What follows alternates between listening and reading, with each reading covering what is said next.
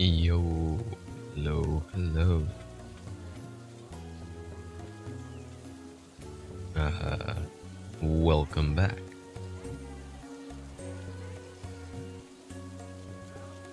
Okay. Get set up here, get situated, get comfortable, settle in here.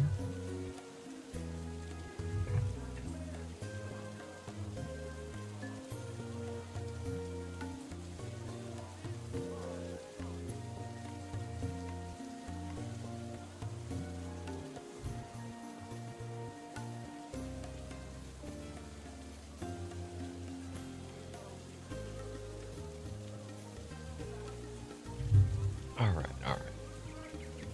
Okay. I got an update from last stream. All my most of my stuff sold. I was really surprised. This stuff didn't sell. That's it. But I sold like 16 other items.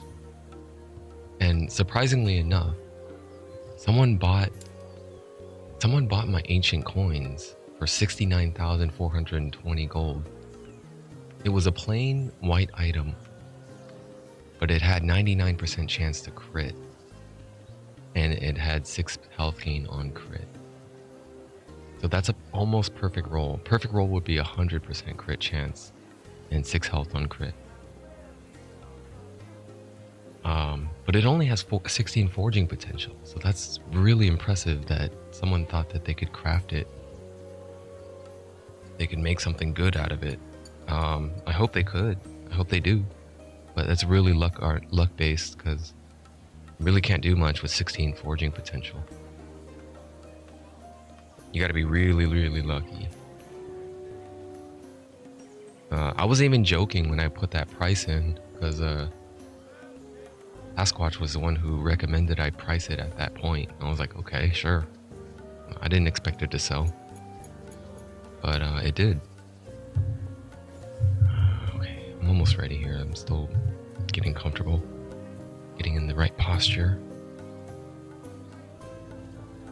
It's been really cold here, so I've been kind of like trying to bundle up and sit in a position that's both comfortable and keep myself warm. And yeah, I've been getting also a lot of rain here as well. Been cold and rainy. Oh. Alright, well, I just had like a meal, and I think I'm good to go now. All freshened up. I've collected all of my sales from the bazaar. Another thing that was really impressive that sold was the belt. The belt, I sold it, the 51 to physical damage, potion health, crit avoidance, 25k, they bought it. The exile coat, 11 to dex, 30k, they bought it. Like, wow, okay, maybe that makes me feel like, did I underprice it? Did I undervalue it? Some of the things I did undervalue. Some of the things I sold for like 4 digits, like 2,500, 6k, 5k. I probably could have marked it up to like 12k or something, double the price. They probably still would have bought it.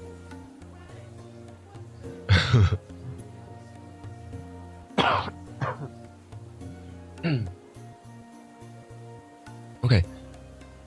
And then I analyzed some of my build, my skill choices, and I felt like there's some optimization to be made.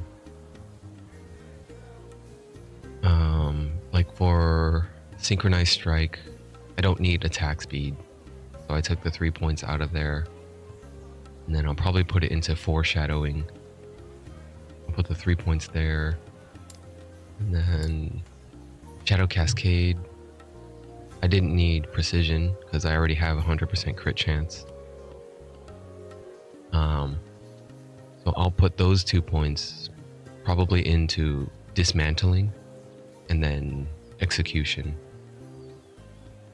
Yeah, I'll put 1 more into execution, 1 more into dismantle.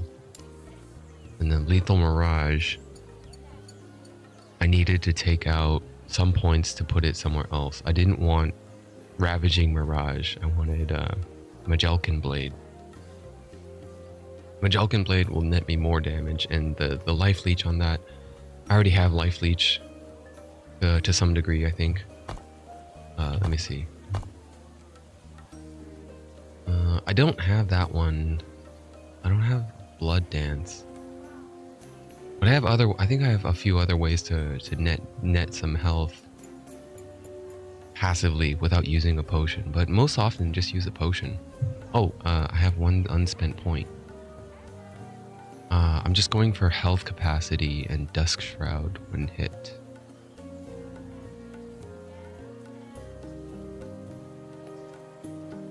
The other thing, okay, so Steady Hand is maxed.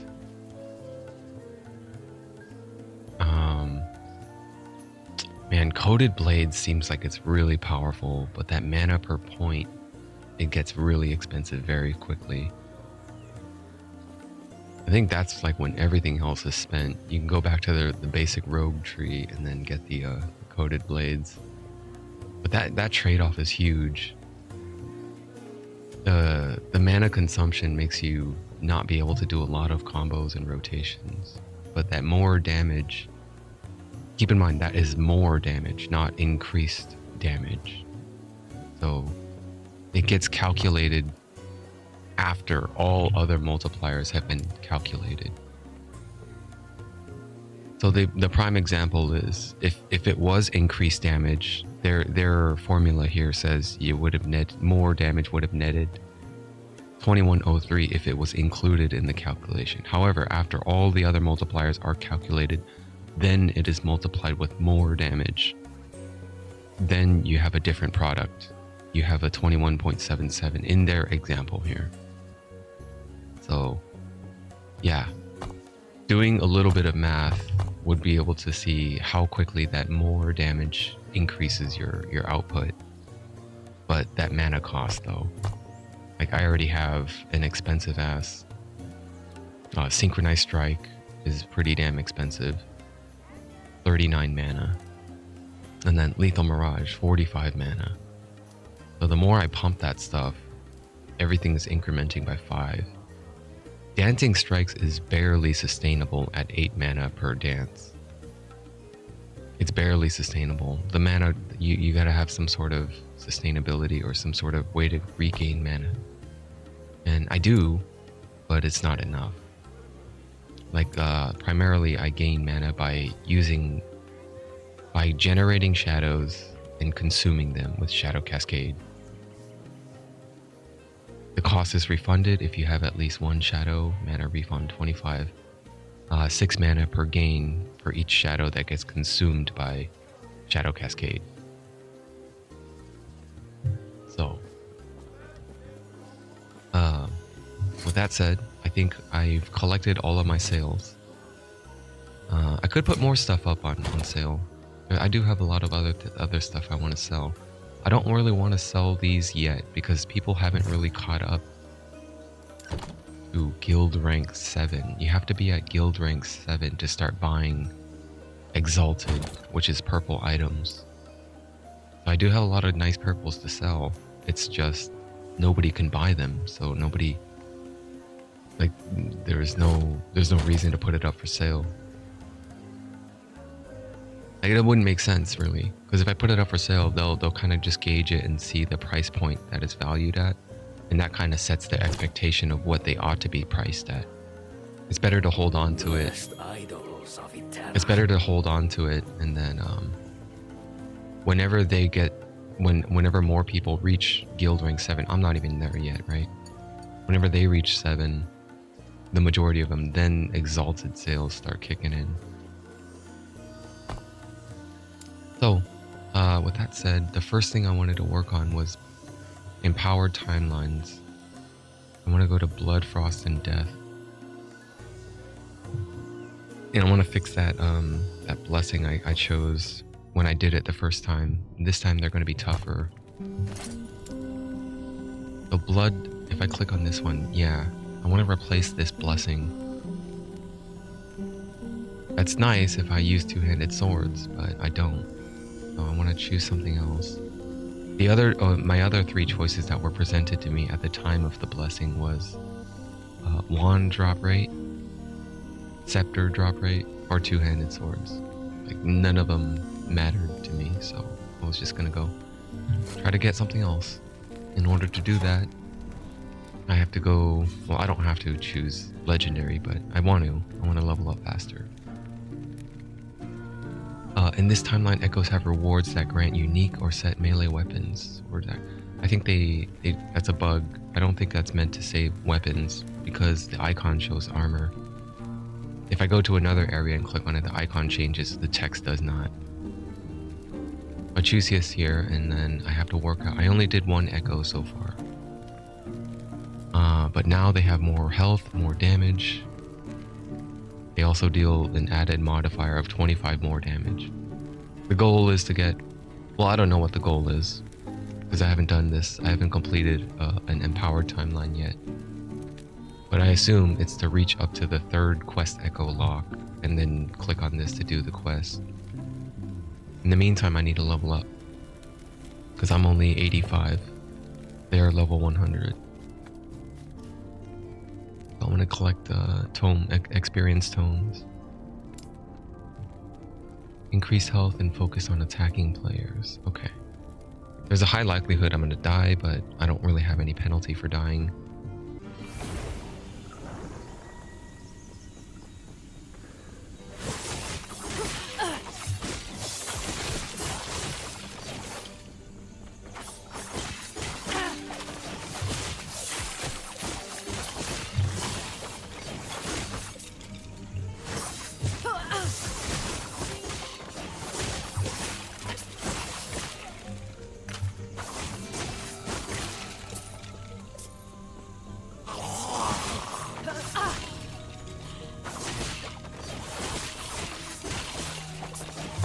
Dodge at, it's about 79%.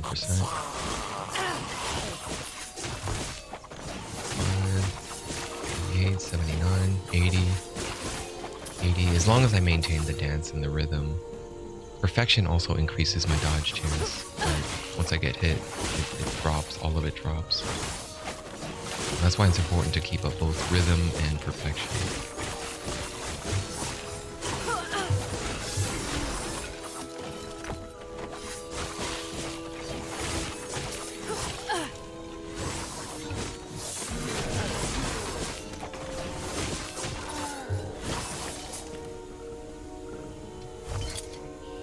Increase damage while wielding a dagger, fire penetration. I do not use ignites.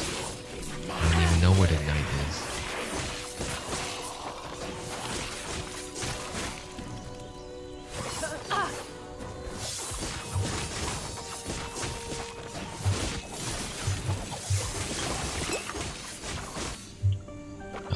Uh-oh. I'm dead. Oh my god.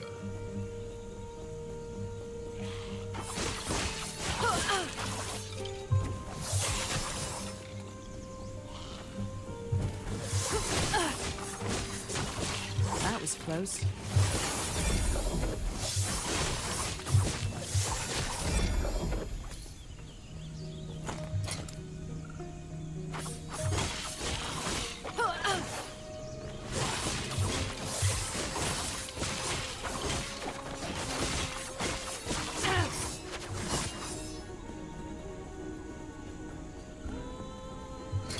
Let's see what I have here first.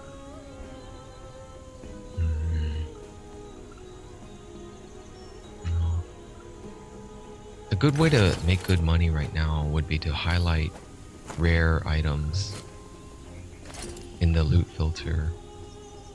This is actually okay. Someone can use this later though. This one is not that good. Actually, I could just chance for frailty. And then I don't know who would use this, because I don't know what ignite is. What is ignite? It is a rogue, it might be a rogue skill, huh? It's not.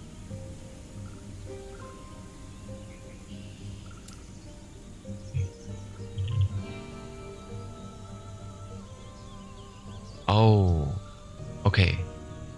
It's just the combustion thing. Ignite is the damage over time. Ignite chance, ignite damage.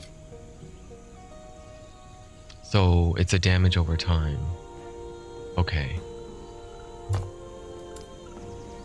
So whenever I have 0 ignite, and I think that's improved by damage over time and added fire spell, fire damage.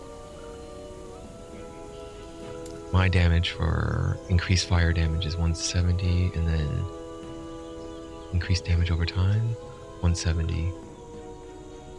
And that's just through passive gains. I don't have any specialty on it. I think it's just added through the passives.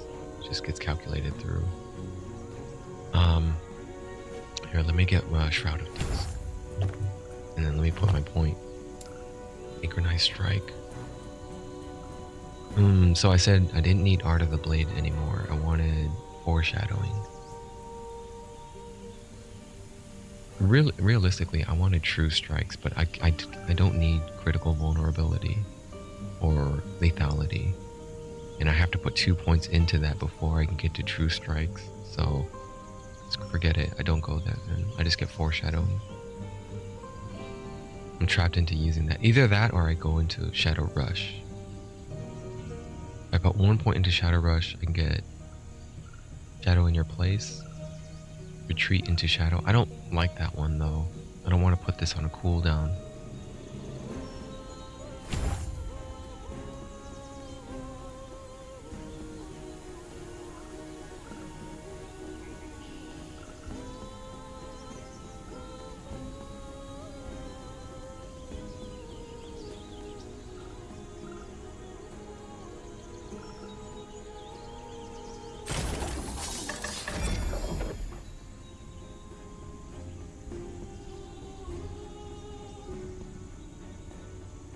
This can sell.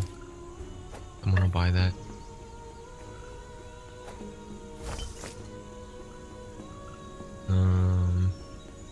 This can sell.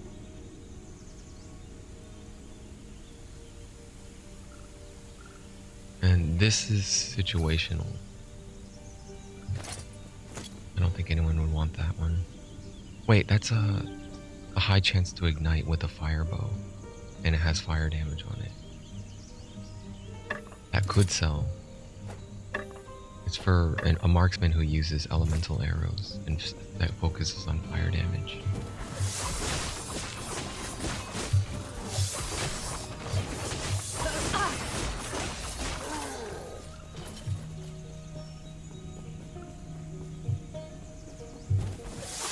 They won't forget that one.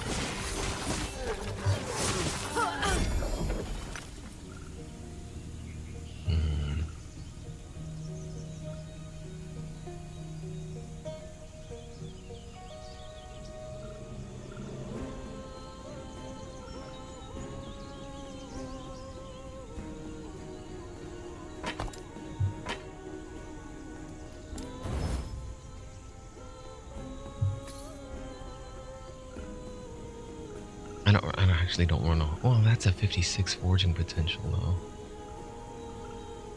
Mm, what tier is that? The tier 6 area damage? Or increased area?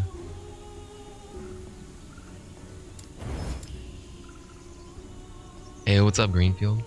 How you doing, man? Good to see you.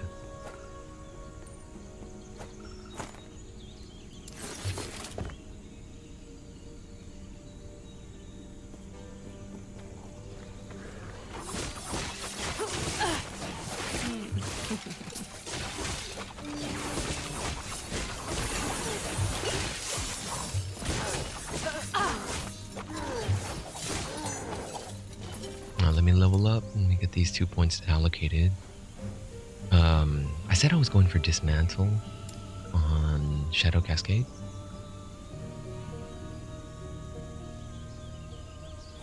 Yeah, I'll get the dismantle one. Just woke up. Good morning. Checking the biggest streamer while waking up. Yeah, I don't think many people really care about this game, or at least they don't really care about watching me play it anyway. But it kind of sucks because I really like it. It's a good game. And I do recommend anyone who likes the genre to kind of give it a shot. I think I was putting into Magellan Blade here. And once I put 2 points into Magellan Blade, I can unspec out of Ravaging Mirage, and then I go back into Gloomy End. The other thing I think about this game is it is also fragmented.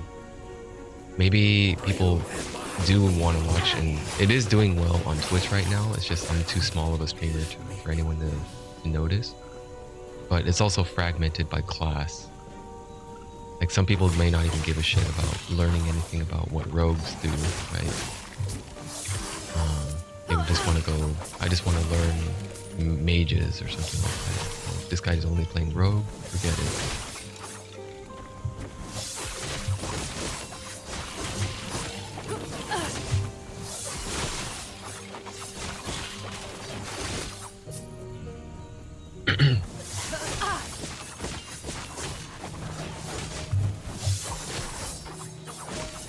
These guys are so tanky.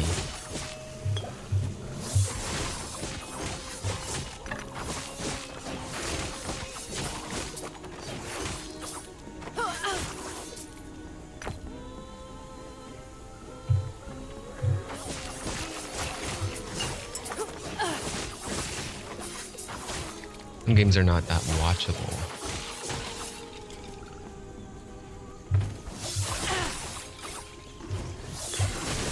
Yeah, absolutely. Some games are not watchable. They don't do that well on Twitch. But if they're new, and this game is relatively, well, figuratively speaking, new. It's new only in the sense that they just launched their 1.0 release. But they've been in beta for 5 years or something.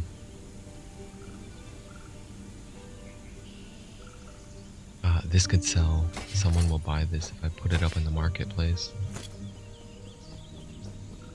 Oh, synchronized strikes. Or foreshadowing.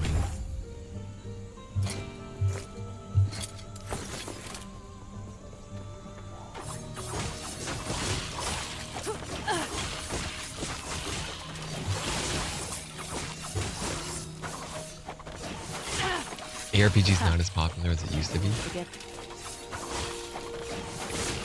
The stats on this game were pretty astounding, though. This game, when it launched last week, whenever, what was it, 21st? What day is it now? 28th? Yeah, last week. When it launched, they thought they were ready for server congestion, but SteamDB shows they actually had 250,000 players logging in on the second day. The first day they hit about 200k, but they didn't have enough server capacity to hold it.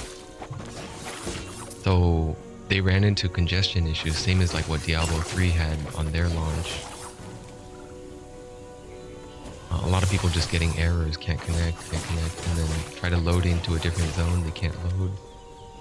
So a lot of the negative reviews came with that kind of backlash, thinking like, oh, the game sucks because I don't get to play it. That's why it sucks. Like, you could play it.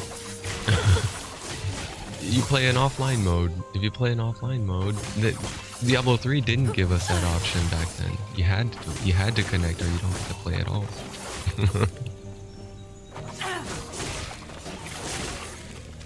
Yeah, my bias does come from ARPGs having a special place for me because I really enjoyed Diablo 1 and 2 in my first exposure to ARPGs. And yeah, that's one of the reasons why since then I started checking out every ARPG. Well, not every. There's too many out there now to play them all and to get very far. I don't really get that far, and some of the ones it doesn't kind of stick to me. Like, I haven't given Van Helsing a try.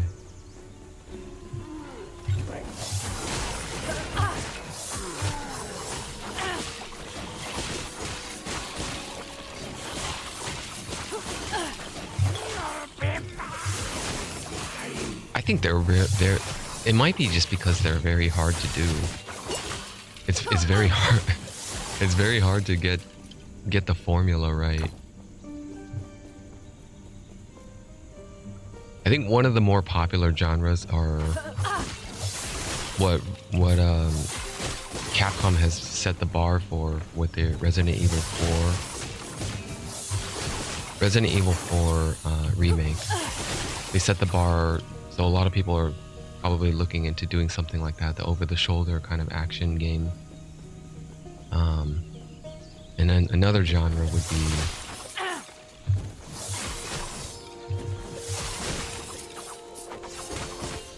card games. Kind of went and died. I don't know if they really came to be that popular. But one of the main things I think that's hard about executing a game like this is balance. Having a balance so that all classes can be equally enjoyable and viable in the end game. Like, you don't have any one class or specification that is obsolete. So it's all about fine-tuning the math, the numbers and the math that goes along with it. Right? Because if the numbers are too powerful for a certain class, then everyone's just going to play that class. Open world games coming out? Have there been? Which ones are? Because I haven't played any other open world. Let me think about. I did play Final Fantasy VII recently with a bunch of mods. That's open world. Not the remake. The OG. I played the OG Final Fantasy VII, and then it was really nice. I had a lot of good community mods that keep that game modernized. But Ubisoft, what have they made recently that's kind of popular right now though? Because a lot of people hate on Ubisoft, or at least from what I hear, they don't like the proprietary DRM services that they make you go through, all the hoops and stuff, and the optimization issues and the consequences that come from implementing those optimizations, or the DRMs.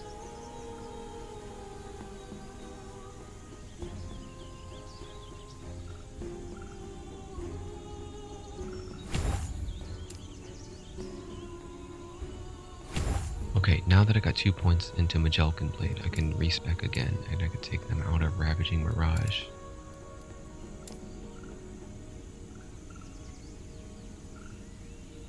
Okay, and then with the next 2 points that I get from this, I put them into Gloomy End. It's just that open world games are oversaturated. Wasn't Ghost of Tsushima a Ubisoft game? I missed out on that. I really wanted to play that, but I don't know if it was. Let me check. But that was open world too. It was 4 years ago. Sucker Punch. Oh, okay. Yeah. Yeah, I wanted to play it. I didn't get to. Because it was a Sony exclusive. I mean, I could. I have a PS4. I don't have a PS5, but I don't know. My PS4 is not really in use these days.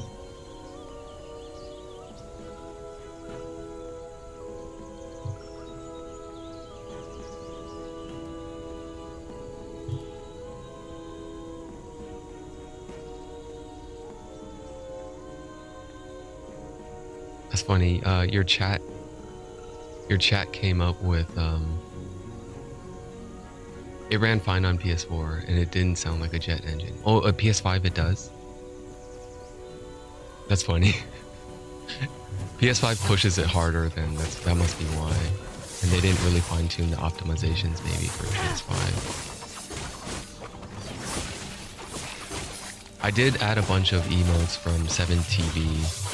And 7TV, when you said Ghost of Tsushima, it came up with a ghost from Call of Duty, the Call of Duty games.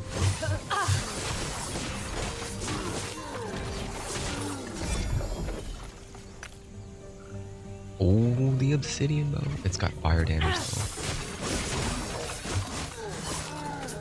Anyone who uses obsidian bow, they would probably not be going fire. They probably want physical damage.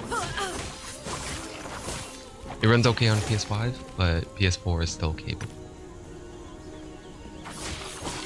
Oh, I'm leaving something out. Another big reason for action RPGs is not just Resident Evil. It is The Last of Us. The Last of Us 1 and 2. The remake of The Last of Us 1 was being very successful, right? And then Last of Us 2 also being wildly successful despite what people have been saying. Please don't die.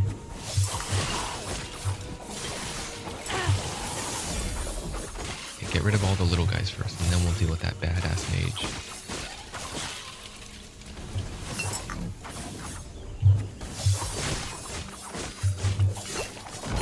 Alright, good.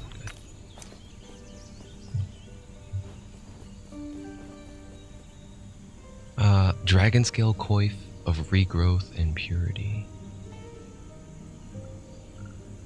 Eventually, when I hit level 86, I'm gonna want these. But this one has Acid Flask.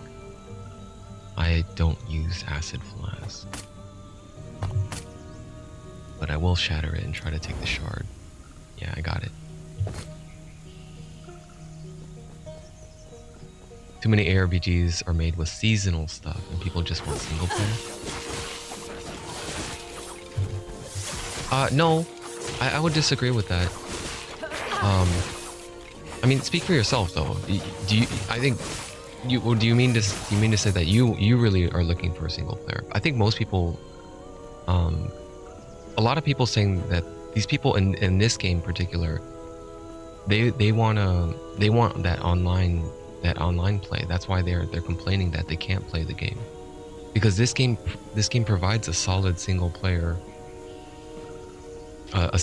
experience if you just go play offline. When at the time of when you launch the game, you can choose play in offline mode, and then you don't even have to go through like authentication. It just launches the game and then it reads off of all the local data files.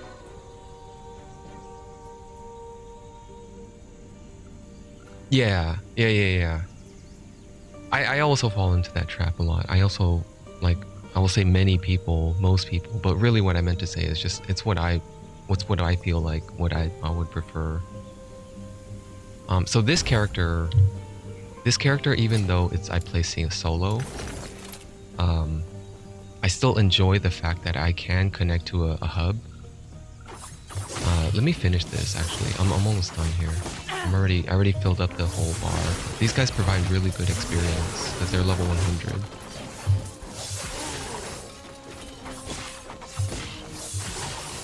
So let me, I just wanted to iterate. It's really nice that even though I play solo, I can still go into town and I can see other players like me running around. And I can see what class they are and what equipment they're using. Oh, I can't inspect them. I hope this game adds inspection later so I can check out their gear. but I can see visually what they're wearing. And I can also trade with them because I'm in the Merchants Guild. You can choose a guild to play. There's a solo guild, and then there's this a multiplayer guild where you can trade. You can interact with other people by selling items, and I can buy items that they're putting up for sale, visiting the bazaar in this area right here. The other choice is the observatory, and that's solo play. That's where you don't interact with anyone, but you talk to an astrologist, and then you find constellations or something like that, and you undertake certain quests to fulfill the prophecies. Dude, I did haggle, man. I made a killing sale. I made a killing in sales overnight. I posted a bunch of stuff yesterday, and I posted some stuff that I felt like was trash, and I was like, whatever, I'll just post it at 69,420 gold, and they ended up buying it.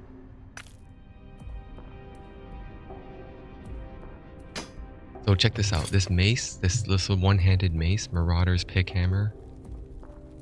Who knows? Gold has some value in this game. They do. And let's go see. Let's go visit the bazaar, and then we'll see what I could sell it for. Did I give up on the Invoker build? That was Legacy. That was before the game launched. So yeah, I could still play it. Here, let me finish this. I took the points out of there. Ravaging Mirage, Gloomy End.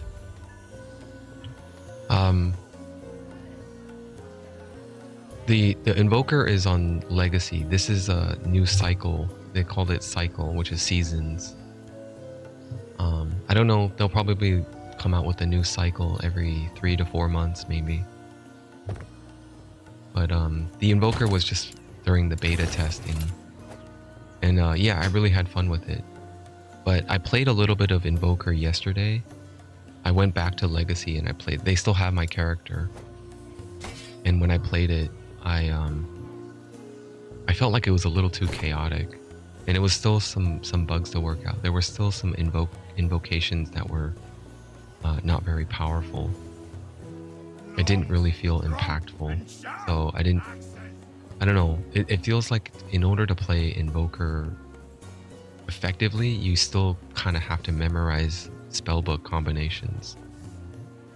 Because what I was doing, I tried to fight a boss, just doing chaotic random invocations, just cast Runebolt 3 times, shoot it out, and it took a while. It wasn't very effective. So I ended up just thinking maybe it was gonna take a lot of time to master that class. Maybe I'll just focus on my main right now and push it as high as he can go. I'll try to go for level 100, and I'll try to get as far as I can in the empowered timeline and all of these cycles, or these monoliths is what they call them. So yesterday I just finished the all 12, 10 or 12. 1, 2, 3, 4, 5, 6, 10.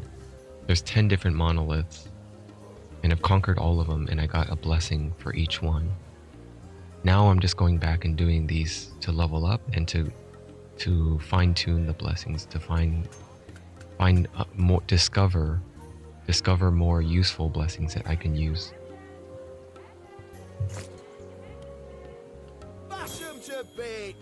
Okay, so I need to look for who is selling pick hammers.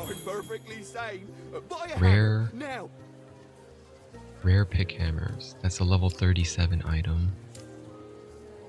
And what are they selling it for? Lowest prices first. 1500. 1500. Okay, that's attack speed. That's pretty good with 23 forging potential. And he's selling it for only 5,000. Mine has Marauders. That's really good. But it needs another prefix. It has Frailty and Stun Chance. A lot of mace users, hammers, all the two-handed mace, one-handed mace, they have stuns. They like to stun. So I'll put mine up for about 6K maybe. And then I'll post it. It costs favor to post it, so I can't just post everything and anything. But I do have a lot of favor. Okay, so I'll put that up for sale. And here's all the stuff I sold already. I have 4 pages of stuff I sold. And this is the craziest one. I sold a relic called Ancient Coins. It was a near perfect roll, but it has no other affixes on it. And, you know, Sasquatch was here and he was just jokingly saying, put it up for sale for 69,420 gold. 69,420, get it? Haha. And I was like, fine, whatever. And it sold. It sold. They bought it. Like you really, like, to make something like this worthwhile, it takes a lot of luck because there's a lot of RNG involved to craft something with only 16 forging potential. Now two-handed swords. I'm gonna get a baseline. What are two-handed swords selling for?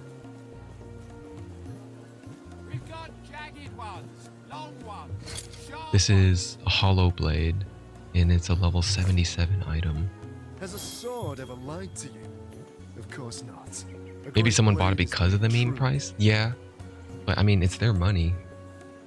Usually people meme at the cost of someone else's expense, not their own. Not their own. Meme. Okay, I'm looking for hollow blades. That is a level 77 item. And I'm looking for rare qualities. Low prices. 5K, 5K. Okay, you guys have bad rolls, so that's increased physical damage. That's not bad. Melee attack speed is also not bad. Never mind. That has poison damage, and it's tier 3. Fire damage, tier 3. Okay, so those are hard to optimize properly. And mine is melee attack speed and physical damage. Okay, okay. So knowing that, let's look for hollow blades with similar capacities. Rare quality. And the affix of attack speed. Was it attack speed? Marauders. Let me look for Marauders. And price it from lowest. The lowest has Marauders for 5K. You guys have bad. No, it's important because, like, how is a discerning buyer to? I need to appeal to the discerning buyer, right? They have to know what they're looking for, and I have to foresee that need. You make me sound so. So mine. Let me check again. What was mine? It is attack speed and physical damage.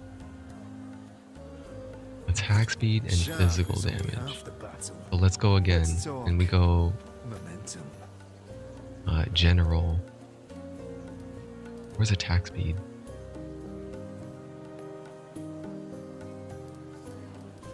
There, deft. And I'm looking for hollow blades again. I need to redefine this every time. Rares, hollow blade. All right, so who's selling attack speed?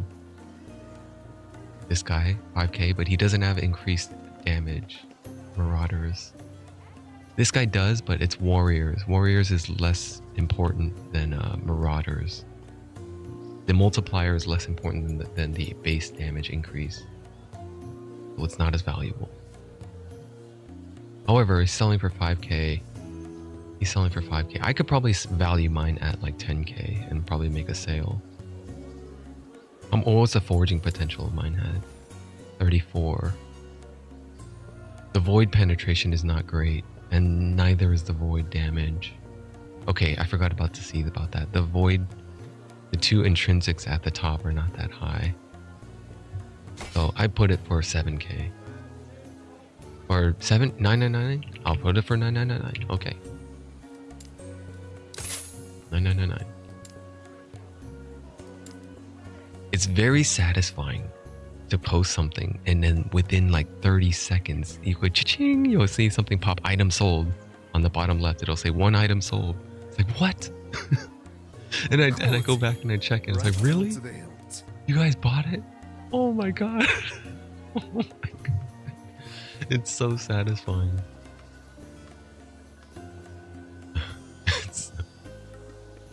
No, I like to take a look at what other players are, what they're looking at, what they look like, what classes. There's a lot of acolytes, a lot of necromancers and warlocks. Protect your hearts. Oh wow, a lot of people are selling rings, huh? You guys are all selling or buying? These guys are probably... You can tell these guys are sharks. You can tell these guys are sharks because they have paid microtransaction stuff. They're all wearing shit that costed real money. Look at me, my generic ass is just wearing the basic stuff, and my appearance, nothing. I'm not using anything. I'm not. But these guys, you can tell they're sharks, man. Except the Sentinel. The Sentinel looks like a normal guy. These guys with the lightning effects and all this stuff. Pretty. That Necromancer. I mean, I could bust out my fancy pet too. I do have one of those. I just don't like it. I don't like the look. Here, I'll bust out my pet. I'll bust out my orb. Here, look at me. I got shiny stuff around me now. Accessories crafted and Fully loaded. Here, what do you think about this, guys? I'm part of the club now, right? Who? But what's going on with rings? How come you guys are... What are you posting? Blue rings. You're selling a blue ring for 10k? You're fucking out of your mind. You're out of your mind. Nobody's gonna... Well, actually, some dumbass... Some dumbass is gonna buy that. I bet you. Someone will buy that. An opal ring. Actually, opal rings are good bases. So the opal rings normally sell for a good amount, because it's all attributes and increased cooldown speed. Let me just look up for any opal rings. Look, this guy's selling a white opal ring for 10k. But then you have this one selling a purple opal ring for 0 gold. It only costs favor to buy. It costs favor to buy and sell. Nobody's gonna buy that though because it's purple.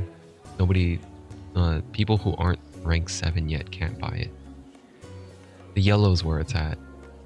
Yeah, you sell the yellow ones. This guy's smart. Selling it for 50k. It's got minion damage and minion health. And it's a perfect roll too, isn't it? 2 to all attributes. The cooldown is 2% away from perfect. It's right in the middle. So if you look for opal rings and if you see one that has 10% increased cooldown, 2 to all attributes, they're gonna sell that shit for like 100k plus, 200k plus. Like this one right here. Look at this purple ring, 10% cooldown, 2 to all attributes, 222,222 gold. This guy's good luck, man. Good luck selling it. It's a purple, so you're gonna have a hard time finding a buyer. Yeah, I only have 500k right now. I only have some poor spellcaster, some poor schmuck that really is desperate for a ring upgrade is probably gonna pay that price. But he only listed it 4 minutes ago. I guess time will tell if that thing ever sells. I could write that down, note it down, and then come back and check 1 hour later and see if he sold it. Then I'll kind of have a gauge of where the market is at. Alright, let's look for another 10 cooldown. Most people would want to keep it for themselves. They wouldn't sell it. If they find a 10-2 opal ring, I think they would want to keep it and use it. Hey, I'm just saying it how it is, man. This is, I think if you're selling stuff, this is what most people probably think of. It's like, you actually bought it. You know that guy in Symphony of the Night, the librarian? When Alucard goes and buys something from the librarian in Symphony of the Night, what does he say when you buy it? He laughs. Thank you. What? Like, that laugh is there. Oh, here's another 10 too. He's valuing it at 300k. Yeah. Yeah, so that's where it's at, the intrinsic. So I could find a white ring that has no affixes on it. And if it is 10-2, I could sell that shit. Look, no one is selling anything. This guy is selling an 8-2, a white ring, for 45k. OG RE4. Man, my memory of that merchant in RE4 has been tarnished because all I remember now is the remake. Welcome. Your life, or your, what would they say? I know a couple of it. Gun rhymes with fun for a reason, stranger. That cash in your pocket or your life. Easy choice, mate. Yeah, I do appreciate the merchant and OG. It's just my memory of him is fading and it's getting replaced with the new guy. Well, that's another request done and dusted, eh? Oh, fucking love that game, man. Yo, if you like that game too, I recommend you play the Berserker mod.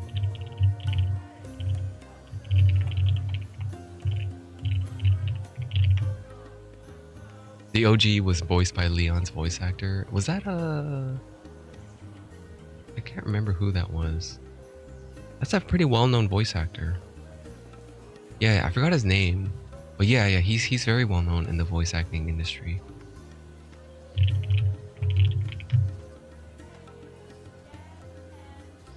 Paul Mercier. Yeah.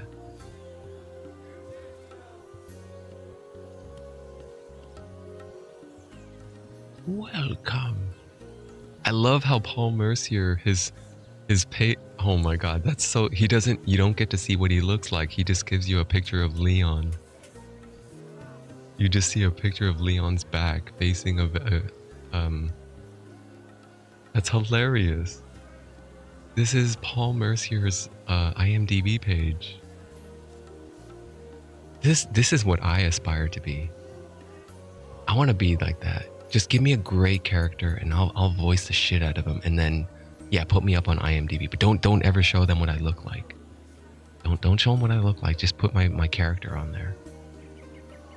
But yeah, I recommend you check out RE4R Berserker mod. They change enemy placement, they rebalance the guns, and there's like some places are very high tension though. Like they're gonna put like Super Salvadors where a normal Salvador should be.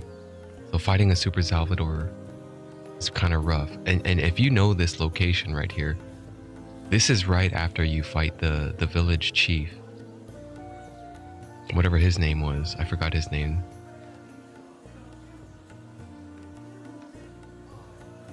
Yeah, they change a bunch of enemy placements. This guy, it's right after you fight him. The big cheese, yeah.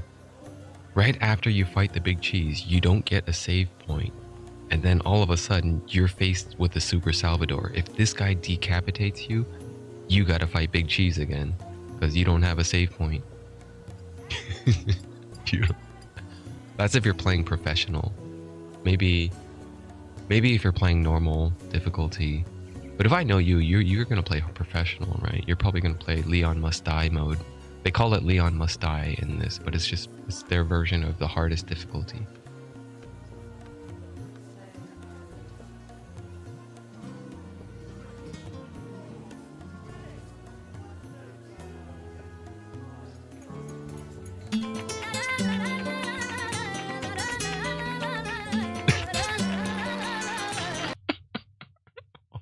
Hold on, hold on, hold on. Let me turn it down a bit. This time, it can be different.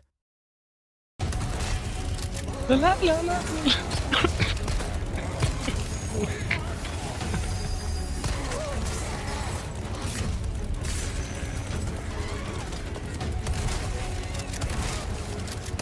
Look at that fucking editing skills right there, dude. Did you see that?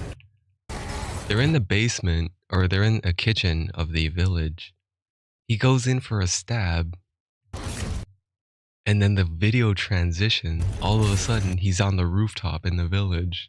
That fucking, those video editing skills. Sick transitions.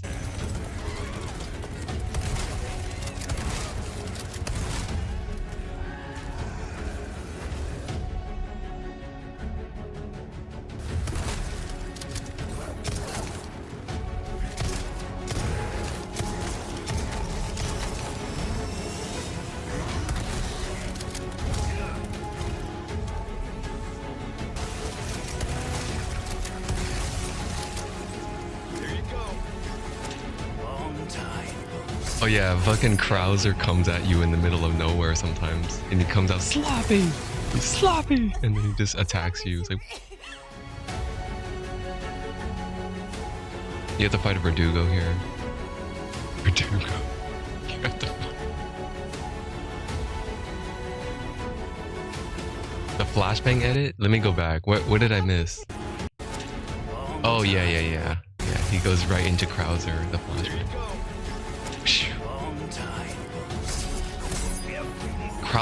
Krauser loves throwing flashbangs too, so that's really cool. Regenerators here. What's happening to me?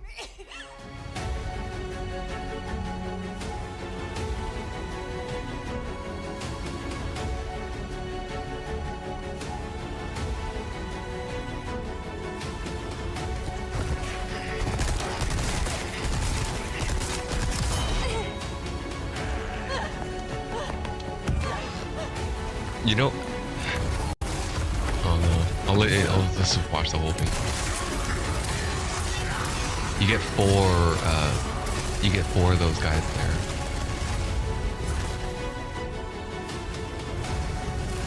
Flamethrowers in the game now. It's kind of buggy though.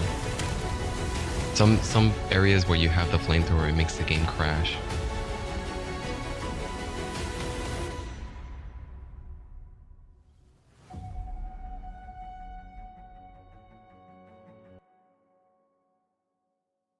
Yeah, that room where you have to fight the what are those guys called again? The berserkers? They're not berserkers. They're called something else.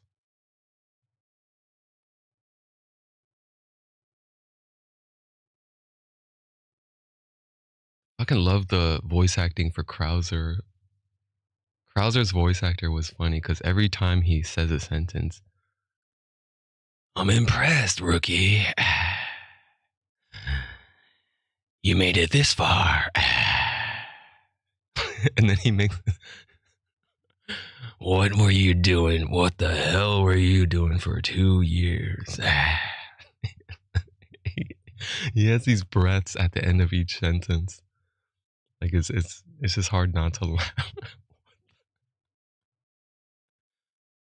Yeah, this room. You gotta go up against 4 of them. And there's no bell. There's no bell right there. There's a bell that in the normal game where you can shoot it and attract them. No, you don't get that. You get a bunch of these scythe guys and the cultists come after you. But once these guys are unleashed, there's 4 of them. And 2 of them are armored. The armored versions.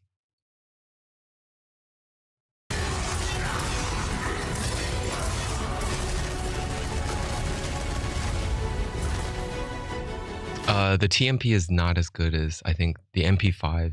You get an MP5 and it has 2 exclusives. I would recommend the MP5 upgrade instead of the TMP. Very no? You don't like those?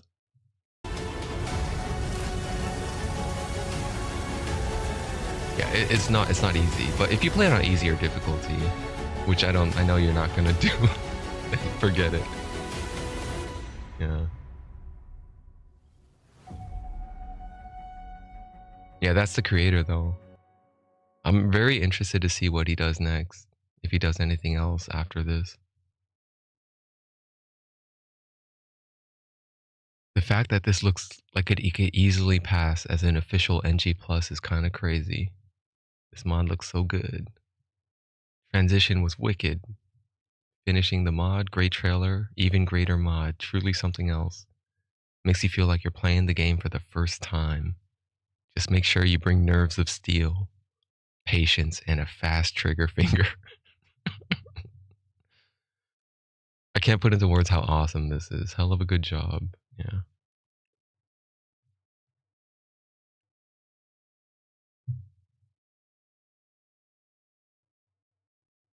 How many downloads has it been getting?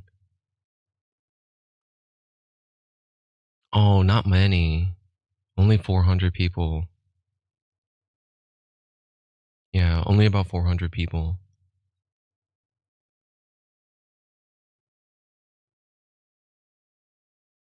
He's updated it in January 22nd. Fixed a bug where the flamethrower, explosive crossbow, and samurai edge couldn't be upgraded on the difficulties below Leon Must Die. Oh yeah, you get the samurai edge, and it's the exclusive is very good.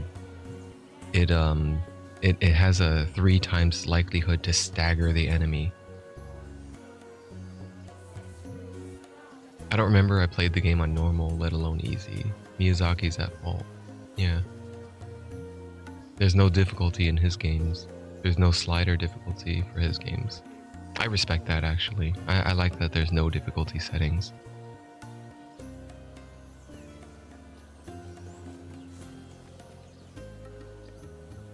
Da, da, da, da, da, da, da.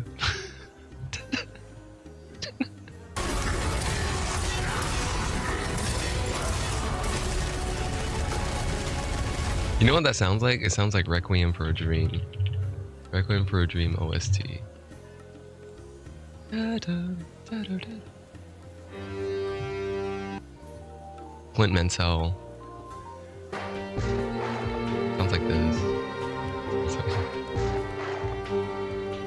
Alright, pause it there before I get DMCA'd. Pause it there.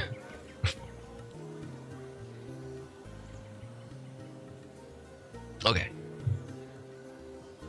Okay. Alright, let me go back to grinding. Oh, I could sell the bow. Let me go sell the bow. Lock with patience. Let the shield. With the bow seller. Come, pull this string, traveller. Quick shots, straight shots, long shots. Unless you're talking to me. I'm looking for Dreadthorn bows. Level 58 requirement, rare quality, and sort by lowest price. Giving it away, 2000. 60% multiplier, is that perfect? It's near perfect. 60% crit strike multiplier. He also has bow attack speed. You're only selling for 2000. If I could buy it and resell it, I would do that. I think he undervalued it. But you can't. Once you buy it, it's yours for good. You can't resell it. And I respect that. I really like that. So you can't just level up by sitting here and buying and selling all day. Mine is not that good, but it has increased physical damage twice. And it's a 56 multiplier. I will let it go for about 3k. Or 4k. No, 5k. I think that's fair. That's very reasonable. That is very reasonable. This stuff I can't sell yet. The this ring. This ring is very good because it has elemental resistances and it's a perfect tier 5 roll. And it has mana regen. I think people aren't gonna like the mana regen, but I think most people will like the elemental resist. A good arrow makes a Rings upon rings upon Mine rings is a upon coral rings. ring. Wait, that one's no. And my affix that I have is all resistances.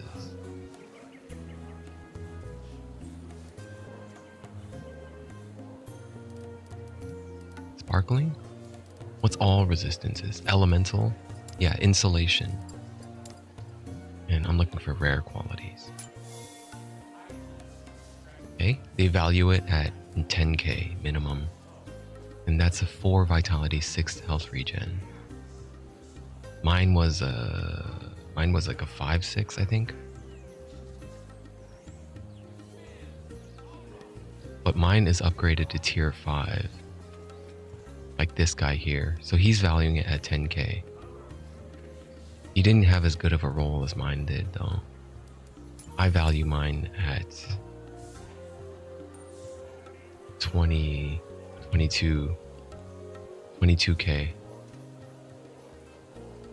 22,222. 22222. There. That's what I'll sell it for. That's my price. I'm not budging. There's no negotiating here. There's no bidding. This ain't no auction house. All sales are final.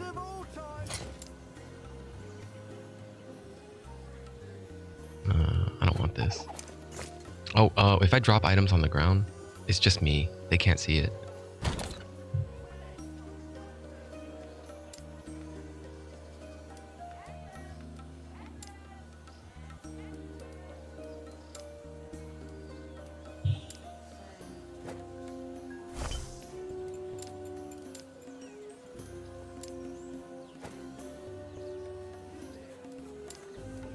Hey, Ban, back in the Diablo 2 days, that's how it was. If you drop it on the ground, they don't look at it, they click on it first. Well, actually, in Diablo 2, you can't even look at an item before picking it up. You have to pick it up to see the stats. But Diablo 2 was like that. If you drop an item in town, it gets snatched up within a second in a multiplayer game. I don't know why I'm keeping this, but I think it will. Some firebow user is gonna want this. This is good for fire elementals. You can, if you're a marksman. I didn't go marksman. I went blade dancing, but there is a skill passive called elemental arrows, and that increases fire damage, fire and lightning. But you can go both, I think. Storm Fletcher. If you have a bow equipped, you gain increased elemental damage and gain elemental arrows more frequently. I never bought it. I never bought Remastered. I wanted to play it because I heard they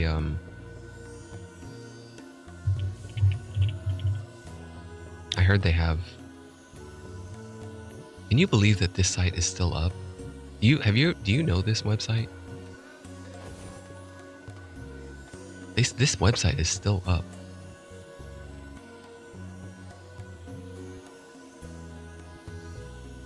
Let me look at rune words. Yes, this website, this was a 1999 or a year 2000. This website is 24 years old. This website. 1.111 rune words. Oh, they don't list the remastered. This is for classic only, I think. But the remake has more rune words.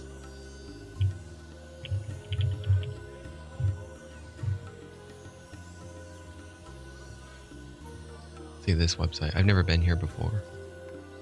Please don't install any malware, spyware. It's taking a while.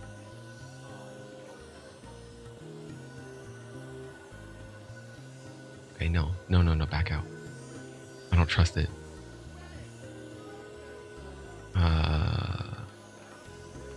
Right, D2R runewords.org. Okay, here we go, straight up. Give me exactly what I want without any clicks. Yeah, Did you ever get to try any of these out? I haven't. It's kind of piqued my interest into trying, but I didn't want to. I didn't want to get the game. I was like, nah, it's okay. I'll stick with Grim Dawn. Stick with Lost Epoch, Grim Dawn, and other games.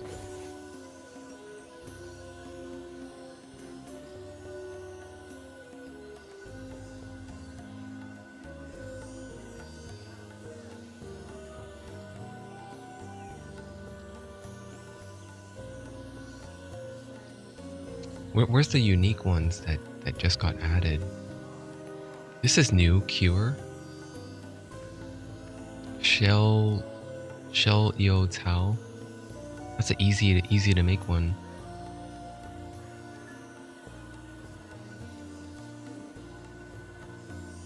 Some of these are new.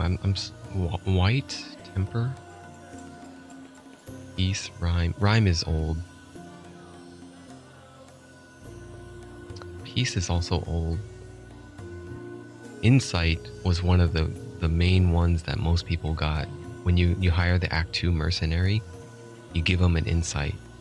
Give them a polearm, and then you get pretty much infinite mana with that meditation aura. Edge was a good one for Magic Mine, right? Oh no, for shopping. Yeah, when you were gambling. You always want to have an edge item if you're going to gamble to reduce the prices.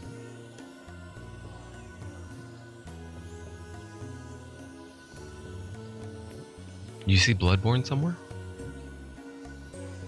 Where was Bloodborne?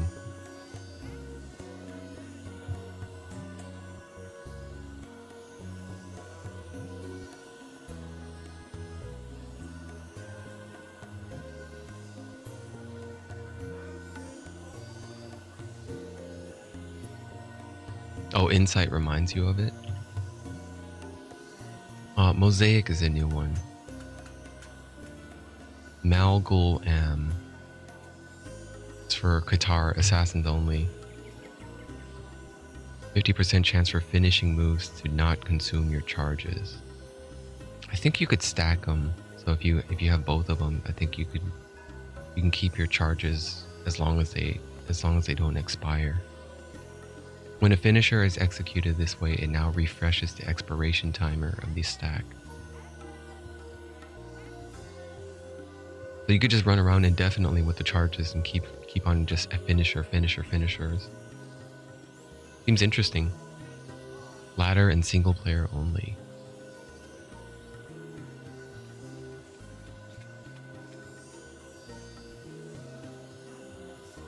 But yeah, there's a lot of new ones that got my interest. This was my go-to site for everything when I played it way back then. I kept coming to this website. I think D2 JSP is also up. Yeah, D2 JSP is still up. If you ever wanted to sell stuff, this was your stuff. This was your hub. You sell stuff for the forum currency. This forum has its own currency system, and you pay that currency to buy stuff from other sellers. I haven't used it in many years though. D2 JSP was founded in 2002 by Paul Talborg. Support forum for all games through trading, tournaments, discussions. Largest gaming and trading community on the internet. That's a bold statement.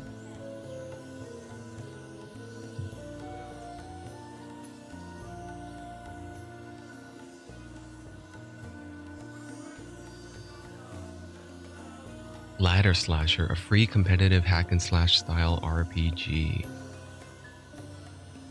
Ladder Slasher, free RPG game that you can play in your web browser on your desktop or mobile device. There are currently 52 players online slashing.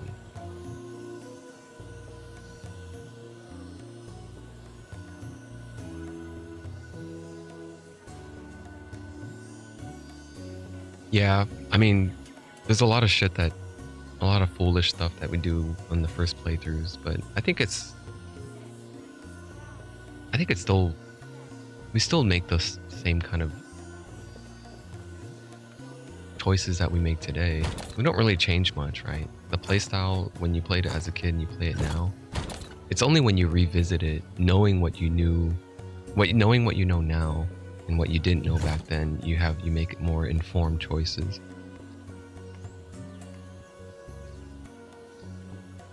Yeah, this site definitely brings nostalgia. It was so well designed too.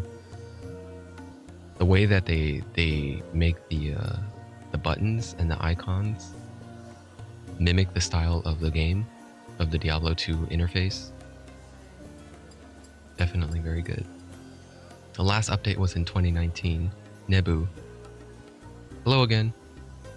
I'm still here.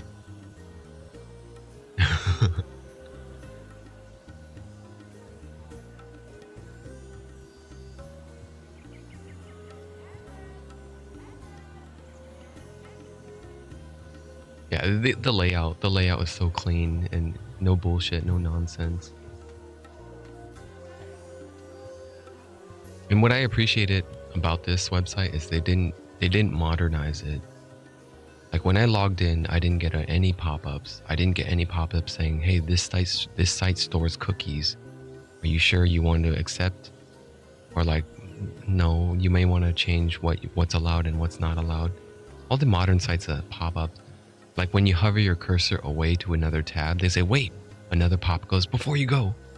You know, that kind of bullshit. Then this site, like, if I was gonna design a website, this is how I would design it. No nonsense, no bullshit, just straight up facts, information. Yeah, that kind of stuff. Hot singles in your area.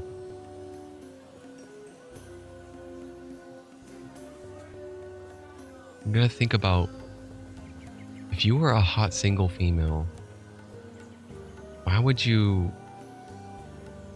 post your profile to some shady website to broadcast to the web to have them look for you?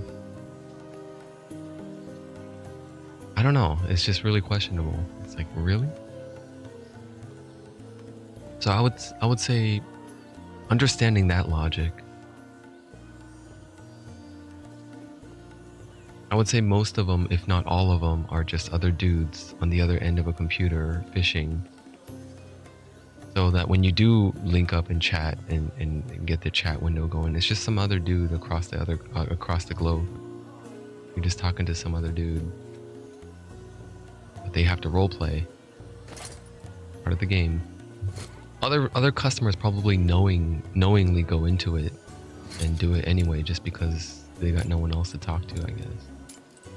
My outlet is Twitch, and I broadcast to one viewer at a time, and I connect with them. That is my outlet, so I don't need to fish for hot single females in my area.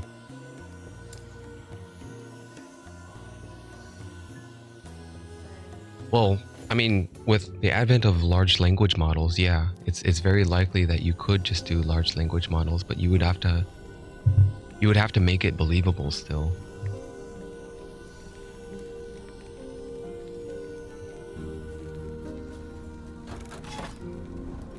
There's a bug here. No translation found in UI. Select an area. There's normal difficulty and no translation found. I will choose no translation. Alright, what's this? A unique item.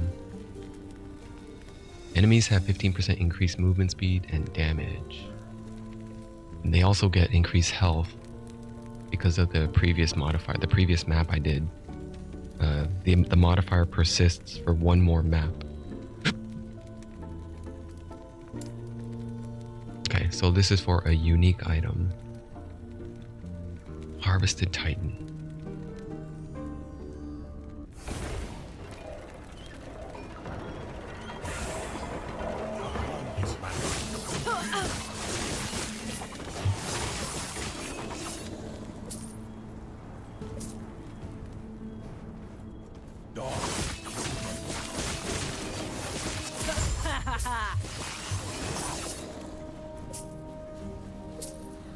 What's that charm? Poison Nova and physical spell critical chance. that critical chance is near perfect. So is the Poison Nova. I don't know how to play Poison Nova Acolyte, but I'm assuming if there's any Poison Nova Acolytes out there, they might want that.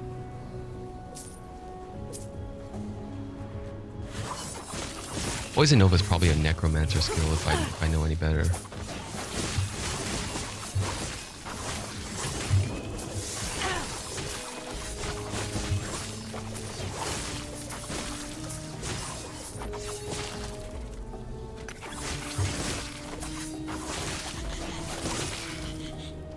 Marauder Slayer. Marauder Slayer is my weapon of choice. If any weapon has anything on it, I want Marauder Slayer. My 2 daggers are Marauder Slayers. The prefixes are increased base physical damage, increased base critical chance. I'm using Majasan daggers. They're both Marauder Slayers.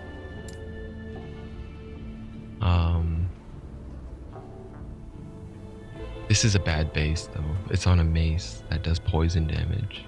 So I'm gonna take the shards, shatter it.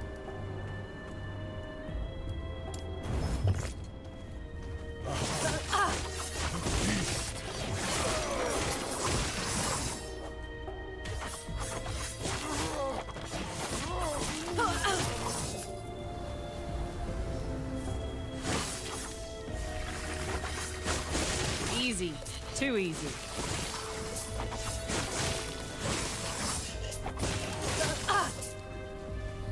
What is this? Movement haste shrine?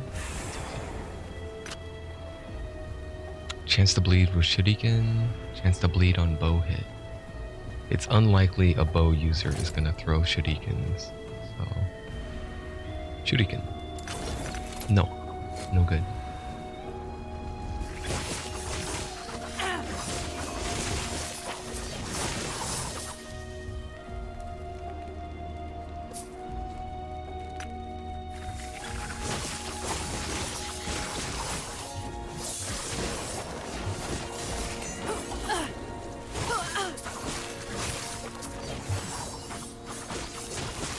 My dodge chance. Dodge chance goes up to, yeah, it still goes up to about 80. I'm about to die. Easy. Too easy. I want to keep a metric of this, so I still could benefit from more dodge. I want it as high as possible when I'm at maximum dance rhythm stacks, maximum perfection stacks. Let me see. What is my perfection multiply? Perfection multiplies damage per stack. But over here, it multiplies... Oh, it's not a multiplier. It's a flat base. So I get 50 dodge, 50 armor per stack of perfection. But all of it drops if I take a hit. Damage at full health, dodge rating. Increased damage at full health. And then I get 2 stacks of perfection per melee attack. But I have to be at full health to get that. So yeah, that's what my build is based off of. Perfection and rhythm to build up stacks by using dancing strikes. It's not very friendly against big boss fights where I have to kite and I have to run around. Don't attack them. Can't attack them yet. I'm a melee person, so they might have some flaming aura around them, so I can't hit them. As far as I could tell, though, I think like there is a bias towards melee. It's not that good to be melee. To be melee is to live the hard life.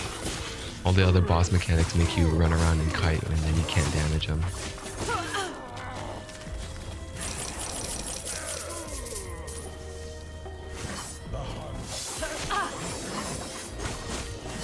Oh, it's a mage. That was close.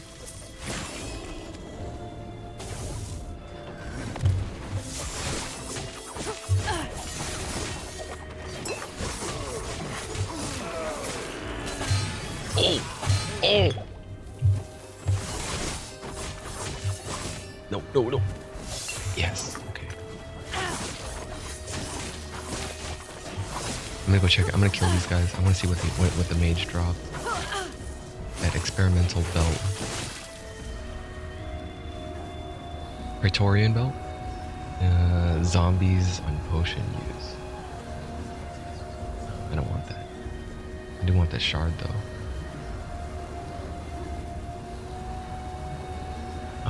This helmet is not bad. Increased damage per active shadow with Shadow Cascade.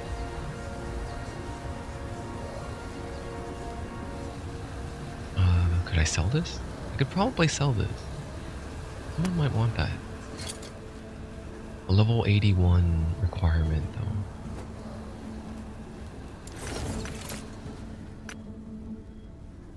Stun avoidance, lightning resist. Yeah. That lightning resist is too low.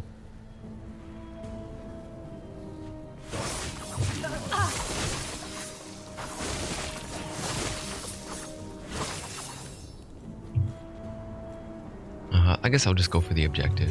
What's the objective? Slay Headhunter Lavian.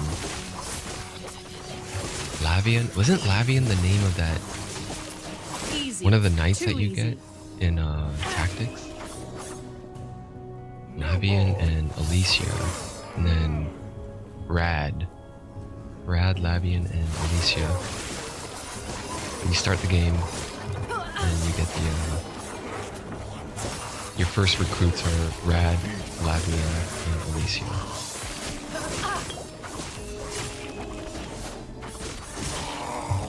Oh, this is Lavian right here. Got his ass.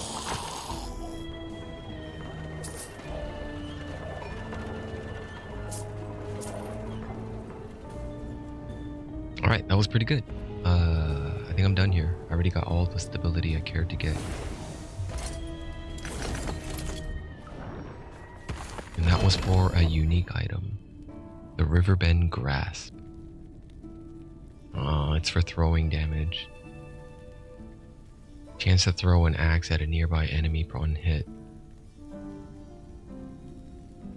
It's like that Diablo 3 barb with that frenzy rune. If you have that frenzy rune that throws an axe at a nearby enemy.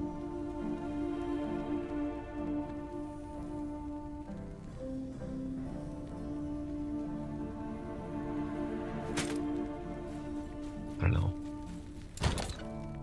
I'll stash it. I'll hoard it. I'll stash it into the hoard somewhere. It can go right here.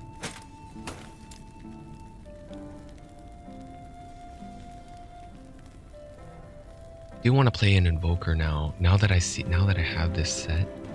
I collected the damn invoker set. It's an amulet, ring, and 2 rings. 3-piece set. This one buffs lightning damage, this ring, and this ring buffs fire damage. And then the amulet buffs cold damage, old spells. And then when I put them all together, I get +1 to all skills. All elemental skills. I want to collect this set next. Because this set also buffs lightning damage. And then there's another piece somewhere. I don't know what it is. But this one is more for low levels, I think. This one is for mid-level. 30-ish. I really wish there were more set items in this game, but like Saigon set is my prime example. I love those kind of sets that are basic. My favorite set in Diablo 2 is to start have a mule hold all your set items, and then when you create a new character, as soon as you hit level 6 or 30 strength or something, you have this set ready. The best combo with the belt and the boot and the gloves together. You get 30% increased attack speed by putting 2 items together. And then you get life leech. Was it life leech? There was life leech somewhere, I think. Yeah. A 2-piece, you get 10% life stolen per hit. Yeah, there's nothing like that in this game. I don't see any like beginning starting sets that you can level your characters with. Like general all-purpose leveling.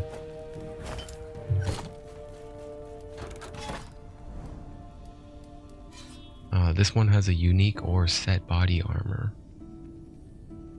Okay, Rotting Fortress. Enemies are deadly if they have not been damaged recently.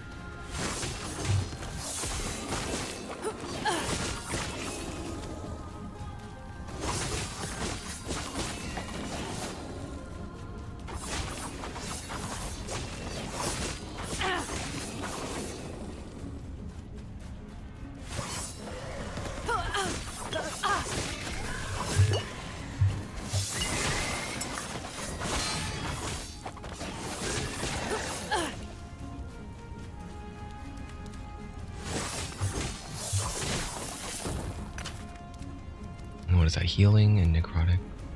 The healing is perfect, but the necrotic is very low. I think the healing effectiveness is very good for party play. If you're a paladin with a healing effectiveness stacked up, you can get a lot of heals off and have it be very potent. Although I don't know how weak. What if the heals are already good enough? And maybe they may not want to stack the healing effectiveness.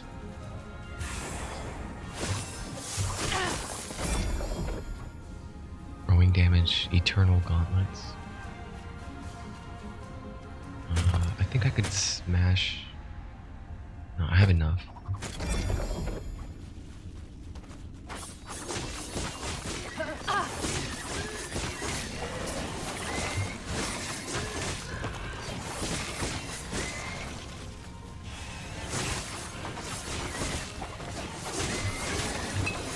That's close.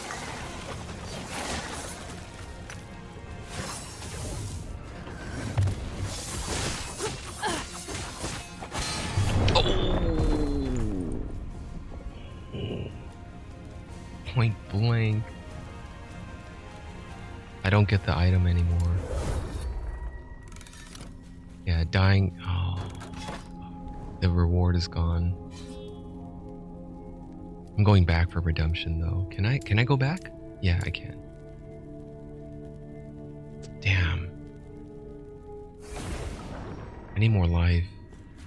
My resistances are capped. That was fire damage.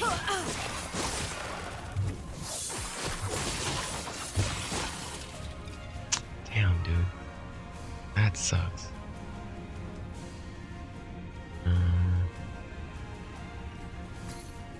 I need to level up and get those defenses, the survivability stuff.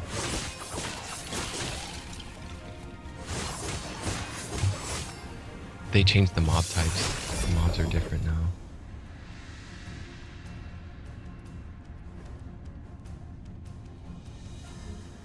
I could also try to look for more stacks of reduced critical strike.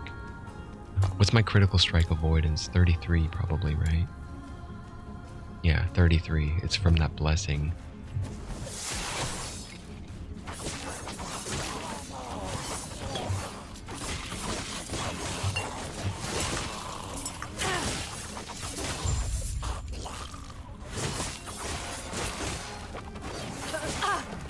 Where did that guy go? The wolf.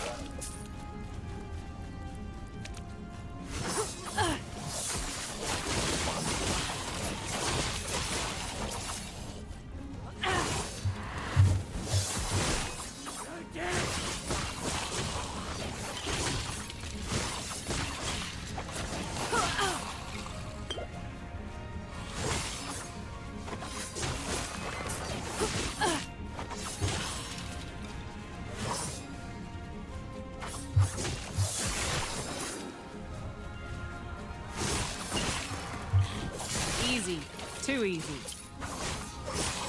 You weren't saying that earlier. And you got butchered by that time mage. Got blasted by the fire surge wave. Not so easy, was it? With your 1,000 health.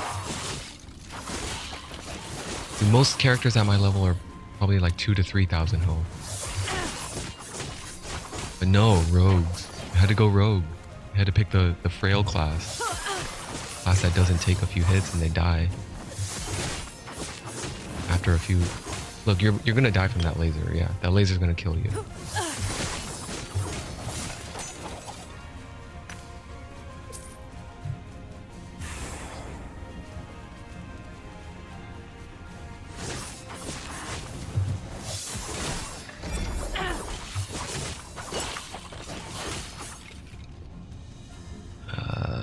No.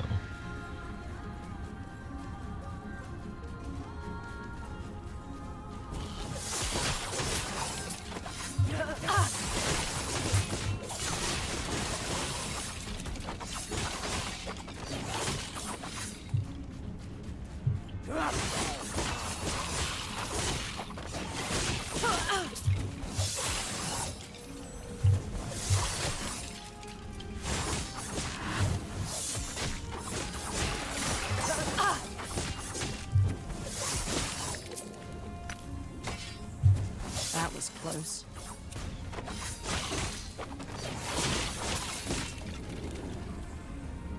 Hey, that's a 9-2 opal ring.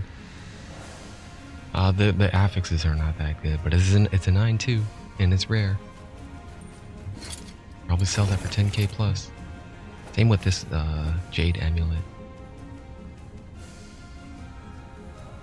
This one, I think I want to shatter. Elemental penetration.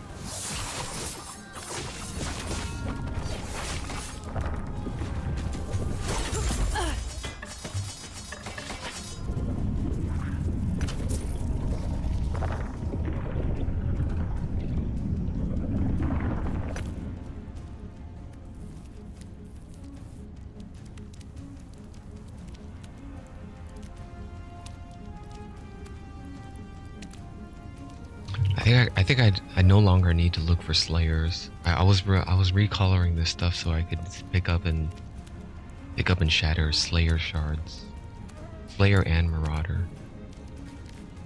So let me redefine my my filter here. I no longer need slayers and marauder. I have enough of them. I have like 30 to 40 shards now. At most, I would only need like 5 per weapon, per item that I want to add on Slayer Marauders. So now what am I looking for? The filter is also looking for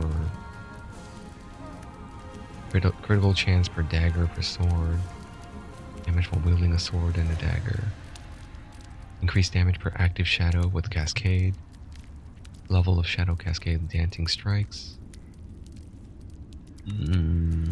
synchronized strikes. What about shift? Shift might be not that important. So dancing strikes, shadow cascade, and synchronized strikes. What about lethal mirage?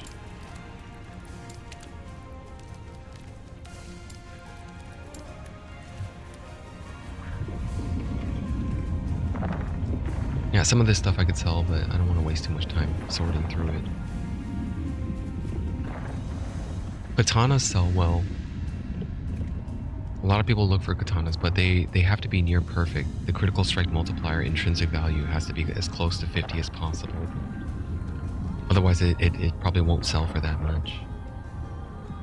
I sold two 49% for 7,000 overnight. This one is another one. Flaming Katana 43. 43 crit multiplier. Increased dodge rating. Oh, I didn't know I could put... What the hell? I didn't know I could put dodge rating on weapons.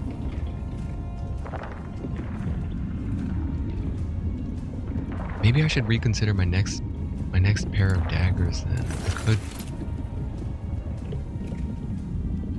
Dude, I could multiply my dodge rating on the weapon. I thought it had to be offensive, so I went for frailty, so I take... If I apply frailty on enemies, they take less damage. And if I shred armor, I deal more damage.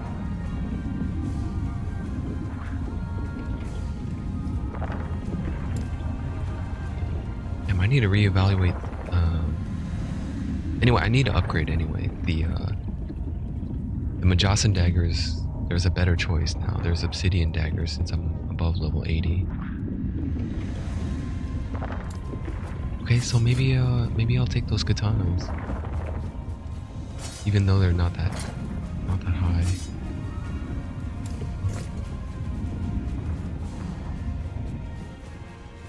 And let me finish the stability.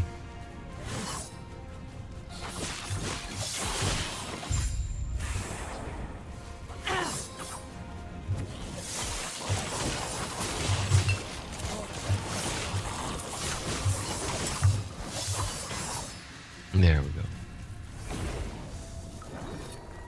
No reward. I died on it, so I don't get anything. I don't know. I gotta reanalyze that. What did that mage do? Was I at full health or was I not at full health? Because I had full fire resist. Full health. If I was at full health, that means I need more max health to survive stuff like that. I've already mitigated as much as I can. I could probably get more endurance though. Endurance might be able to keep me alive.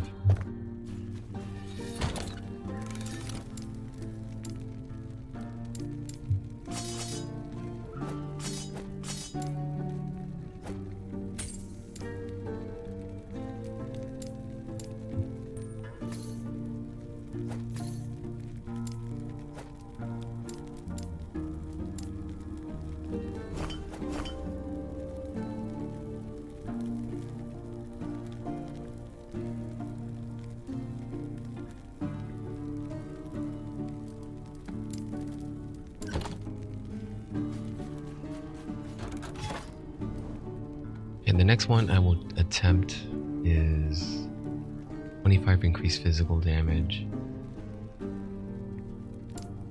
Rotting Fortress. What's the reward is for idols. I don't know, that what is that, a unique item? I can go for that one. Increased critical strike avoidance. 15% increased health. Enemies have 15% increased crit chance. A woodland area.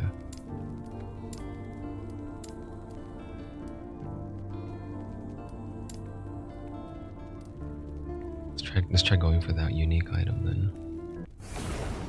I'm almost leveled. I needed about 20%, 25% more XP.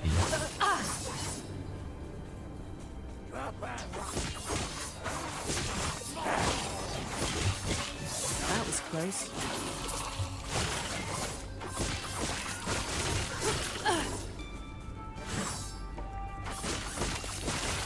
I like this arena.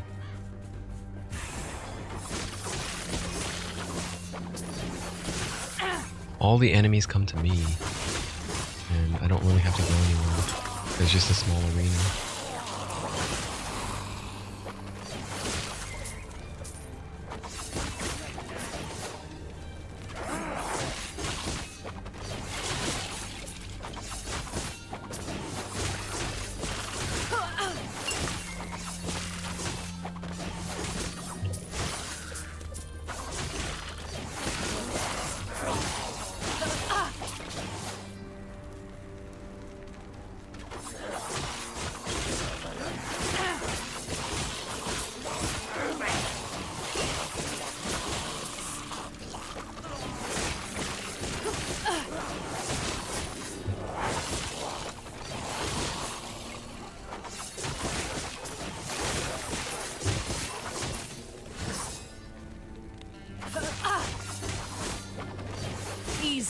Too easy.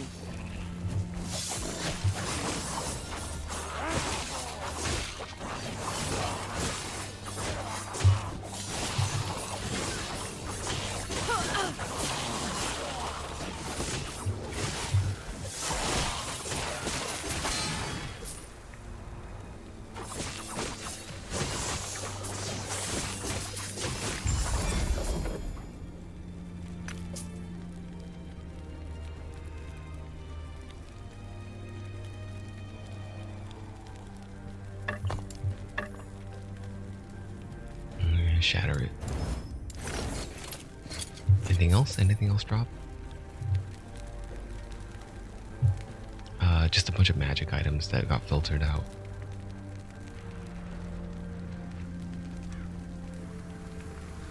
I wonder if anyone wants the Odachi stuff. I wonder how much did those sell for? It's a level 56 item. So the attack damage isn't gonna be that high. But the crit multiplier goes up all the way up to 170. It ain't bad.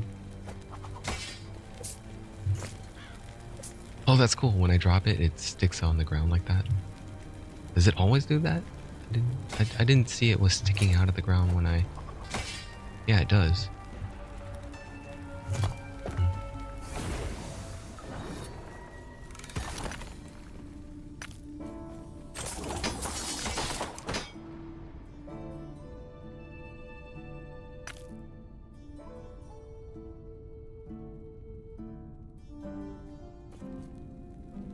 What are good base types to test the Rune of Ascendance on? He gives them the ladle, the birch wand.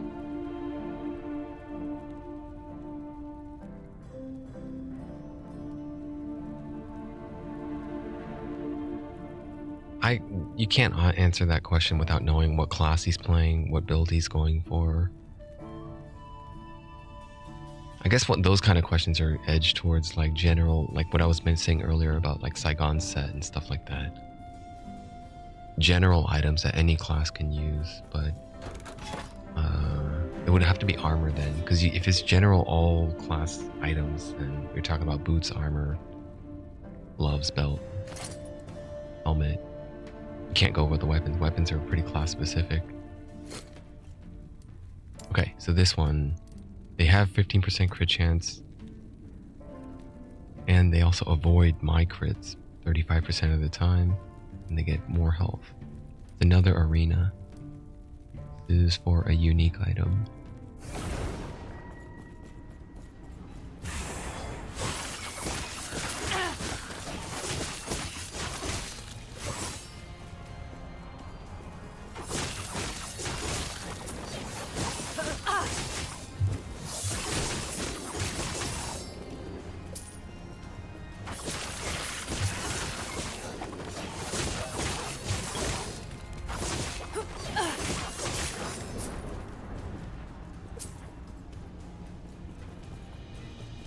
Oh, this bridge looks very familiar. This is where you fight the corrupted monk in Sekiro. This bridge is straight out of Sekiro. The corrupted monk fight was a very hard fight, but yes, I know this arena. I know this arena.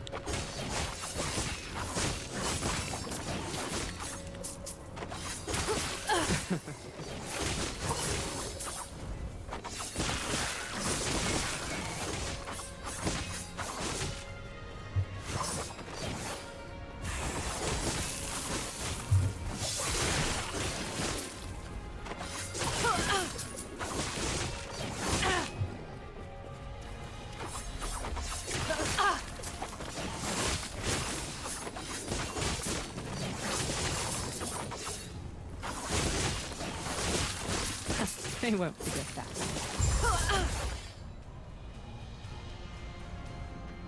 Ooh, I think someone can use that.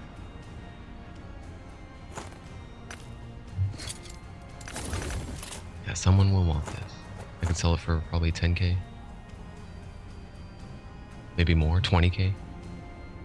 Maybe even 50k. It's only got 2640. It's a rare. I don't get too carried away. But then again, I did sell the white one. I sold a white one for 69k.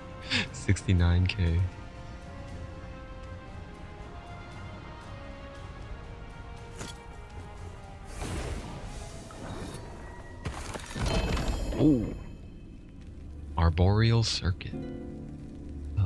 No level requirement, huh? It's for minions. I think I already have one of these. 7% increased movement speed for you and your minions. Goes up to 10.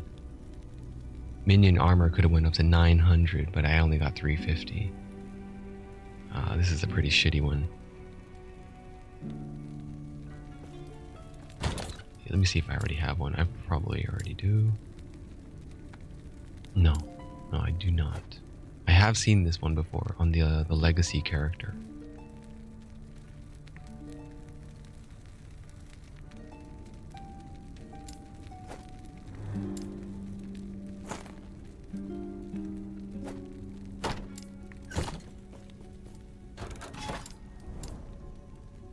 I want that experience. What is that one?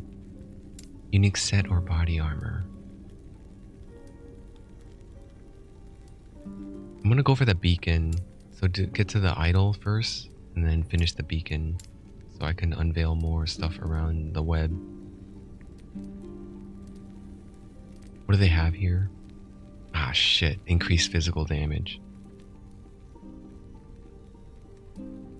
Oh well, let's go for it.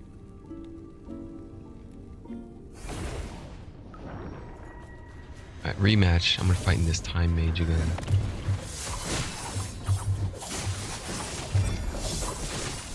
Oh! Okay, he could just one-shot my ass. He can just one-shot my ass. That is not cool.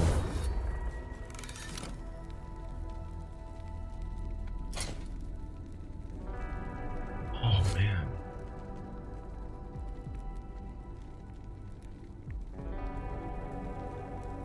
I think it's the health.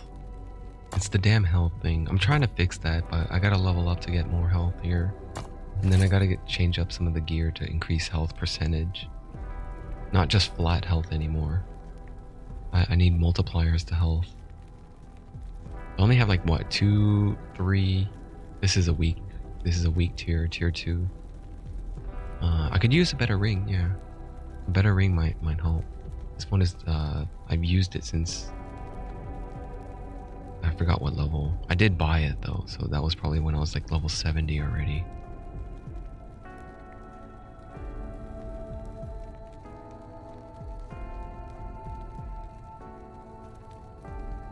Yeah, preferably the armor. The armor should have, instead of void resistance, I think I should probably go for health percentage.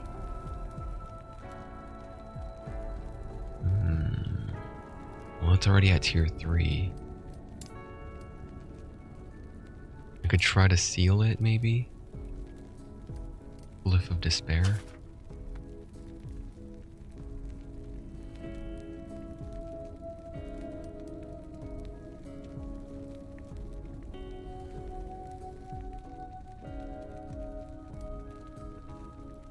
Yeah, try to seal it. Chance to seal an affix instead of upgrading it.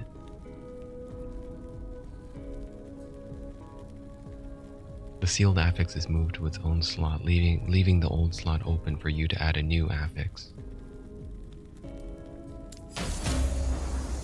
It didn't work. It didn't fucking work. I didn't seal it. The affix is now maxed. And it gave me 48% crit void resist. It could have went up to 67. Well, this armor is done then. There's not much I can do left to do here. Even though it has 32 forging potential remaining.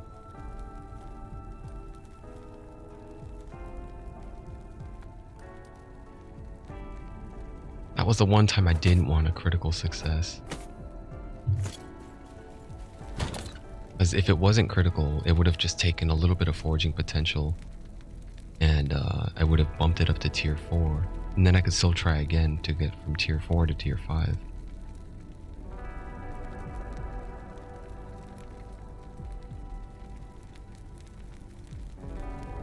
The helmet is already maxed out. There's no more forging potential. But preferably what I would have done, I would have taken off that health regen and given myself a health multiplier. So I could search for a new helmet.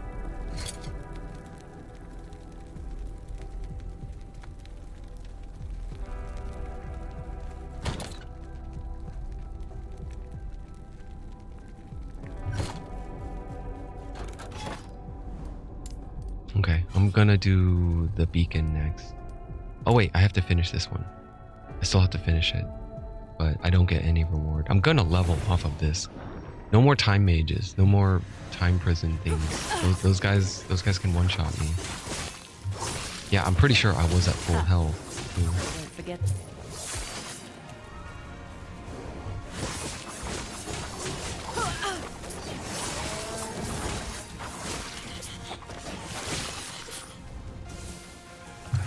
Okay, go top left. Go for the objectives to stop the bombardments.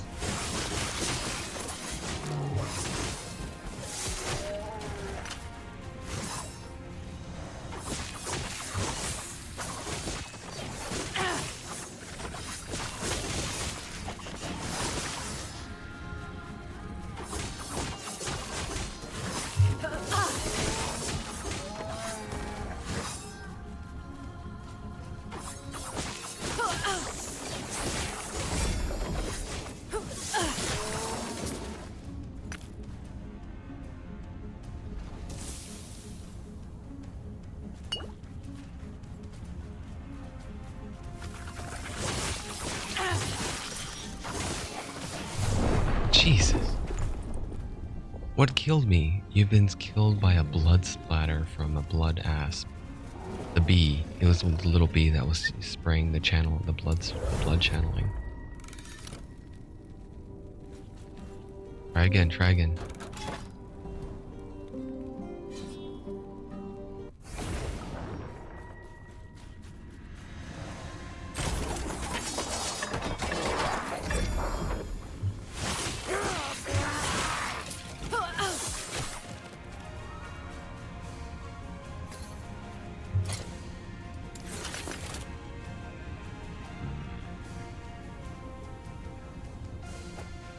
No, I don't think I could use that. That dodge rating percentage multiplier. That's a lot of dodge rating.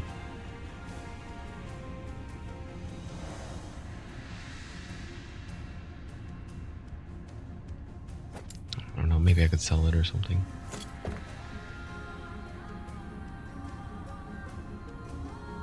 I'm looking for helmets.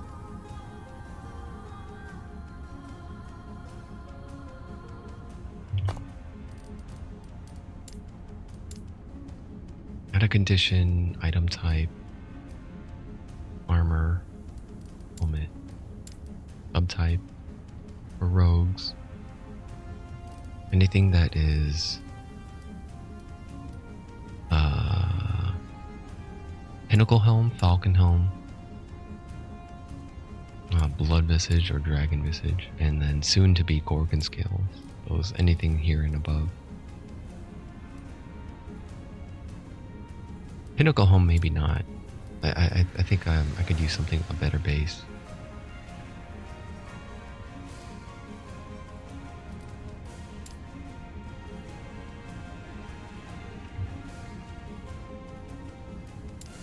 And then it should have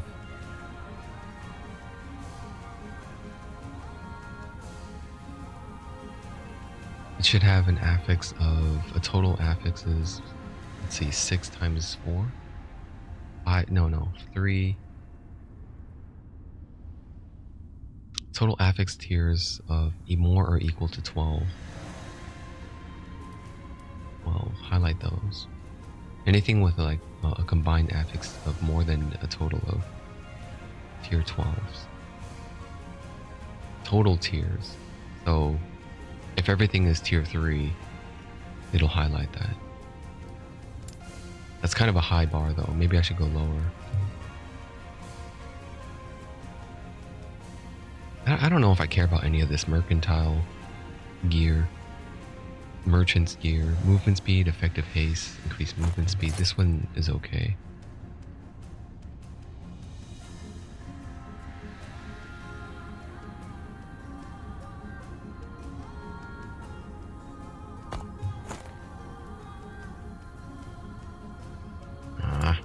No, I don't want it. It's too hard to separate myself from this boots because of the cooldown.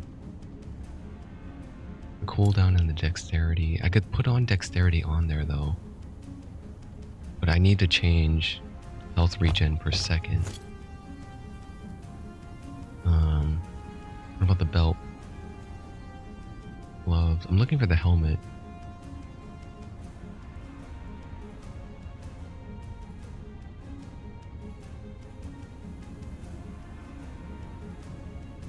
That ring. Cooldown recovery.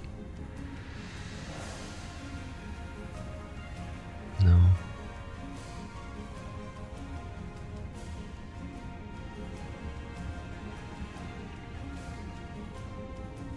Yeah, I don't see a helmet on here. This is mostly all just weapons. So I already looted the amulet, and then the ring wasn't that great.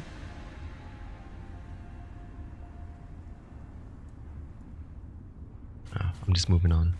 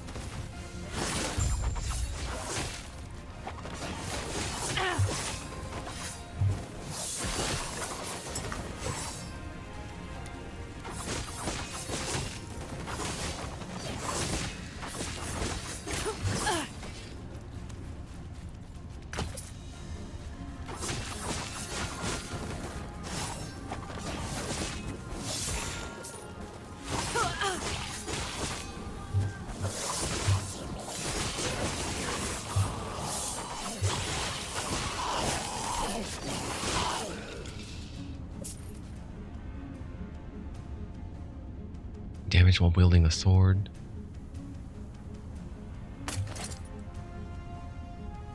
Tier 2. I'm gonna shatter it. I want the shards.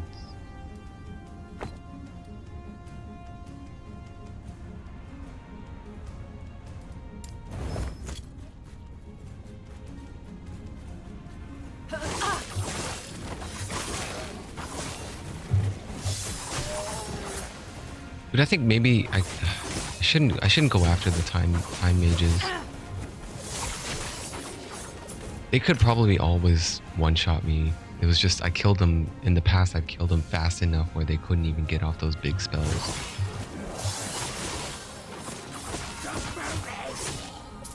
But now that they're level 100, I'm not gonna mess with them, man. I can't burst them down fast enough.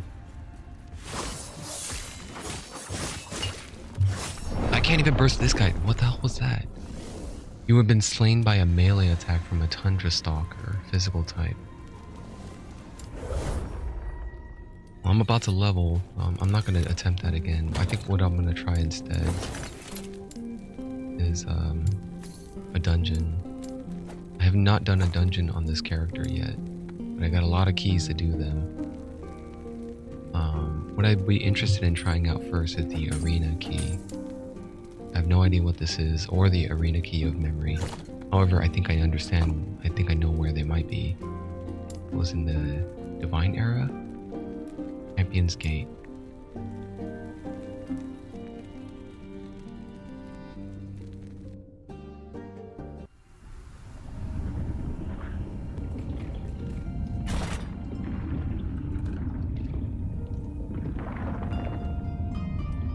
Each attempt in the arena requires a key. Dying or leaving the portal fails the attempt. I can only do level tier 1 right now, but there are more tiers in the higher levels they go. Fight through 40 waves of monsters culminating in a fight against the arena champion. I'm probably not even gonna level up from this, but let's try it.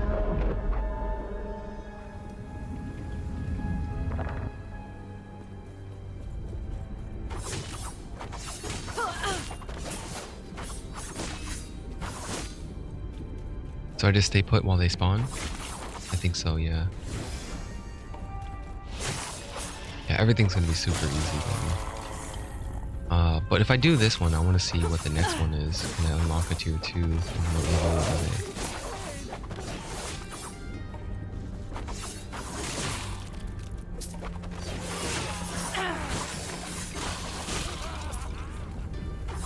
they? Easy.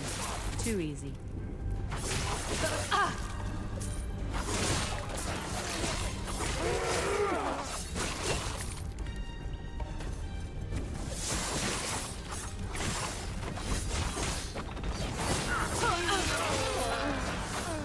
5 waves completed. Collect your loot and press onwards.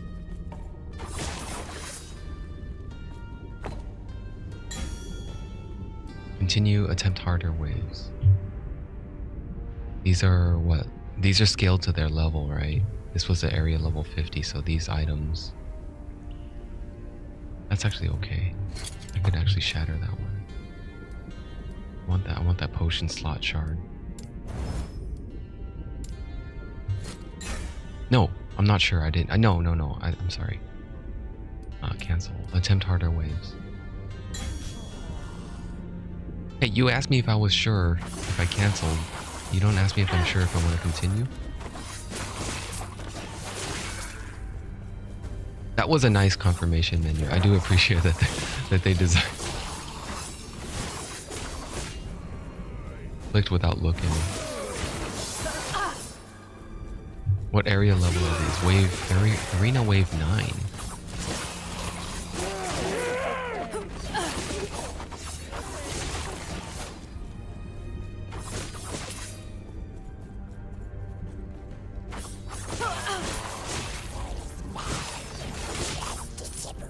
And waves. Let's collect the loot.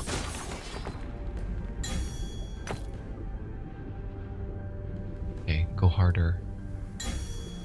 Choose a modifier. The arena champion drops additional exalted items, but they do more damage, they have more health. Additional runes for less damage, less health. Go harder. Give me the exalteds.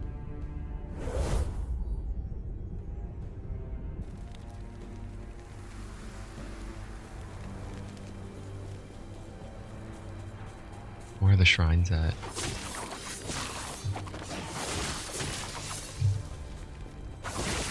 Maybe there aren't any.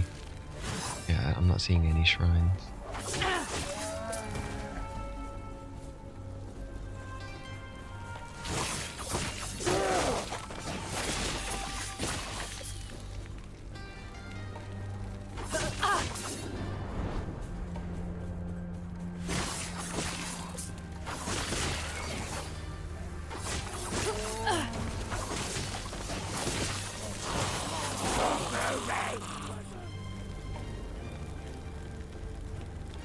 That was close.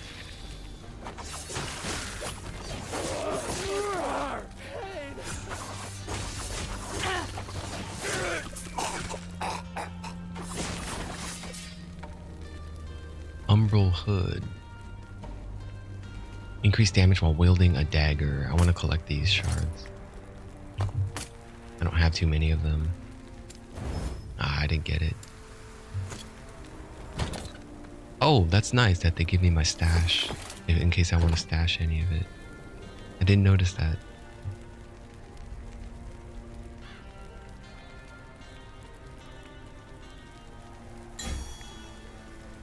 Keep going.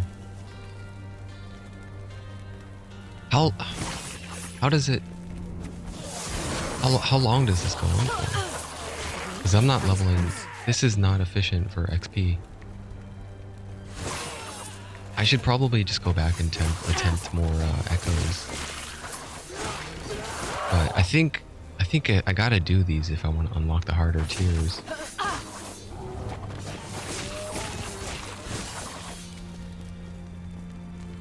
And I'm assuming if I scale it all the way up to like level 100 or something, they should be eventually at least.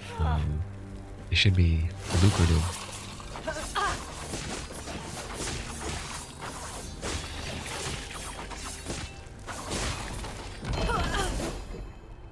The Ashen Crown.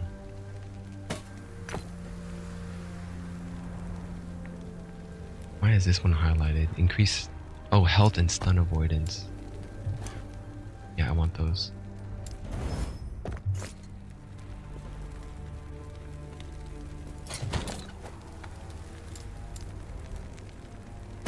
What does that do? 2 to all attributes. Level 33 mage. Physical damage is taken as fire. Increased spell stun, stun duration. Elemental Nova is cast at the target location. I think mages already have that skill. If they spec into Elemental Nova, they already have a skill that says it's cast at the location instead of around them, around themselves.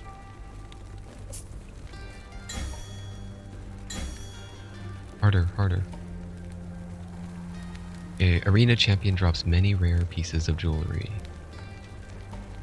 But this one seems like it's always like the higher tier, more difficult, more damage and health, versus lesser.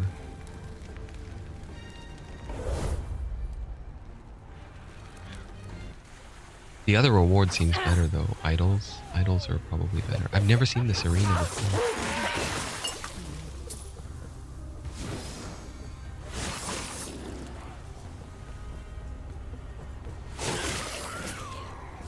Oh, here's the XP shrine.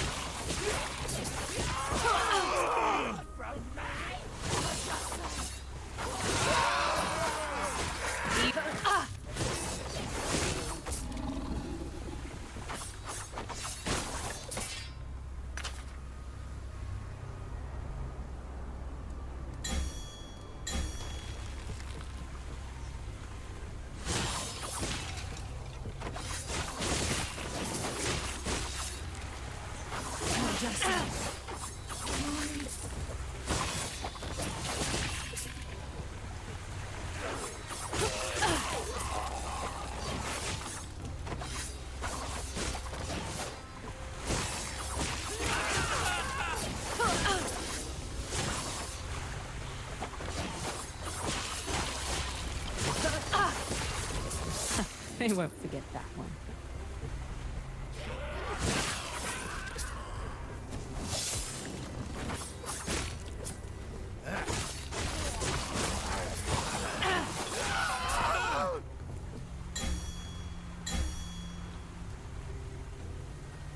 Oh, I get my key back.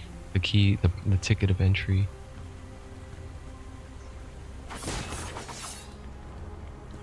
I need to hide this window. What is that, leeching? Health and increase health. That's really good. That modifier. I want that one. Hybrid health.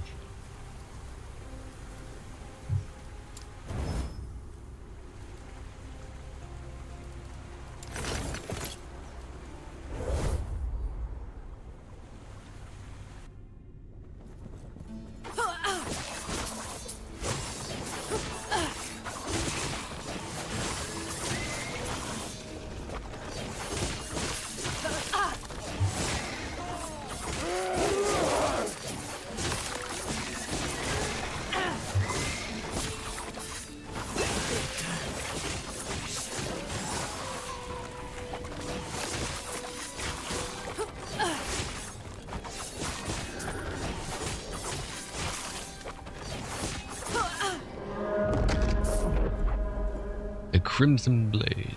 Who is this? Oh shit, you dodged it. Oh, you're another rogue.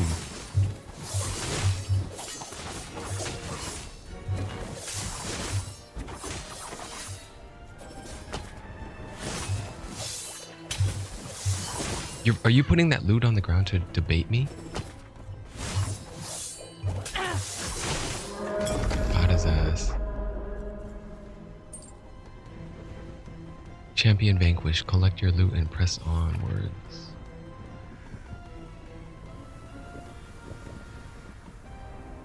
Crit multiplier is okay on ivory dice. Someone could use that, but I don't need it.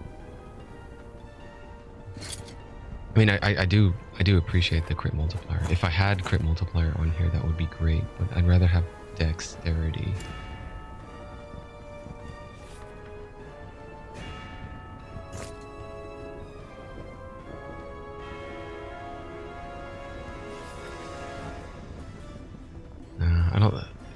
I don't see anything. Well, maybe I could smash this one for. No, I already have some shards. A chance to shred armor might be nice. Get more than 20 shards. Okay.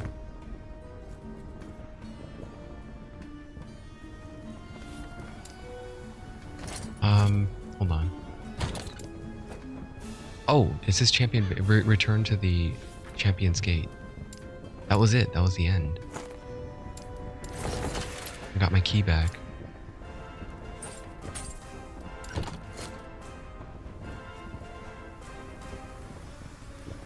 That was a cool boss, though. It was nice to see another player. Well, I don't know if it was another player, but another archetype, another rogue.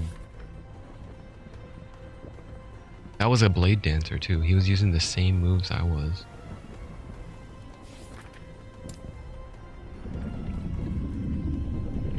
Okay, now what can I try? If I go again, can I unlock the next one? Because I did get some XP, I think. I got like 3% off of that one, but they were like level 50. Grab another arena key. I don't know what memory is.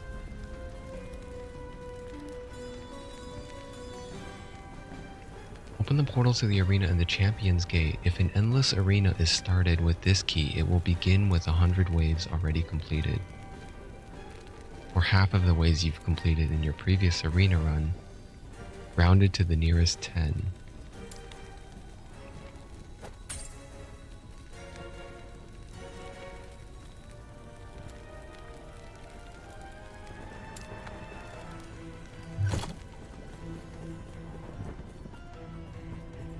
I'll do it later. I think I'll do the normal one first. I want to see what the next tier is. What's the level jump?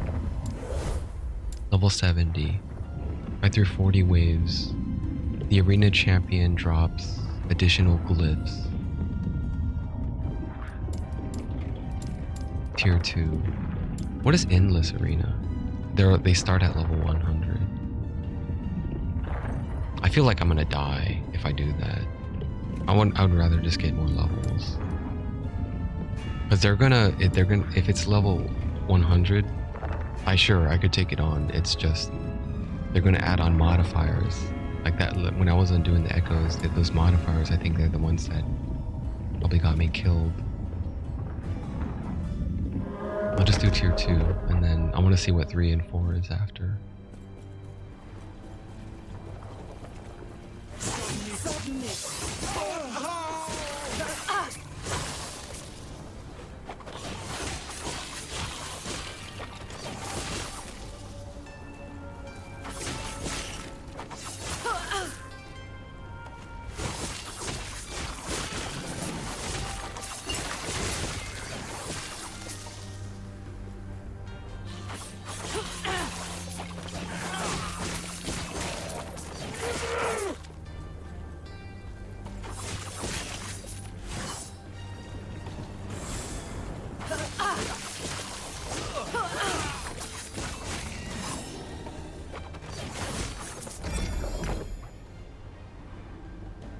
Casting speed, minion damage, frailty, void resist. That's a tier 6, right? I don't think tier 7s are going to drop in this area. I gotta get rid of some of this stuff. Yeah, this is trash. That is no good.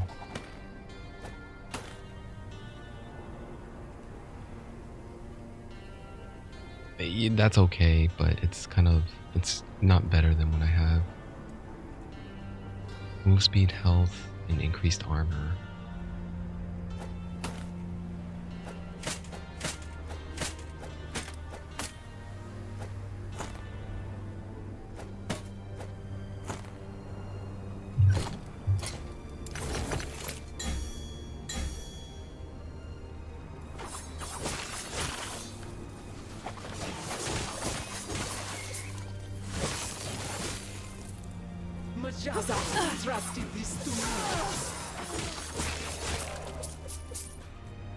Submit.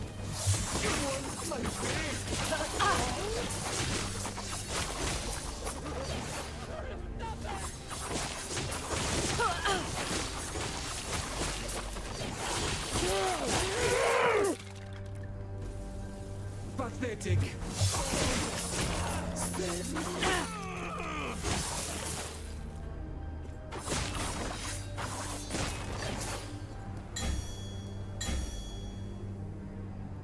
The arena champion drops additional exalted items for more health, more damage, more jewelry. Oh, finally it looks about equivalent, 50-50 or 40-60.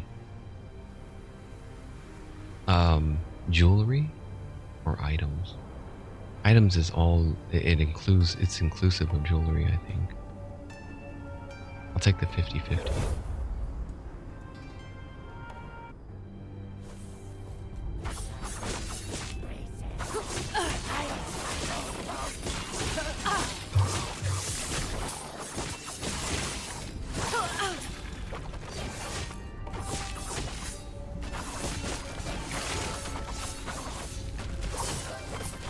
Ooh. Level 56. I'm getting Shroud of Dust.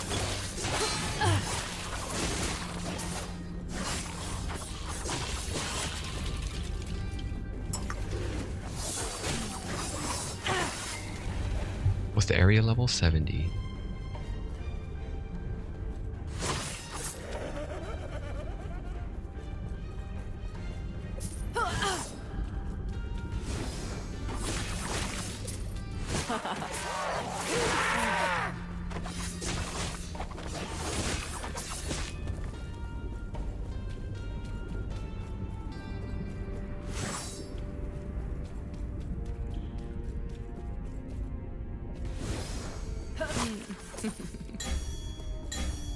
Oh, I didn't even collect the damn loot.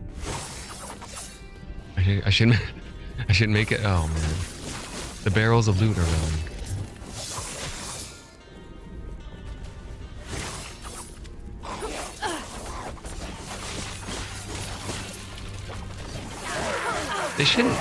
They shouldn't make you destroy the barrels. I feel like, I don't know why they chose that. They should just drop the loot in the center of the arena.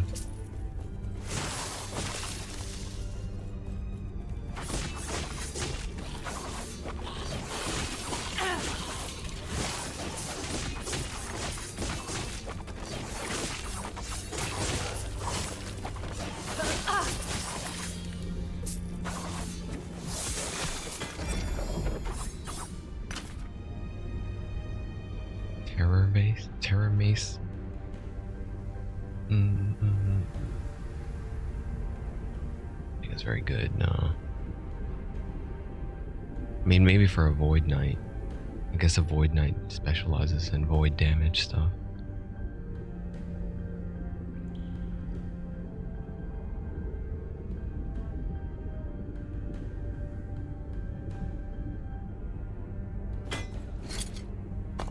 Oh, it's a two-hander.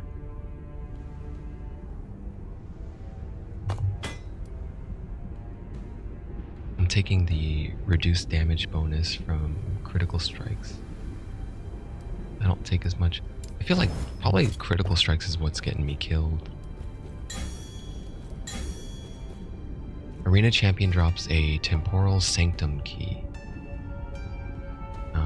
Additional affix shards. Well, I guess I'll go for the key. I wonder if I'm gonna die here, because I feel like that's a lot of modifiers that the arena champion is getting, and I already had trouble on the tier 1.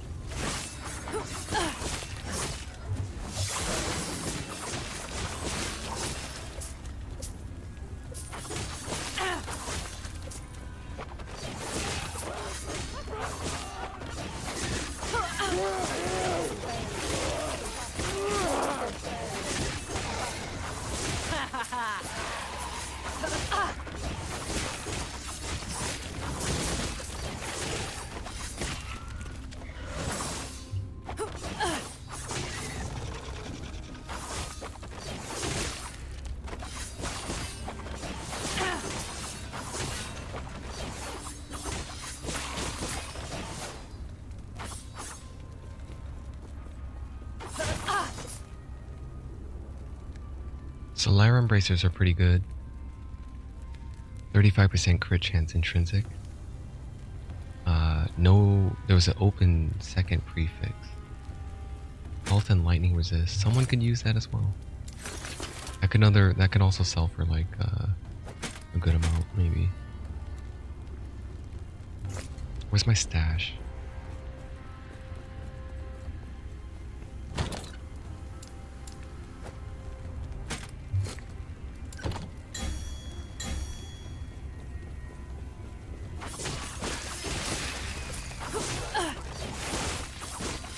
That was close.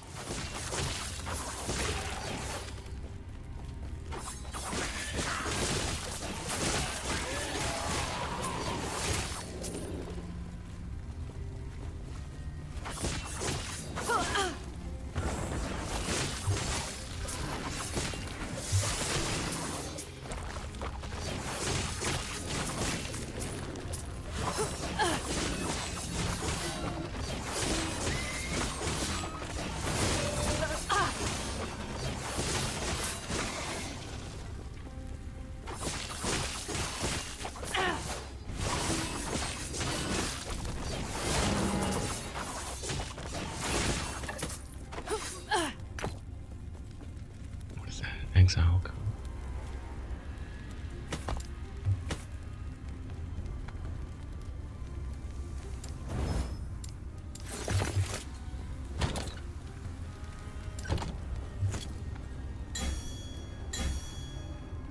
Oh boy. Okay, the arena champion seems like it's getting really buff. The arena champion drops additional glyph. 170. He's currently at what? 175 increased damage and 165 increased health. What is this? I'm gonna add. Oh, this is enemy. This is not.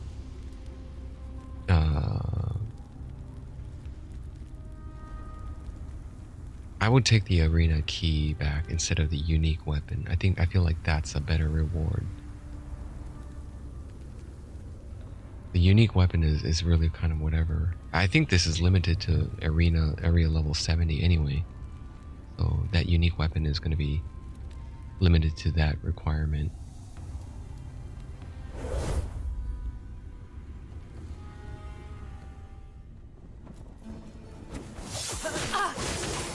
I won't forget.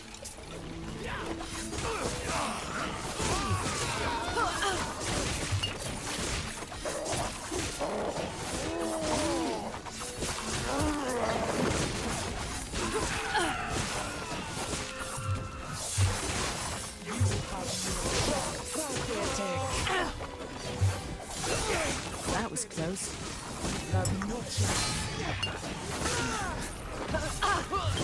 Yeah, they're harder. They're a lot harder.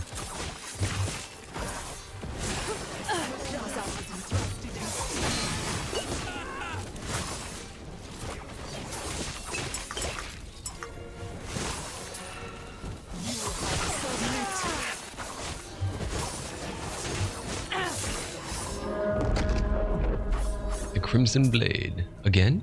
Same dude?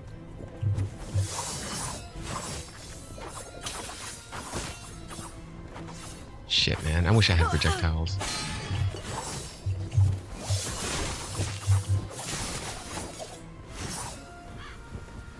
Oh. God damn, man.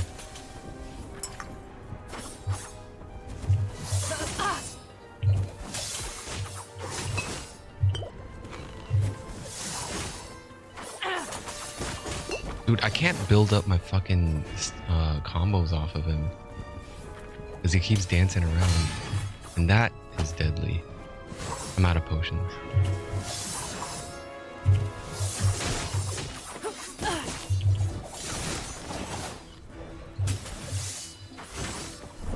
Dead.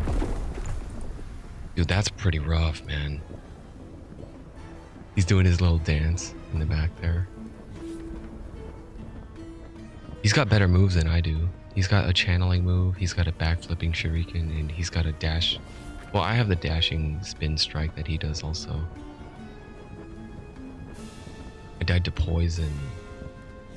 Slain by poison inflicted by a poison pool. Damn. So it is no joke, and those rewards that I picked, it's those consequences are pretty crazy. If I pump up the arena champion, even at that level 70 level, is pretty tough. But the experience I got was not bad. Like I got the level up, and then I'm at 7% now.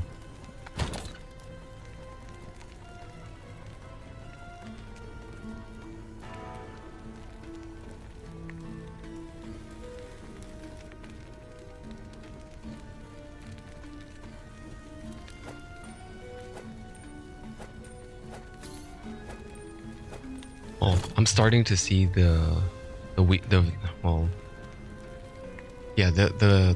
that this class has is I have to land dancing strikes, and if I can't land them, I don't have a lot of dodge. My dodge mostly comes from landing and stacking rhythm and perfection. Perfection is not that much. I think perfection gives me less dodge.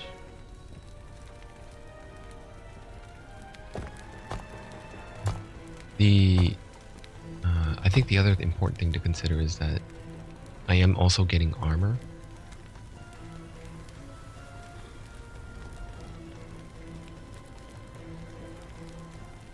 I don't think I have any other armor nodes.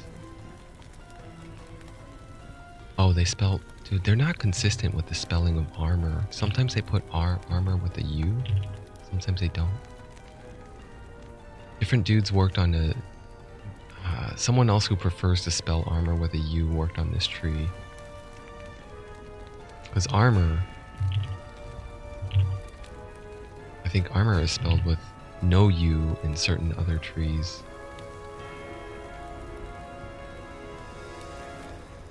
The falconer tree. Yeah, armor is spelled without a U in the falconer tree.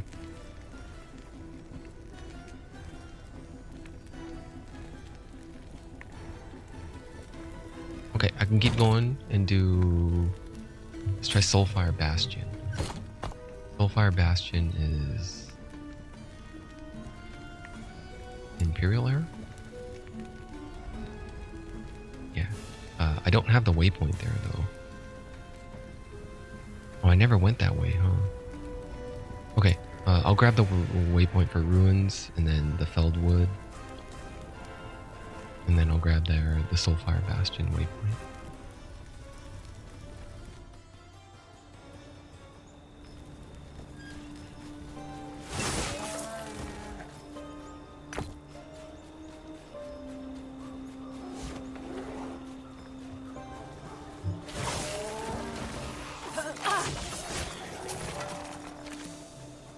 Not the graveyard.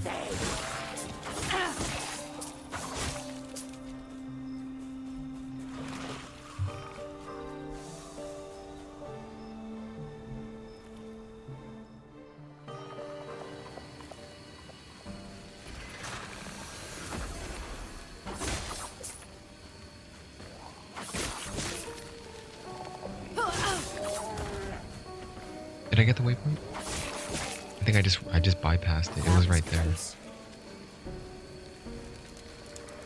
Okay, I got the the ruins and then head for felled wood.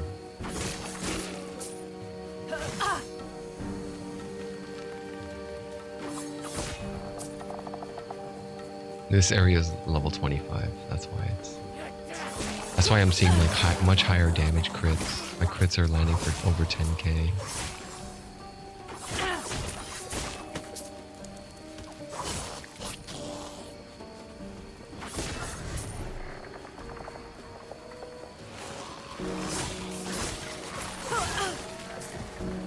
That was close.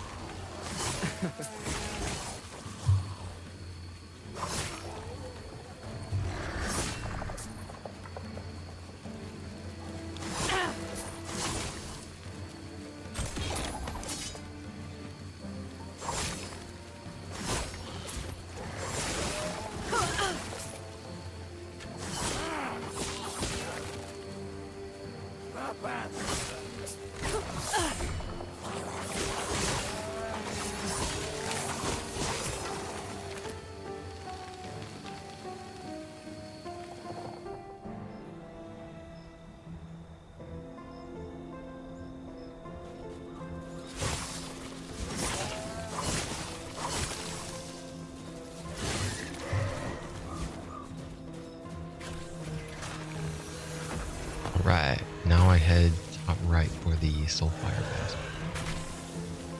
Easy. Too easy.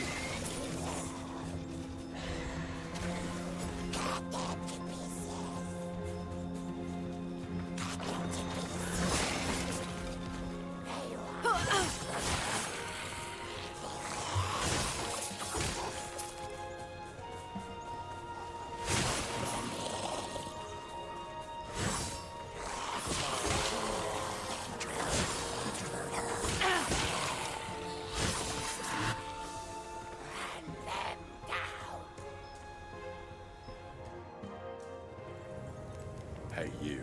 Over here. A living so far from one of the cities. Though I shouldn't be surprised. I saw how easily you tore through our ranks. Be at ease. I have no desire to fight you.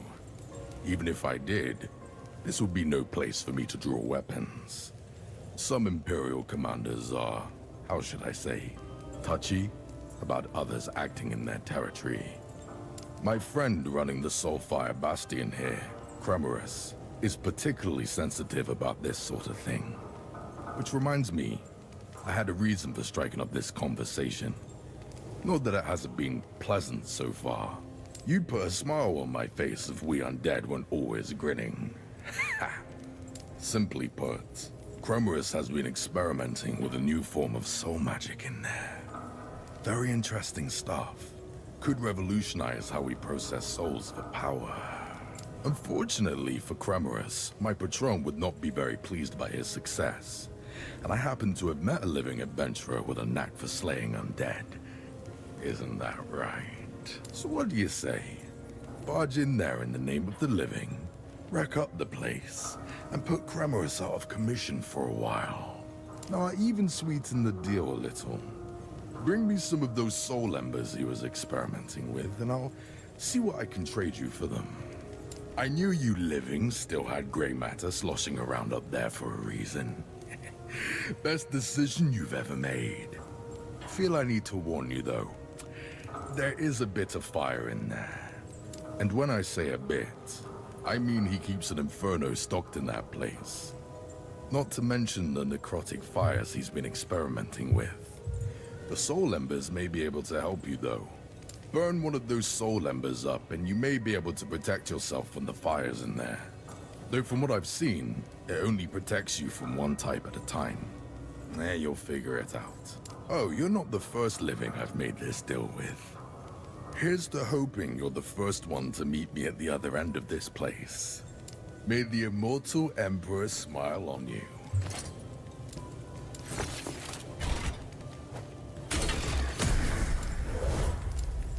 Damn, it starts at 45.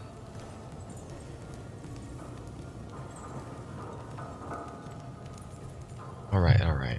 Well, let's just do it. Get it over with.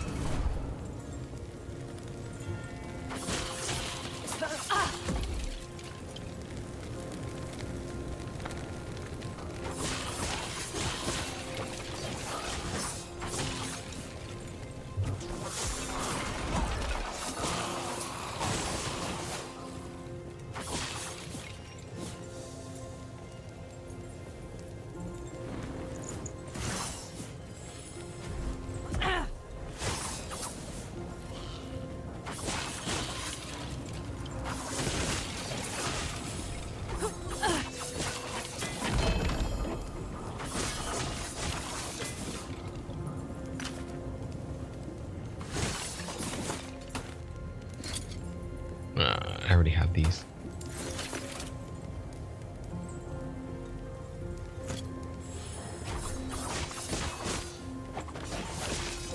And even though they're 45, they ain't no joke.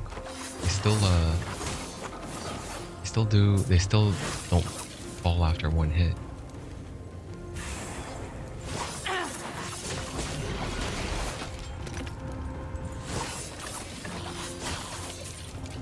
Well, the gimmick of this dungeon is basically all these enemies do one type of magic, one type of damage or another.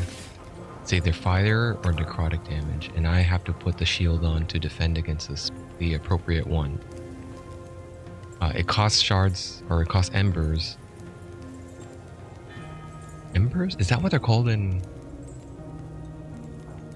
I forgot what they're called in Elden Ring. They're not called souls. I forgot what they were called. They're not called embers either. The currency? I was trying to remember. Elden Ring was like, it wasn't called bonfires, it was called sights of grace. And it wasn't called Estus, it was called crimson flask. Then I couldn't remember what they were for souls. They're not blood echoes either. But yeah, so they inflict one heavy type of element or the other, and I have to defend against it. Using embers to switch the type of bubble. Right now I'm defending against the green type, but they mix it up. They do green and red, so I have to switch. The first item purchased from the Soul Gambler is a rare item with a tier 3 sealed affix.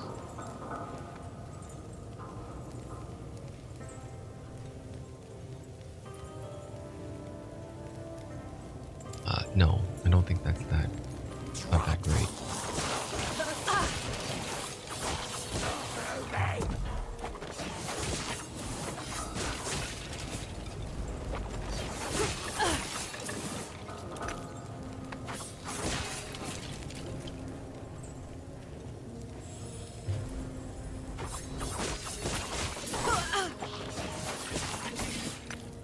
They're really tanky, man. That kind of makes me a little nervous. What happens if I try like a level 100 version of these? 15% chance to refund the cost of each item purchased at the Soul Gambler. Alright, that's a little better.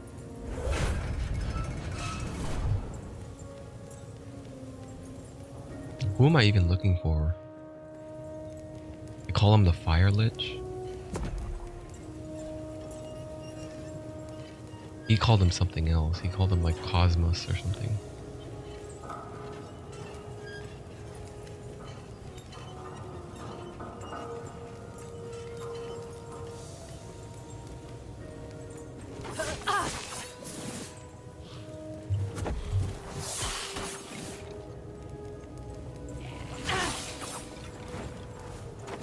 They won't forget that one.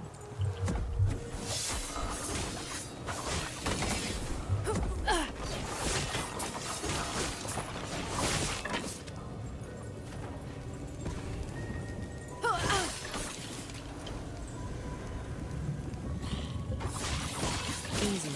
Too easy. Okay, I can't pass through that, can I? Didn't think so.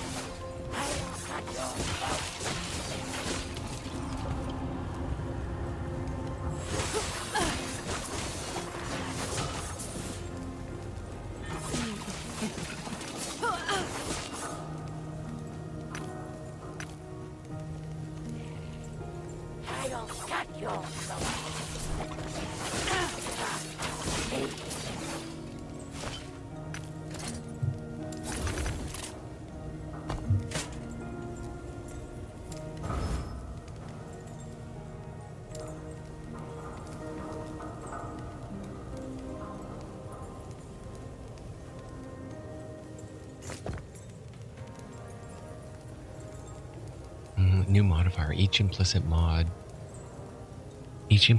on a rare or exalted item from the Soul Gambler has a 15% chance to roll twice within its range and pick the higher value. I think that's pretty good. That's pretty good. I want to see what the other one is, if it's any better, but... I forget it. I'm just gonna... That's pretty good.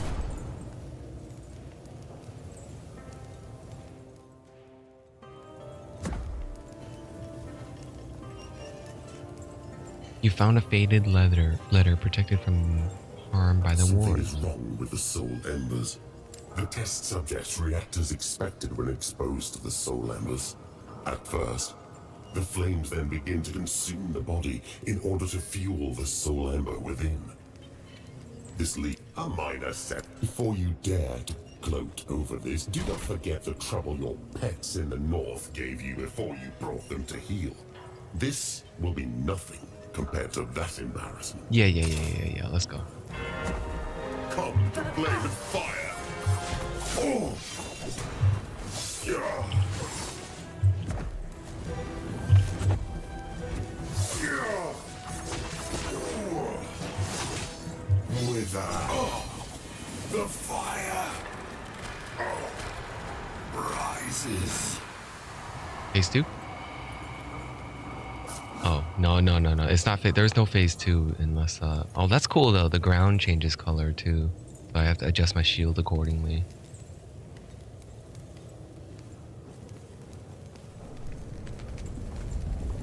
The flames are powerful, but they hunger.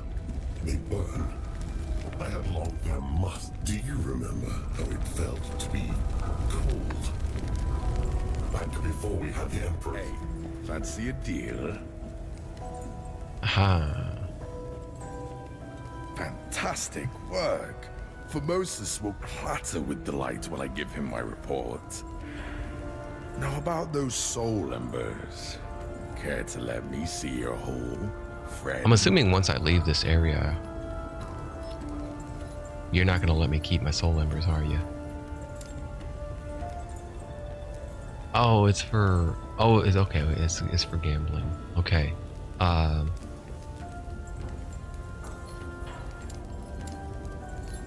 don't know. Give me a better ring.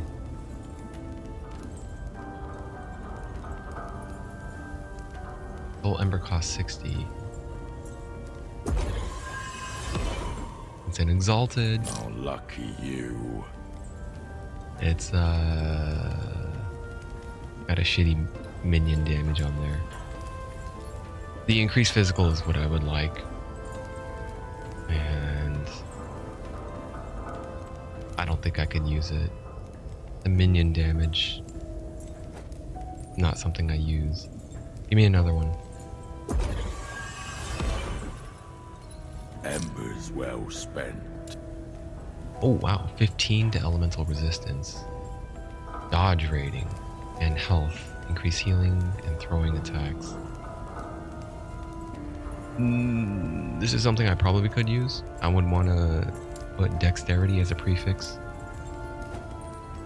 And increase physical damage.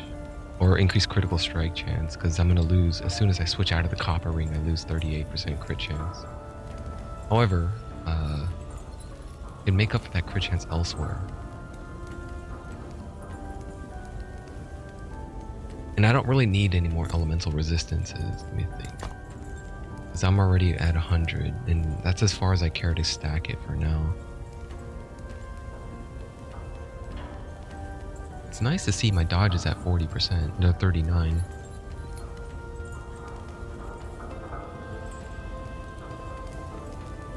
Armor could be better though.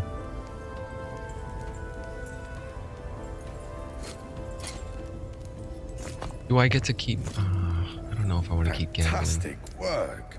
Formosus will clatter with delight when I give him my report. Now about those soul embers. Care to let me see your hole, friend? Let me get a helmet. 65. You got more rings? You do got more rings. I'm gonna keep... Wait. I'll go for a helmet. Well spent. I just came from a horned helm. I upgraded it to a pinnacle.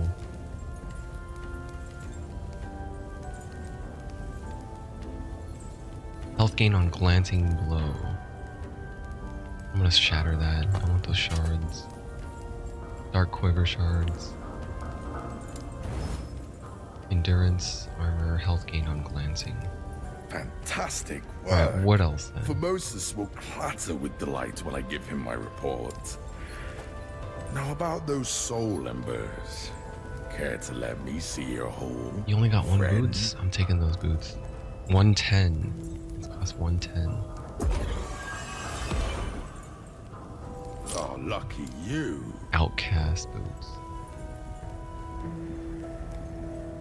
Those intrinsic values are really good. Movement speed and dodge rating, they're just not high enough because the level base is so low. With elemental resistance as a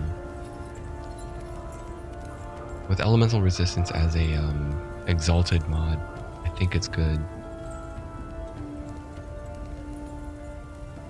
Again, I would love to sell these. It's just they're purples, and purples require level 7 guild members to buy it. So at the best, it's for an alt. I can keep it and then give it to one of my alts that if I level them up,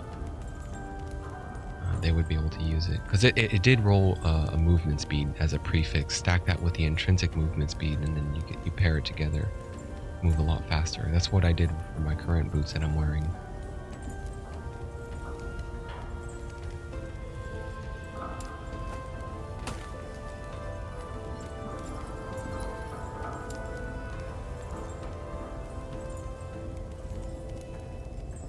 Alright, let me just get the rest of your rings and then I'm out of here. I can buy like 3 more. 4 more actually, but he only has 3 more rings. Dude, everything has been exalted so lucky far. you. Endurance, mana regen, and mana pool. Health, damage over time, potion converted to ward. Not that good. More. Embers well spent. Quicksilver coil. 15% chance to gain haste for 1 second on hit. I have to take a hit to gain haste. Increase melee and bow attack speed. Increase health regen and 100% critical chance with the 3rd strike of flurry. That's great for rogues starting out, because starting out as a rogue, flurry is one of the main attacks. But once you shift into blade dancer or marksman or falcon, well, falconers might still use flurry. Marksman also maybe.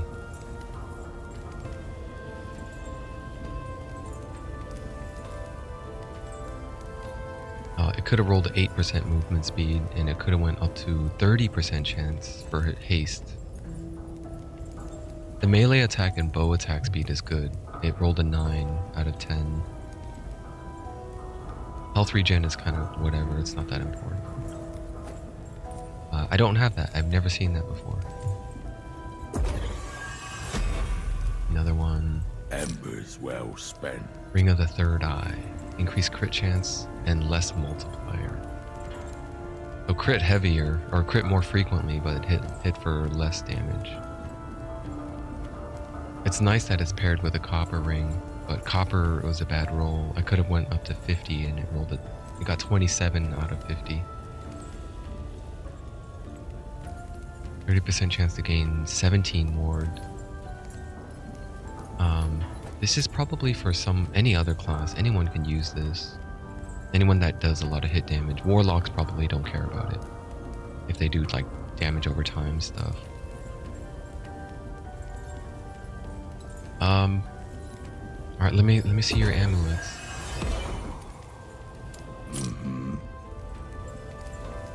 Okay, I don't think I want that. Let me see. That's 80. I got one more.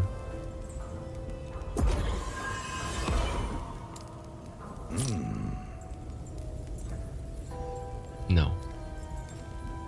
No to both of those.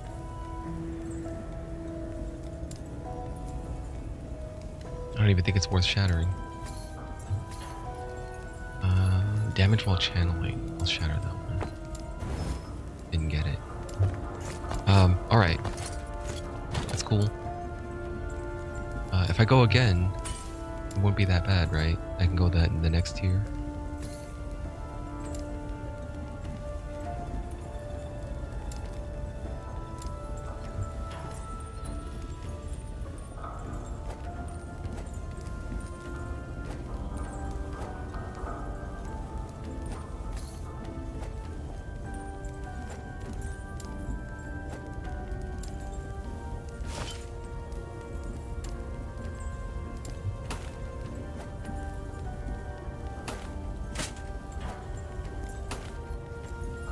Oh, the one I had already is better. It has that legendary potential, which I still haven't figured out what that means. I don't know how to actually unleash or take advantage and use that legendary potential.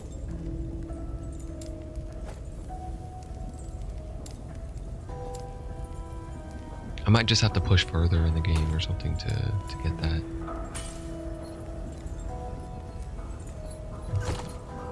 All right, we good? Think we good? How do I get out of here?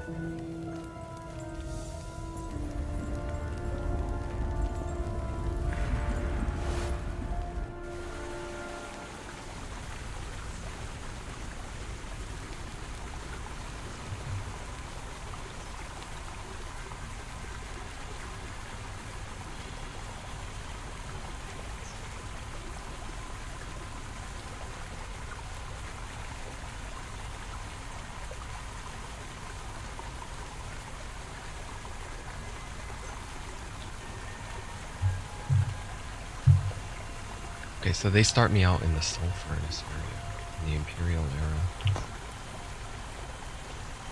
I don't even know where this is. Where am I on the map?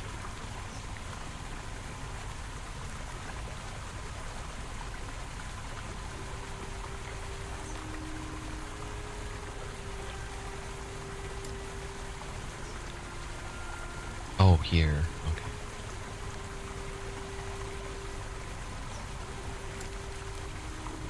I still have my shield.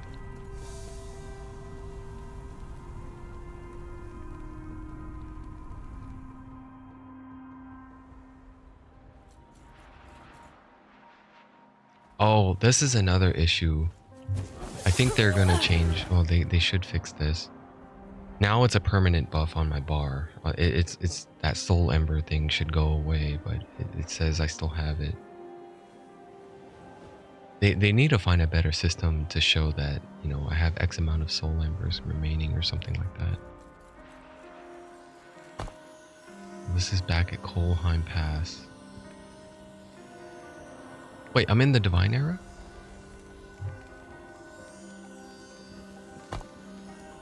That's weird. I was in the other timeline. I wasn't in the Imperial Era. And then when they spit me out, they spit me out on the other side of the mountain in 1,000 years earlier. Soulfire Bastion exit. Completing the Soulfire Bastion will place you in Kolheim Pass. Kolheim. Cool. Well, I could do it again and go for the harder version next time. Now that I have the now that I have the waypoint, I could just teleport there. And I do have another key. I think it did drop a key for me to use. Hey, you! Over here! Be it. You put. Simply put. Don't know. It's not even sweeten the deal. I knew you living still had grey matter sloshing around up there for a reason. Tier 2, level 75. Best decision you've ever made. Feel I need to warn you though. The inventory There contains is a bit 2 of additional fire in there. axes. I think I'm good, actually. I want to just grind levels and I need to sell this. Or actually do that. There's a couple of others I haven't done yet. I haven't done Temporal Sanctum and Lightless Arbor. But what I really should be doing is focusing on leveling and trying to conquer these timelines, Blood, Frost, and Death at 100.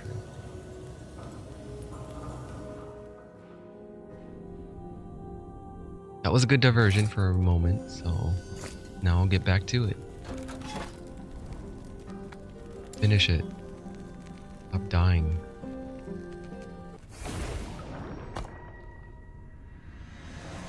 Out of Dusk.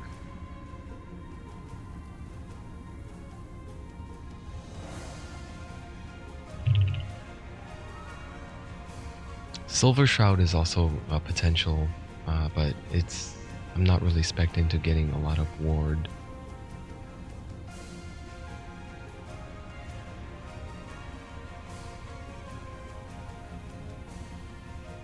Cloaked Reaper might be okay.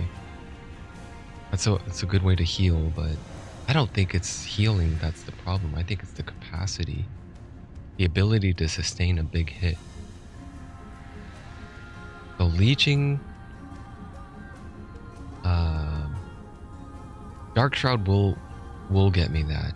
As if I take a hit and I put a stack of Dark Shroud on, it increases my chance for a glancing blow, which reduces that damage by 35%.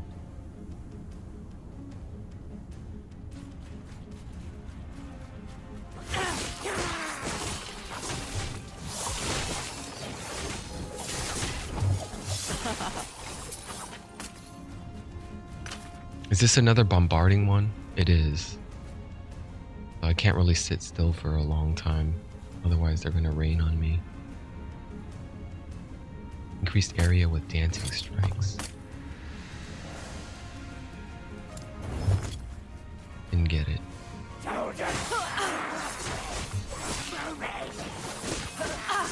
Oh my god, it's back to doing weak ass damage. What do they do? They deal increased damage. These fucking spines. They have crit avoidance. Okay. I see why I'm doing weak damage. They avoid crits.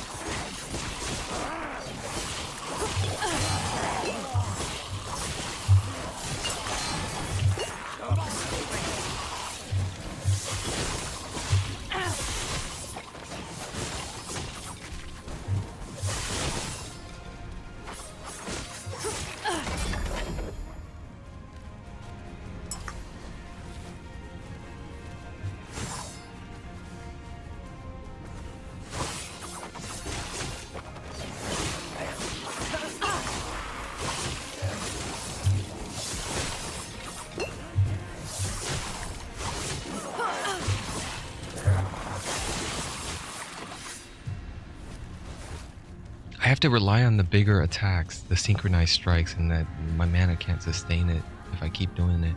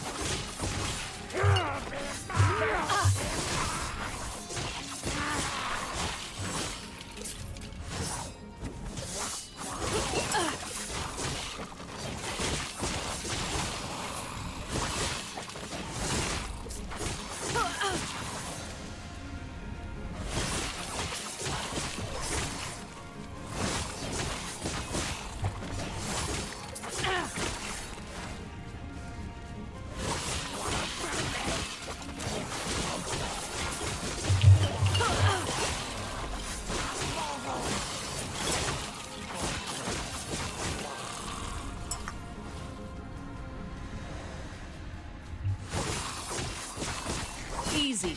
Too easy.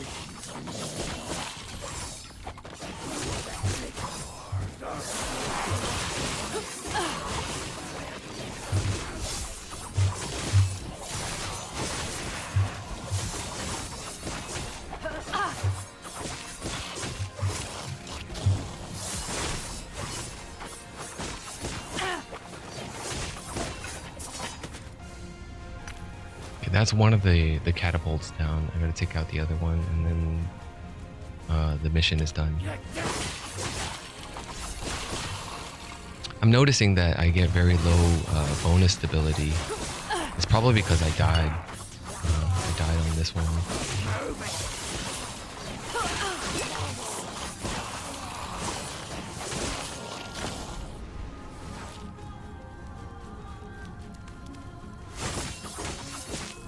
Dude, that guy's tanky as hell. You gotta fight that guy?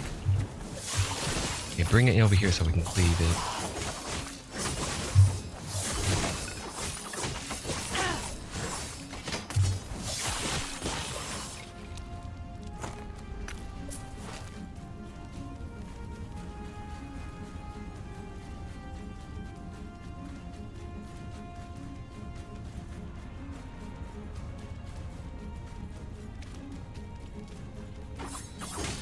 Matriarchs are dangerous.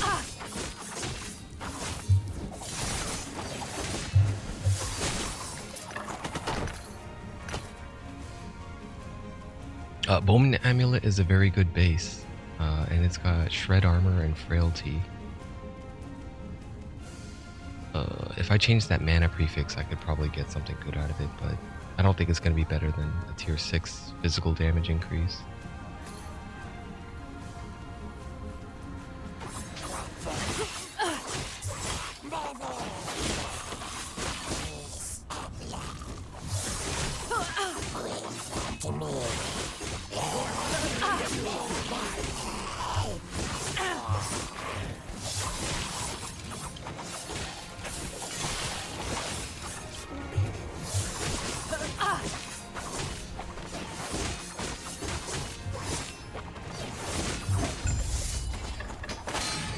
Hey, the hell? That catapult almost killed me. After I beat it. Alarm bracers again. No. Okay. I'm glad that's over with. And of course I don't get a reward.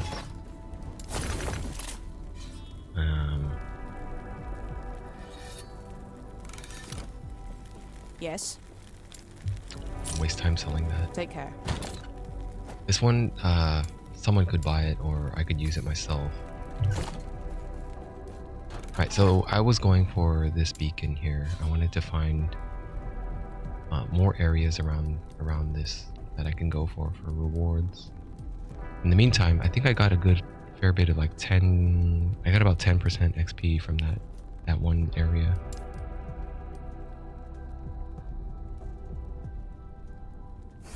Oh, what do they do? I didn't check the modifiers. Enemies deal 25% increased damage, 60% more health and damage, and that's it. Okay.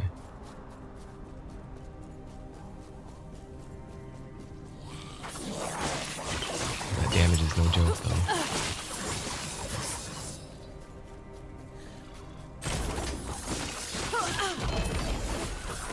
I'm just glad they don't have that health anymore. Well, they have 60% more health from the empowered timeline version, but the other modifier doesn't give them extra health. It really does make it important to dodge though. I need to build up the dance stack so I can dodge more.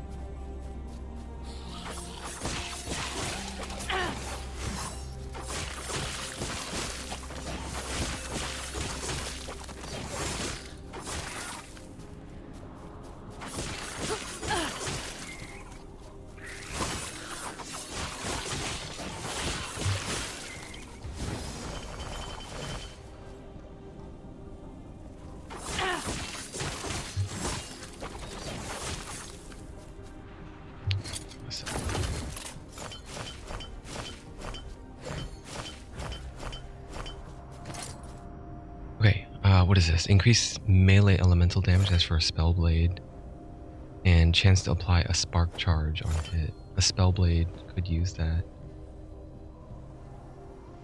Increase lightning damage while you have lightning aegis. Fire damage doubled if you have over 300 mana. This, I don't know who does lightning aegis, but I think it's a sorcerer mage.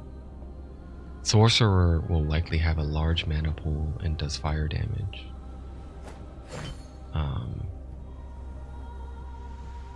But I think I'm gonna pass on. I don't want to just take up more space. I mean, I could sell it. It's just I don't know source. I don't know mage. Well, I should play sorcerer to know what the hell. What the hell do they get? Is it easy to get over 300 mana? And do they do mostly fire damage or lightning damage? And do they get access to lightning aegis?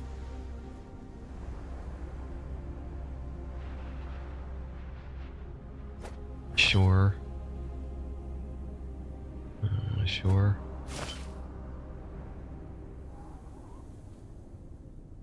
Yeah, this one's out.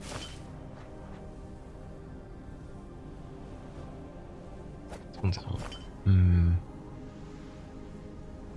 Necrotic resist. Void and poison. Dude, these aren't even that great. I shouldn't be stashing those. Ward and lightning damage is good for mage. Or Runemaster mage. A lot of mage stuff there.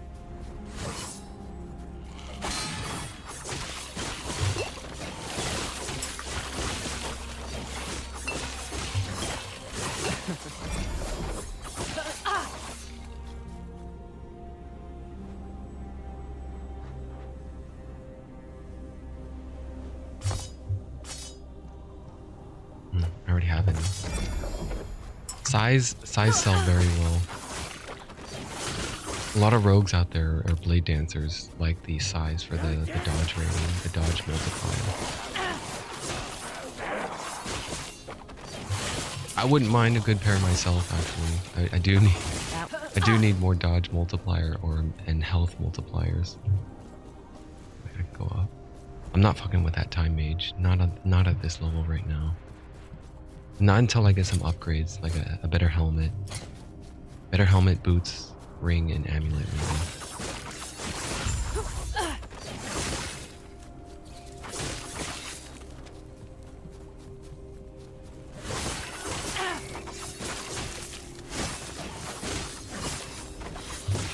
Easy. Too easy.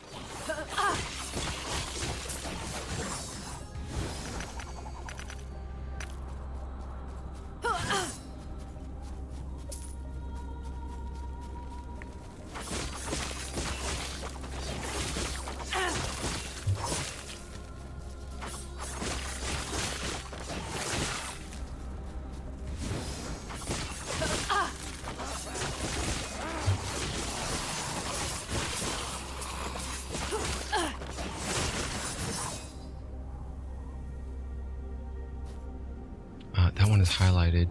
That means I filtered it. I looked for something like this. It's got something on it. Assassin's Leeching, Sigh of Stillness and Static. I don't think I care about that actually. Why did I highlight that?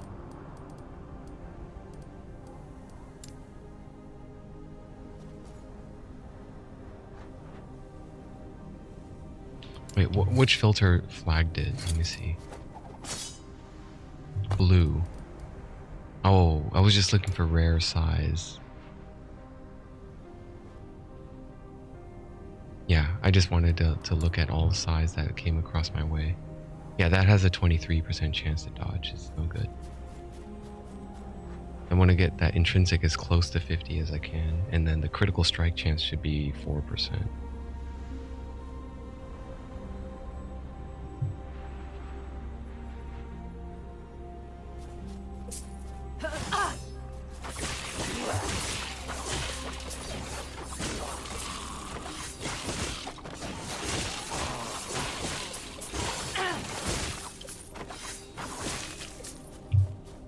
Go for the objective.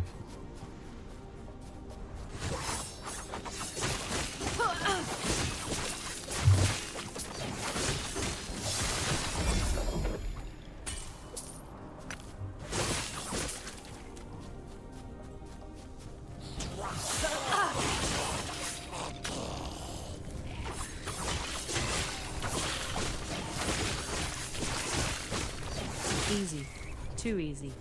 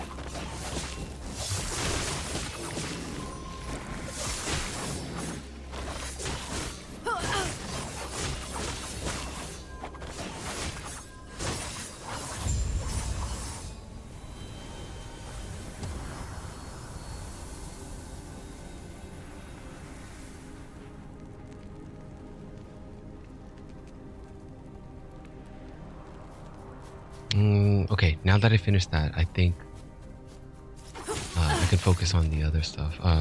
Finish the stability. Get as much stability as I can. I think I needed about 800 stability total. So that means it's quite a bit more of these. I have about 200 right now.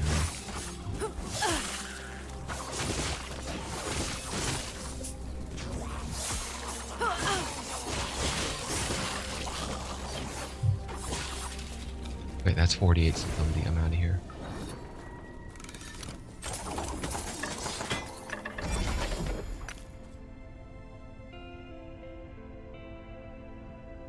Flurry crit chance on a bow.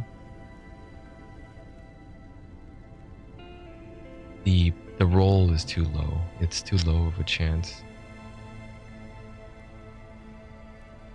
And that would have been okay though for a bow user. But although they fixed the attack speed bug, so I don't know how many bow users out there are still using flurry.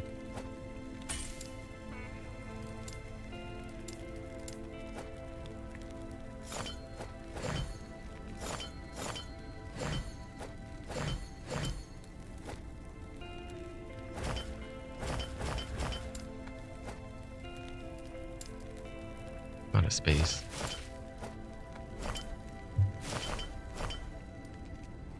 I need to make another tab of junk charms, or I should just clean out some of this stuff I'm not going to use. All right, now I can see more. There's a ring, a set item, and a unique or set body armor here. Arena key of memory, which I don't know what that is yet. I did the normal arena. I didn't do arena memory yet. What I should be going for is these tomes of experience.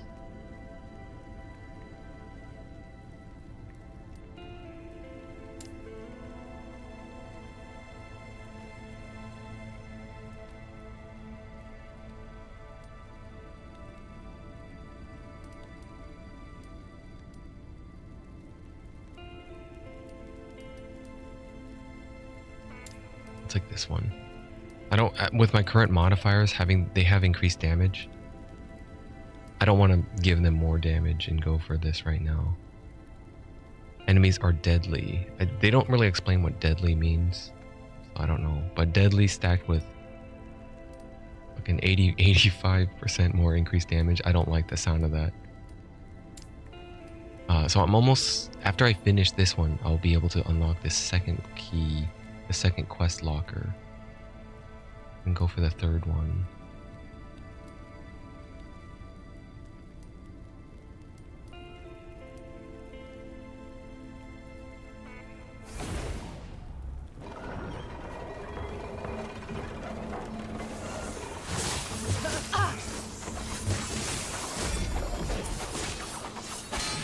Stop kiting. Oh, okay. The sandstorm does damage. I felt like that sand should do something, but I didn't realize it until they amp up the damage. Before, it was just like it seemed like it didn't do anything.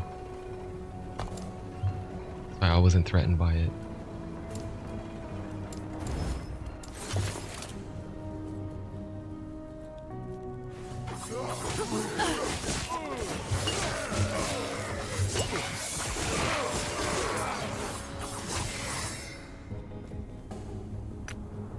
Coral ring?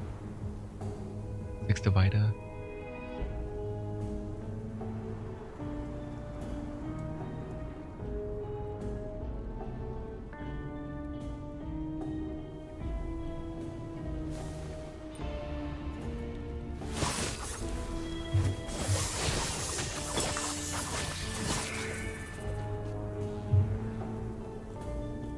Okay, so the mission for this one is to slay patrolling ice Goliath. Doesn't seem like it really fits the biome here. I'm in a bloody fleshy area. It's an ice golem down here. Oh, there's a chest down there.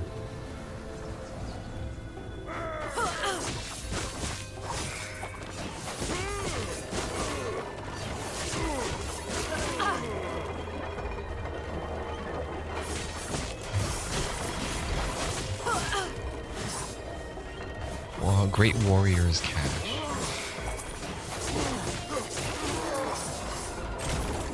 Bunch of weapons. There's an obsidian dagger.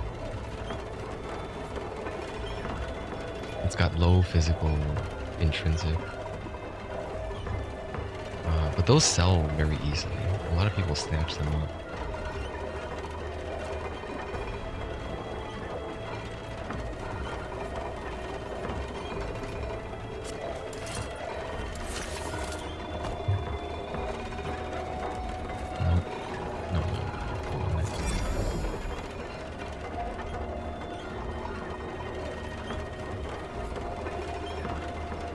I don't think I want anything here.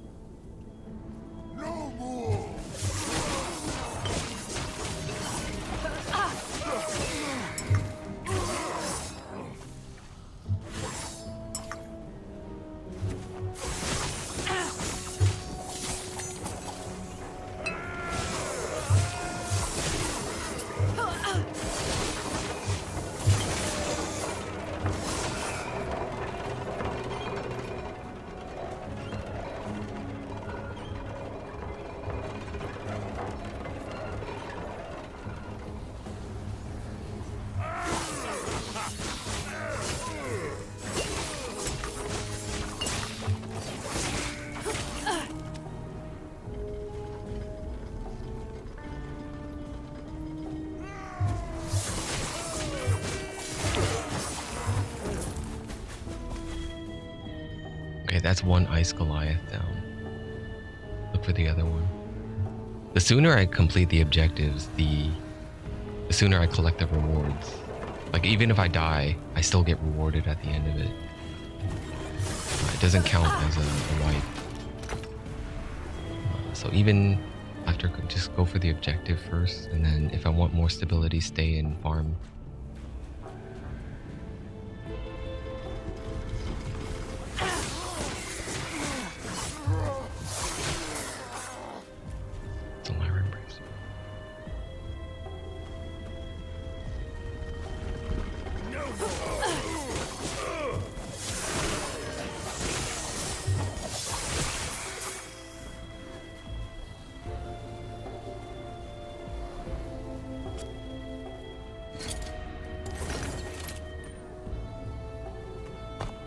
Really want some better. I'm gonna take a chance here. These aren't close to 80. 12 away from 80. I'm gonna try chaosing it. How many do I have? 102? Give me Marauders and Slayer. Oh, you got attack speed. There's Marauders, right? Oh no, that's Rending. Okay, and it's out of forging potential. Eventually I'll get a good pair, a good set of daggers I can use.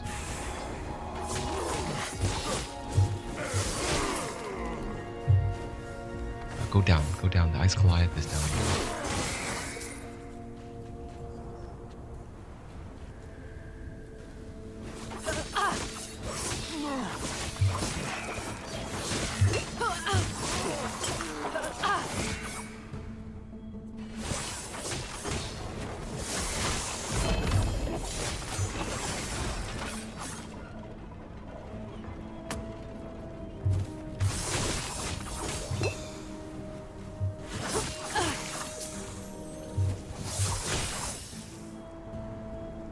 Majosan daggers.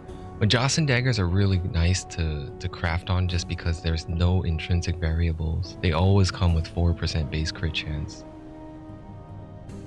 And the melee damage is always fixed on melee weapons.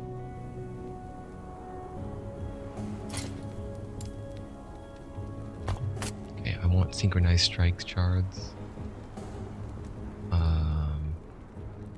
Yeah.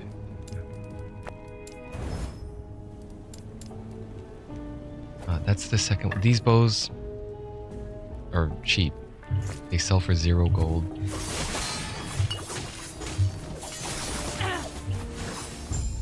That was scary. Oh my god. Okay. Oh shoot, I can use Eternal Gauntlets now that I'm 86. Armor mitigation also applies to damage over time. I don't bleed though. If I use bleed, I would like that. Having a lot of armor and then bleeding, getting extra damage over time. Bet you someone would buy it though. Okay, stay in farm for up to 50 stability. There's still plenty of mobs left.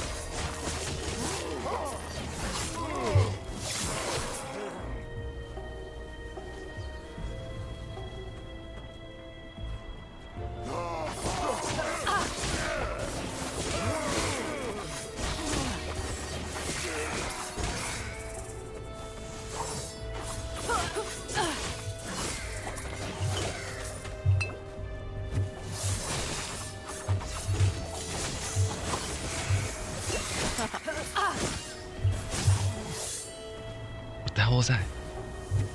God, I got freaked out for a second. The sand thing got me all confused.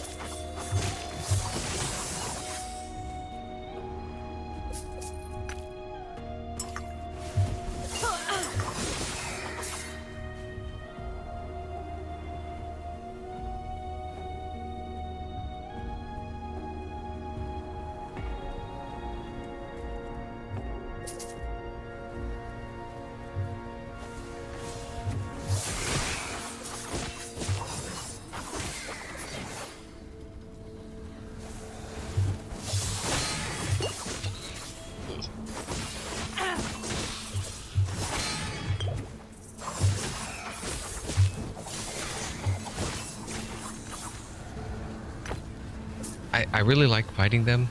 They're very dangerous and they always almost kill me. It's just they give good XP. They're like a champion. They're like an elite enemy.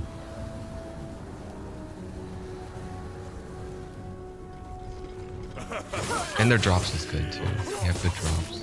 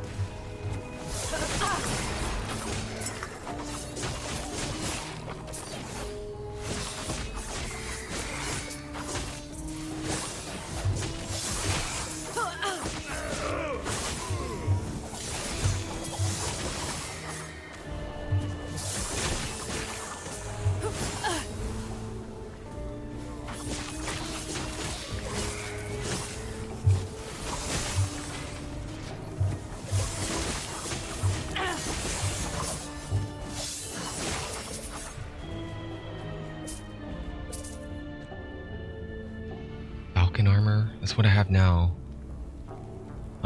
Crit chance per sword equipped. That's almost a perfect roll, isn't it? Oh, 52 is perfect. It's got 49. The dex ain't that great though. The dex intrinsic is at 5 out of 8.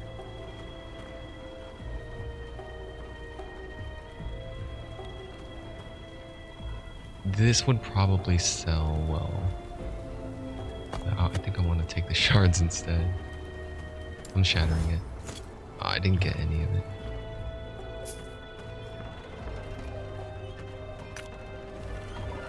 Well, I got my 50 stability, and I already completed the objective, so I might as well try to fight this guy. Sealed and temporally displaced for dangerous arcane experiments.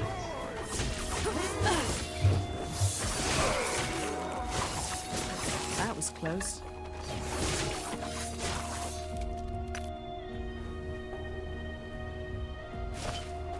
Shock and lightning damage bonus. That's a pretty good one. Alright, dude. Let's do this. Let's do the dance. Please don't. Just put up a good fight. Or give me a good fight. Don't just one-shot me.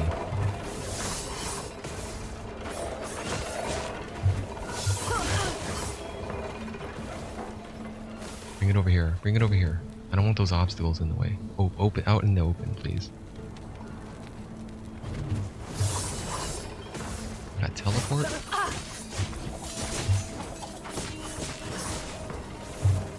Ah! Okay, okay. I survived his zap. I don't know what made me survive it, but I lived. Oh. He drops shit. He always drops an experimental, but this one is shit.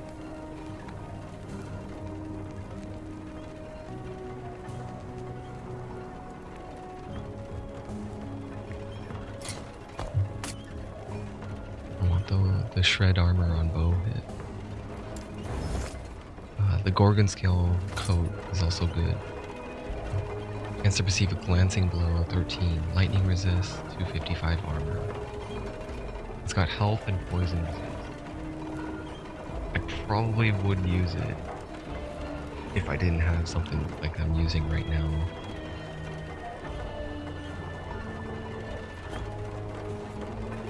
These two can sell well. These two can sell. This cannot sell well. This sells for 0 gold. But it's very good if you're a marksman and you're looking to multi-shot. This is very good. But I think they nerfed marksman too hard. Alright, I'm out of here. Give me my rewards.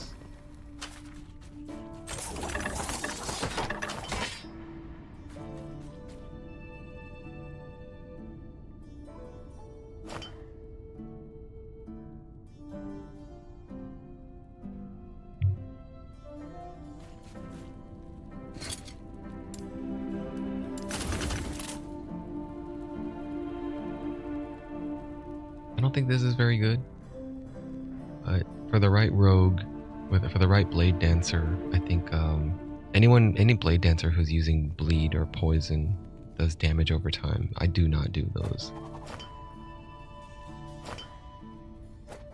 I could post it up for cheap, actually. Hey, someone sold. Oh, I'm gonna go see. Actually, I'm not that excited because I didn't sell anything super high value. I priced everything relatively low. Oh, let me see what sold. Yes. Hello? Yeah, you bought the coral ring, of course.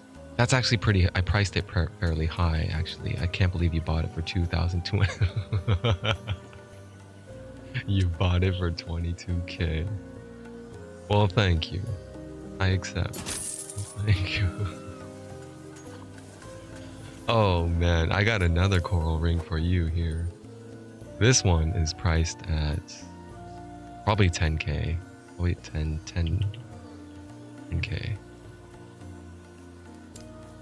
You can have that one. And then this Gorgon scale, I could price this at, I don't know, 10k also. And then the gauntlets, the eternal gauntlets. Sentinels would love this. They stack that armor really high. And this one comes with crit chance. I don't know what the market is like though. Let me check the glove market on the eternal You gauntlets. don't want to lose a finger, do you? Eternal gauntlets with crit chance.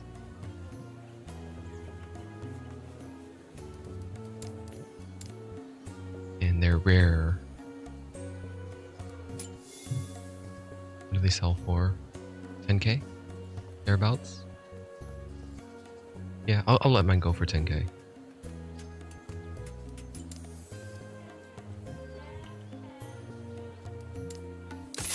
Alright, and then who wants that relic? Mana efficiency with synchronized strike, physical damage over time. Be blessed. Did you say the shadows welcome you? We're looking Best return for to them. synchronized.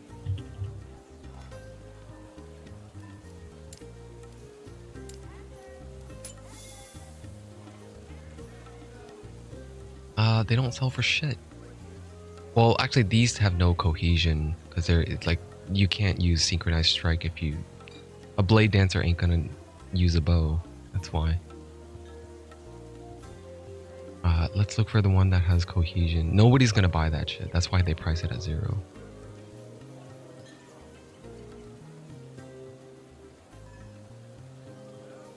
Oh, here, physical damage over time. Same thing, 0. He's just giving it away. Damage over time. Alright, well, you can take it for free then. I can't make any money off of it. And idol market is rough.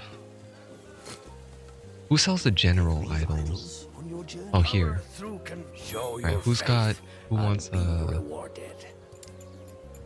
increased lightning?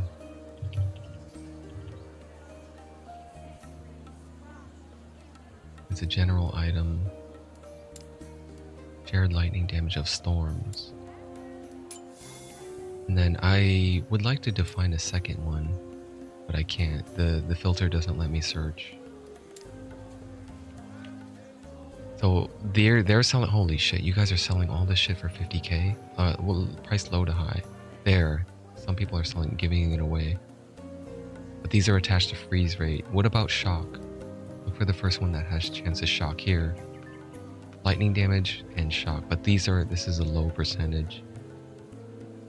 Mine was like 15% lightning damage, and I don't know what the chance of shock was. 17, 12. 17 lightning damage is perfect. It's a perfect roll. Look again, and look for lightning damage.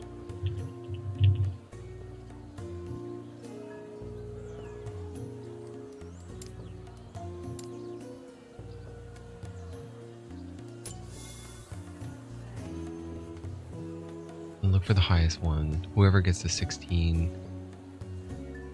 I don't think these sell well. There's too many people just giving it away. I'm not gonna have any visibility if I put it up for like, I don't know, 10k or something. There are people out there who are collecting perfects though. I need to define. I don't want to search. I don't want, including in my search, I don't want these idols. I want just the 2 slaughters, the 1x2s. Small idol, large idol, huge idol. It's not a unique, so I can't filter that. Well, at least I don't know how to use it, how to filter it yet. Alright, so who's selling the 17s? Here's one. Ward on potion use, 0. I would snap. Oh, that's a mage idol. That doesn't count. And no one's selling perfects. That's a mage idol.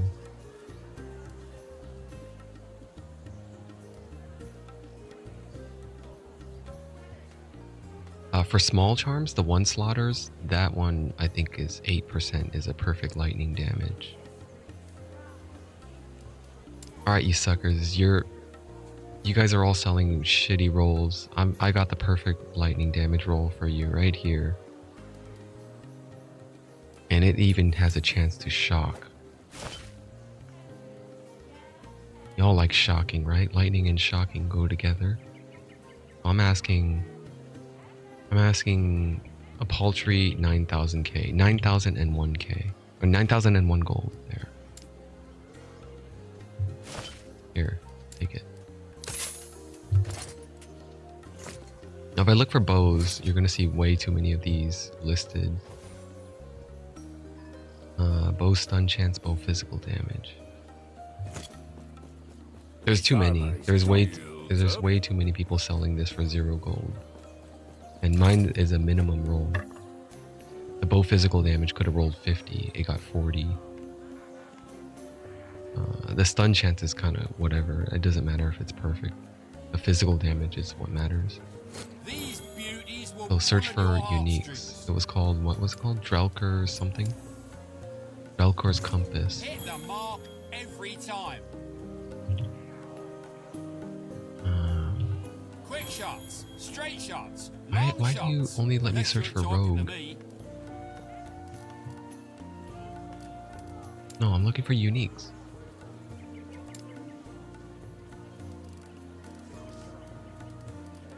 Drelkor's Compass. Sort by lowest to highest. 0, 0, 0, 0, 0, 0, 0. No one wants anything for it. It's just giving it away. This one has a legendary potential and it got a mid-roll and is selling for 0. How many pages of this? There's 765 Drelker compasses being for sale. Who's asking the most?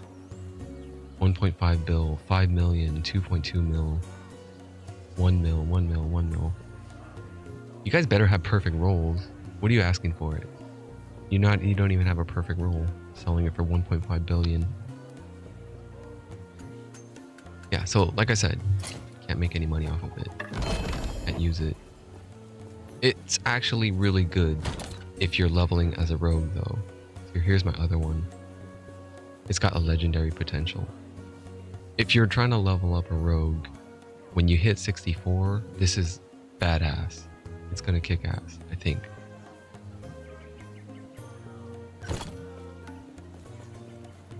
Alright, what I got for now. Go back to Blood, Frost, and Death.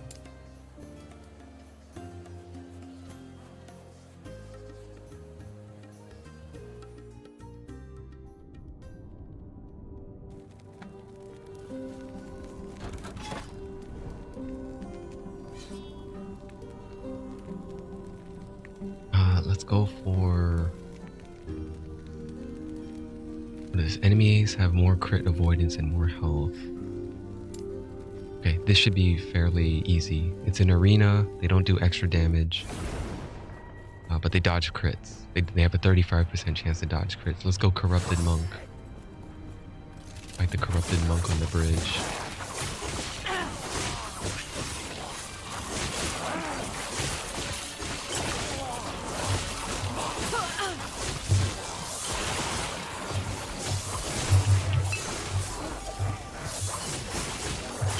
Okay, the archers are fucking dangerous. The archers.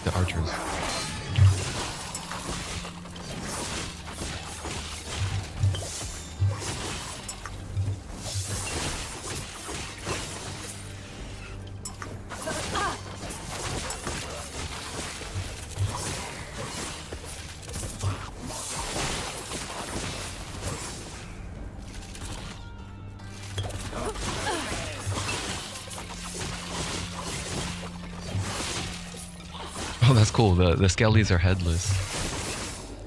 I did not notice.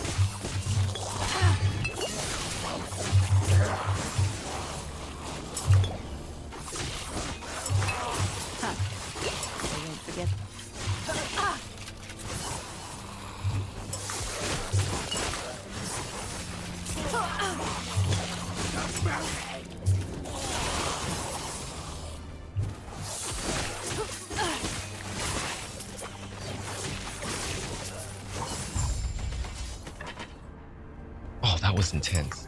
That was very high pressure, man. That was easier. That could have been a lot harder, but they didn't have the extra damage. I would have been dead if they had the extra damage stacked on top. Okay, I don't do well against mass archers.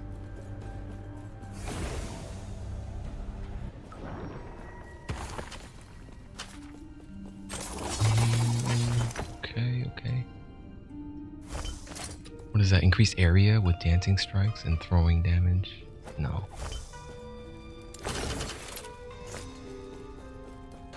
Let me get more shatter shards. Yes.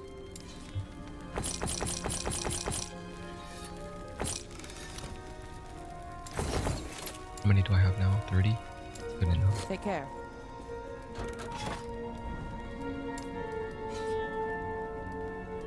Okay, this is for... Oh shit, they have increased damage here. And crit avoidance. This is getting too hard, man. I need to switch it up. I need to think of something else. How could I tackle this? Let's try it. It's another arena.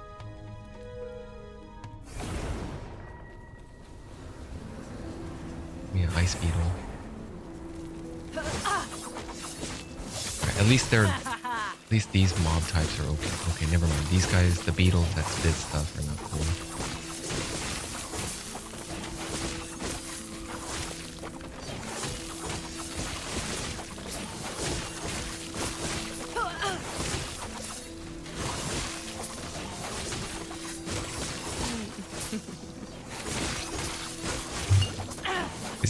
Is that a damage zone? Am I not supposed to stand in that? I think that is a damage zone or something like that.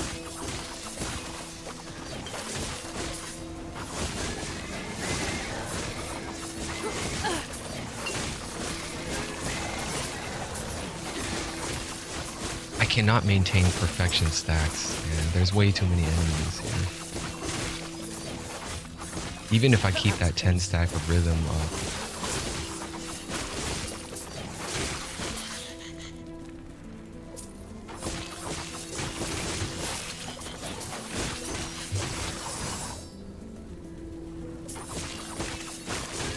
let's get some shrines. Mana regen and cool. That was close.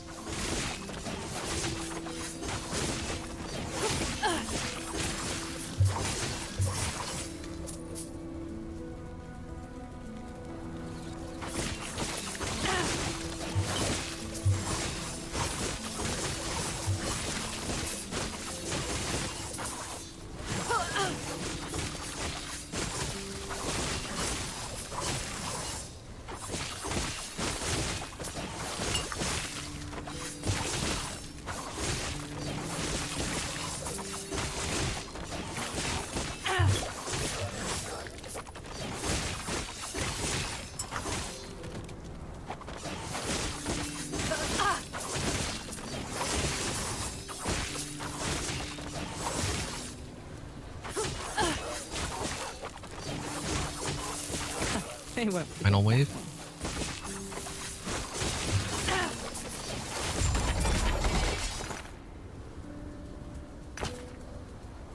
Why is this highlighted? It's a good sash. Spider Silk Sash is good. Got double resistances. Poison and cold. Extra poison resist. On top of Monolith. That's a hybrid health. Stun avoidance and health in one affix.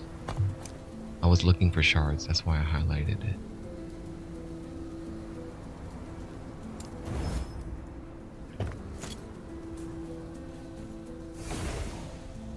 Yeah, these arenas, excellent. I just want to do all of these every time. My XP bar, I'm almost, what is that? I'm at almost 60% leveled at 87.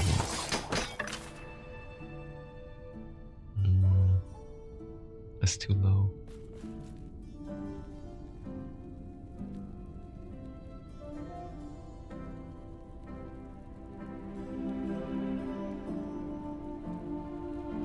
could sell. It's a good bow to sell. Oh, I forgot to check. I forgot to check how bows are selling in the stall that I have. I listed several bows, and I was thinking they would sell, but if they're not selling, and it's already been a couple hours, then I'll probably take them down. Yeah, I wanted to sell both of these red thorns. When it's beneficial to sell around items around right now. It's probably the best. The hottest way to sell is around items that are 55 plus and 75 under, because the majority of players get introduced to the Merchants Guild around level 55. Once they hit that level, they're gonna think, oh, it's cool. That's cool. Let's see what I can buy. Well, they're not gonna be able to buy anything until they hit. They can't buy the purple items, the good shit, until later, until they get rank 7. So that's why I think, yeah, you can buy normal, magic, and rare items at rank 1. As soon as they get it, they're level 55. They're thinking, what can I get? What can I get? What's around my level and what is purchasable? So when they start seeing stuff like this, then they're like, oh, this is why I think Dreadthorn sells well. The discerning buyer will look for crit chance, the intrinsic range, crit chance, crit multiplier, and does it have forging potential? Because I want to change. I don't like bow damage. I want increased attack speed or something like that. So that's why the forging potential is important as well. Between the two of these, this is the better one. Even though it has less intrinsic crit, it's got the honed mod on there, which increases bow physical damage by 15 base before multipliers. So I think I can't see what's for sale right now until I visit the bazaar. I'll go back there later. All right. This is not cool. I have a 20% increased damage mod, and if I give them 18% more damage, what is it? Is it an arena? The unique and set body. It's not an arena. Okay, maybe do some other easier bullshit for now to get rid of that 20% increase modifier, because that only lasts for one more round. Enemies gain frenzy and haste when hit.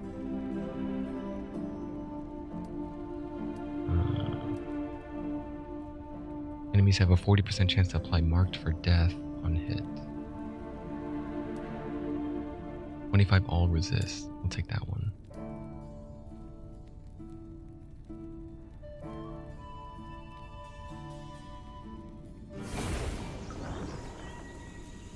All resist, I think it does include physical resist. So they still take less damage.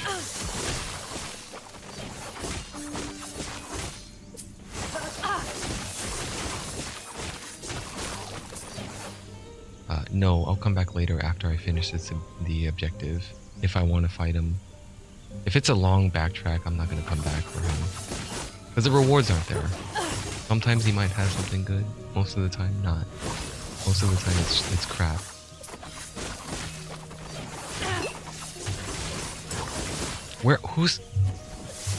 Where's that lightning? Oh, the little blue orbs. The little blue orbs spam lightning everywhere.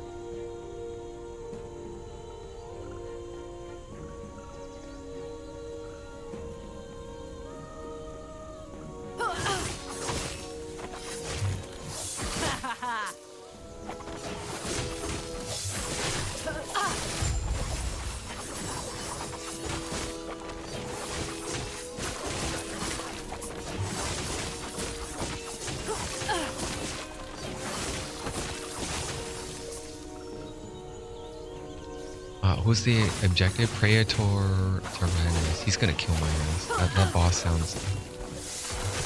does not sound easy.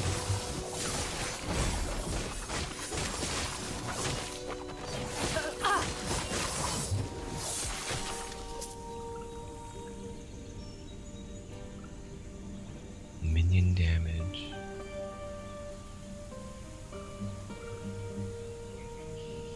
There's a necromancer out there that would use this. Wait. It's purple. It's purple. No. Not yet. Just get rid of it.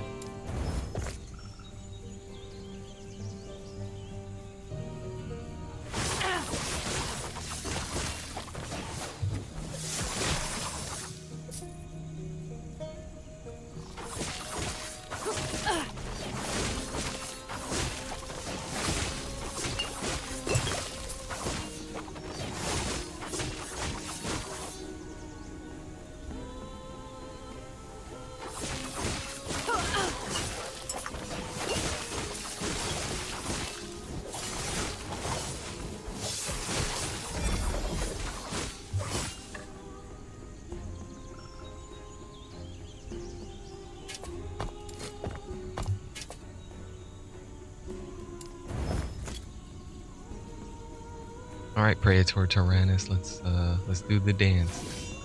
He's a Grim Reaper looking guy.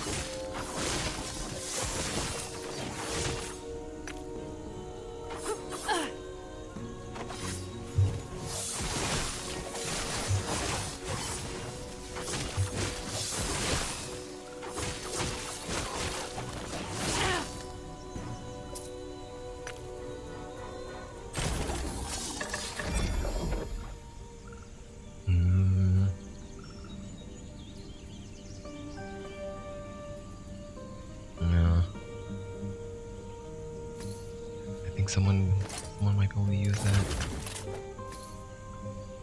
Larger AoEs, 30% larger, increased spell damage.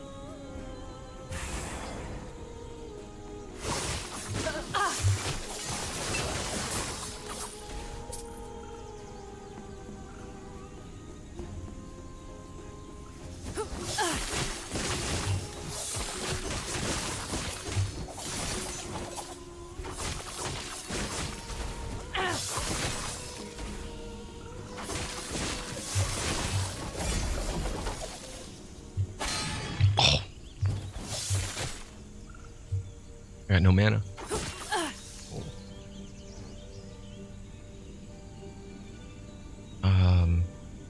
Hey, this is good, huh? Reduce damage taken on block? I've never seen that before. I'm not sure what the difference between reduced damage taken on block versus block effectiveness is. But they seem to be very synergistic, right? If you take reduced damage, it's flat % reduction on a block. And then block effectiveness is like a sliding scale. I feel like reluctant to crush this. I don't really want to crush it. Or shatter it. I don't know. Maybe. I don't see too many shield wearers though. When I'm in town, I don't see a whole lot of sentinels wearing shields. Most of them are just two-handers.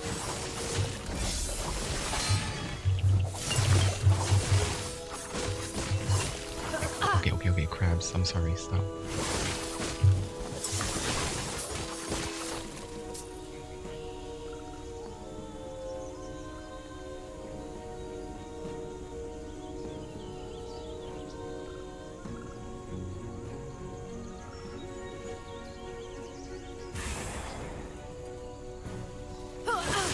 Now they give me the XP shrine when all the good stuff is dead.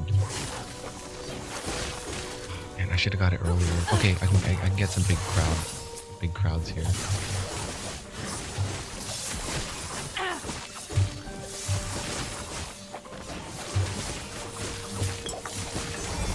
That was a lot of XP, I think.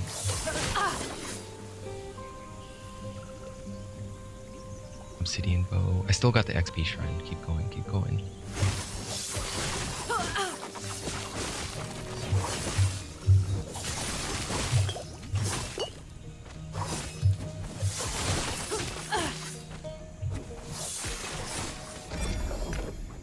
Falcon armor.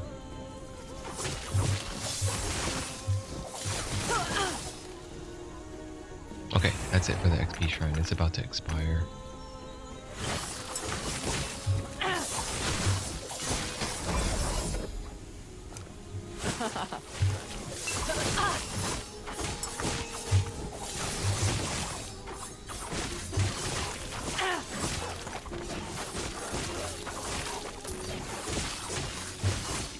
Dude, these big crabs, man, they're scary, but I'd rather have them than the sandstorming snakes.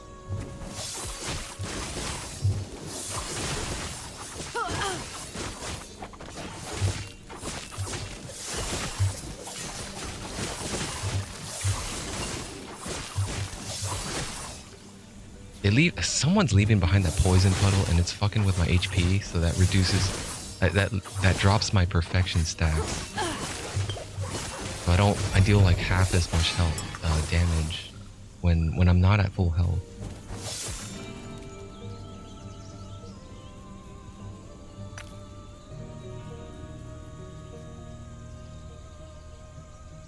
What is that? Hybrid health. Dragonhide coat. Crit avoidance and crit strike chance. And then area increase. Okay, I want the area increase shard. The falcon armor. That percentage increase health I already have a lot of.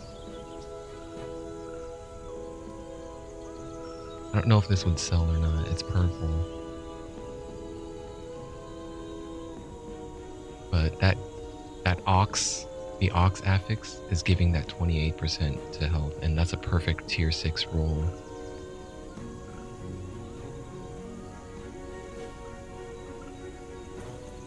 It just needs, they would just have to fix the mana. The prefixes have to be fixed. I don't think anyone would care about having more mana. This one.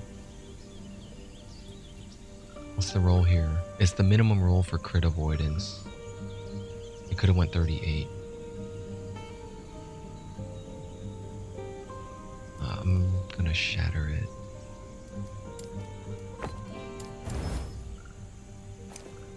Elemental resist.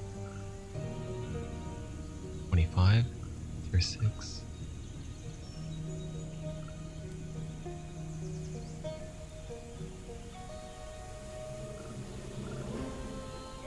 It's got a shitty tier 5 of chance to find potions. I don't think people like that affix.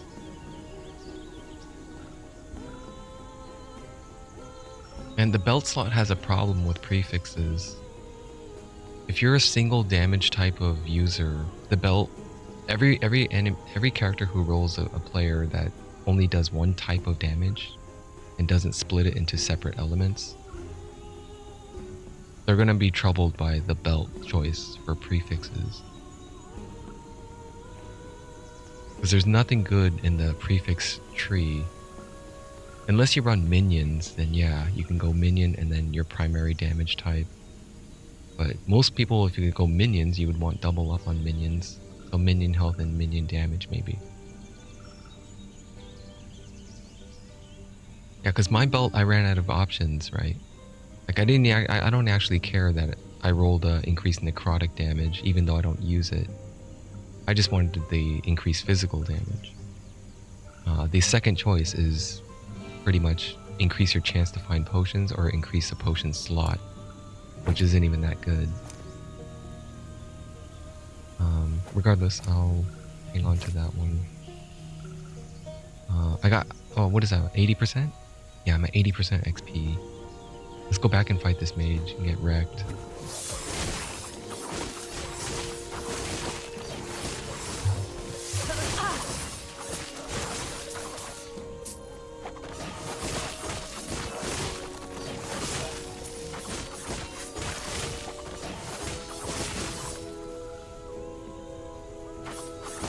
This instance was very good to me.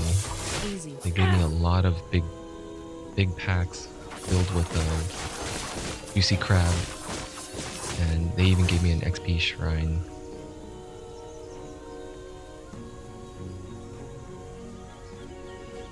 Here we go. Don't interfere. Don't interfere. I need a one-on-one with this guy.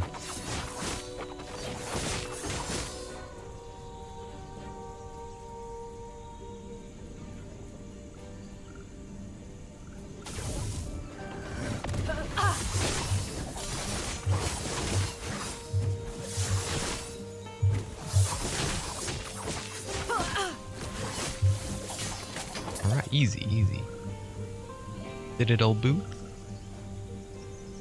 Vitality, minion damage, elemental resist, crit avoidance. Those suffixes are nice.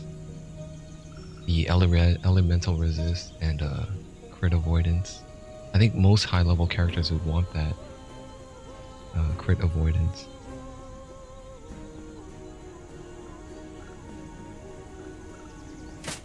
What tier are those? It's a tier 2 minion damage.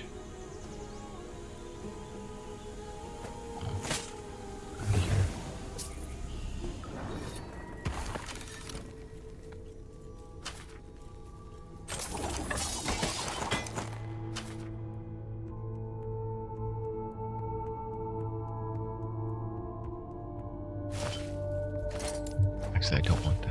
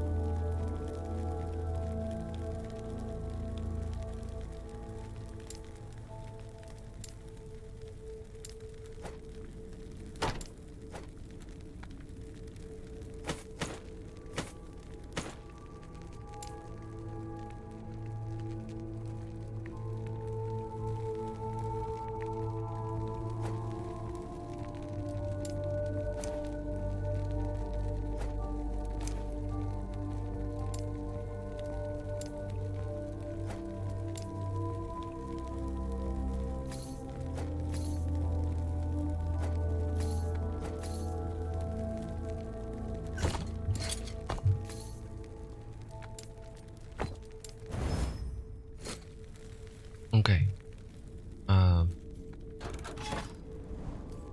Keep going. What are my modifiers now? They have 25 all resist. Okay, so with this I could take it into this one now. They got increased health and damage already. I don't want to double it up. The Alpine Halls.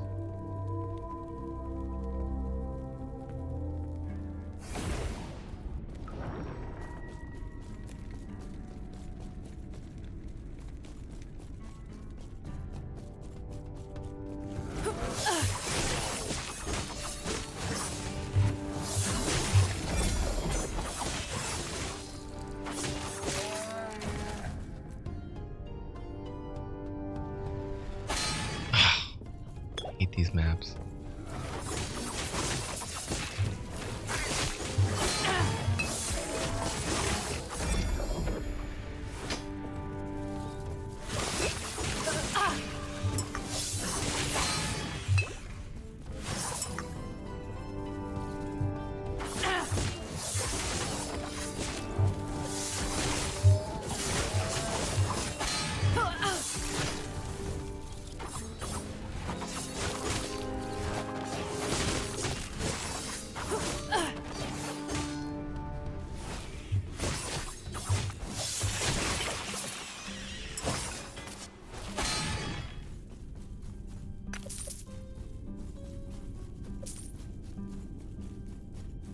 the other spire down.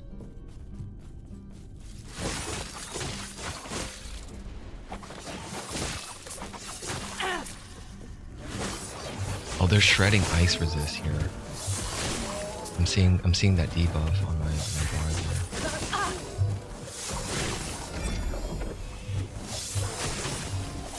Easy. Too easy.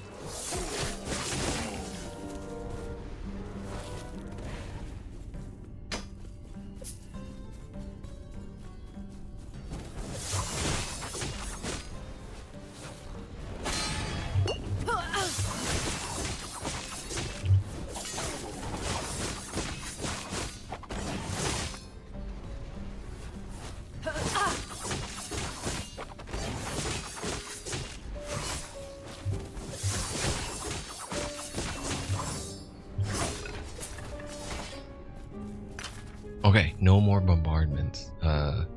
Wait, there's one more. Damn, there's one more up above.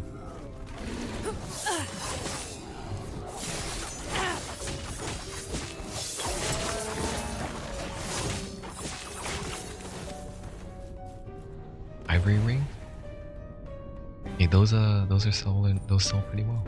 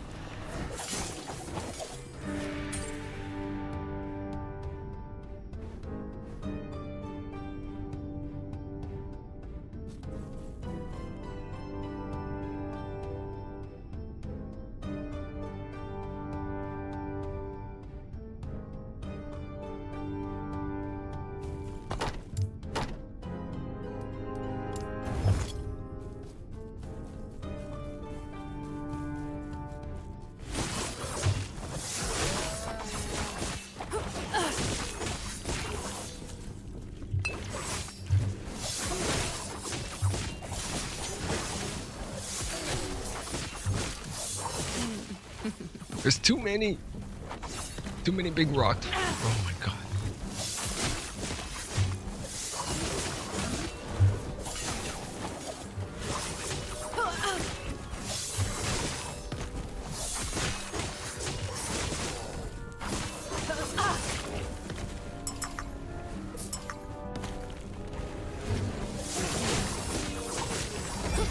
Okay. Got it down. Now it's just a spire.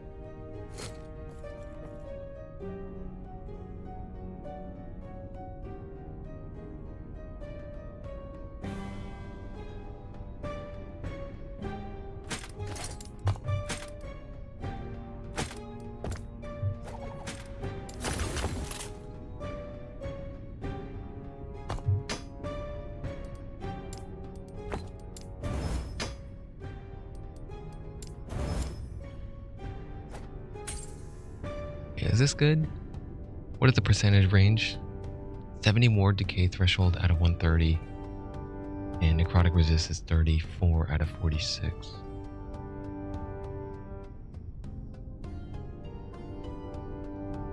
I would say it's not good. A lot of the rolls are minimum rolls.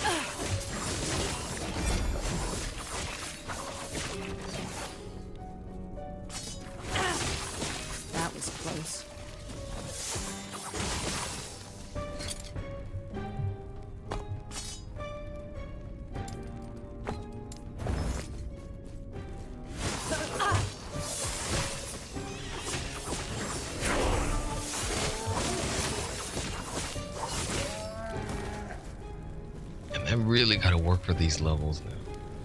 These levels are so precious. They come so seldomly now. Okay, well at least I got a 20% chance. I got 10 more health. Now I get more dodging, glancing blows. What's my health at now? 1200 only.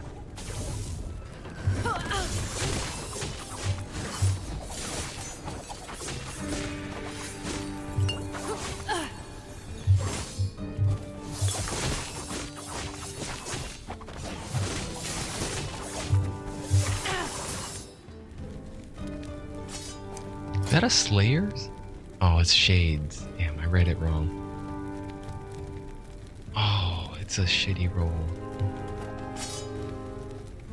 Shitty belt.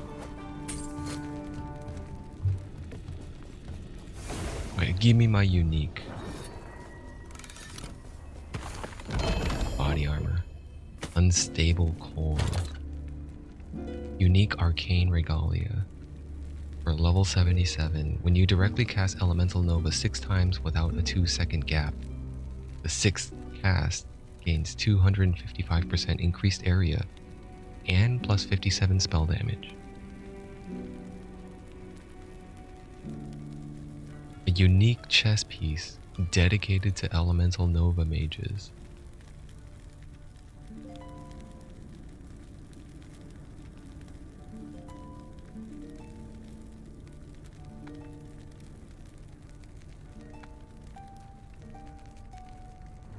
Even if you didn't use Elemental Nova, which most mages and rune masters probably wouldn't use it. They would use that skill that automatically casts Elemental Nova, maybe. Oh, they made sure of that. They made sure you couldn't benefit with that. They give you that 2-second gap requirement. Yeah, that 2-second gap prevents the people from just auto casting it. I don't know. I don't know what the requirement for the auto cast is. I don't remember. But regardless, it still seems like even if you don't Elemental Nova, that's still quite powerful. Increase elemental damage and 1 to all skills. It's missing health. It's missing a lot of defensive.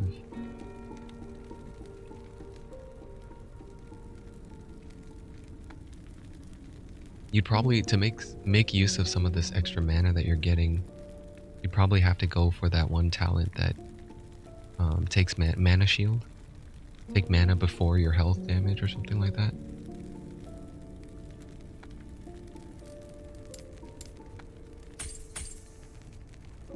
Where did I put a key in there? There.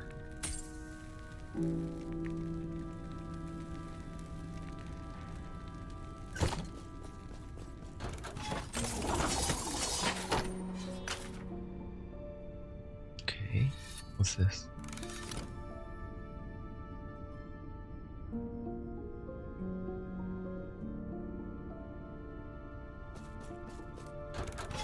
Alright, the next one, a set item.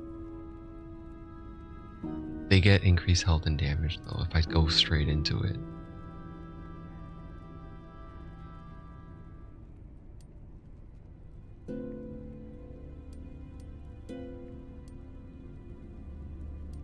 I think I do 2 more bullshit ones close by.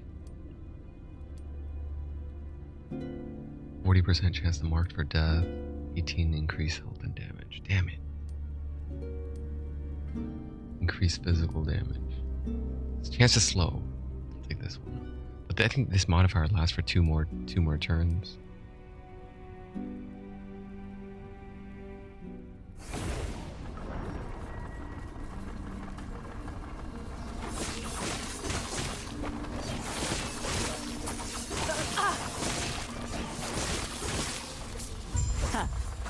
They won't forget.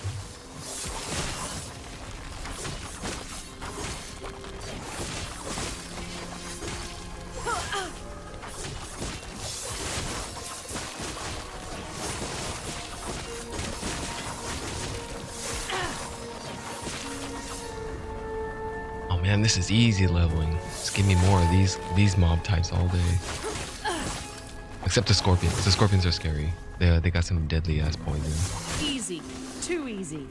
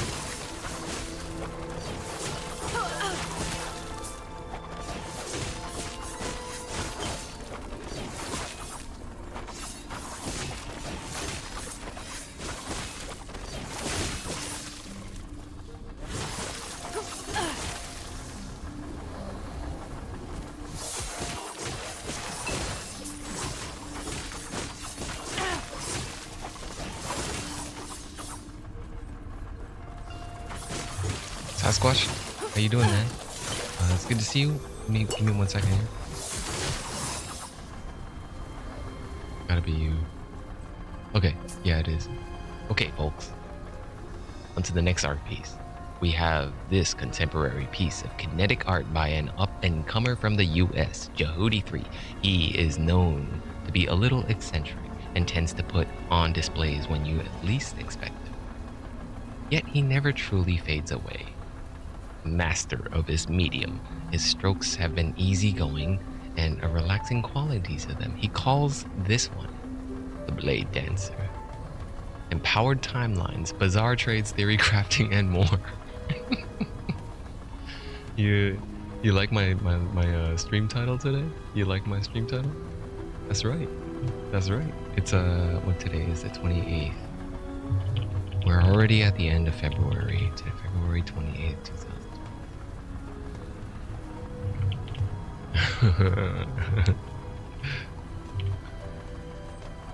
Oh man. The number of times I died because I got distracted watching shit on my second monitor. You talking about me? I think I did die once by getting distracted, but some of the times. Hey, how come this guy has green text? Here, let me save this document.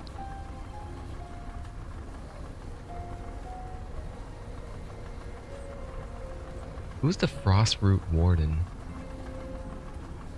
My master must not be freed. The lance must not be taken. You will know my torment. This is my punishment. This shall be yours as well. Who is this? Oh, slay the Frostroot Ward. Oh, the objective. Like, well, oh, okay. Like, who is this guy and why does he have green text?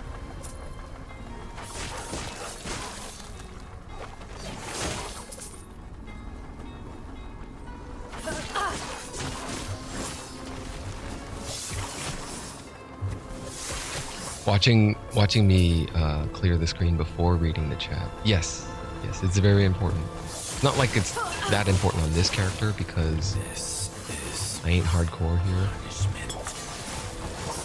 Shall be yours as well. Freedom. Death. Finally. It's weird that game text pops up in chat. Diablo 3 did it, and they let you have the option to turn it on or off. I think it's on, or I think it's off by default actually.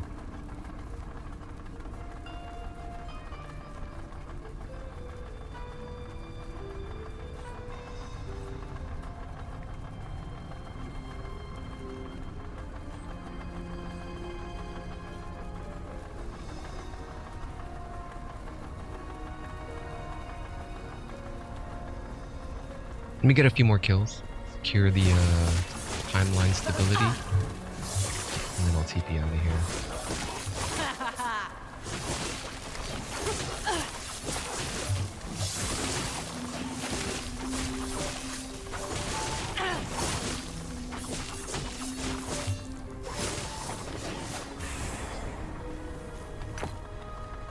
Electrifying.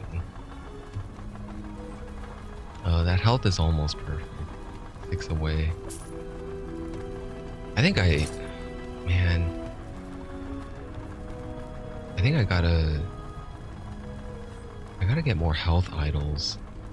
I'm using some right now. I want more of them.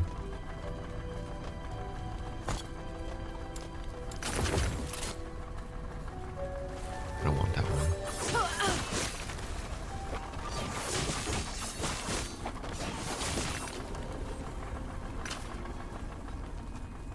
Oh, the stability is done.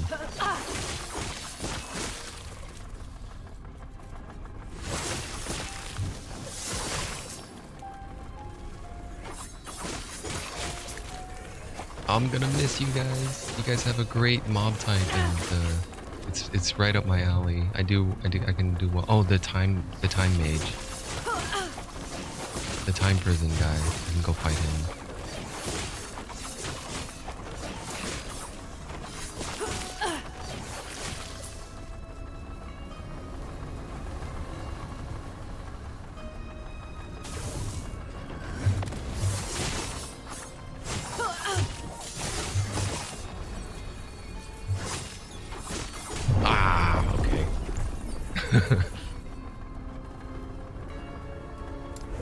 That shit does a lot of damage.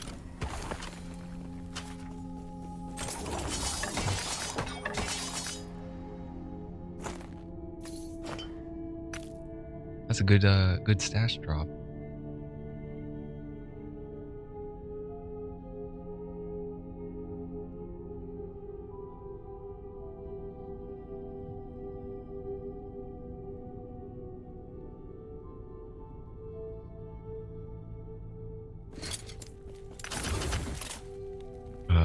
What is this? Caltrop critical vulnerability and bow damage. Yeah, I could see people using that, but I don't think it's worth 4 slots.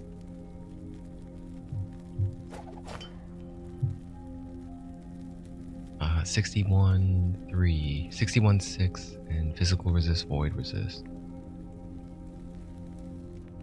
Cast speed, hybrid. Totem Primalist turned out to be a dud. Total dud? Really? I'm dubious about that. I refuse to believe. At this point of the game, I'm thinking,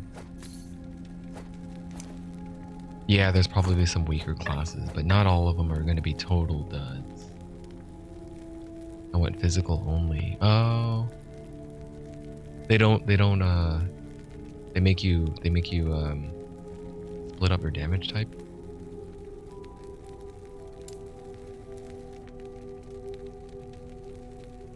Okay, let's sell that ancient coins and let's sell these 2 bows and those 2 katanas.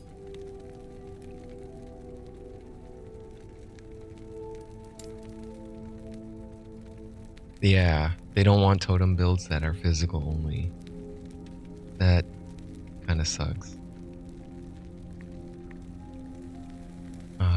The mercantile boots, I could sell those, and the Solarum bracers, and these ancient coins as well.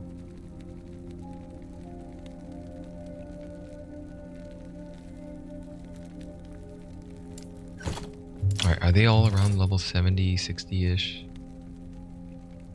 Yeah, yeah. Yeah, these'll do well. These'll do well.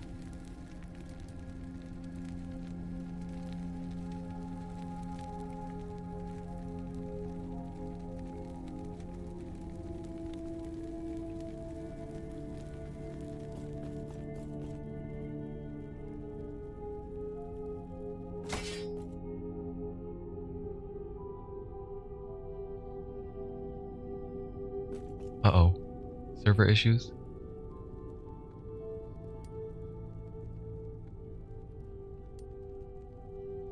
Okay, can I reset it? I like that while it's queuing me up, I can still interact and do stuff over here.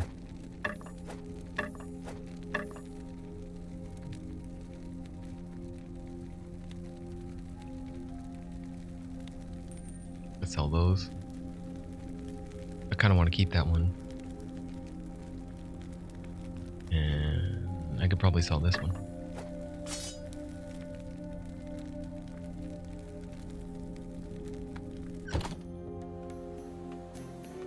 Alright, let's see which poor victim fell. Yes. Hello? Fell victim to my sales. What did you buy? You bought the idol. Oh, you bought it for 9K. You like it, don't you? You know, you saw it. You saw it was perfect.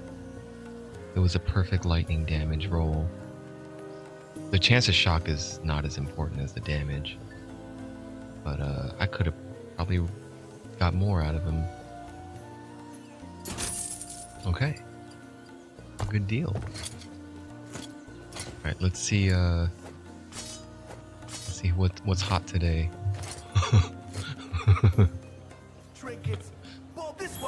Let's see which poor schmuck is in my rip off today. I'm looking for ancient coin sellers and anyone who's selling magic ancient coin.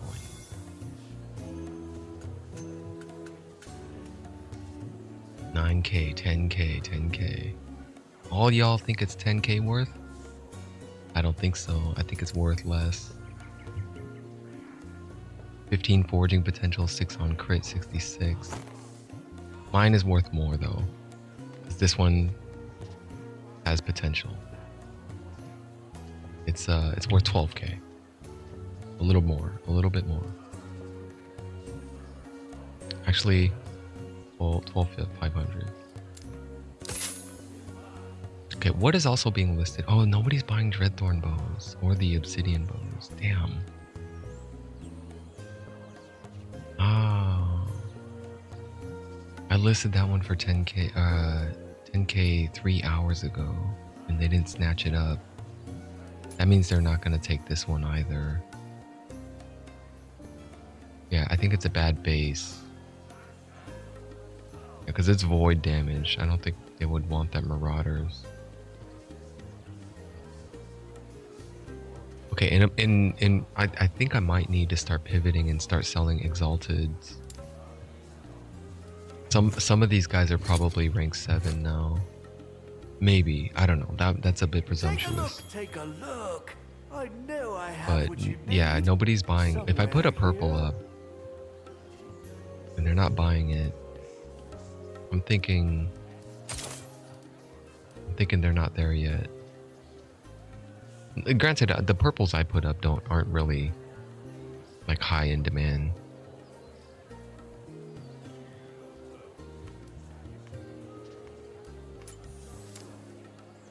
Well, these aren't gonna sell then. The ancient coins will sell, but the bows, the rings I could sell, the katanas I could sell, maybe the wand, but the bows aren't gonna sell.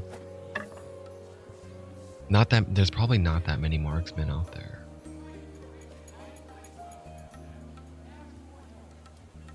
Let me see it again. Really? I didn't sell those?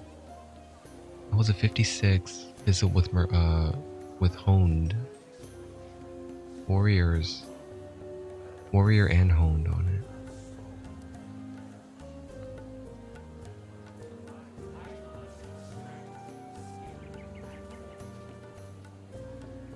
This ain't gonna sell, even for 0. There's just no one out there playing this synchronized strike dot build, maybe.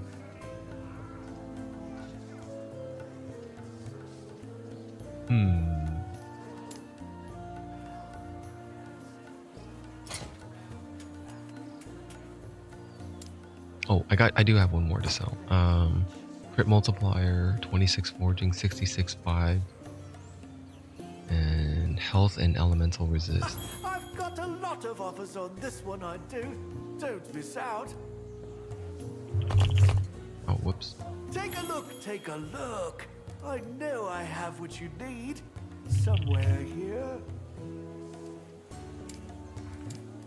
Ancient coins in rare quality with health. Let's say ones with health.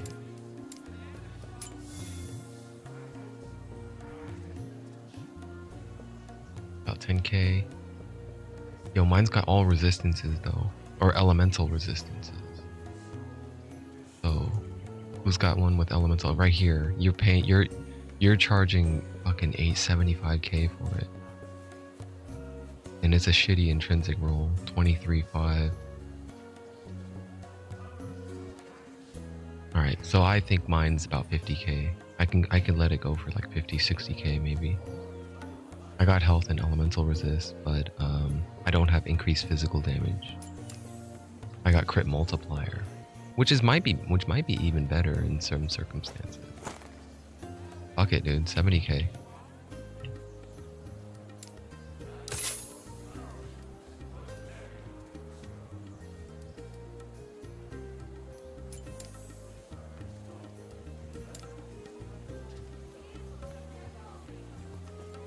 Your insides on the inside. Very fine blade will take you far. Let's find it for you. See how the katana market is.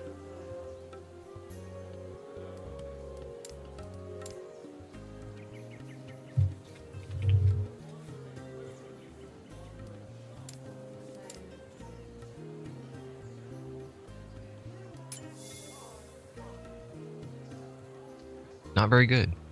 About 50k. Or about 10 to 5k.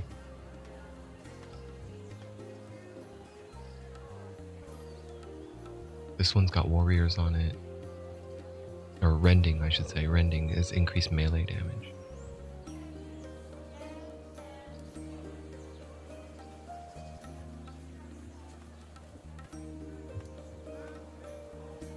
I'll list mine, since mine are shitty affixes. And the crit multiplier ain't that great either. A 43 is okay. I'll ask. I'll put it up for like 33,000 or 3,500. And this one, I can sell it for 4,500. Okay. Good for swords. Let's go for boots. Hard heels and good souls. Let's Anyone see selling what we can mercantile find. boots?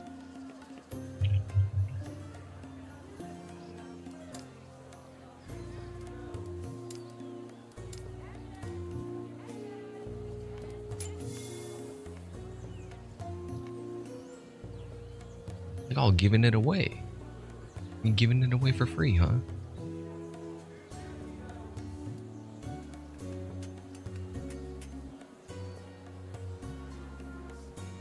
Hey, someone already? It better not be an item I just posted. It's probably an item I had up for a while already. Yeah, these aren't gonna sell well. But what does mine have? 24 forging potential, minimum roll on the haste effect, but it's got increased movement speed. Okay, the increased movement speed is key, and it also has elemental resist. So let's go again. Mercantile boots. Rare quality. With movement. Mercurial. Y'all gonna charge a lot more for these, aren't you? No? Huh. What about elemental resist then?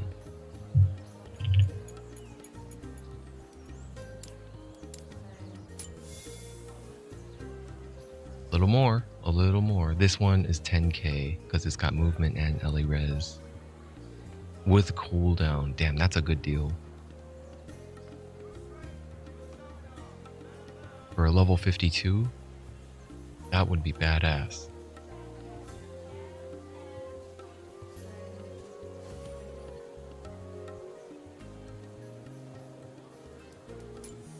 Okay. Okay. Mine is worth 7,500. Okay, good for boots. What sold? These boots were made for walking. You bought it right. I just listed that shit. I just listed it. I don't believe it. You really want that shit and you would pay 70k for it? Out of your goddamn mind. Give me that money. Sucker. Enjoy your ancient coins. Thank you. Alright, who wants Solarium Bracer? These will keep you moving. Come on, grab a pair of grabbers. What's special about mine? It's got health. It's got health and it has 35 crit chance.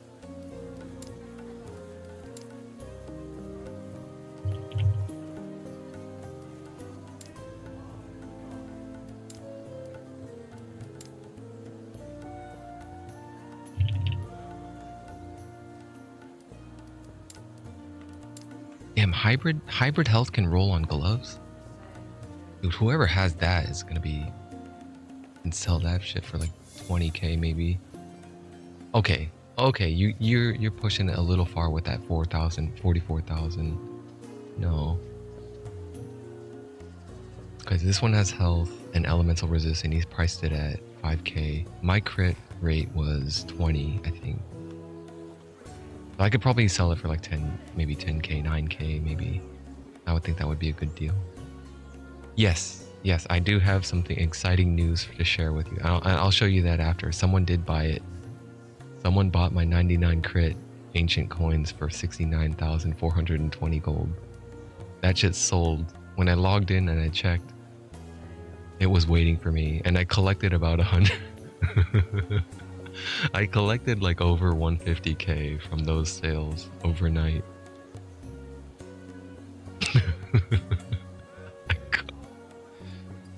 Yeah. Oh, hold on. Let me see. Yeah, they're pricing it around 10k. I think that's a fair price then. I got melee leech, lightning res, 35 crit. I'll give it up for 11k. A little more. All right, so you want to what I love about this is you can view your past transactions. Yes. Hello? Sold items.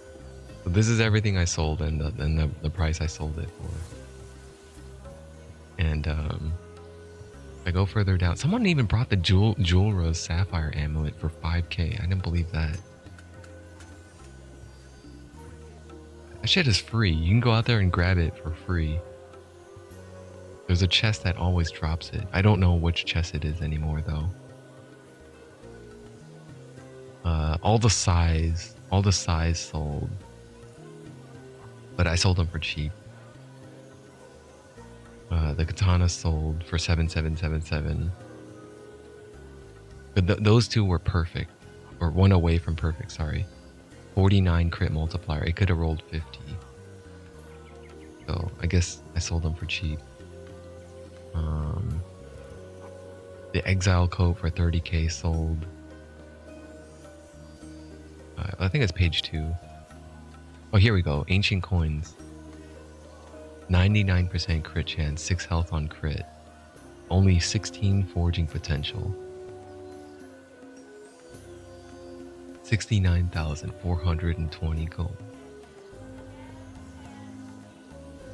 They sold. It sold. I wonder which poor schmuck is trying to forge on it, only realizing that it's not going to go anywhere. They're probably going to use it anyway, no matter what they get. Whatever they forge into it, it's like, oh well, whatever. I'll just use it. It's 99 crit. It's 99. 16 can be a lot. Yeah, you gotta get super lucky with it though. You got a glyph of hope, and then, well, first you would have to glyph of discovery, right, to fill up all the slots with tier 1. Then you better hope that you land what you want on the affixes. If you don't, then you're screwed, because then you have to chaos it, which leaves you hoping that you're going to land a critical success. And then everything else after. Even with Glyph of Hope, there's no guarantee. Yeah. I've lost 24, 25 forging potential on a single craft. 28 or something. Something I thought was really good. Something had like 40 forging potential. I thought, no problem. I could probably get something good out of this. And boom, it's like 28 forging potential gone. I tried to seal. This was a tier 3 void resistance. I tried to Glyph of Despair it, and I used it, and it gave me a critical success. And then it bumped it up to tier straight up to tier 5. And then it didn't seal it.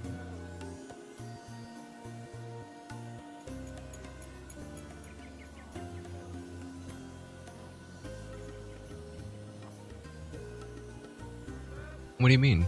You don't like the forging system? You don't like how you can get shafted for 28 forging potential and 1 craft?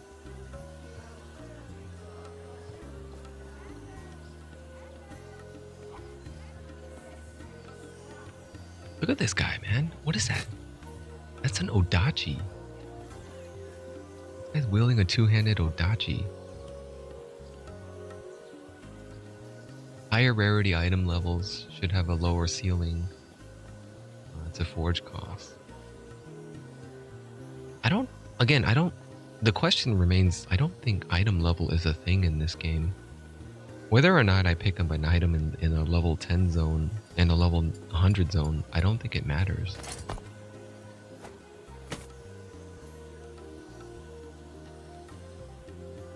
The only thing that matters is the forging potential. If it's a purple item, well, purple items aren't going to drop in a level 10 area though.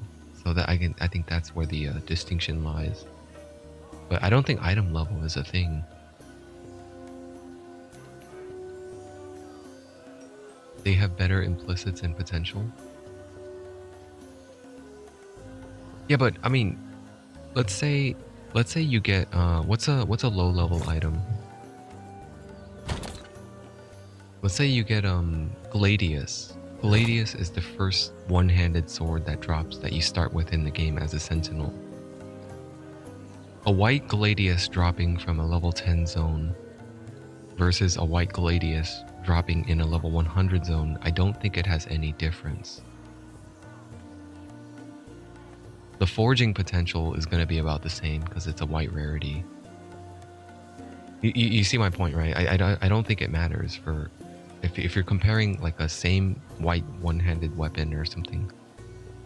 I don't think it matters where it comes from.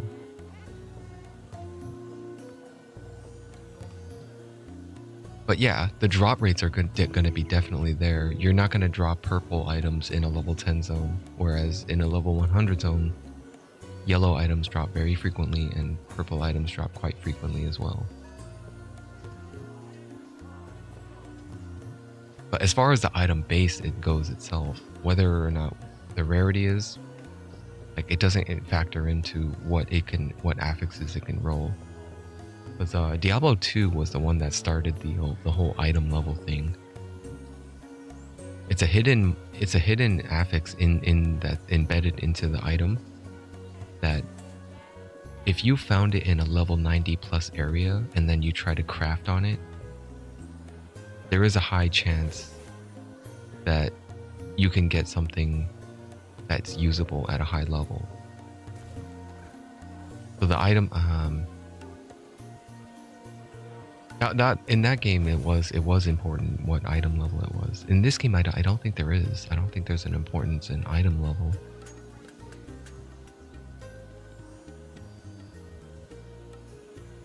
Okay, it's not to confuse required level. Required level and item level are two different things.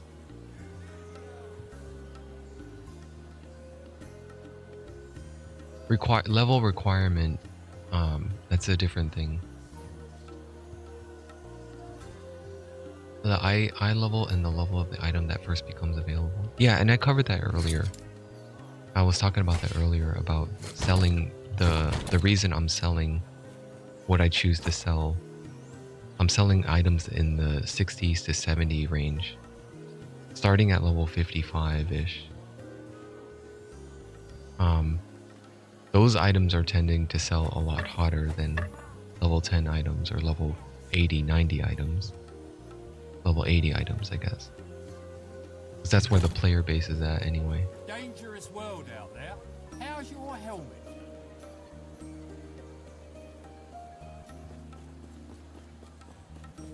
Here, let me check if anyone's talking about this stuff. Oh yeah, you remember this stuff?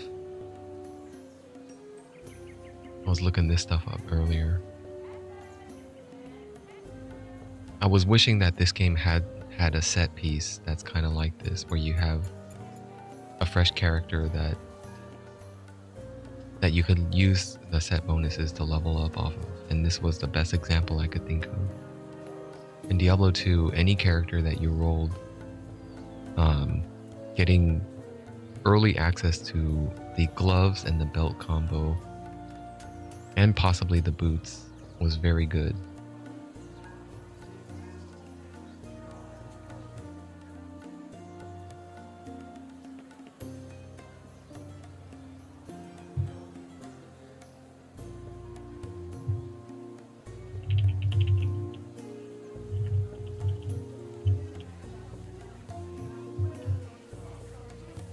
Item tiers, item levels.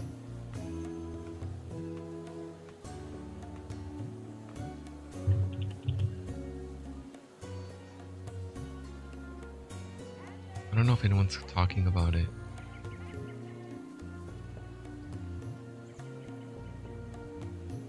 Is there any way to check the item level of an item? I can't seem to. So this guy might be presuming that there is an item level in the game. You can only see it if the item is above your level. There isn't something called eye level in the game yet. There's just mods and affix tiers. That's not true, the real panda. The base has a minimum level for it to drop and to be equipped. See, again, this guy is confusing required level and item level. But, okay, the real panda here comes in and says, eye level has different definitions, like many MMOs and ARPGs, where you have a level requirement and an item level, which determines the general usefulness of an item. So you would be able to tell how strong your character is, or in general, how you compare to other people in your range, depending on the item level itself. Different games use the two terms interchangeably. Yeah, but the majority of the players that come from Diablo 2 make this distinction that the real panda is defining here. Using them interchangeably is fine, but the confusion that raises confusion when you have a different legacy players coming from Diablo. Yeah, so I guess for a first-time action RPGers, you know, item level is basically required level. It should be interchangeable in that approach. Yeah, I think only Diablo 2's players, and I'm a Diablo 2 player, so that's why I'm making that distinction. Here's Llama bringing up D2. Yeah, they tend to use eye level to define the power of an item. I remember it from D2. Appreciate the responses, thank you. There isn't, but Last Epoch has a level requirement. It's something to look for. Regarding the rare items, you just need to check the tiers and the powers of the item.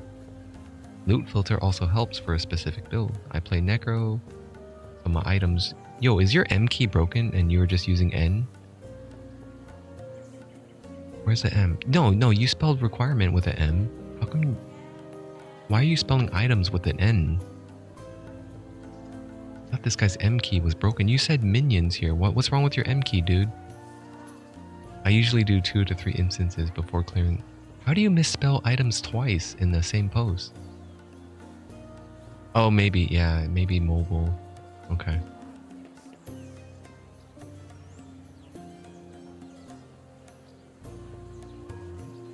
I don't know if Grim Dawn uses item levels. I don't know. I'm not sure. I didn't dig too deep into their loot system. Alright, do I have any other rip-off deals I can make here? Oh, the rings. Yes. Indestructible quality. Stone of joy. Who can I scam today? Oh, nothing. Hello there. Alright, this got intelligence, mana regen, and dodge with fire resist. 23 forging. Okay, so let's look for copper rings. Man, copper. Man. With intelligence. And rare quality. And sort by cheapest. Okay. Which one has mana regen? It shoots up very fast. It jumps from 1k to 10k. Mine has 35 plus critical chance as well. This is a 43. This is a good deal. This guy's selling it for a very low price.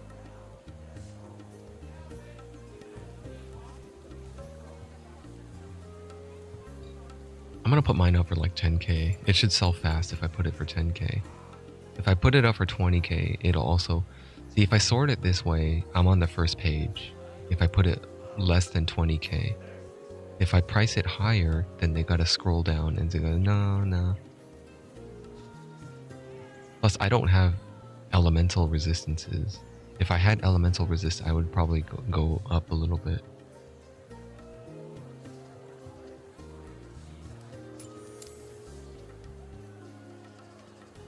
$23 forging potential, 36.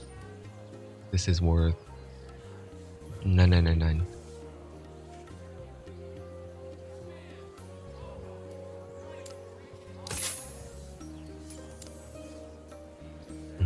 This is worth even less, but it's... Well, no, actually, it's okay. I'll do the same price. What's the forging potential? 21. Not that great, but you can get lucky with it.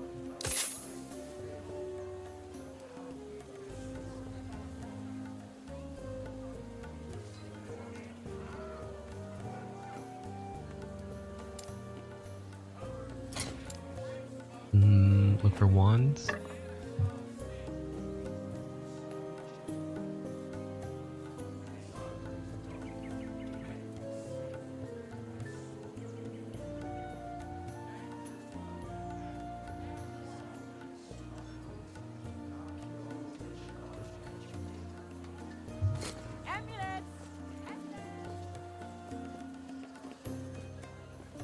I don't think I ever talked to you before.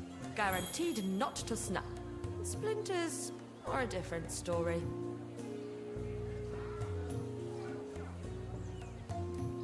These guys are having trouble selling these, aren't they?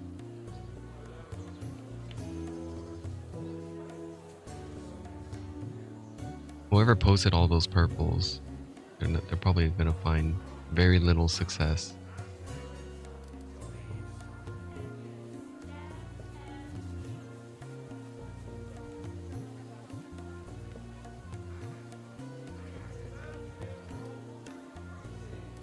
Okay, I'm looking for celestial or mercantile. What was mine? Astrology. It was an astrology one. Like having a mage trapped in a pocket-sized stick.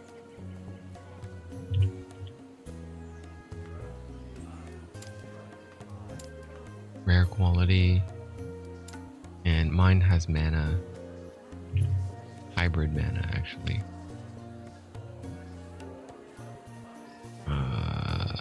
General? No, it's not offensive.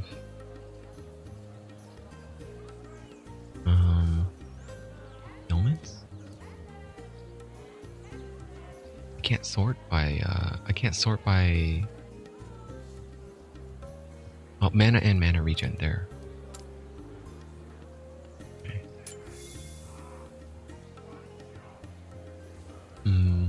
Damn it.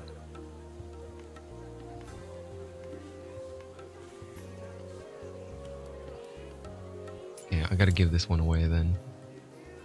Increased lightning damage. 1840 potential. I'll give it away for cheap. 2500. And then the bows aren't selling, are they? Guaranteed not to snap. Splinters are a different story. Yeah, the bows aren't gonna sell. Because I already have Let one fly. These beauties will I already pull on have your heartstrings. I already have 2 dread thorns for sale. And they've been up for a couple hours. Oh no, I have 1 dread thorn for sale for cheap.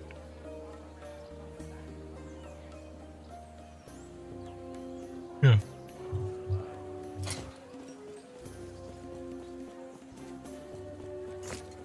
These will keep You're you gonna run around with that on your head. Let's just shatter these.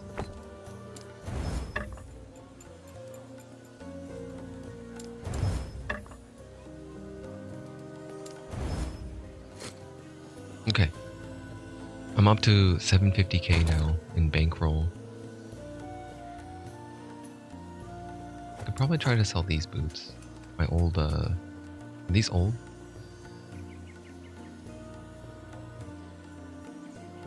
Oh, I think I wanted to keep these to use for myself. They're okay. I mean, at level 58, I don't know if it's that good. Or to intel. I screwed up. I screwed up the craft. I got the cooldown and it sealed. I sealed it, but the intel didn't level up, and the movement speed never leveled up.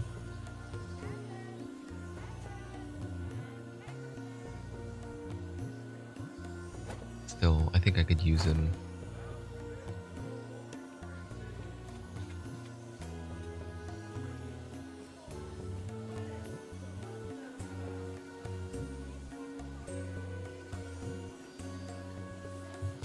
This is trash.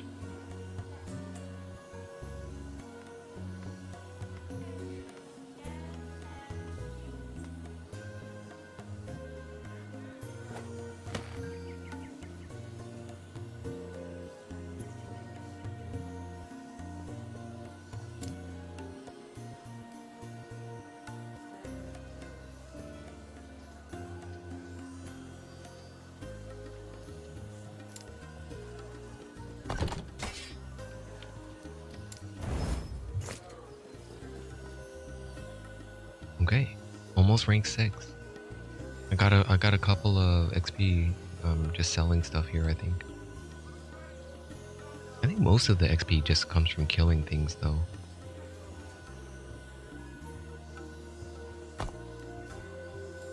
Alright, I guess I'm gonna go back to grinding. I'm almost there, aren't I? I think I'm almost done. Maybe like 2 or 3 more before I can take on the boss. Oh, 1 more. I'm gonna go for the coin. Enemies have a chance to dodge. Jagged outskirts.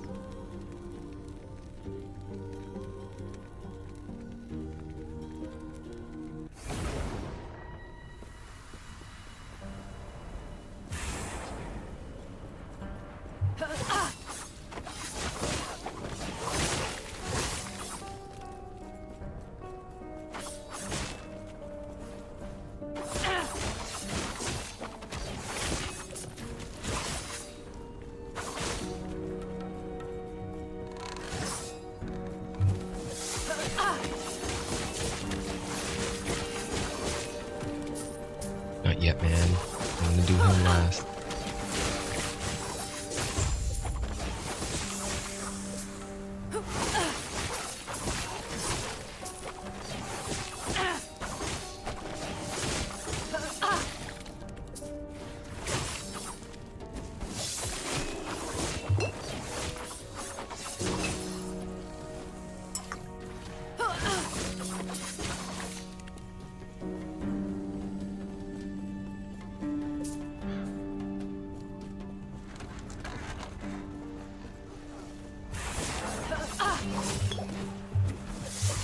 They won't forget that.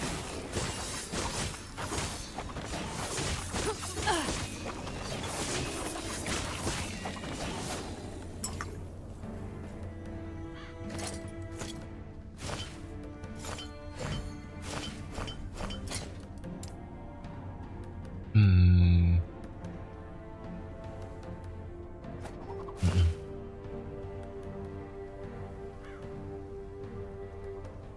Hmm.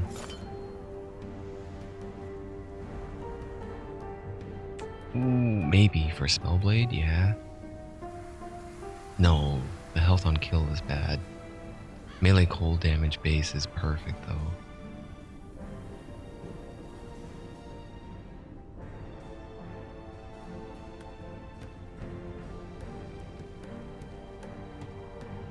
Damn, armor stacks up to 27 on a small one?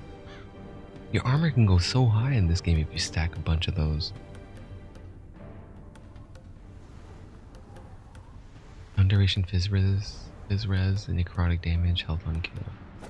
No.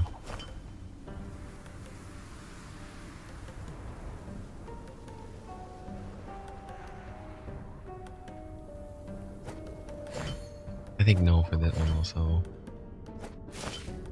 No, no on all of these.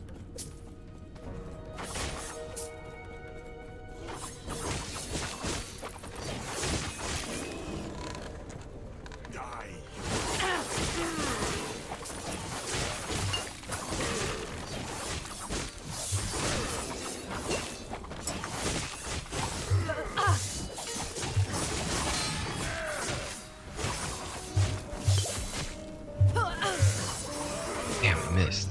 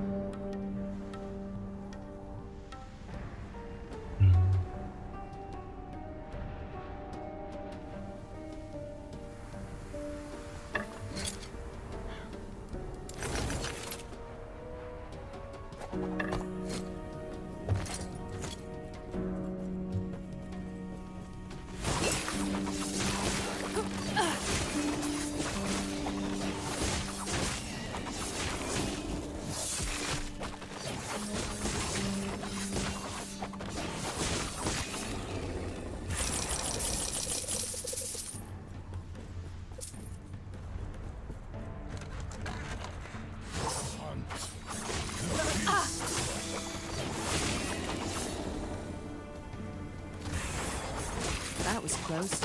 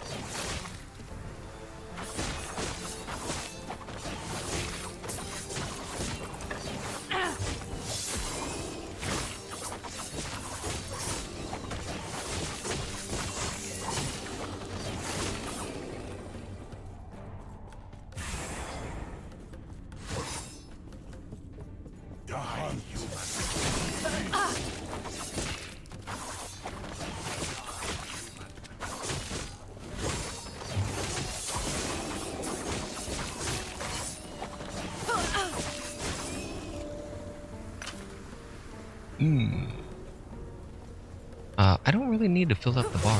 I think I'm ineligible to take on the boss already. So I can go for the experimental guy. Oh, I'm dead. I guess I won't. It's the blood splatter from the blood asp. That's gotten me before. Yeah, that's definitely gotten me before. It's the little bats that have that stupid false breath.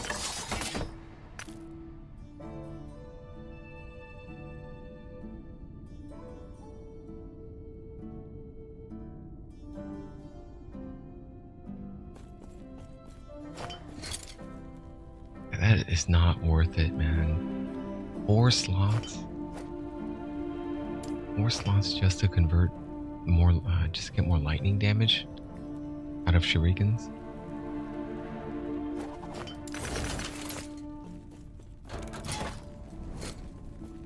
Yes.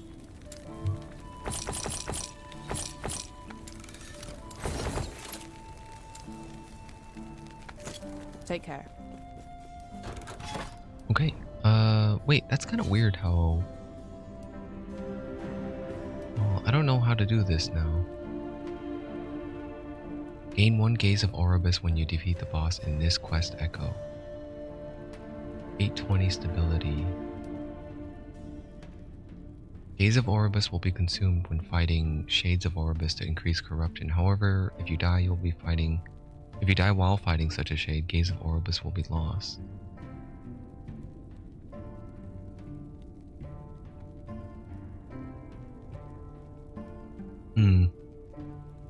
In this timeline, the Immortal Empire advances to the north to recruit Wingari to their efforts. And 2 Wingaris are split. Descend into the heart of Formosa's lair and rescue the living Wingari. Oh, did I even need to get up to 800 plus stability? The middle one is still locked.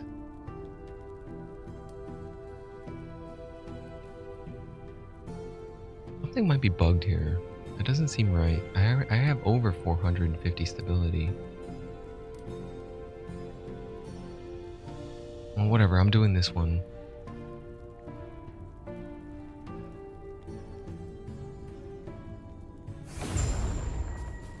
Find the leader of the Immortal Empire's invasions. Yeah, but if the middle... If it's incomplete, but the third one should be also locked. Okay, I gotta be careful here. Damn, what? That's so confusing. I think I call bug on this one.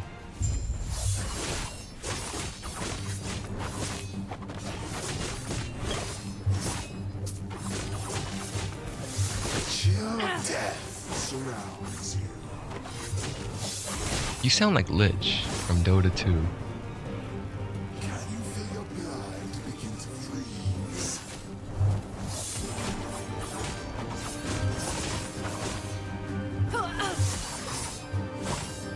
Your body will make an exceptional servant.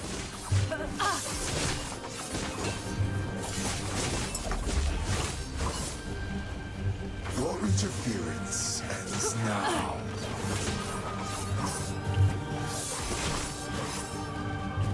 These beasts obey me. Oh, shit.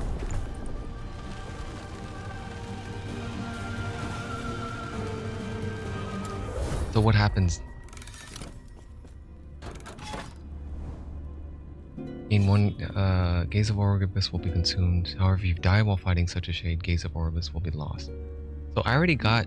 I didn't get any Gaze of Oribus, so losing to the first attempt does nothing. I could just go again. And I don't lose any stability. It doesn't seem like there's much of a penalty. Maybe the penalty happens if I beat it and I gain the Gaze of Oribus, and then I die again. I don't know. I want to figure this out. I want to see how I can work this. He's no joke though. The chill of death surrounds you.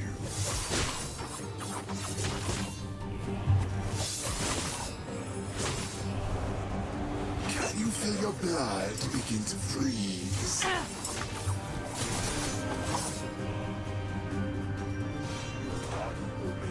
exceptional servant.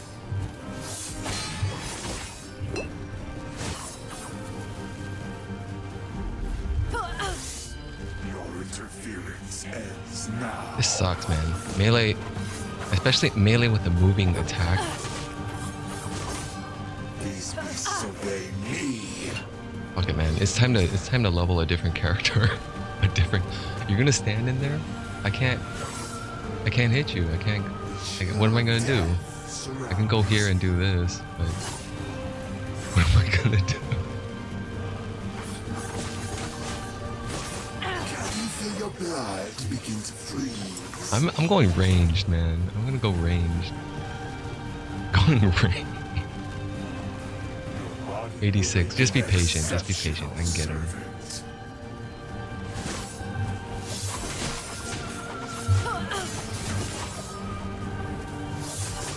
Your interference ends now.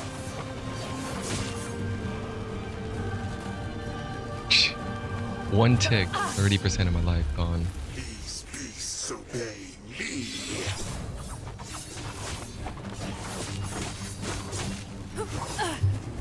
The chill of death surrounds you.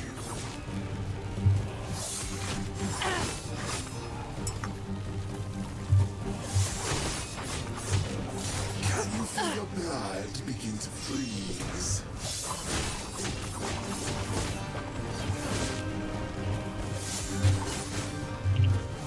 Your body will make an exceptional servant.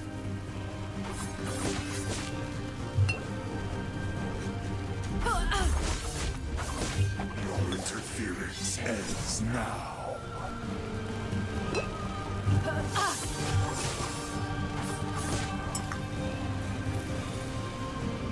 These beasts obey me.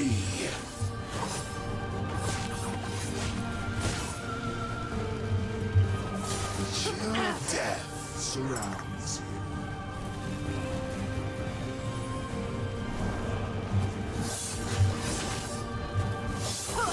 Can you feel your blood begin to freeze?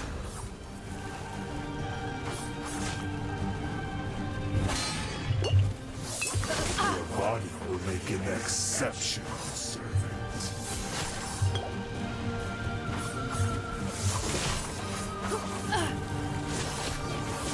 Your interference ends now.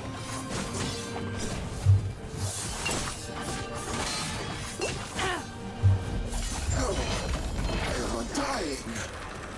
I feel cold.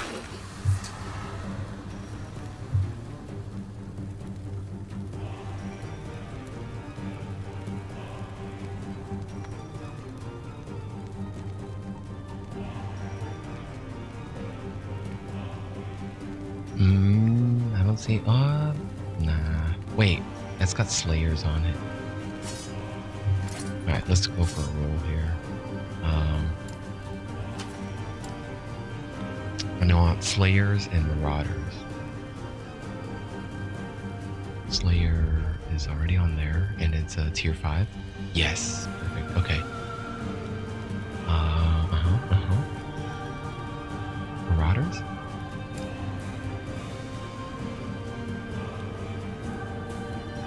Is that the right Marauders? I got confused. Well, let me get out of here first, and then I'll free the living Wangari chieftain. Let's just finish this first, and I'll craft later. You saved us. Yes, you're free now. Wait. Change. They let me choose this right away. How come I get to choose this right away? I thought I was supposed to finish. So, whatever I take, as soon as... Oh, this is for weapons only.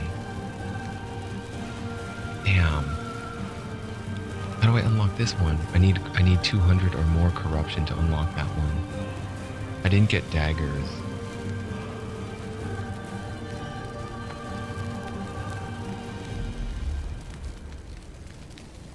Bow drops.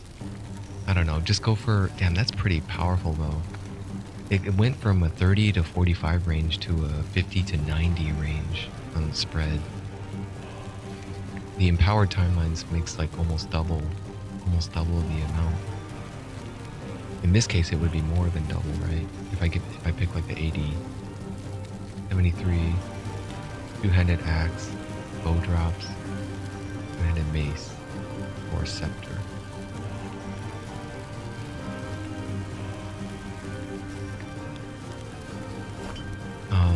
Damn, do I have to do it all again just to get another roll?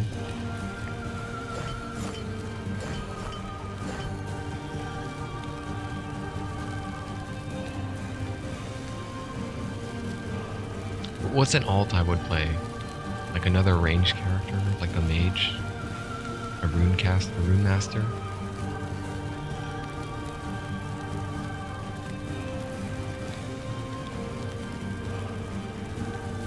Rune master maybe?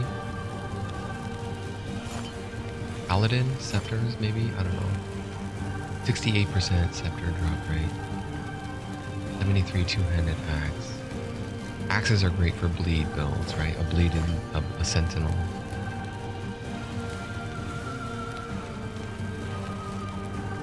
Give me the two-handed axe.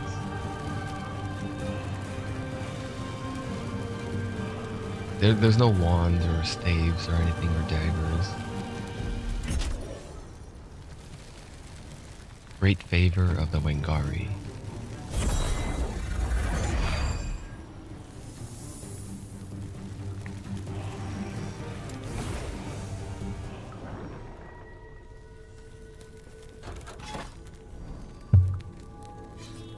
Okay, so I have one gaze of Oribus and my...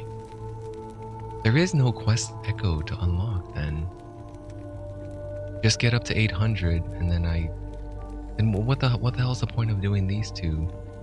What's the first lock for and the second one? I don't have to do the first two quests. Did the web reset? It didn't. The web did not reset.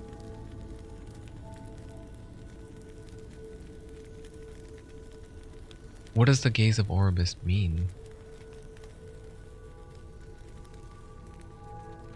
Let me look it up.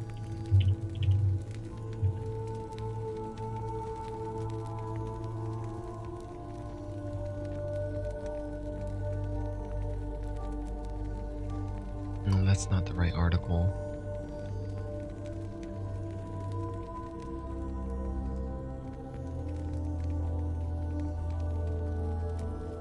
Like, why do I want to collect these? And why do I care if I lose one?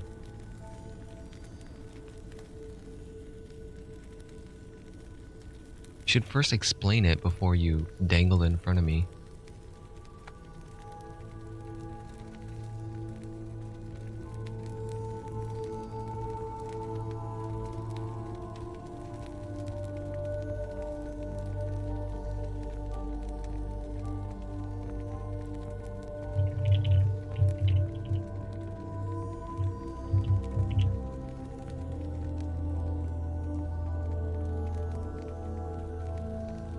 I'm going to max roll, GG.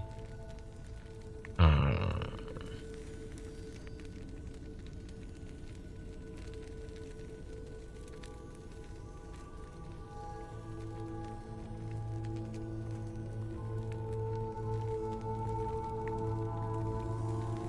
don't think this is what I'm looking for, though.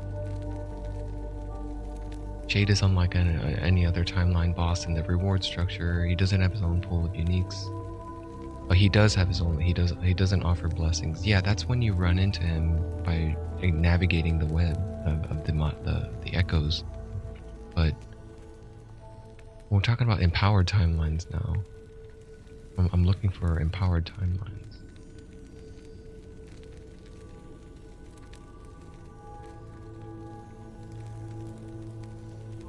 Juice the timeline by increasing the corruption.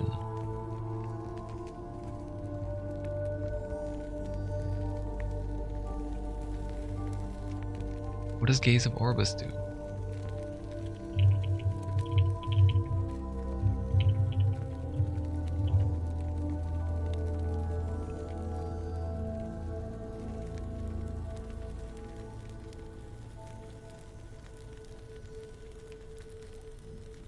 See the Reddit post. It looks like they're talking about it.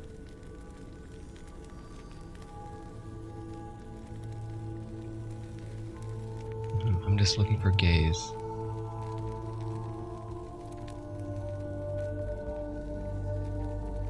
You also unlock the Gaze of Oribus mechanic, which makes it so that when you kill a timeline-specific boss, you gain a stack of gaze. This will make it so that the next Oribus you kill will grant extra corruption. Gaze can stack indefinitely, but diminishing returns start after the third stack. So it is efficient, you spelled efficient incorrect, I'm sorry, to kill 3 timeline bosses, then kill the Oribus to push the corruption fast. You'll lose these stacks if you initiate Oribus and die, incentivizing you to play good builds that push corruption faster. If you portal out, you will not remove your stacks, which means you can pretty much choose which Oribus you want to do. What do you mean if you portal out? I could have just popped a portal in the mid-fight and just leave if I'm like about to die or something. Empowered timeline bosses drop a larger pool of uniques, which have a new pool of empowered blessings. Straight up upgrades to the unempowered ones. These are worth grinding for, as you have huge benefits. You can choose from 4, which normal monoliths can only choose from 3. You also get a 5th choice at 200 corruption, which raises your chance of seeing your desired blessing significantly. Also in empowered timelines, chances for rarer nodes like vessels, unique and echo set rewards, exalted rewards, and stability go up immensely, as well as rarity per echo. Oribus also changes slightly, so you have larger pools of unique, including omnis, which can only be dropping at 200 plus corruption. He also becomes way more difficult with the scaling modifiers. So pretty much, empowered monoliths are the peak endgame, and 100% worth rushing for. But how much corruption should I be aiming for? In PoE terms, 100 corruption is like the beginning of the endgame, white maps, while 300 or 400 corruption is like reaching red maps. That's about when the difficulty and the speed of the progression is met. If you go higher, you will need a much stronger build to push fast enough to beat someone doing 300 corruption faster than you. Why is this guy comparing? If you go higher, you will need a much stronger build to push fast enough to beat someone doing 300 corruption. If you go lower, you won't be able to scale stability enough or get enough rare echo nodes to beat out someone at 300 to 400 corruption. This guy's a competitive asshole, man. Why do you care if other people are doing 300? Why does that matter? So staying at around 300 is a good idea.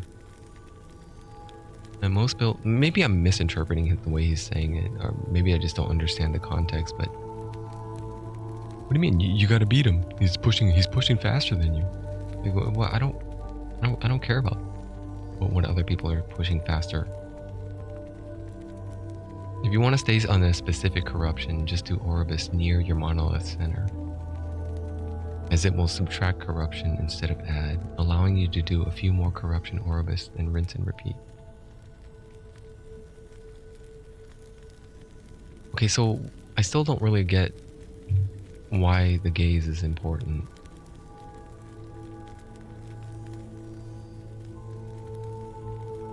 Oh, I guess it's just to speed up corruption gain.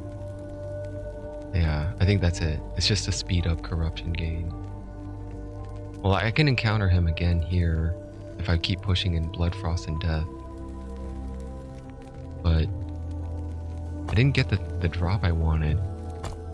The blessing, I mean. And I still don't understand what this purple line is. What happens? How does that purple line increase and decrease? Regardless, I did discover more blessings, right?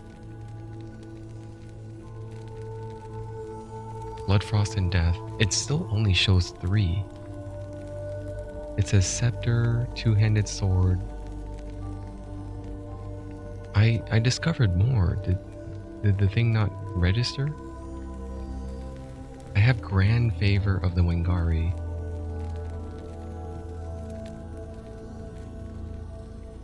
So that's this one right here, but I guess they're only looking for they only count. Dude, this shit is not done, man. This is a fucking beta ass game if you ask me. They need to go back into, like, sorry guys, we're reverting to version 1.2.0 is the real release. I don't even care about this anymore. This is like discouraging for me to keep pushing unless it's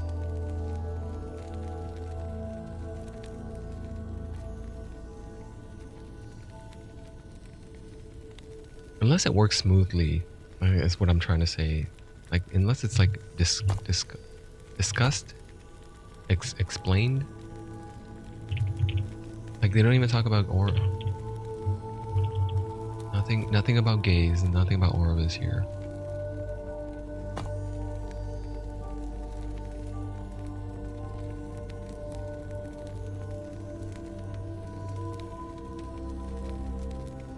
Well, whatever. If everything in Blood, Frost, and Death is item drops, then I'm not gonna push it. What I'm gonna push is the stuff that gave me good blessings that helped me survive. Like critical strike avoidance was a nice one. I can go for a greater survival of might. Or Echo of Solarum, which grants more whatever resistances.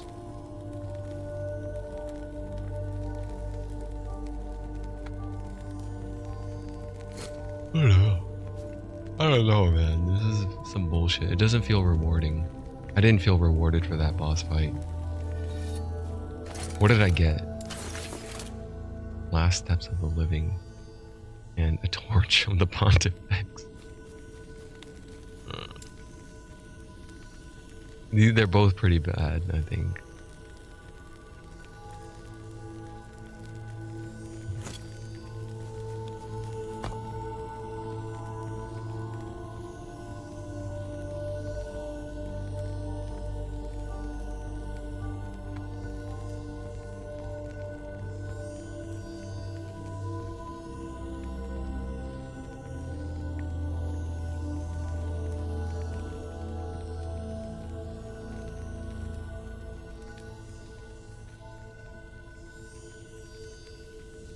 And maybe I can just go grind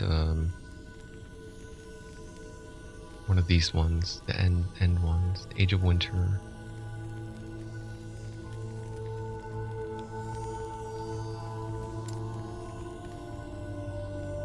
I'm gonna try to look for something better for survivability here. What is the quest echo rewards? Exclusive echo, and this time the echoes can have rewards that grant unique or set melee weapons. That's also not true, because there's rings and amulets here. And what if you're not a melee weapon user? Why would they care about that? If you use like bows or staves or wands, scepters. Scepters is not even listed here. Scepter technically is a melee weapon.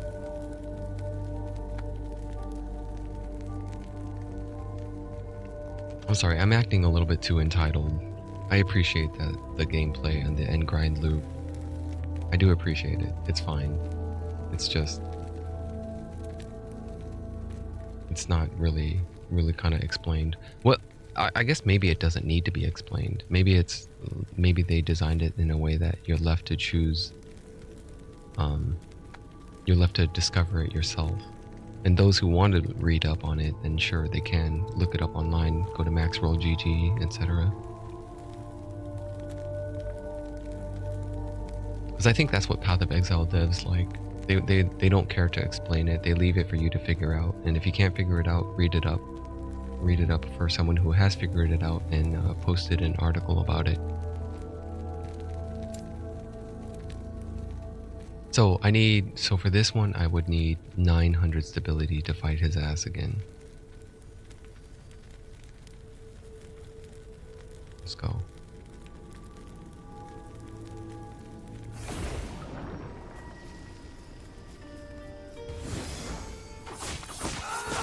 I am definitely doubting this build though. Now that I'm this far into it, I'm definitely thinking like there's no way I'm gonna be able to take on 400 corruption with this guy. I'm running around trying to dodge shit, and without stacks of rhythm, I'm at 40% dodge, right? No, 25. Perfection bumps it up to 40.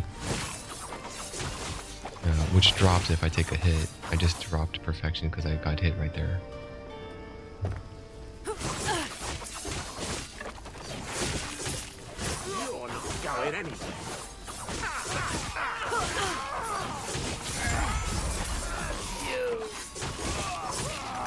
Well, maybe I gotta be Path of Exile. Maybe I gotta do Path of Exile. Let's go big hit, big armor, a lot of, because Path of Exile has a big flaw. Also, if you go heavy into dodge, your class is specialized in dodging as a defensive survival layer. You're not gonna get far. You can get kind of far, but there's gonna be everywhere one-shot kills. Everywhere you're just gonna get blasted and dead. Blast.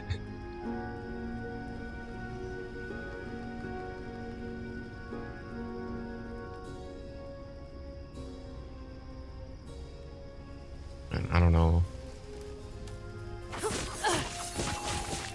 I was waiting for it. I was ready for it. When I rolled Rogue, I thought somewhere down the line they're gonna hit me. In the end game, they're gonna hit me with some bullshit that I can't overcome. And other classes can. Other classes.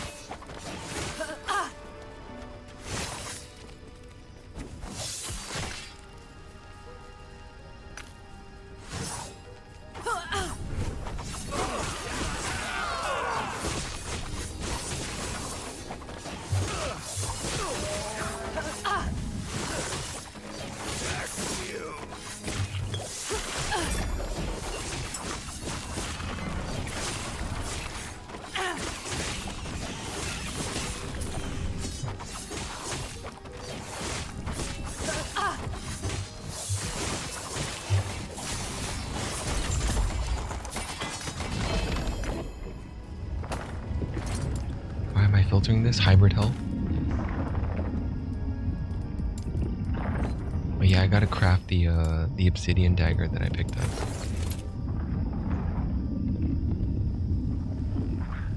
Did I not craft filter that out? Recolor rare obsidian daggers. I made it rare.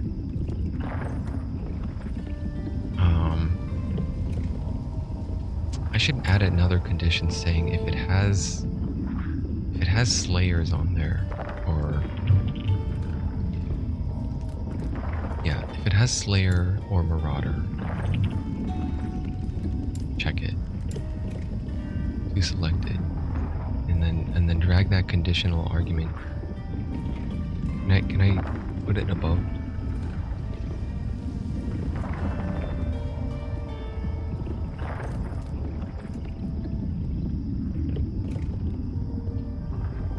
I'll just bring it down to magic and rare. And exalted, obviously. Yeah. With at least one of those affixes. I like that. Okay, so stay in and keep grinding stability. I think I needed like 800, 850, or 900 stability to fight Orobus again.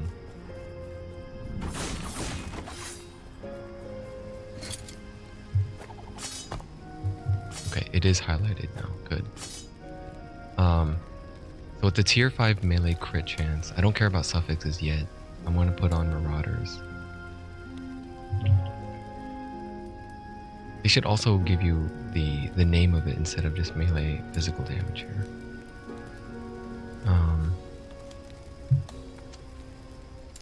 Yeah, good. Glyph of Hope.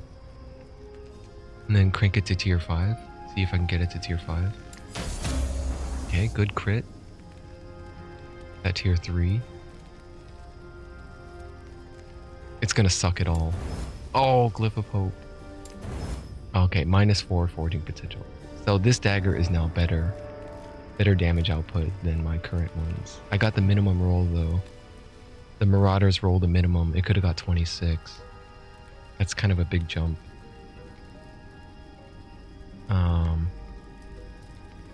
I have 12 potential left. What would I want as a suffix? Whatever I put on there, it's not likely to get maxed at tier 5 with the 12 I had left. Health on kill, chance to shred, penetration. If there was physical, I don't think I have physical penetration. Here we go, physical penetration minion. I do have that. Physical pen. There was something else on survivability, like hybrid health or something. I don't see it now. Health on melee hit, health on kill.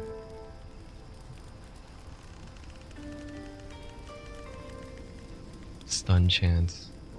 So I think what I picked now is frailty is still good, shred armor is okay, and physical penetration. One of those three.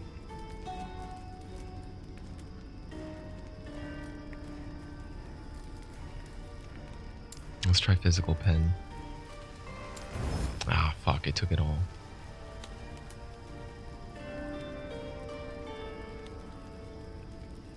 Alright, so what's that look like now?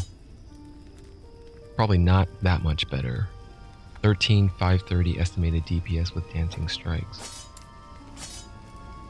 14,124. Which one of these is weaker? 24 melee, 26. This one's weaker. 13,530. 14,281. Okay, and then just look for another one, I guess. But this one, I mean, I don't get frailty anymore. Frailty or armor shred. Regardless, though, my armor shredding, I do get armor shred from cascading. And Sync Strike also has armor shred maxed out. So maybe I made the right call by going for penetration. So that's more damage, but frailty is also important for the survivability. How long does frailty last? Let me check. 4 seconds, right? Stacks up to 3 times. Okay.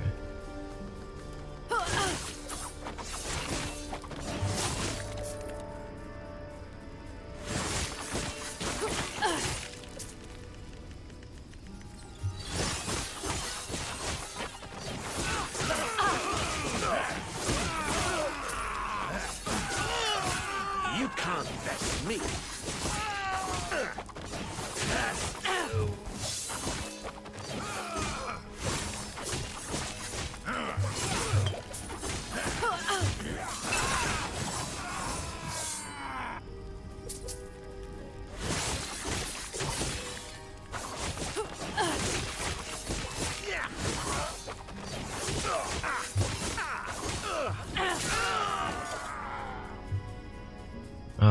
I guess, well, I'll go for the mage after I fill the timeline stability. He's got skills that can one-shot kill me.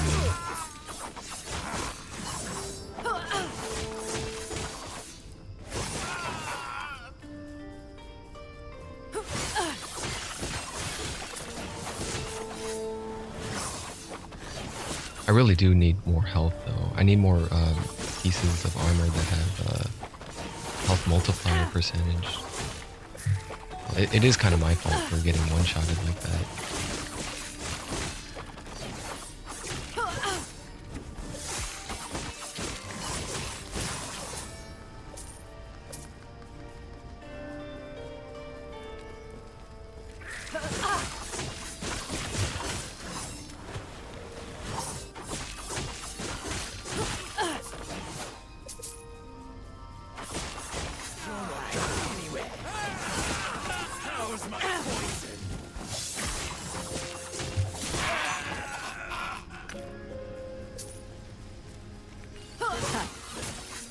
get.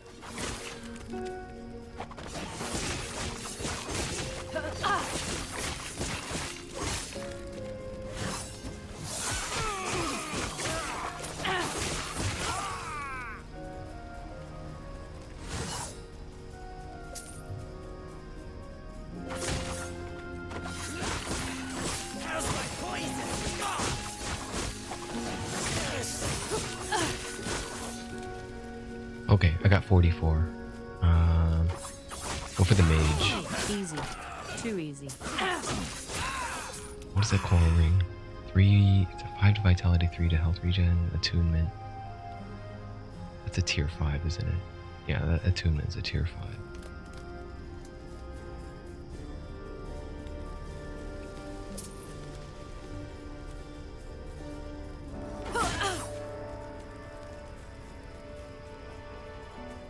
I didn't even sort through this. I didn't really care to sort through this.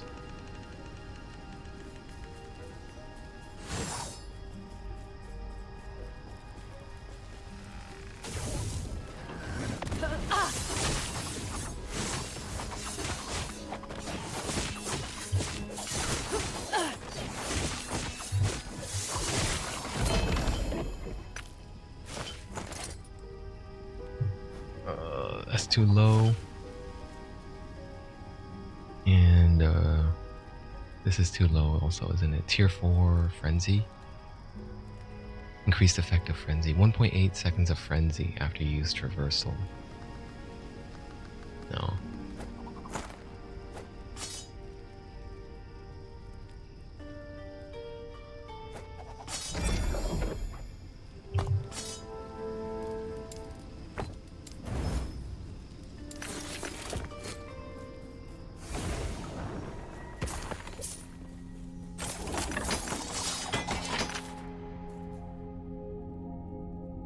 Ooh, another one, another obsidian.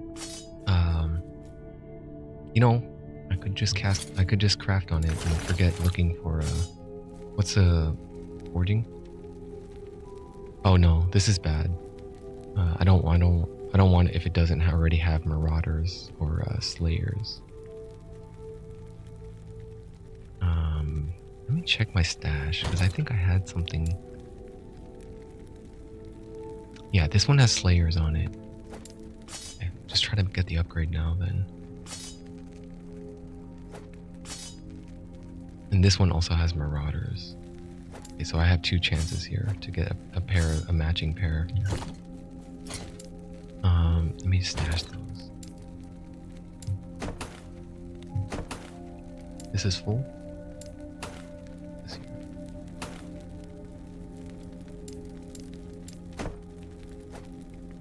I definitely don't need 2 of these damn stupid torches.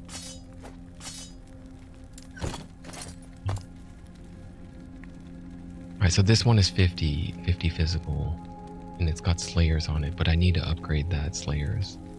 The magic dagger that I started with already came with a tier 5 slayer. I don't think I'm gonna get lucky here. Glyph of Hope.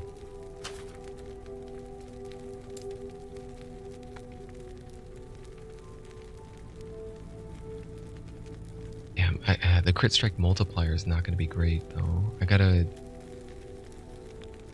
What I could do is just try to chaos it first. And hopefully it rolls marauders. No, it didn't. Nope. There we go. Wait, is that... Oh, that's warriors. Or it's rending. Oh. Oh, shit. Oh, that's gonna be a DPS loss then, isn't it? That's like a huge DPS loss, I think. 14,281. It's not ready to compare yet, though. Yeah, it's a big drop.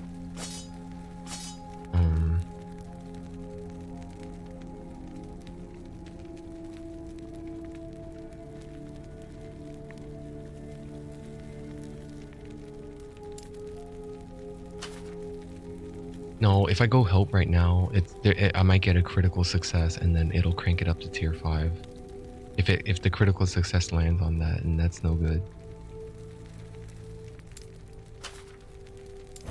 Nah, I didn't get it. Okay, so shatter.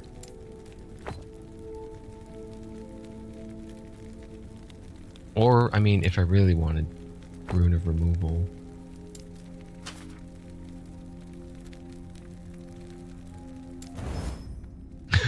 It took away Slayers. Okay, gone.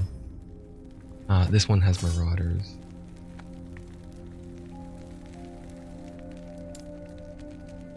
So I need Slayer.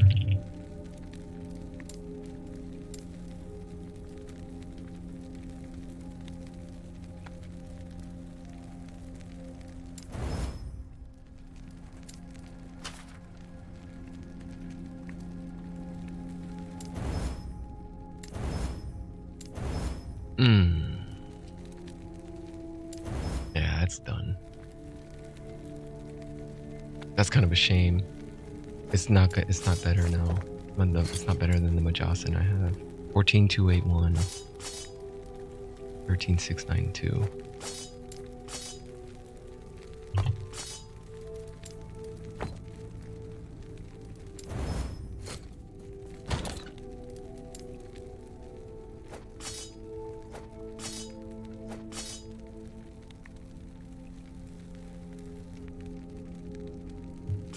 Keep going.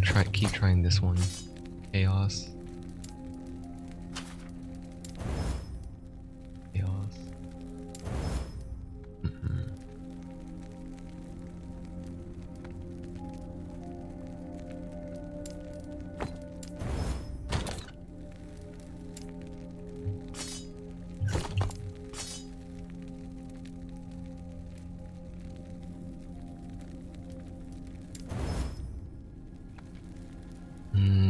No. I don't want assassins. I want slayers.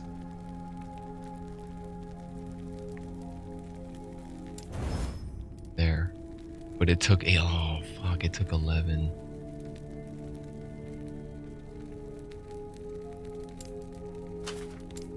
Marauders. 2 2 2.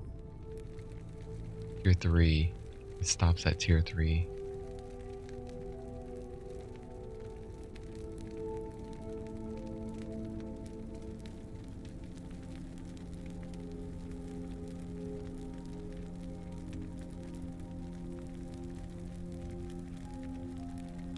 So it is doable. It is doable at rares with level whatever 20-ish forging, 20 to 30 forging potential.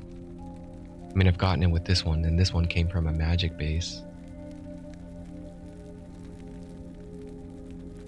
I just didn't... If it came from a magic base and I got it, then... Like, it's very doable to get it with a rare base. Preferably with the suffixes I would prefer.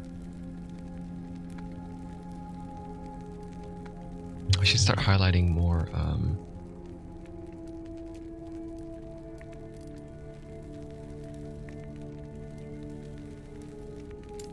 what's this? Helmets?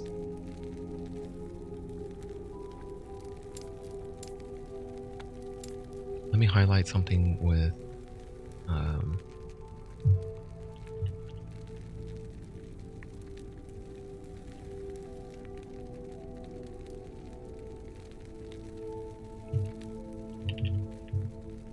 oh, it doesn't do 2 words? Here we go, piercing. Oh, did I pick the wrong one?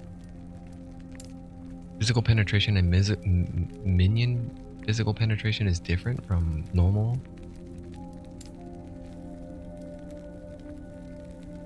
Yeah, I think I picked the wrong one. Anyway, I'll put it on there. Recolor it. Show it as white.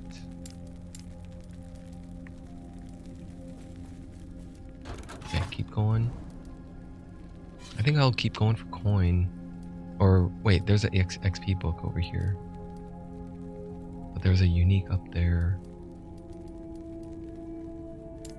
30% endurance. That's not a problem.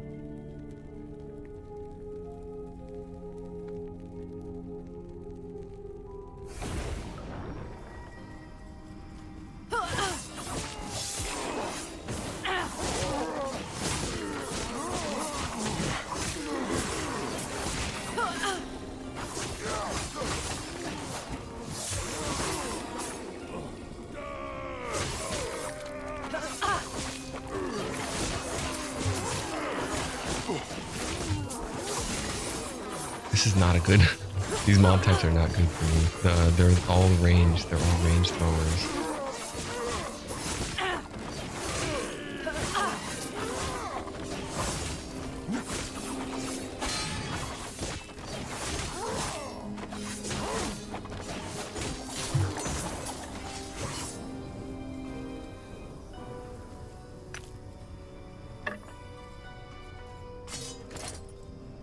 This is penetration.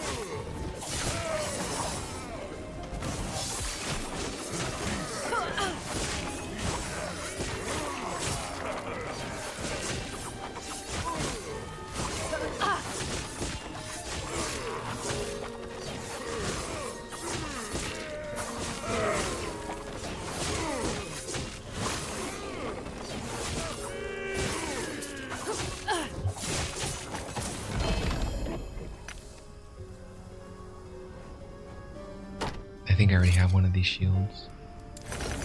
Ruby Fang. Level 55.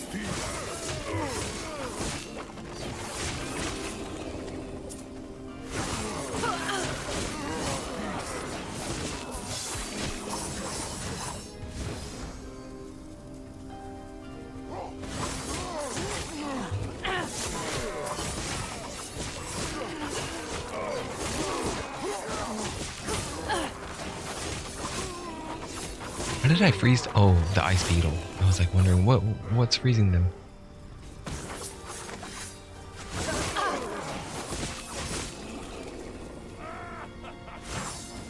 The ice beetle does a very good job at freezing them. It has a when it spits out 3 of those icicles, it pierces, and it's like a very high chance of freeze rate.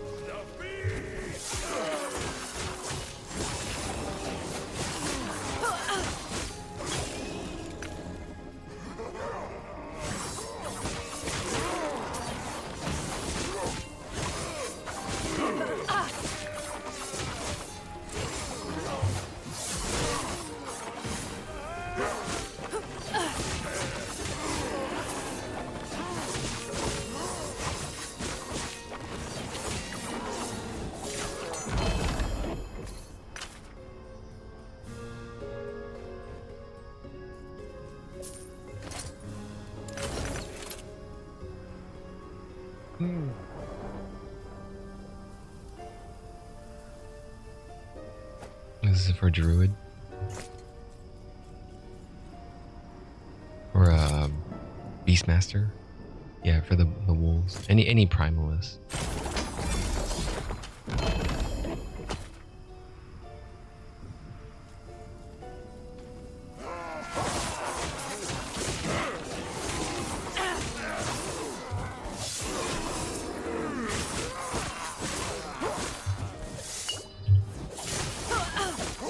Oh shit. I'm going again. That was stupid of me, man. I shouldn't have stayed that long into that ice fire or the icicle zone. I guess I know now that I'm not able to one shot or to tank the hit.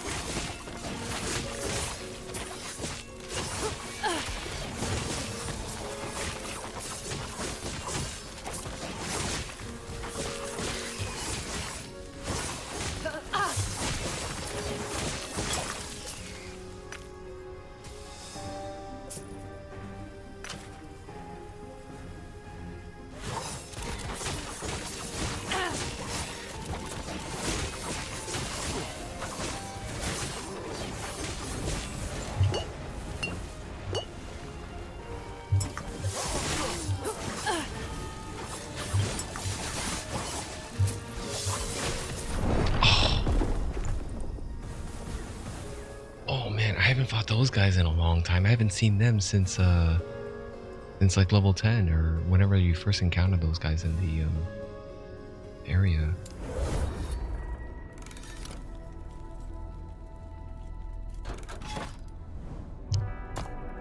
What am I missing here? Health? Besides health, how could I have survived that? Because that was like, even with full resist, I don't know how else to mitigate that besides armor and health. I don't know. I'm just gonna keep going. I'm gonna beat this one. I hope I'm getting good XP from them.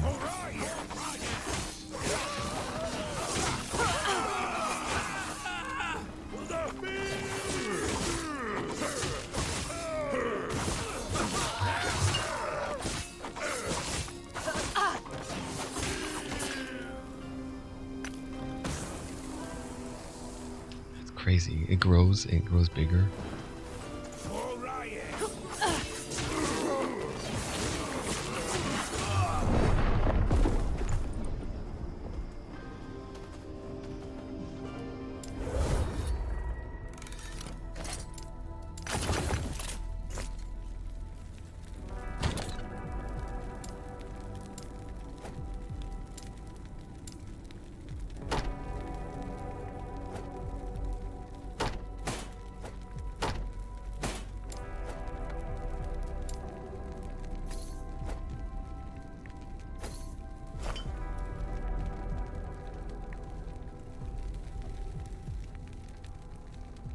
I don't know, man. I'm feeling kind of stuck here.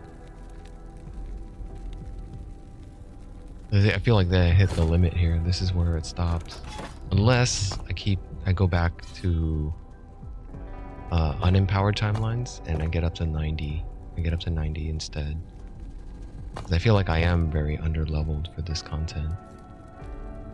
But even if I was leveled, I definitely need more enhancements on more armor on the boots, more survivability, sealed affixes, a better ring that has health percentage on both helmet and body armor. Let me see that actually. What does Ox roll on? Ox is a suffix. Ox.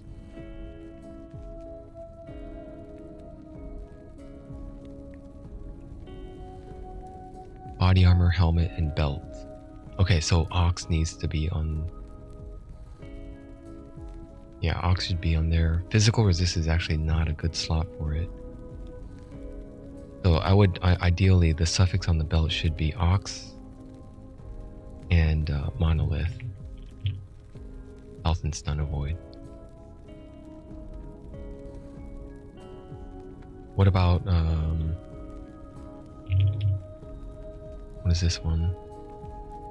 And they should tell you the name of it, the affix. It should say Ox Health, or, you know, like Marauder, Slayer. It should also give the secondary name. So it's body armor, helmet, and belt for normal health. But what about hybrid health? This one, gloves, boots, and belts. The gloves need some of that. These gloves aren't that good.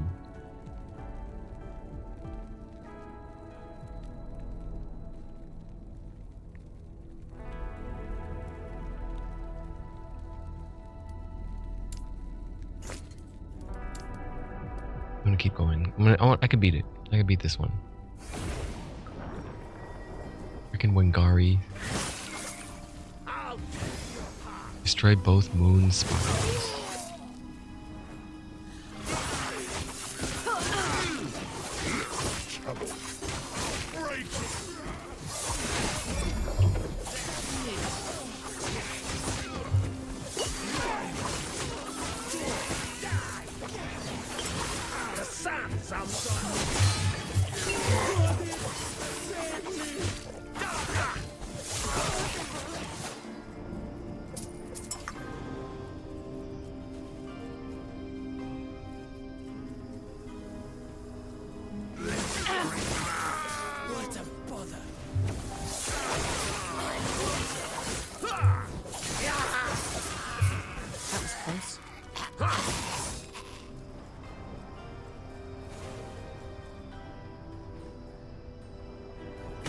This is pretty good.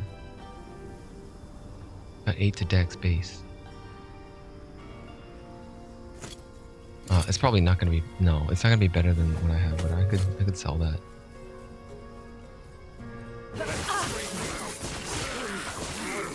Easy. Too easy.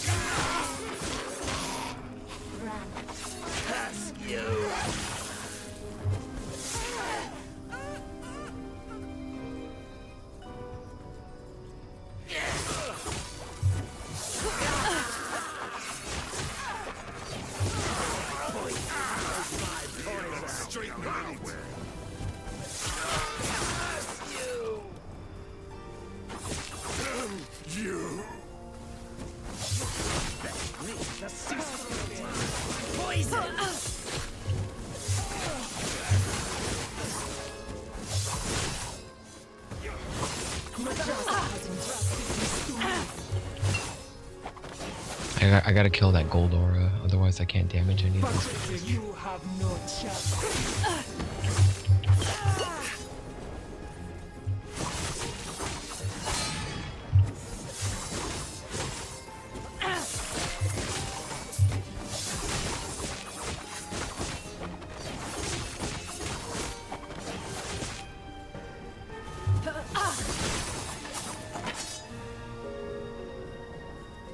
Alright, I got one more spire to take down.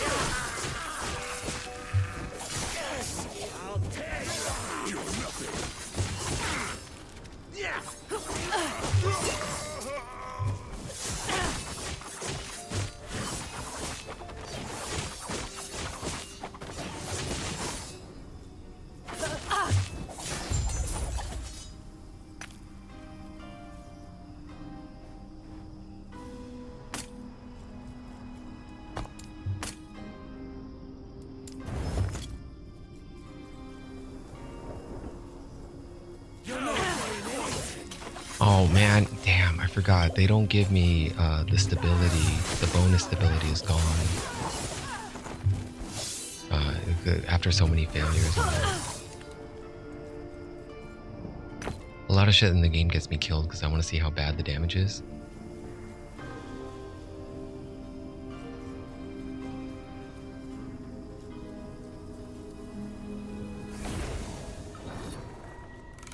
Yeah, there's nothing here. The damage is pretty bad, but I feel like it's my fault for not focusing on health. And I feel like if this is the end game grind, then absolutely it should be like you should be knowing all the defensive layers. And I've been, even though I did acknowledge resistances and address it, I didn't address the health pool issue. But that's a natural weakness that this class has anyway, because they don't really get a whole lot. This is like one of the only ones I get for health. Aside from health gain, everything else is, this is capacity, this is leech. Leech is recuperation, that doesn't, I don't factor that in. There's no max health here, that's leech. Death's Door, they even put one, they know that you would be at low health quite frequently. So that stacked with a high endurance threshold is a pretty good mitigation strategy. But for now, my level ups are going into Shroud of Dusk. This is again health creation. It's just ways to recover health, but there's nothing in here for health capacity. So I already maxed out Steady Hand, so I got my health capacity there. This is again health capacity, health regeneration. I think Falconer has, you can go here and grab Wilderness Scout for more health capacity. Maximum health gain is endurance, increased dodge rating. Outlanders, I'm almost running out of points though, aren't I? I got about 13 points left to spend. For the last 13 points I'm going to spend, put 3 more in there, that's 10 points left.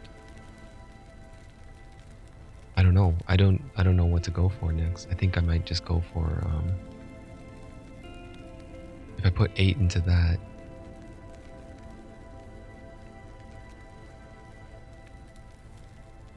I don't know. I'll decide when I get there. It's going to be a couple hours before I even get there. I probably won't even get this maxed out by the end of today, because we're talking 3 more levels. But I did gain 1 level just by doing these contents earlier, just by starting today. Enemies deal 20% increased damage. Yeah, let's try it. Solarum Ascent.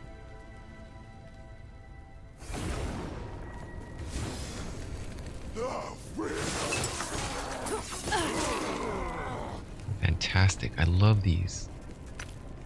Love these zones where you can't do anything about hot zones and you gotta get out of them.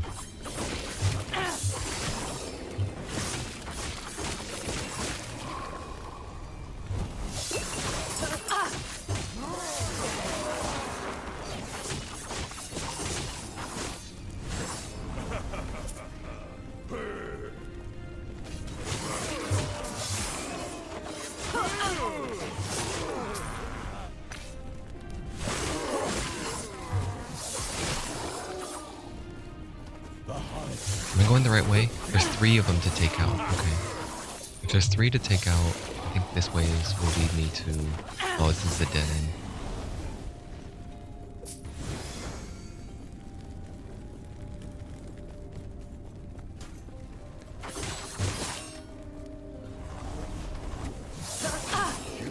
Maybe there's just gonna be... I just gotta ignore some of this stuff.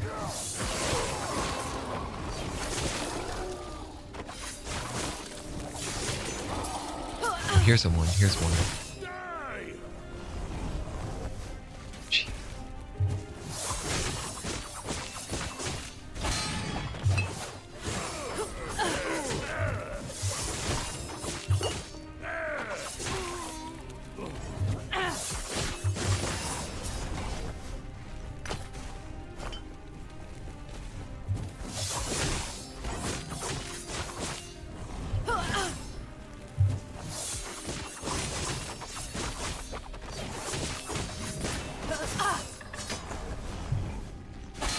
What the fuck? Who's doing the lightning stuff? Oh, this thing. Oh.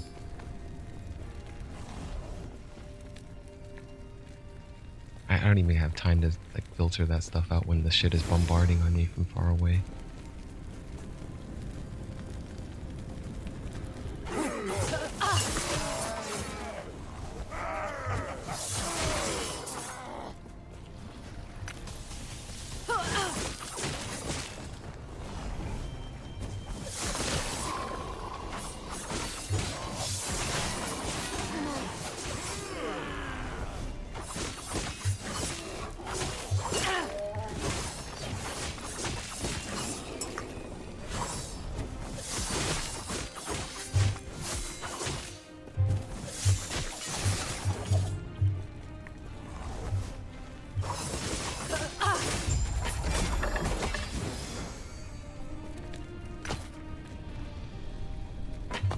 It's got Slayers on it.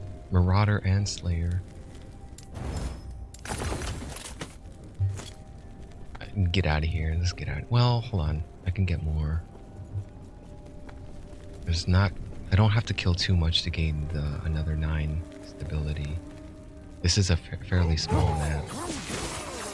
So, in smaller maps, I'm realizing there is more value to stability per kill.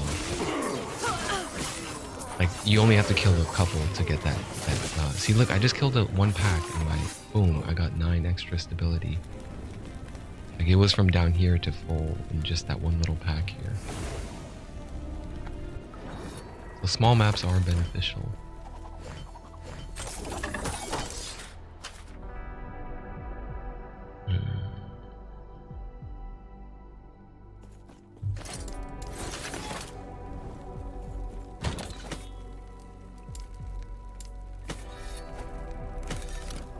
I should put these up for auction, or I mean for sale. Gorgon scale coat? Okay, I need a good Gorgon scale coat, I think. I think that's what I need. So that covers lightning resist and it increases glancing blows. This Falcon armor is kind of outdated. It's getting outdated. It treated me very well though with that dex roll.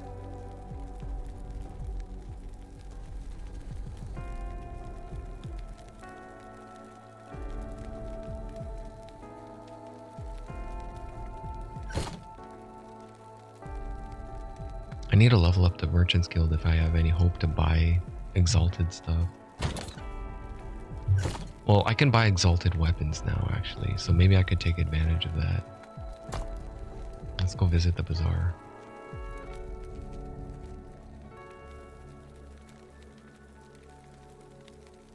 While that's loading,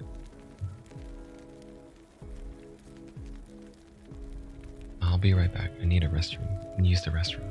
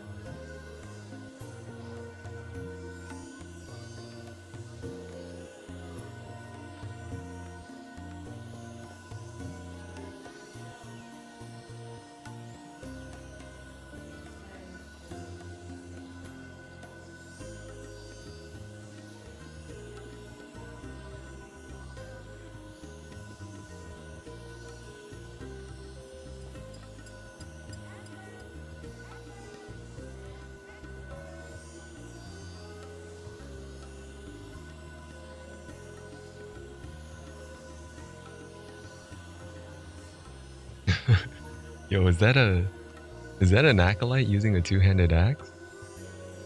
What's that? What's that acolyte doing with the two-handed axe? Oh, is probably the reaping, whatever, the reaping melee build? Oh shit, I want to see that. Oh shit.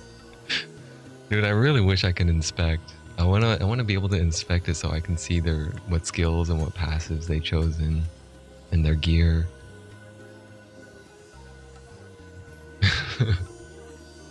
It looks funny. Oh shit, badass sentinel just showed up.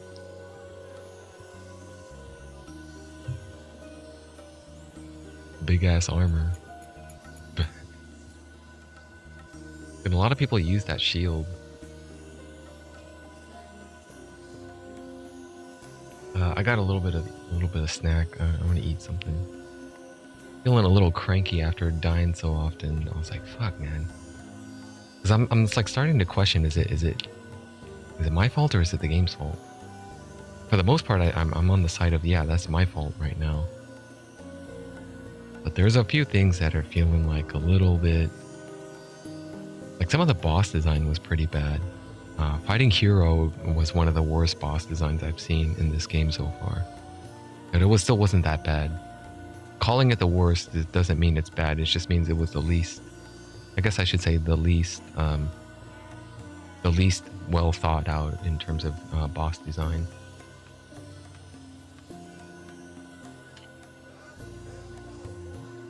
I'm sorry if you're going to hear some crunching.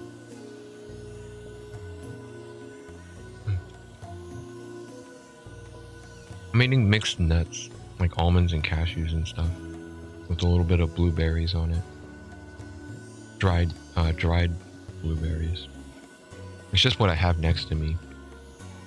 Stuff that doesn't need to be refrigerated.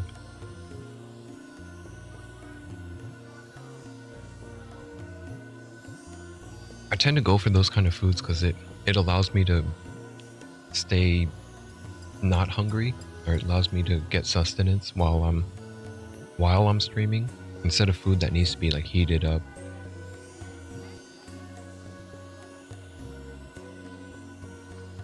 Yes. Appreciate you asking. Hello. Though none of my stuff sold. It's not selling. No. Did I price it? What was wrong? What did I do wrong? Did I price it too high?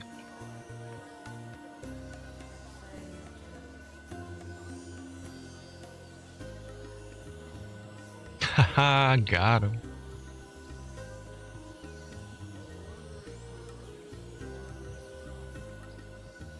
Yeah, nuts are for low protein diets. Nuts are a healthy, I think, are a pretty good substitute for meat. This prepping and handling meat is usually kind of messy and dirty. A lot of bacteria all over the place. If you're not careful with the splattering when you're rinsing and washing it. You should know. You were telling me how you were prepping and cleaning chicken the other day. Like, you risk a lot of bacterial spreading if you rinse it near anything else, right? Like, I'm always careful if I'm washing like raw meats, and usually it's in the sink. And if you're gonna rinse it in the sink, most likely you're gonna have clean dishes next to it, trying to drain and dry out. Well, if any of that water you're rinsing from the raw meat gets onto the dry dishes, someone's going to take that and think it's clean, but it's not. Yeah, washing and prepping areas should be different. I also don't like sharing cutting boards with, if you're cutting fruits and vegetables, don't use the same board that you use for cutting and prepping meat. Was drying dishes face up? Well, some dish racks are gonna have it sideways.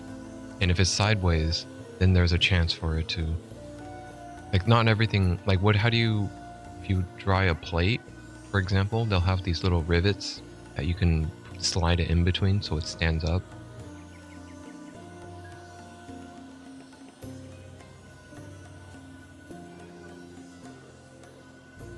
Yes, that's what I do. But I live with people who do not respect that, or do not seem to consider that. Face away from the sink, but most of the time, the people I live with, not to talk shit or anything, but they have pretty poor, like, hygiene habits when it comes to, like, washing stuff in the sink. Also, hand washing dishes with a sponge. Dry out the sponge when you're done using it. If you're done washing it, keep the sponge. The guy leaves the sponge soaked in water and just leaves it there, and it sits there for hours. Like, squeeze all the water out. Don't leave it in there. Just use more soap. It uses more soap, but it's not like the soap that sits there for hours is going to be any cleaner.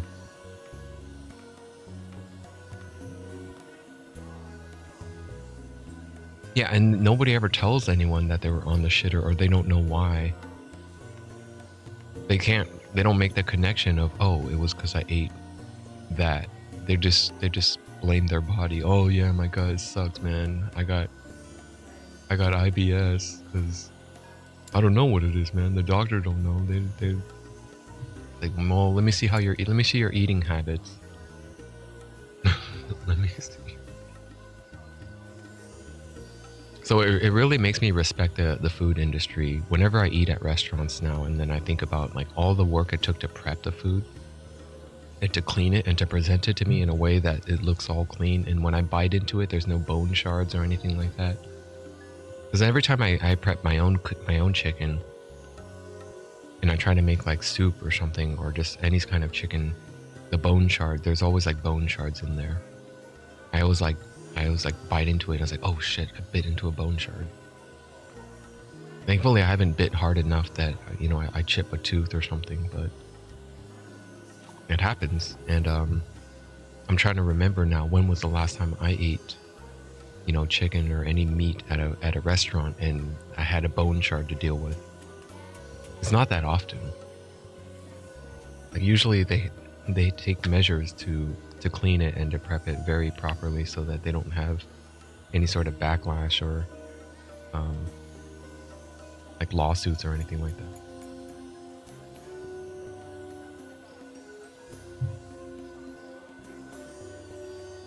I got more respect for places that served fried food than regular restaurants. For maintenance, yeah. Raw meat, them and the raw meat place, sushi restaurants is another one that's really hard.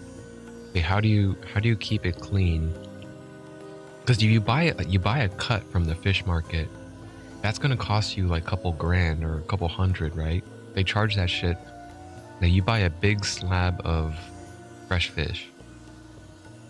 It's not cheap. It's gonna be super expensive, and they gotta make it last at least like a week. So the day you go to the restaurant depends on when did they get their last shipment, when did they last get the cut, and how did they preserve it? Because if they don't preserve it right, if they're at the end of the cut, the sushi they serve you is not going to be that fresh. It's not going to be that good.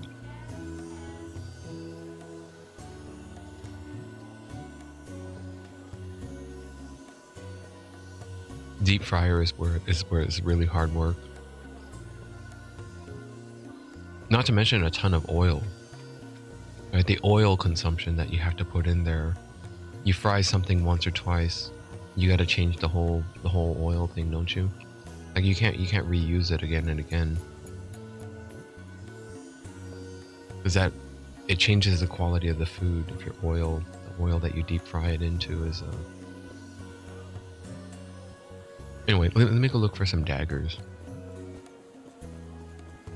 But yeah, I haven't had any good fried chicken in a long time. But the place near my house, I was a little sad to see the owner change, because after the owners, I talked to the dude and he was saying how he was a retired engineer who wanted to start a restaurant business. Oh shit, one of my items just sold. He was a retired engineer and he was sick of the office politics and bureaucracy. So they go into a restaurant here, and a lot of them do this. A lot of them do this in this area that I'm at. And they make some bomb ass food, man. They have high quality. It's super good. And then the owner, if it's small enough, usually the owner comes and asks, you know, how was your meal? Did you enjoy it? And you know, I frequented the place long enough where he let me know that he was selling the place, and I was like, really? What's gonna happen? Are they gonna change the name or something? He's like, I don't know, man, but it was good. Thanks for you know, being a patron. And then when the new owners came, the formula changed. Like you could definitely tell, like, oh shit, something's. I did go there once, and then that's it. I didn't go back after I went back there after the ownership change.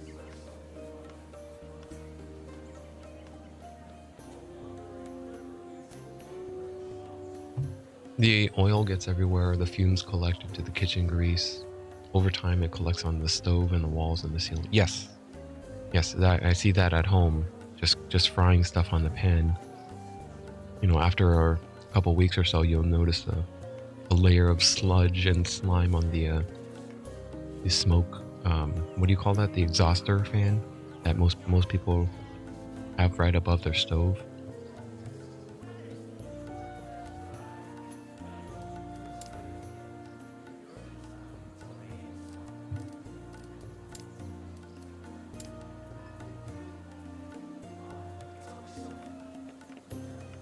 Okay, so I can buy exalted daggers, and I'm looking for exalted obsidian daggers. Any of them. For now, oh shit, he's selling marauders for 0. Health on melee hit. Health on kill. Necrotic. Attack speed. I don't want attack speed.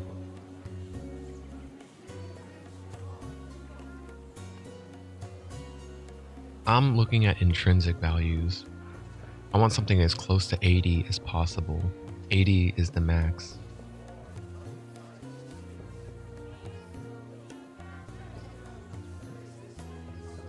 I should go back there though. I'm gonna go back and see if the owner changed yet again. I heard it was like one of the things that,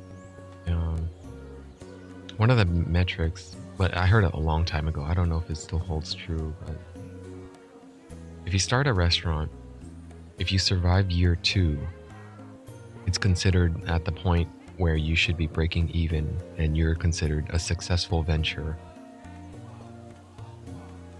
I don't know how much of that is true because it really depends on what kind of food you're serving up, what kind of equipment is necessary. But usually a lot of the equipment is going to be in like the tens of thousands of dollars in terms of an investment.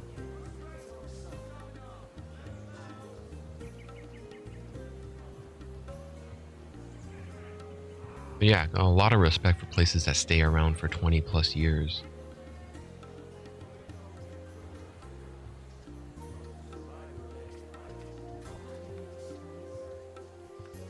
And all these guys are giving it away for free. Look at this. 0 gold. Y'all don't want anything for it, huh? Alright, I'm going to be a little bit more picky and I'm going to say I want stuff that has marauders on it. I think Marauders is a more frequent drop than Slayer. Maybe, I don't know, Slayer might be more. Or about equal. This guy, this is it right here. 54 physical. And it's a tier 1 necrotic, so I have 4 chances to chaos it into something I could use. This is the one. 1,000 gold.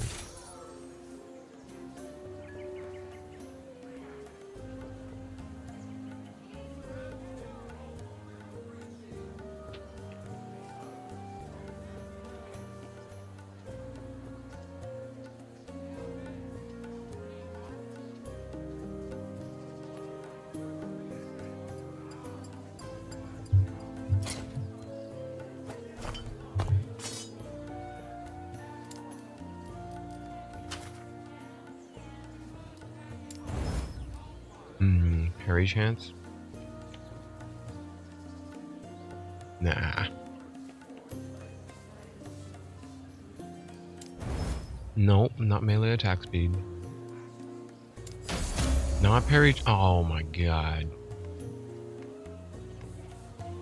It's okay, it's okay. That was just chance to blind. I got a little worried. Sometimes the critical success makes it skip a tier. That happened to me before when I was chaosing it. It bounced back between attack speed and parry twice.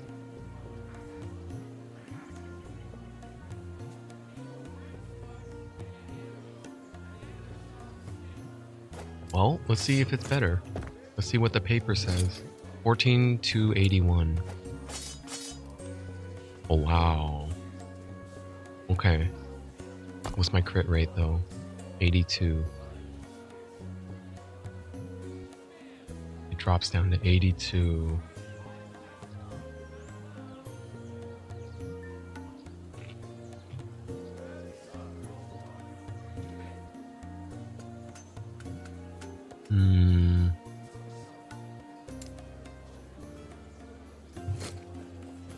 Forget it.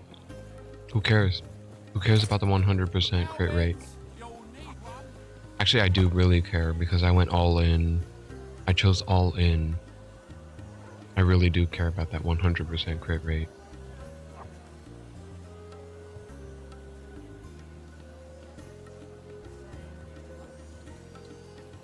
Alright, hold on. Let me go back. Let me hunt for another one. A silent blade is a useful blade.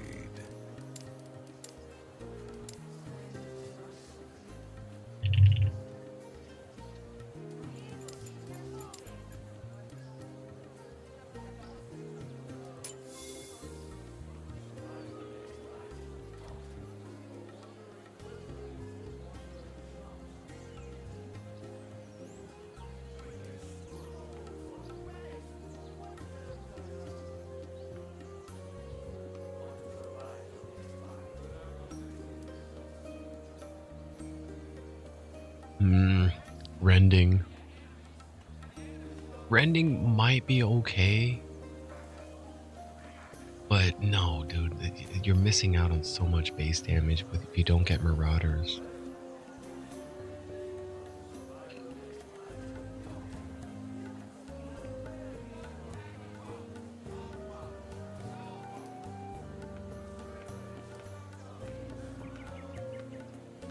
Okay, this one is open. This one has an open prefix modifier. Oh, but it's stuck with damn fire penetration. Tier 6 mods, I can't chaos it. There's no way to get it out except rune of removal. I mean, I could just buy it and try it anyway. Let's try it. Spend 10k. And then, what is it? Rune of removal. Glyph of hope. It's got 34. Get that fire penetration out of there. Get that fire penetration out of there. It took like 10 forging potential. And then I'm putting on Marauders.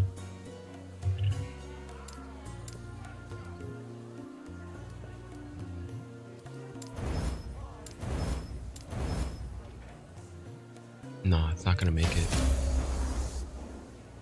Not gonna make it. It made it. I don't believe it. What did you give me? 24? Okay. Okay, I can work with this. I got 2 left. I don't believe it. It survived. Oh, shit. Okay, now, suffix. Whatever, man. Really doesn't matter. Give me, like, more penetration then.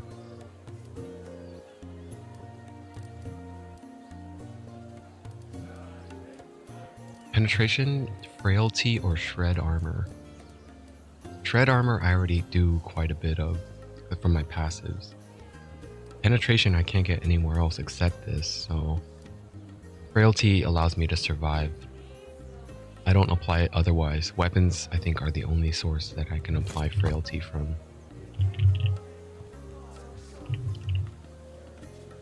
Never mind. Spellbreaker. I do have Spellbreaker.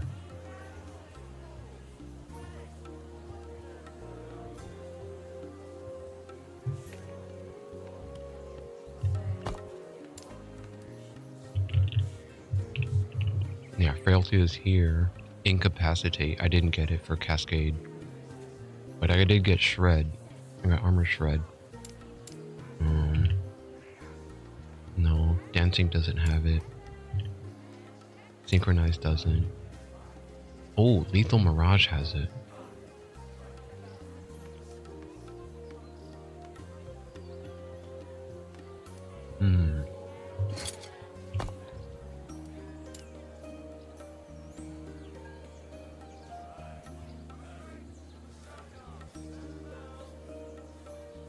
That's weird. The tier 5 here is red, and this one is not.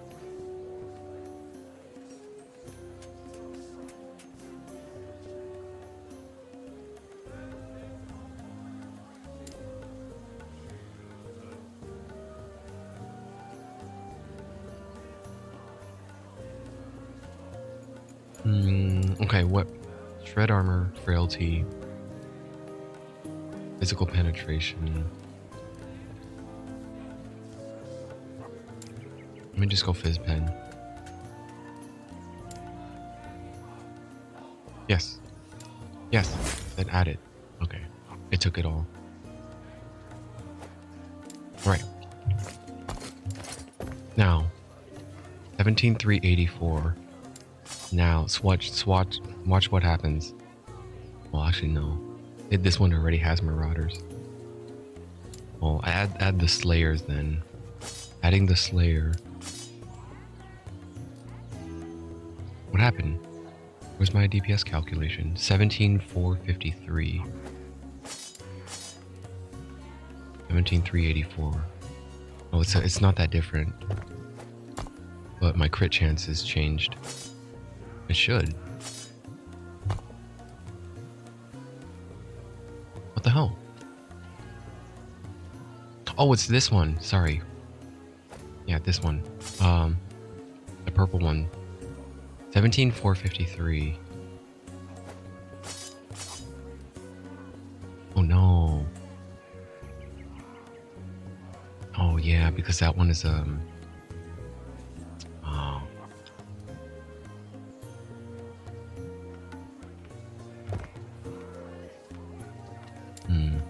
I really fucked this one up, didn't I?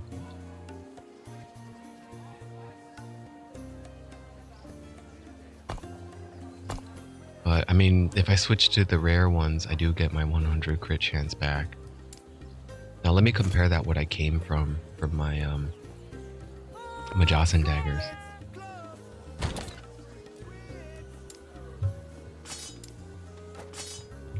So when I started the stream, I was still using Majasans. And I was at 13,530. 100 crit chance.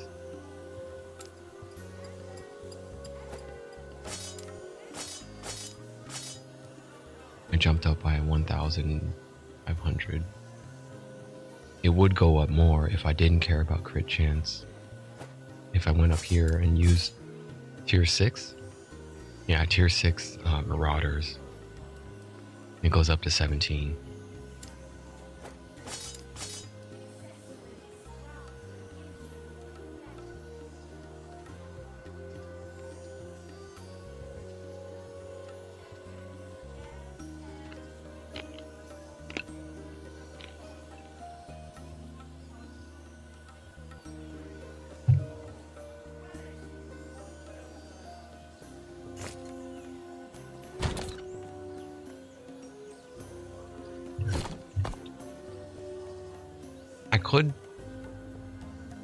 I could spec out of all in and free up those 5 points.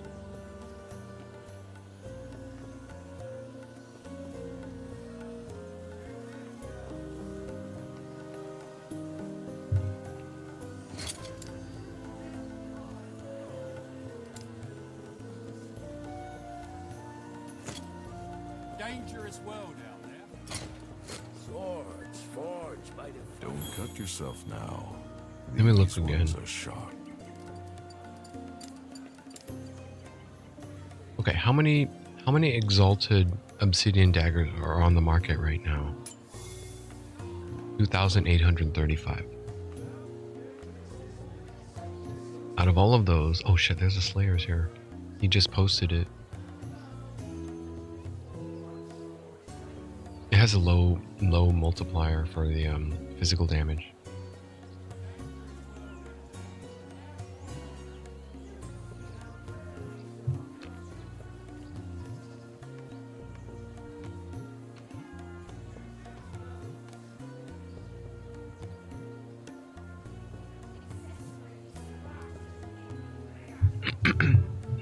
Excuse me. Move this away a little bit.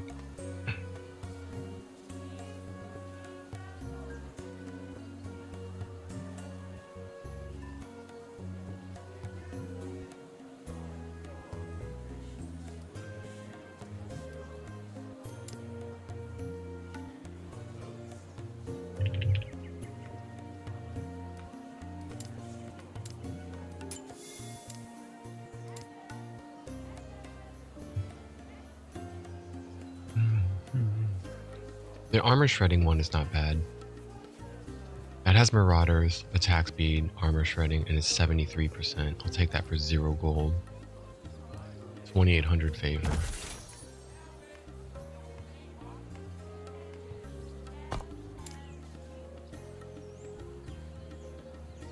You really gotta play the class to understand what they want, though. I feel like if you play after playing the class, like if you didn't play the class and you saw one with increased attack speed, probably they would think, oh wow, they want this, right? But no, actually, as a blade dancer, I would say no, I don't want attack speed because both of my prefixes are locked. I need Marauders. And Slayers is optional if you don't go all in. If you don't go all in, then you could just rely on, Critical Eye or something else to get you, 50%. Because without Slayers, you could probably hit about 70 to 80% crit by just investing into Critical Eye, and then going Copper Rings or anything else like that. But yeah, also once Ancient Coins gets unlocked at level 70-ish, you should be able to get a fair bit of that as well. The all-in is too hard to, it's too irresistible though.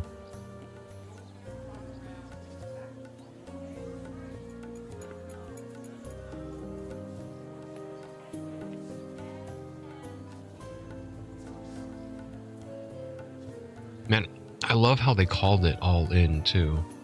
Like it's 100% or nothing. If they went all in, they should say like, you deal 0 damage unless you crit. And then your crit multiplier goes even higher.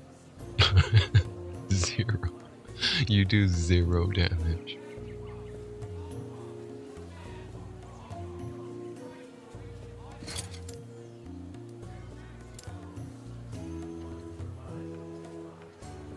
Okay, so it's this one, right? I got... Oh shit, I only have 1 chance. I don't want attack speed.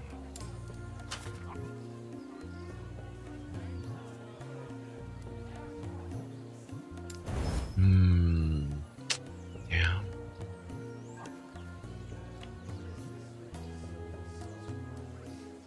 I don't want it at all then.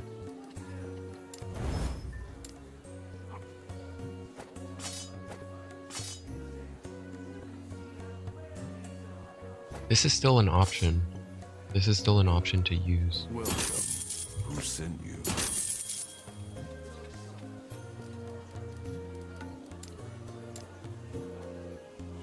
Alright, what sold? Who sold? Oh, you guys bought my other ring. I don't believe it. You guys bought my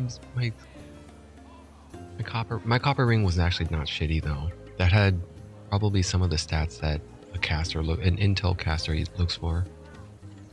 Major Acolyte could use that.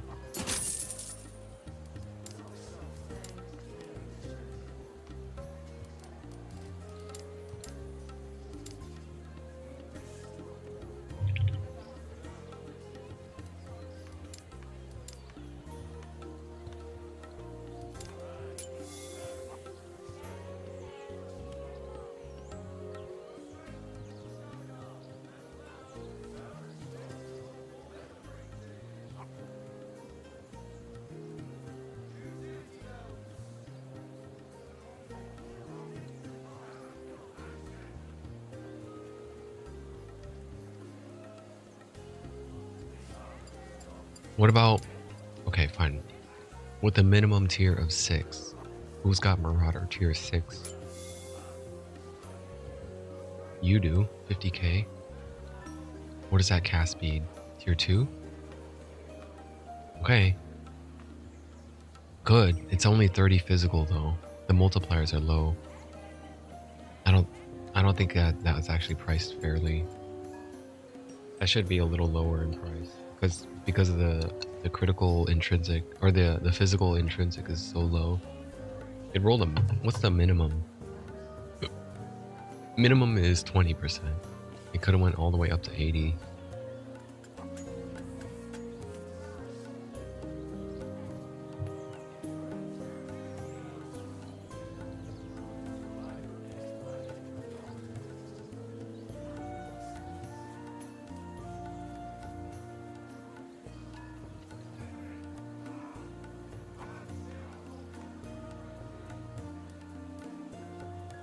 This one has an open prefix.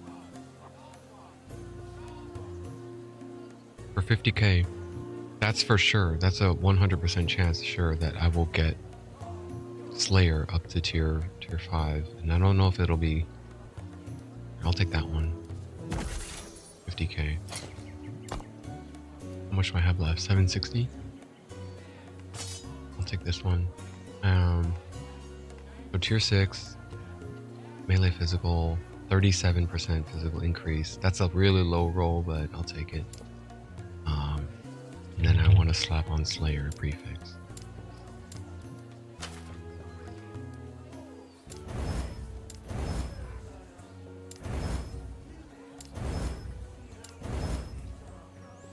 Okay, it's got 33 forging potential left. I could try to seal this with a Glyph of Despair. Health on kill.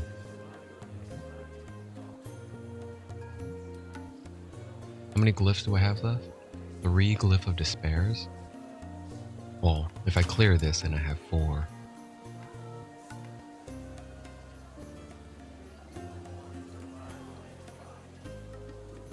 I'd rather not. I'd rather chaos it. Because if I try to seal it, it'll and if I fail the seal, which is a high likelihood, it'll just lock it in. It'll upgrade it to tier 5 and lock it in.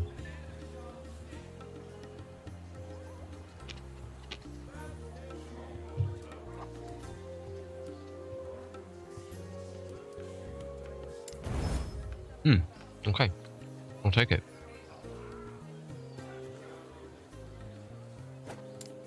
Alright. I would like another one if I'm trying to be greedy here. I want another Exalted to match it. But now it goes from 14,897. 15,817.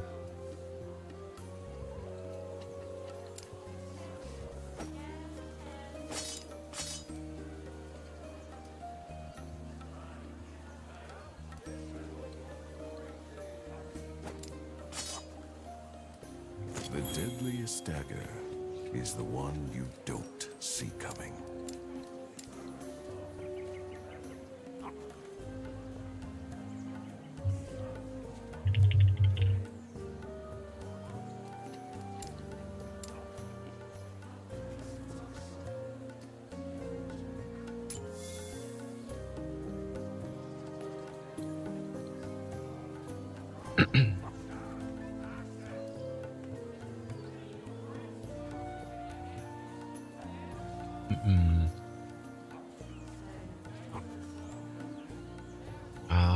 Is that a tier 1? It's a tier 2 prefix.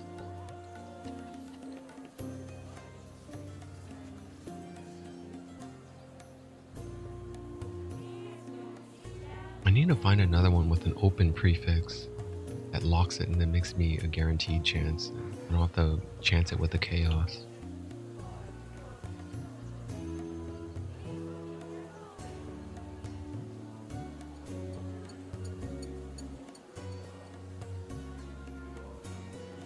That one might work, but I don't think it's gonna get up there.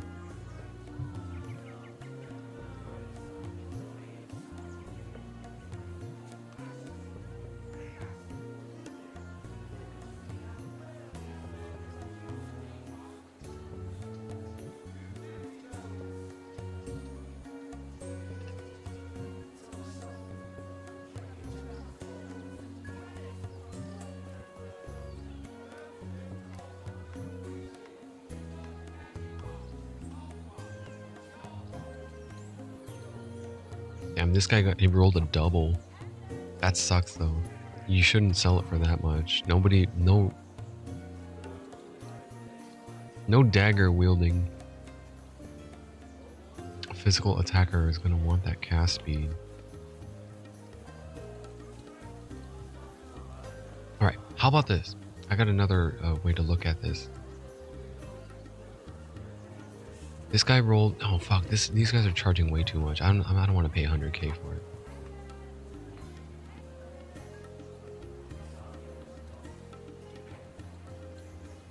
The ones that have Marauder and a decent inherent intrinsic physical, these guys all rolled low. 42 is probably the breaking point where I would start considering it. Even better if it's 50. Alright, so this guy right here is for selling it for 67. Fuck, I don't like that poison. It'll be a waste of money though. I was just thinking about buying it and rune of removal, try to remove it, the prefix.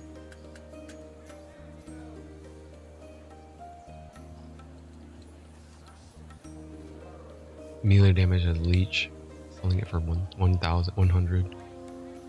He rolled a minimum physical damage. You shouldn't value it that high.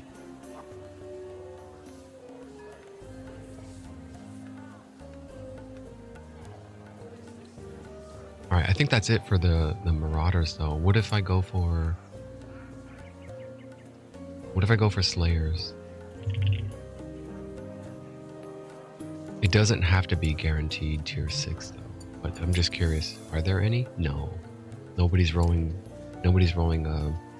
Exalted Slayers. I don't even know if it exists. Let me see. Oh, it's not red anymore. It's not red on the thing. On the other dagger, I think I saw red. No.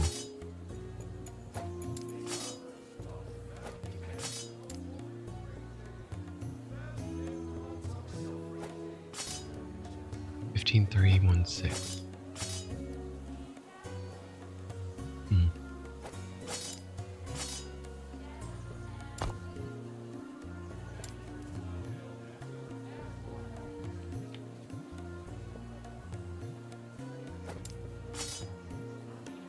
Don't cut yourself now. These ones are sharp.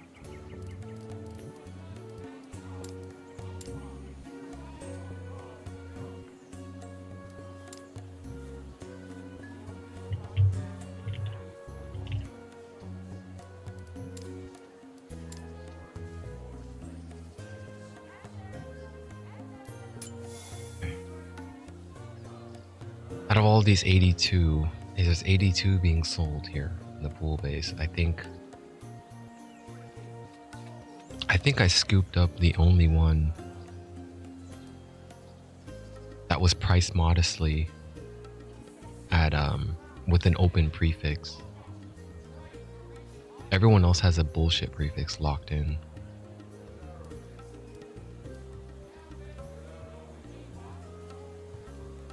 Alright, well if they have the unwanted prefix locked in, maybe just check to see if it's low enough tier so I can chaos it. I don't really want them. I don't really want the ones that are below 40% increased fizz. Well, maybe take this guy's and this guy's. The 67K'er. He's got a tier 4. And I don't want the poison. There's a very high likelihood of failing that craft.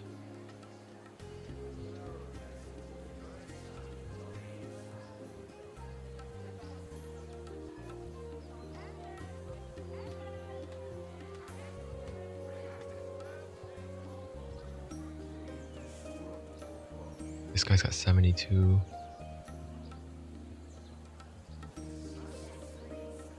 Dude, if I'm dropping over 100k, I don't want the risk.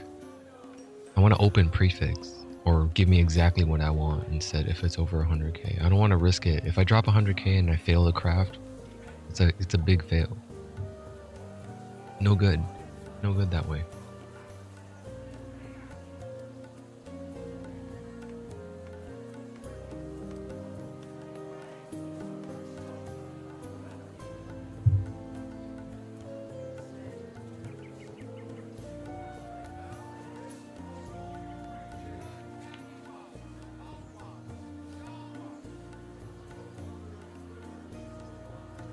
I don't see it.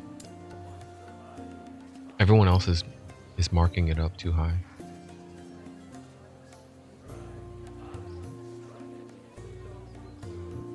This one, this is it, 200k open prefix, 65%. I just saw it. And then it's got 46 forging potential.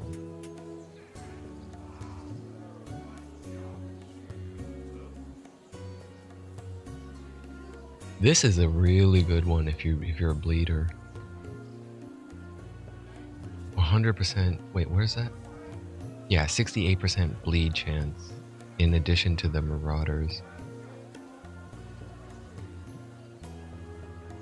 I think I take this one. This is open prefix, 65% increased fizz, and tier 6 Marauder. Alright, just out of curiosity, I'll buy it. Just out of curiosity, is anyone selling tier 7 Marauders? Yes, there are some, but they sell for 300, 250 and up. And you still gotta deal with the bullshit, cleaning up the prefix.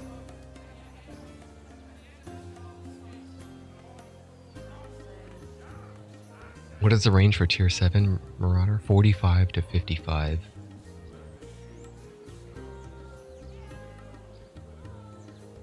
A mil. Dude, if you're gonna price it at a mil, I don't know. This one is 5 mil, but it's got multiplier. Crit multiplier. It rolled pretty low on the intrinsic.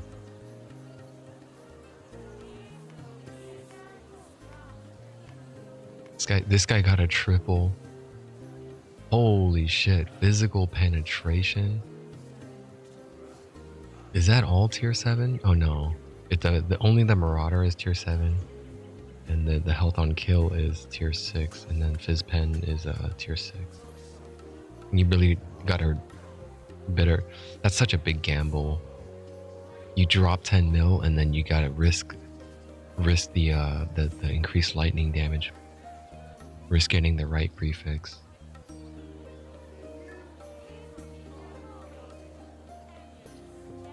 I would say yeah.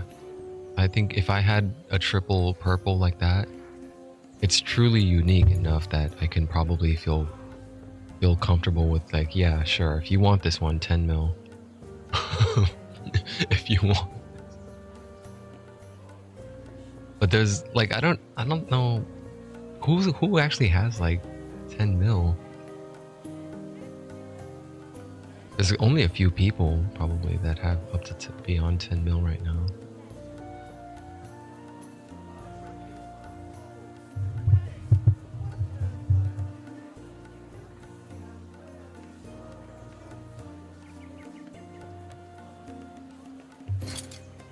Oh, I got it.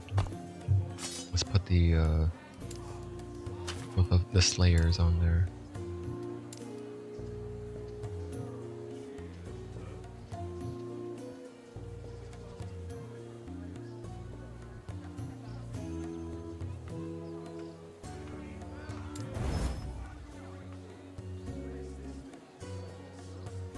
It could still fail. This thing could still fail. I just lost 16 forging potential. 2, 11. Cliff of Hope. 5. Okay.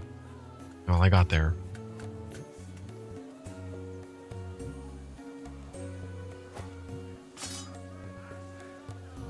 Wait. I'm not done with it yet. With the remaining forging potential, I'd like... get that one out of there.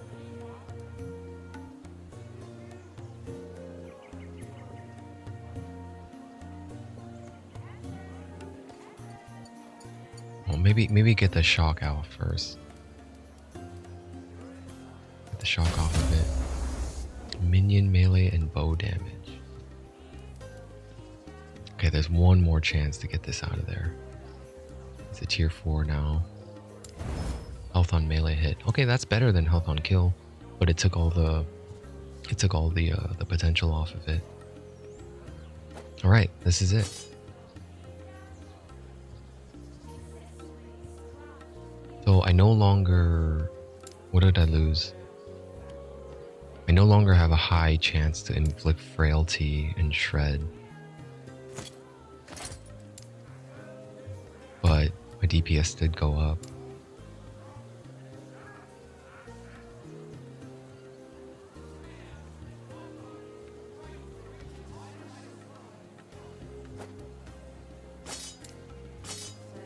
Damn, attack speed really does give a lot of DPS. I think attack speed is the one to get if I didn't want all in. If I didn't go all in, then melee attack speed is it. That really does increase a lot of DPS, I think.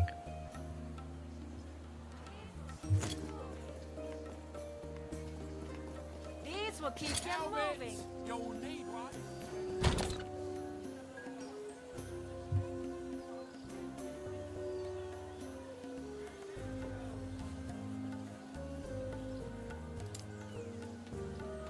Yeah, I got a lot of crap to dump here.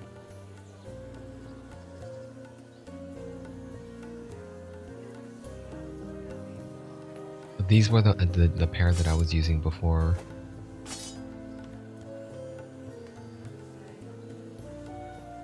They both rolled tier 5 Slayer Marauders.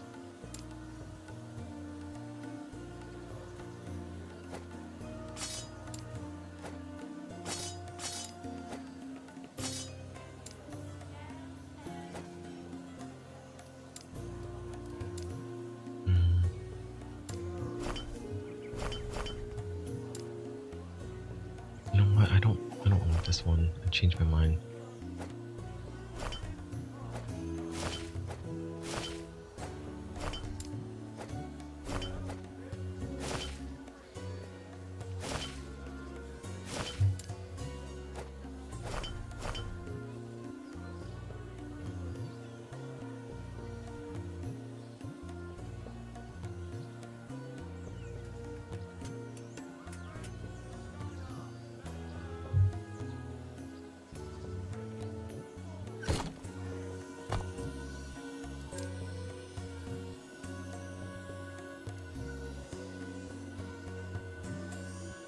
Okay, I was doing Age of Winter, right?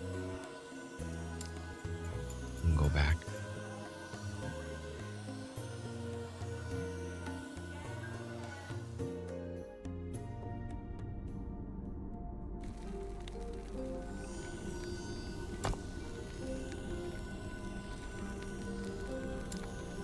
The other thing I'm realizing now is I think obsidian daggers are kind of meant for bleeding. I think it was targeted for that reason. The intrinsic modifier of increasing the physical damage does boost my bleed damage quite a bit. So knowing that, I think going for suffixes with bleed chance is probably the way to do it. And then respecking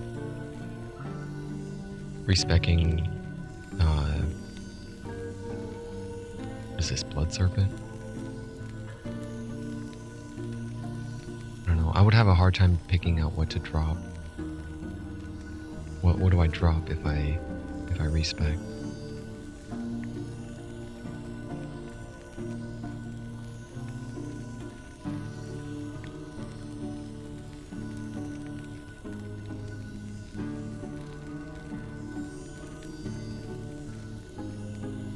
I'm also trying to plan out my last 13 points. If I want to fill these out, that's 9. That leaves me with only 4 points left. Zapping strikes is no good. I don't benefit from that.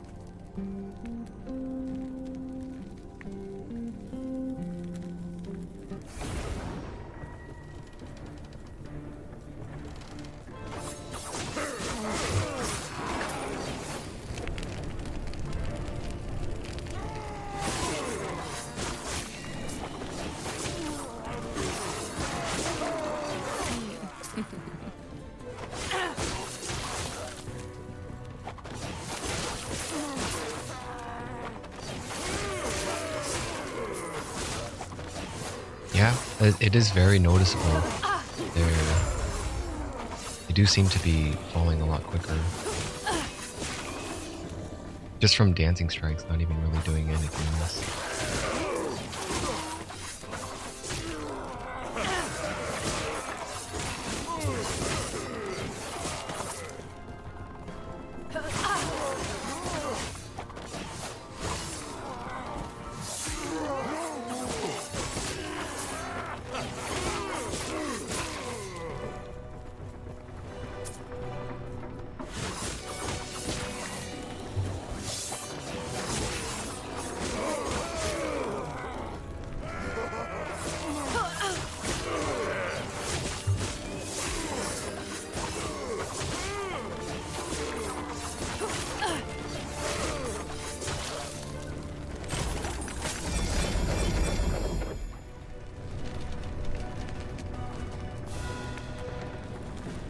Citadel boots. Oh, it's got tier 6 movement speed.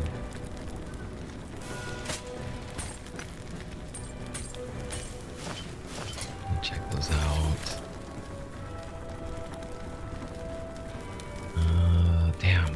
I really want more of these charms, but I keep getting low rolls for those. The health and armor. Maybe I would prefer health and dodge.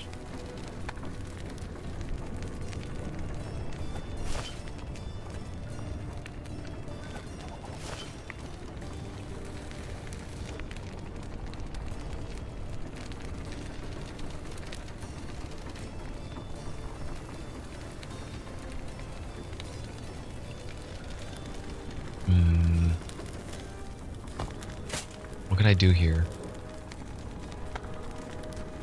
If I want to keep that movement speed, I can't chaos the health regen. I need to get the armor off then, if I can't take the health regen off.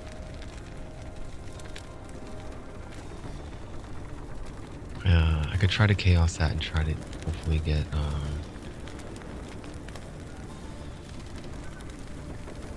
health.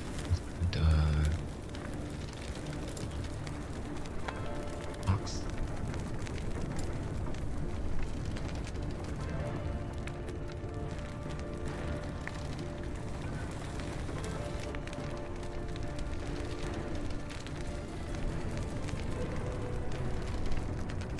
Stuff that has how come it's not finding it?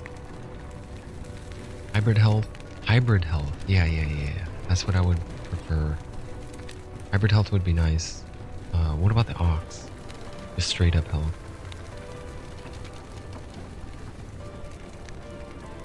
Not added, increased. There is none. Yeah, it can't roll increased. Oh.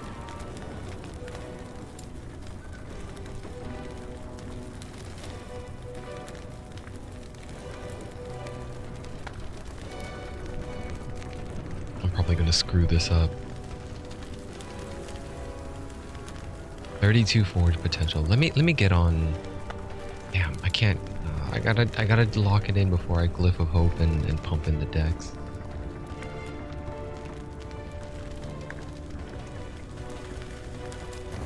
Biz res.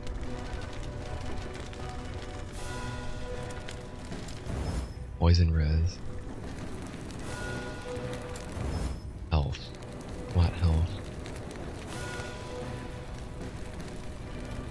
Okay, I'll take it as is. And then just give me dex, I guess. There's no guarantee this is gonna work either, though.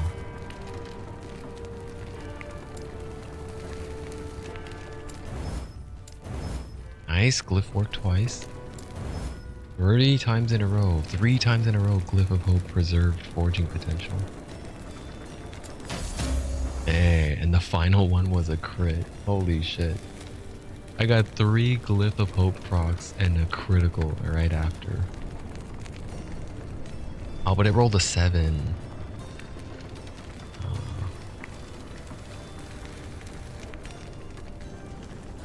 Oh well. Alright, so let's try swapping that, and then my elemental res drops a bit, right? But it's still it's sustainable. It's still alright. But now my cooldowns went a little longer, a lot longer. I just lost a bunch.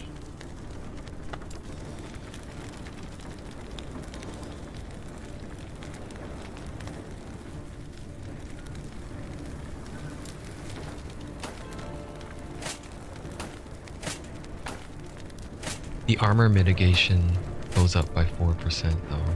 So I think that's an acceptable trade.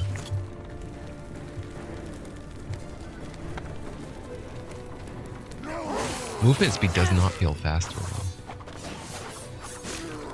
I'm not feeling the change on... Where did I come from? I came from 55 movement speed to 62. It doesn't feel that much faster. It's fast enough though, I guess.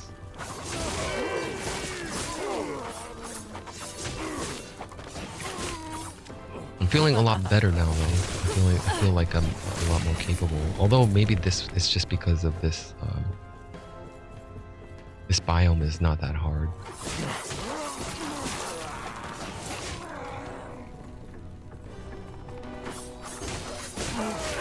Feel a little bit more confident though. I take on the harder challenges now.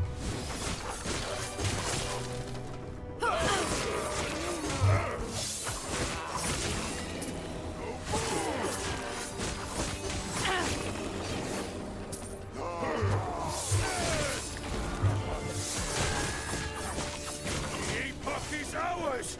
Raya, aid me!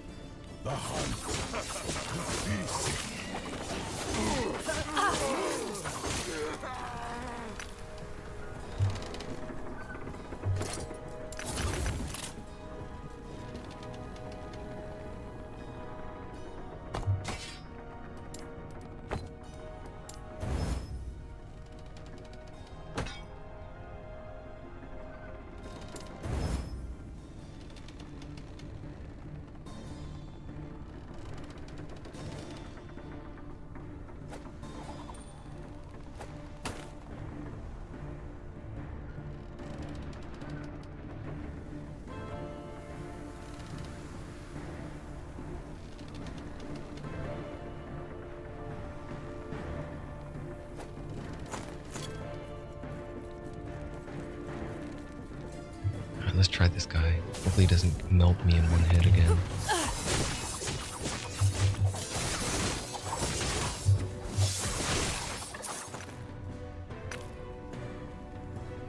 What is this? Experimental Divine. Ellie Res increased health. Volatile zombies on what? Potion use? Increased minion damage? Damn, that rolled a shitty one, but the suffixes are fantastic. Could sell it. Someone will probably take that.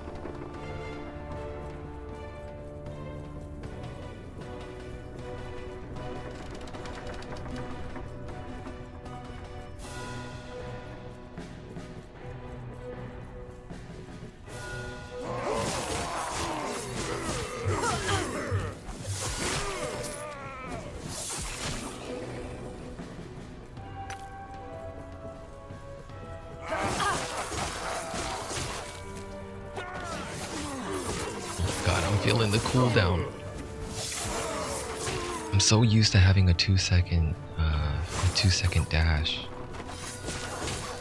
And every time I go for it now, it's like not ready.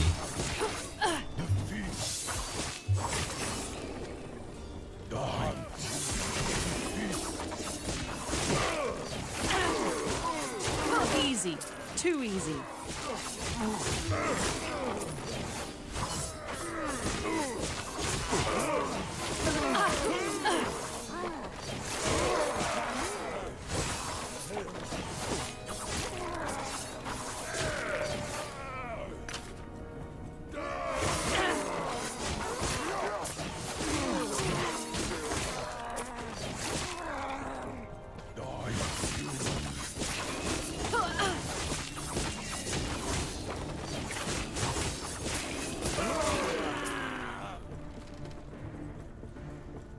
Yeah, that's the map cleared.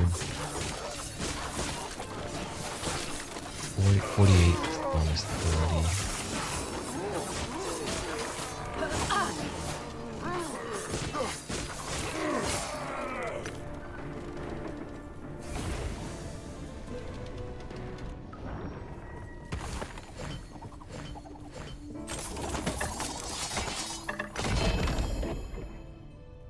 Oh, it's about time I got prison wraps. I don't think I got these yet.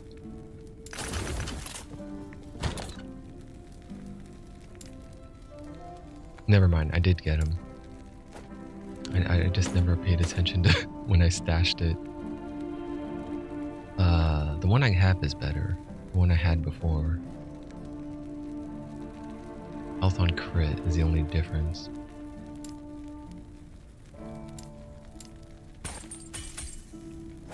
I'm getting too many keys. I need to start. I should start doing dungeons. Is what I should be doing.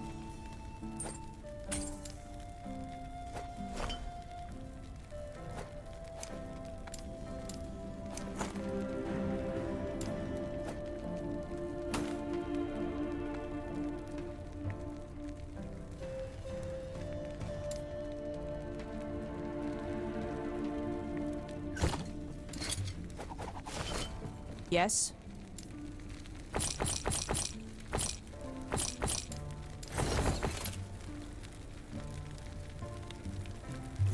Take care. Alright, unique and set rings. Enemies deal 12% increased damage and have a 200% increased critical chance.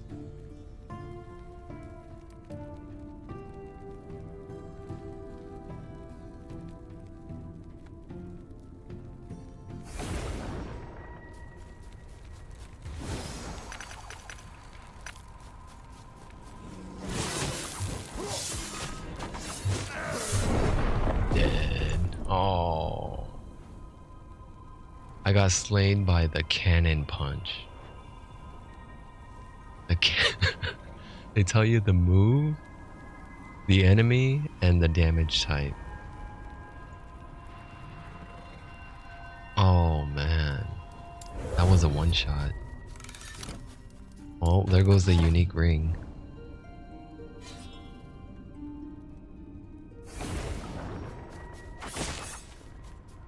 Now I think the timeline stability goes to yeah, I think it only goes up to 10 or something for bonus stability now.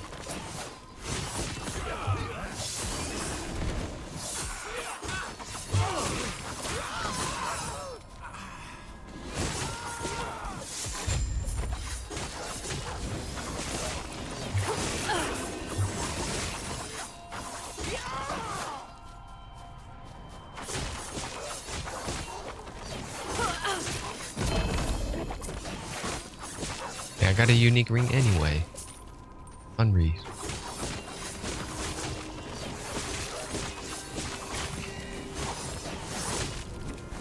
Nuh-uh, you ain't cannon punching me again.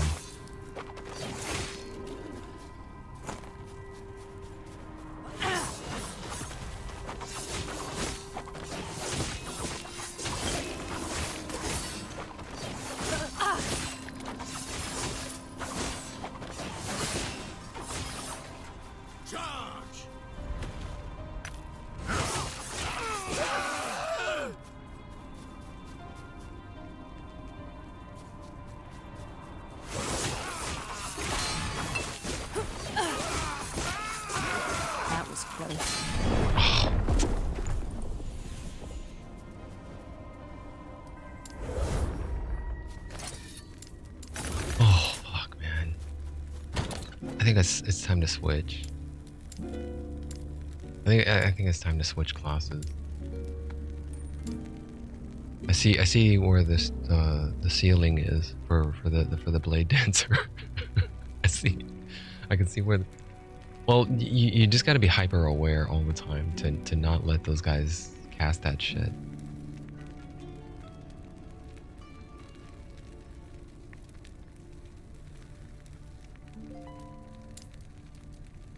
I think for mage, they probably would have other survivability methods. I'm trying to think if I go mage, I would think they have other tricks that they can do to survive hits like that, I think. Like they don't have to rely on dodge. They can rely on ward, mana shield, or something like that.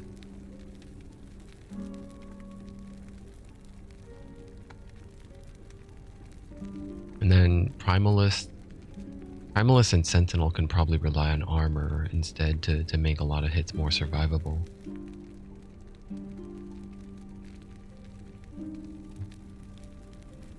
Let me ask a dumb question to Google here. Can you dodge spell hits?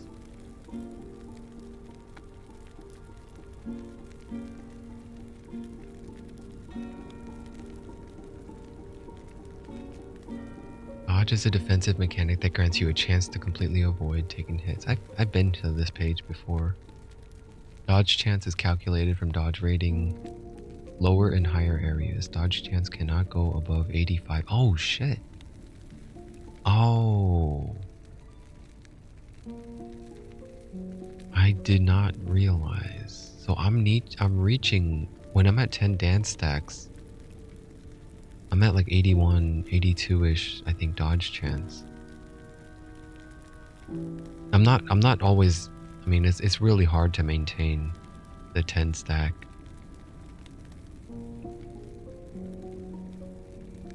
I mean, especially where there's big boss fight mechanics where you have to disengage. You can't stay in melee range, otherwise you just get melted. A good rule of thumb is the dodge rating equal to 10 times the area levels. Okay.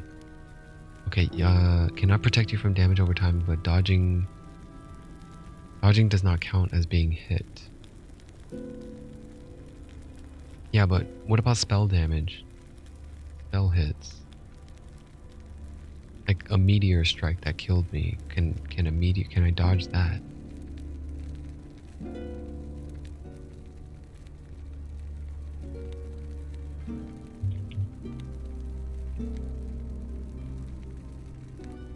Anything like global damage reduction, resist, temporary buffs, block does not matter here. And then order doesn't matter. Dodge comes first, then comes armor. Damage reduction is always multiplicative and not additive. You can never reach 0 damage taken. Armor and dodge works versus hits. A spell. Okay, so I can dodge spell hits. It certainly does not seem like it, but perhaps I just don't see it. Because I remember in beta there was like this thing. I might be mixing my games up though. I remember if a spell or an arrow or something comes at me and I dodge it, like the word dodge pops out. The floating damage text pops out of my character that says dodge. But maybe that was a different game.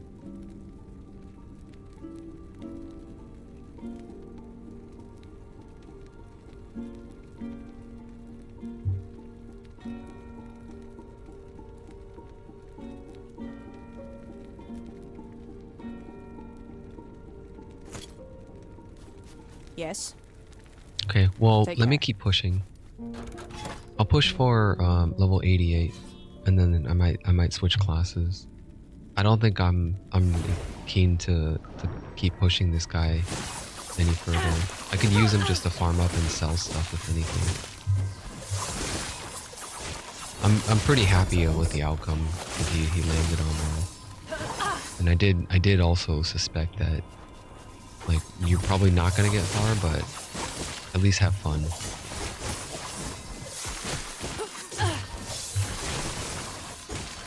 Easy. Too easy.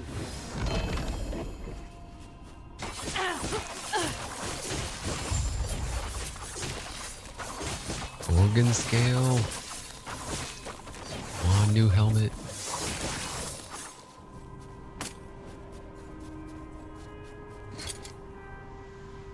It's got damage while wielding a sword. Cooldown recovery could have been 12, 9 out of 12. Stun chance was 69 out of 86. I think I find something better. Just shatter it. A new sword. I haven't seen this before. Torque Griffin's Hunger. Every 2 seconds you gain a stack of Viscera. 20% chance to gain a stack of Viscera on kill. When you use a non-channeled melee or throwing attack, you expend a stack of Viscera to grant the attack 1% physical penetration with bleed and 5% bleed chance for 5% uncapped physical resistance.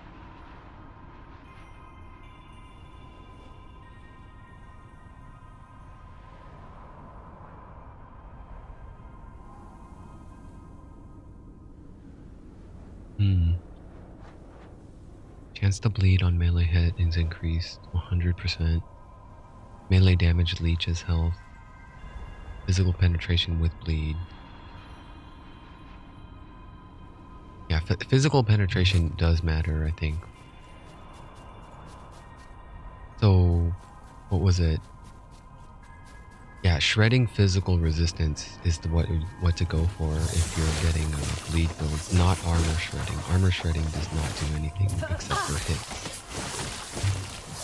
For my character, armor shredding is great, right? Because I only rely on hits and not damage over time.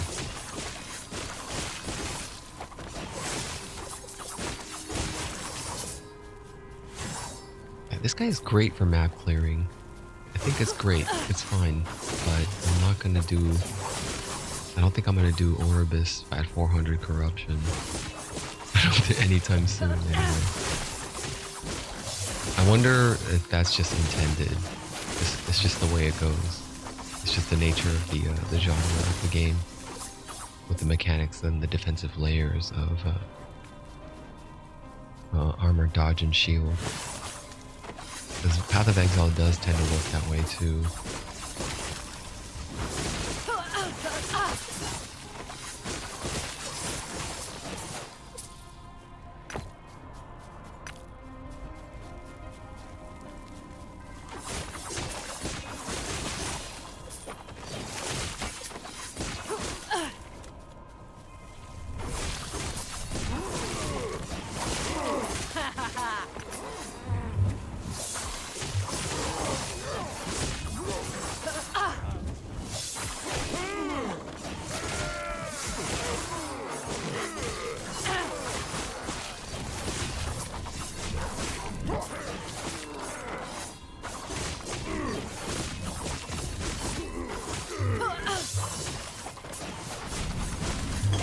Oh shit. Ah. I wasn't paying attention. I was paying attention to my dance stacks. I was thinking keep it up, and then I dropped it, and then I thought, oh shit. Once I dropped the dance stacks, I thought I should probably potion right about now, and then I was dead.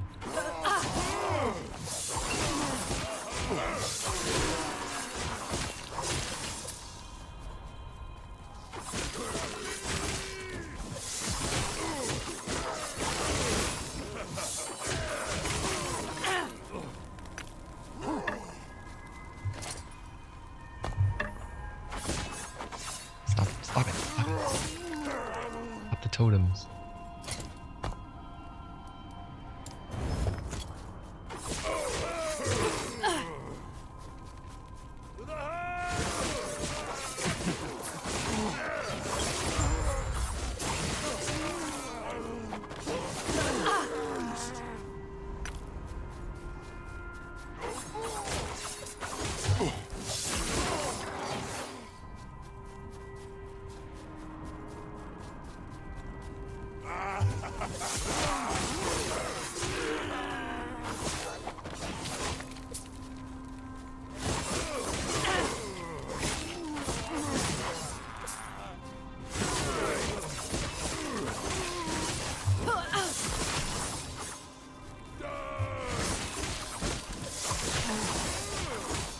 Holy shit, I hit for 12k on that guy.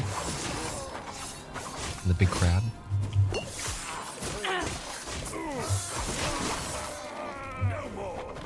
Oh, I know what to shoot for. Shoot for guild rank 7. That's what I want. That's what I'd like. I'd like to shoot for guild rank 7 and above. So I should definitely still keep grinding on this stuff. If I get to guild rank 7, I could use I don't know. I haven't figured out if I'm allowed to buy stuff on this character and then transfer it over to an alternate. It feels like that feels a little bit like cheating, right? You have to be, if it has the icon on it, like I can't have my other character not be in the Merchant's Guild and receive items from the Merchant's Guild. So it's probably only equipable by Merchant's Guild. But I want to definitely check out the astrology guild or whatever that guild was called. Prophecy guild or something.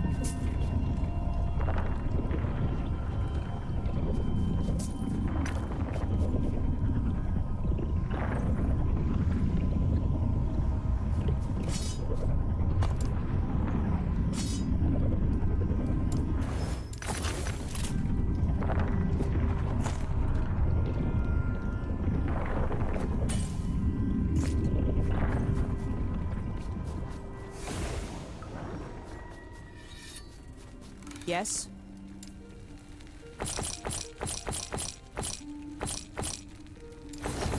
Take care.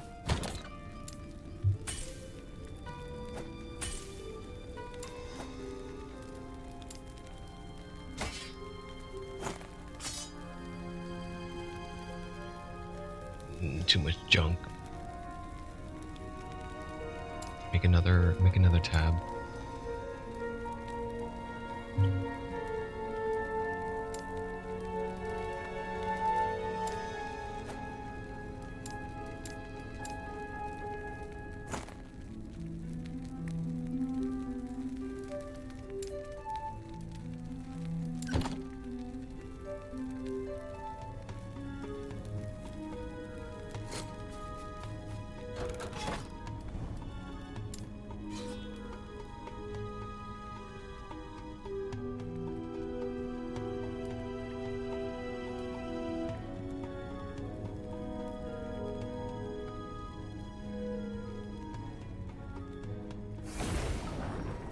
Oh wow, they start me right here? Okay, fine, let's go.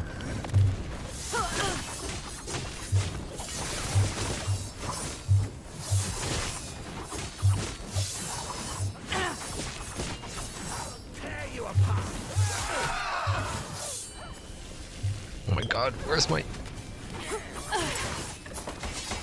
Hey, you know what's funny? The mage in the rune prison, in the time prison. I didn't notice this, but the other... Oh shit! The allies... Oh damn, those are Vanguard boots too.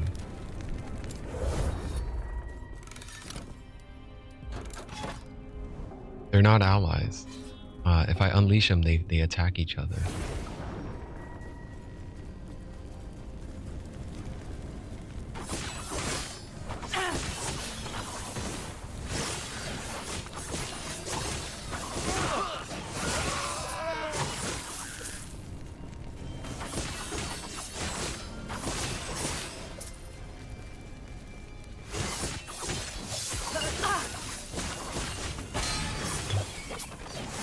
They won't forget that one.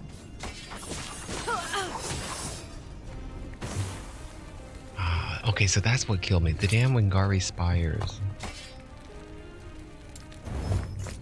The Wingari spires that spit down stuff on me. The effect persists. It grows bigger and bigger. So I was thinking, damn. I didn't realize it did so much damage too.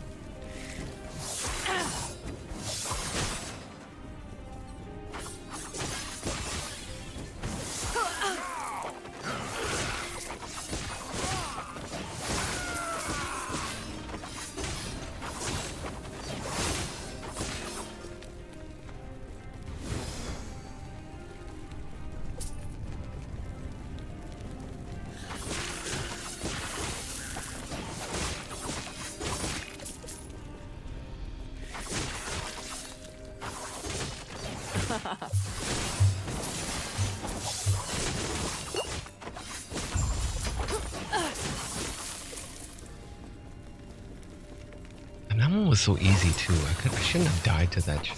That's so easy. Easy clear, small map. Could have done it a lot quicker, and I would have gotten an experimental out of it. Is this even sellable? It is close to 50, yeah.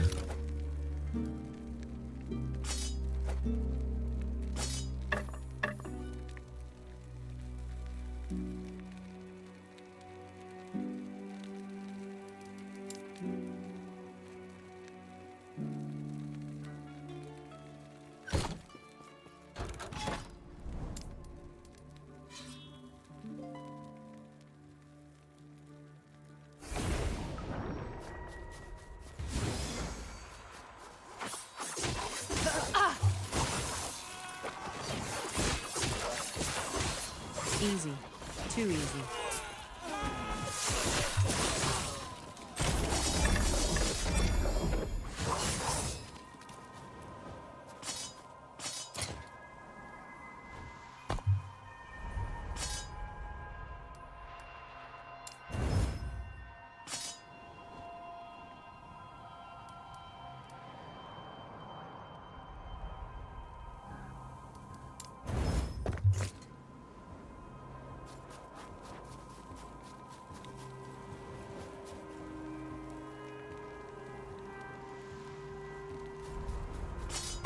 Check how many Slayers do I have left?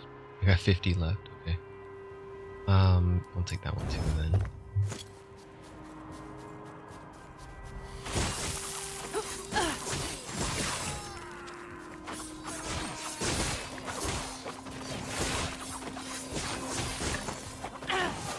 That was close.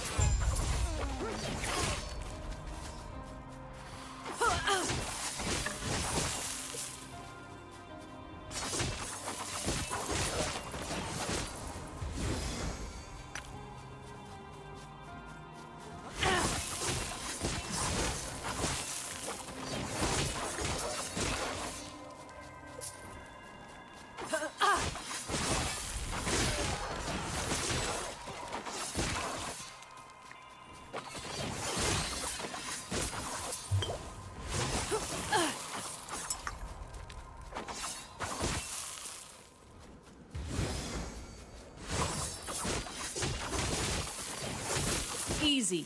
Too easy.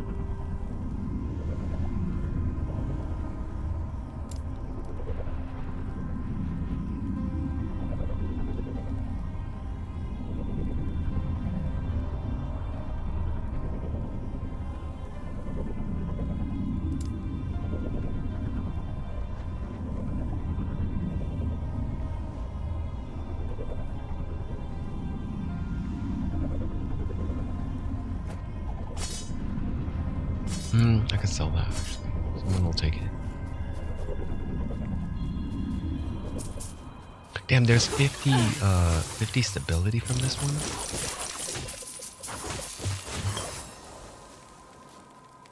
I'm gonna get it. One after that 50 stability.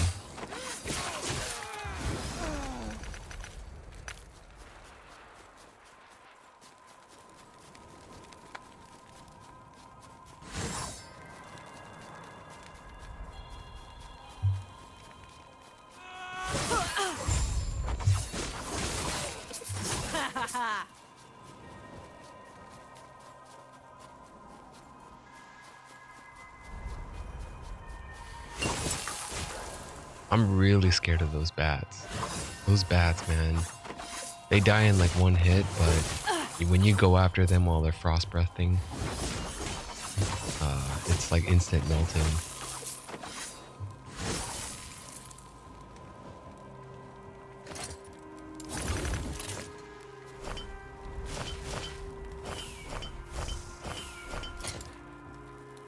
Time rot.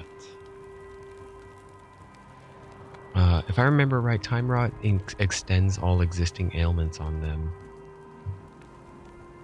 I think it's another multiplier for like damage over time or something, or it increases. It delays all the ailments. It extends like bleed and all the other stuff.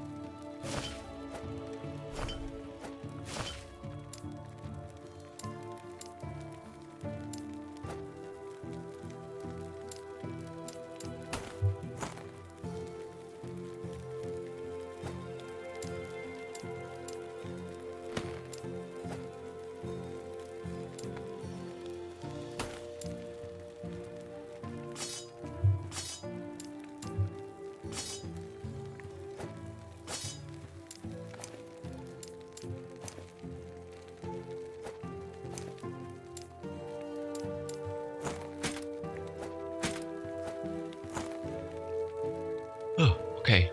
How many more? I'm gonna push a little further to get to. I'm at 80% now. Let's go for that unique ring. Maybe after this one. Do this one first, and then try for the unique ring after. Frozen Woodland. I'm gonna stay away from the extra damage where I can, whenever I can.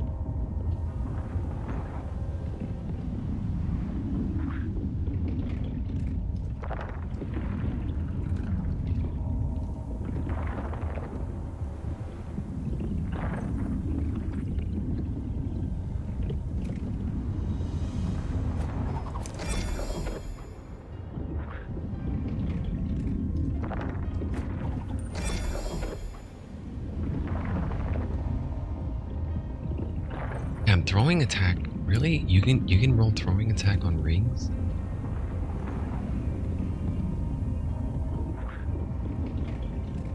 Oh, maybe it's because you can't roll it on weapons. I'm not sure if you can, but if you could roll it on weapons, let me see.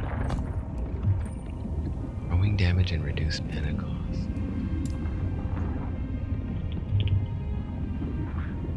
Only on rings, gloves and ring. Okay, that's why they need it on another stat, another. Yeah, so I wonder what a throwing damage weaponer would use. What kind of weapon would a throwing damage person use?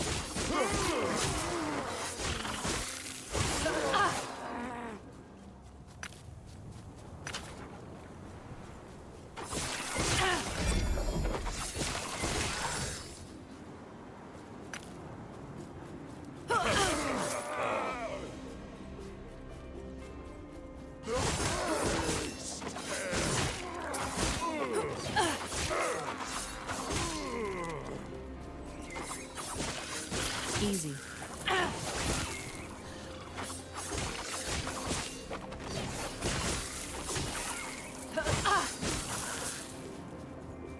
Before I get too far, let's challenge that guy.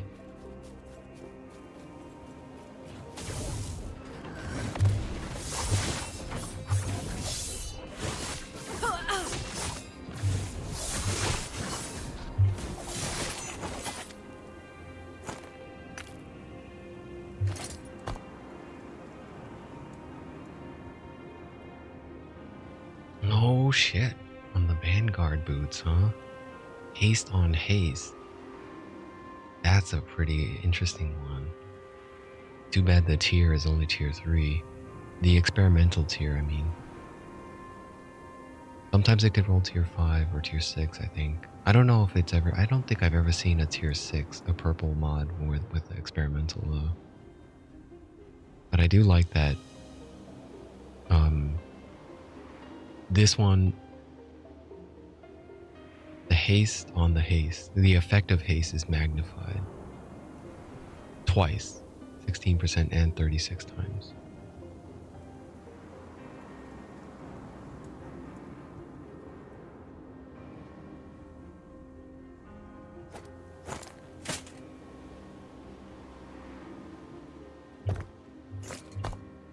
Let's pump it up. Pump up that move. It even came with movement speed too.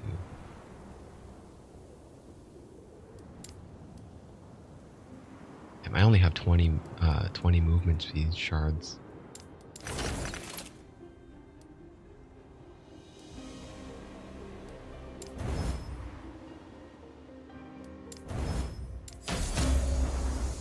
Oh, yes, the critical success. It pumped it up by 1 tier. Okay. Okay. This is good. Then if I add another suffix, there's another chance for critical success to increase the haste effect. Let's see how fast I move now. Well, it's not going to be faster right now, but with the haste improved. So it's 62.55, right? If I dash, 142.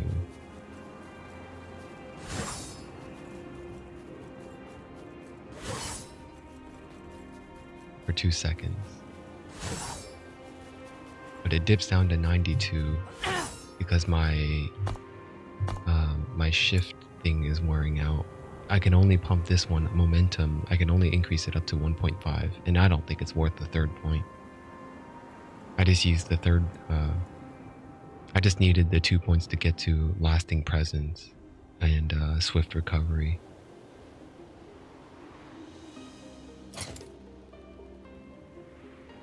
Oh, someone is gonna want that. Maybe I'll use it. I don't know. Maybe. It could have rolled a 18 on the movement speed though. Both times. Yeah, if it rolled twice, that would have been perfect.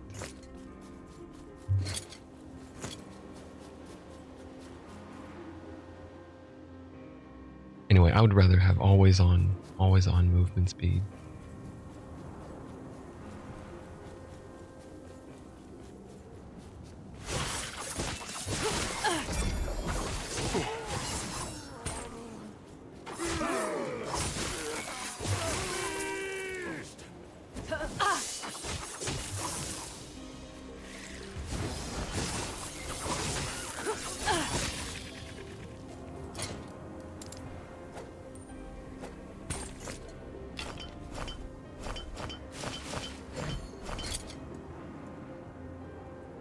Chance to cast Fire Aura, increase fire damage.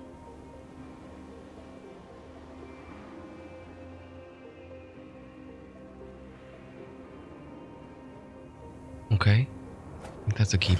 One I can keep and make use of maybe. Fast speed while cursed, increase spell damage at low health. No, I don't think there's that many warlocks out there that like to curse themselves, right? Oh no, maybe they do.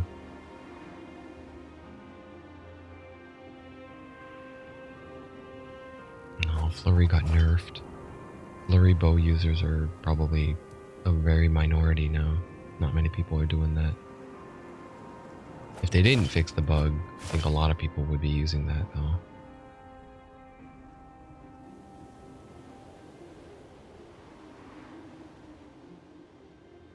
Yup.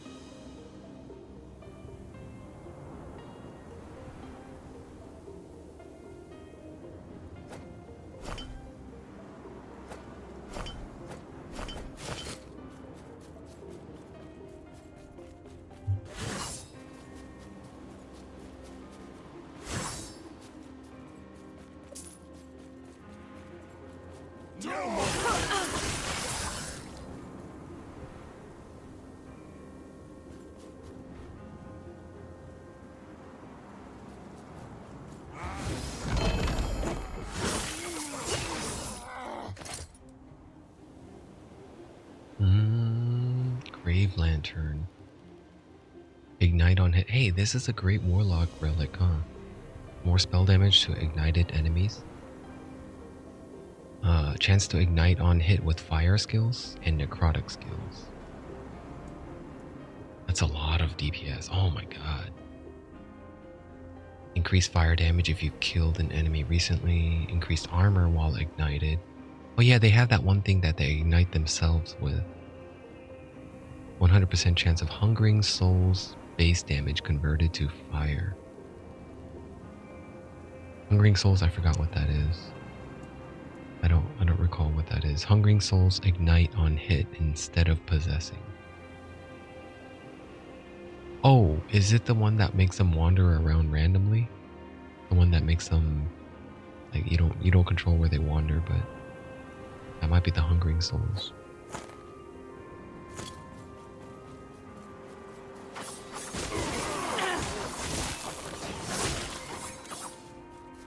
Okay, that's all of them.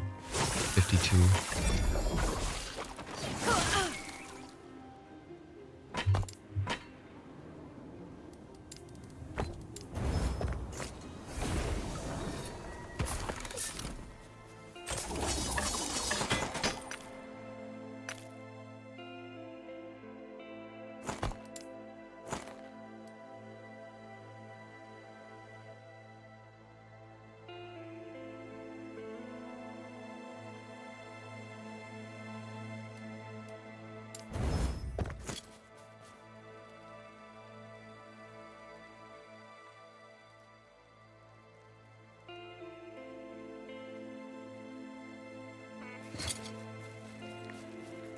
Yes.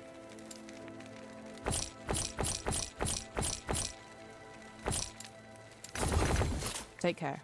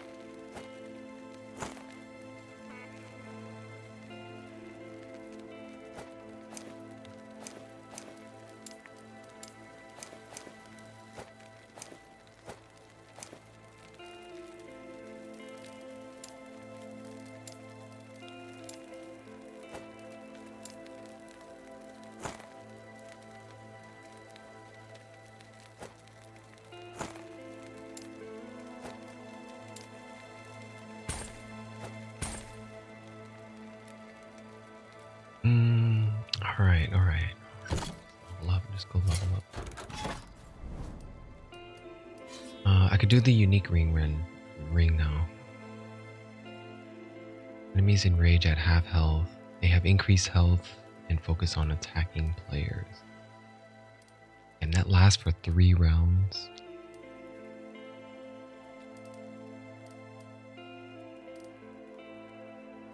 Okay.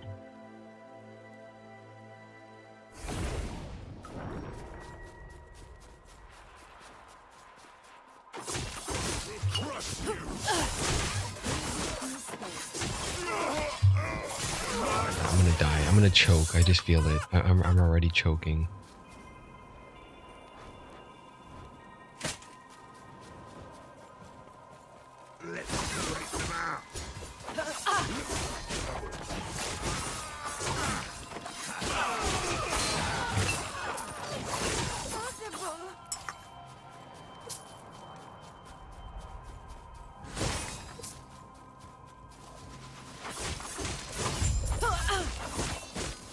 Well, I guess I am pretty glad that even as a sophomore character, I'm still afraid of dying. I think that's a good feeling to have.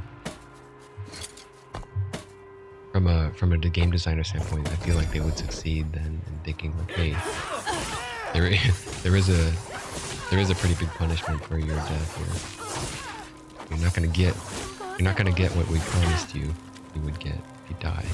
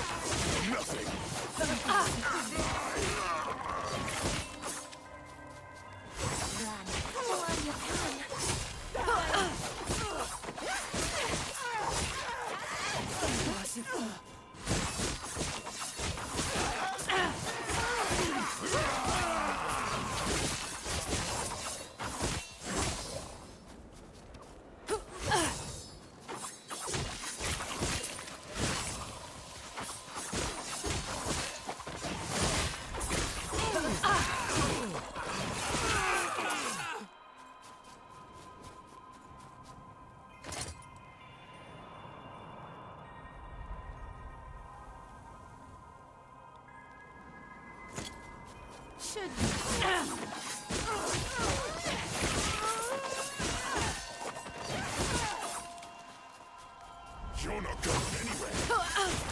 Crush you.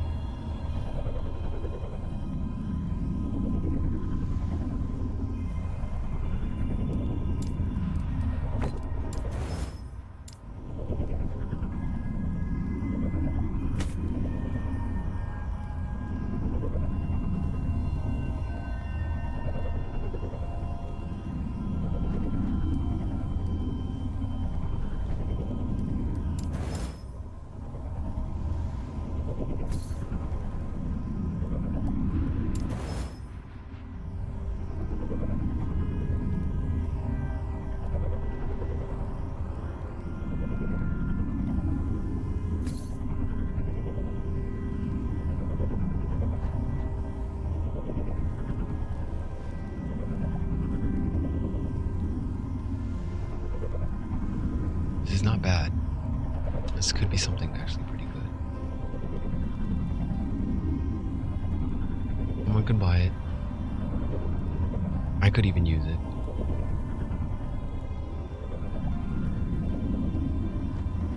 I would need to cover cold resist though. I take a drop in cold resist, and yeah, I didn't drop with a tier 6 physical, so I guess I shouldn't be switching it.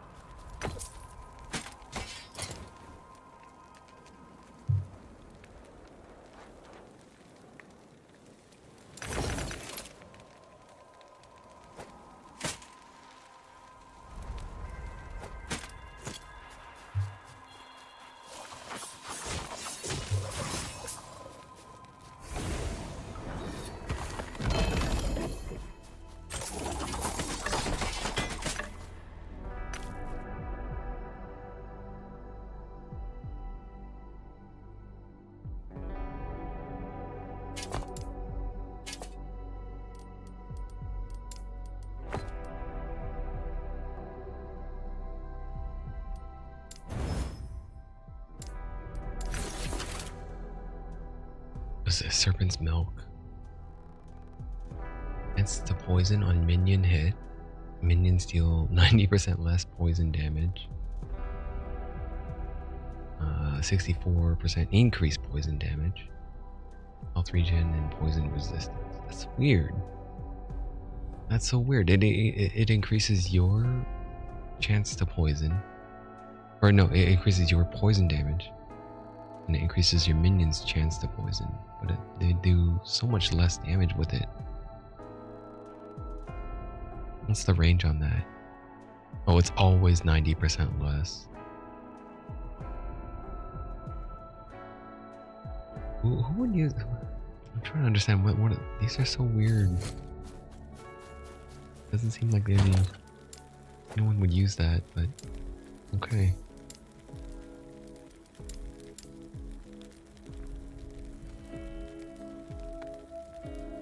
Remove these here.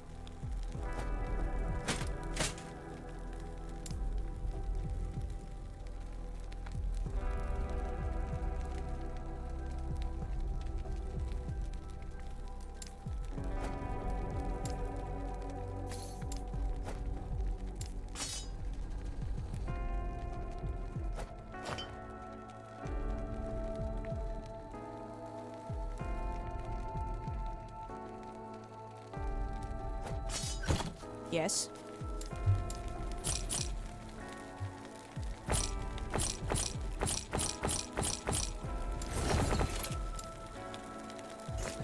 Take care.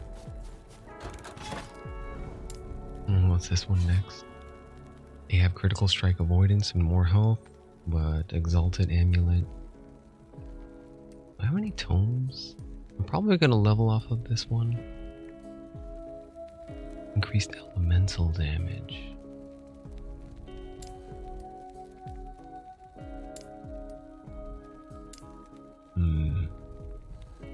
I'll do it. Midnight Strand.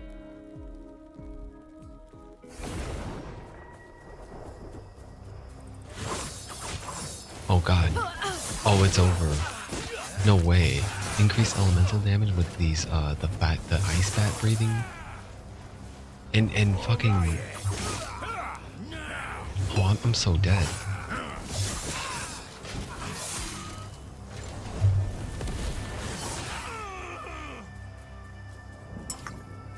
Oh my god. This is not cool, man.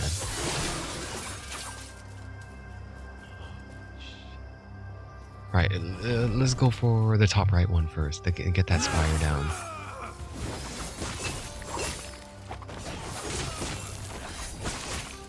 Dude, everyone's doing elemental damage. I'm seeing all elemental, like fire, ice everywhere.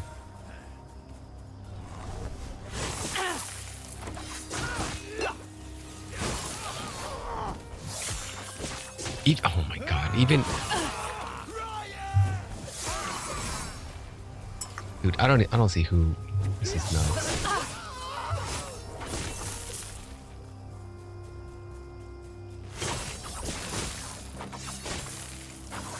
Even a sentinel. I'm trying to think. Even a sentinel with like shield blocks and there's no safety from this, right? There's no way, like even with a high armor.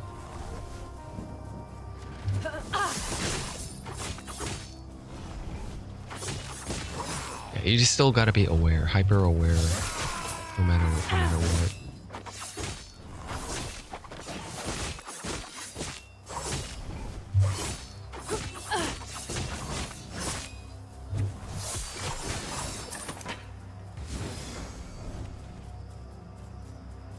Go for the other one. Don't clear. Don't go for anything else except for that spire.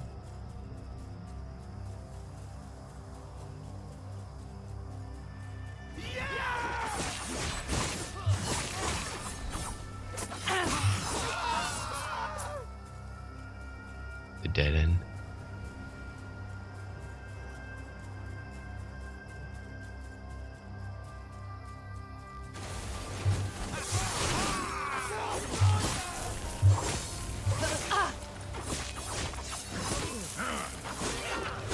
They won't forget that one.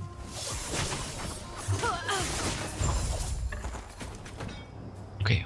I didn't die. It wasn't that bad.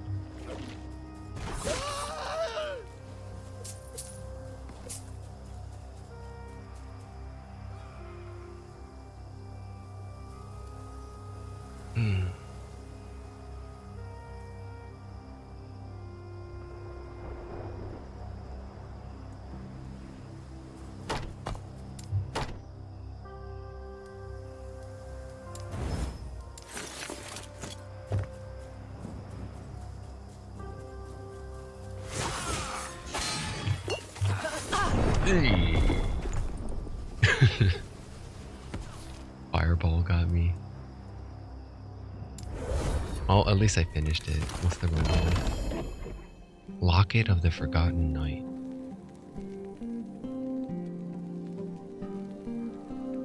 How many deaths do I have? Is there a counter? Does the game keep track? I'm probably in the 10s of 20s of deaths now. Where do I see that?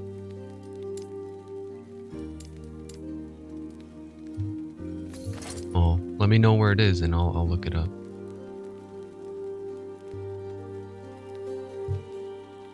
Critical strike chance with void skills.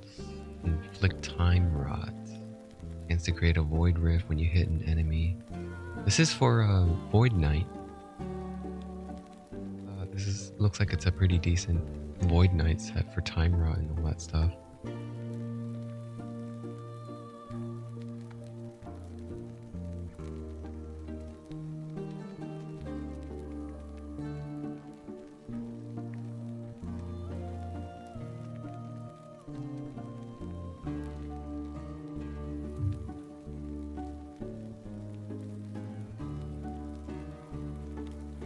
Do you see a bug somewhere? Or are you looking at...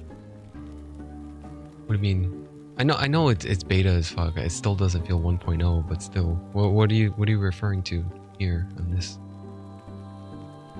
You're referring to no stats. Oh.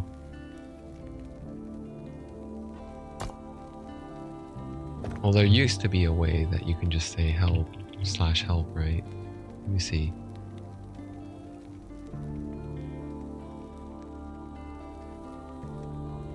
What is the help channel for? /whisper /r /global /all /help. Right to the help channel. Right to your current party. Right to looking for group channel.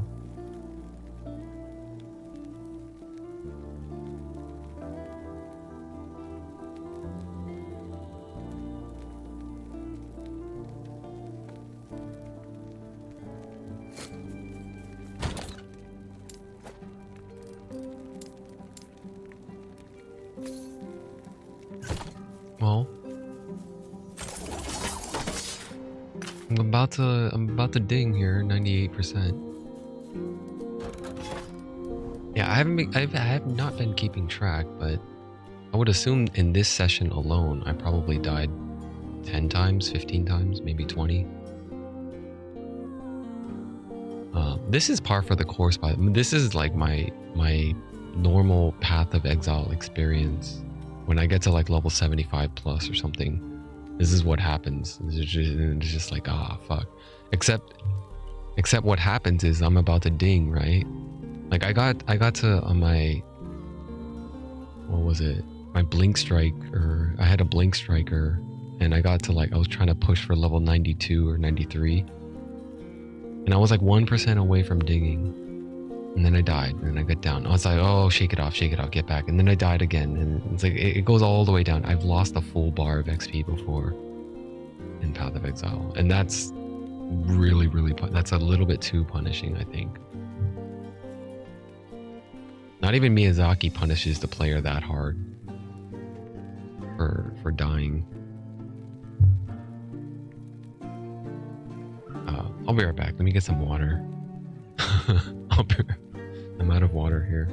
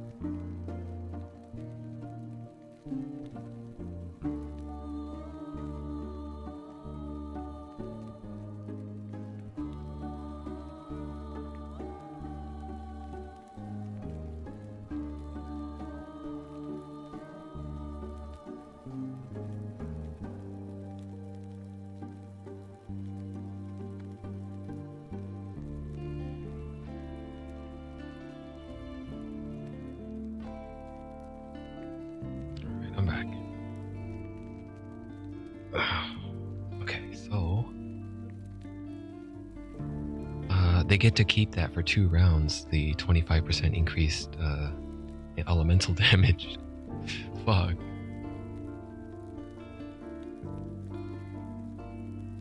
Well, I could go for the unique ring or whatever that is. Unique or set item. Oh, it's a ring. Unique or set ring. This one is a set item, and then right behind it is a unique or set amulet.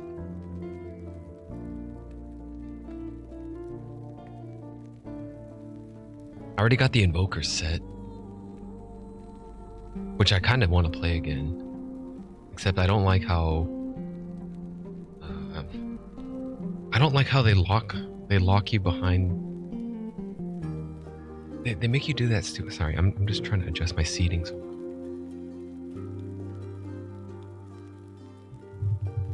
If you've looked at the Invoker's passive tree for Invoke,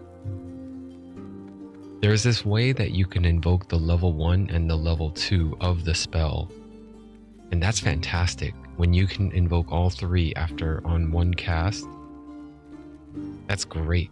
I think every invoker is probably going to want that, right? Some kind of thing where you could pop one spell and then you also cast the level 1 version and the level 2 version respectively in the level 1, in the 1 and 2 rune slots.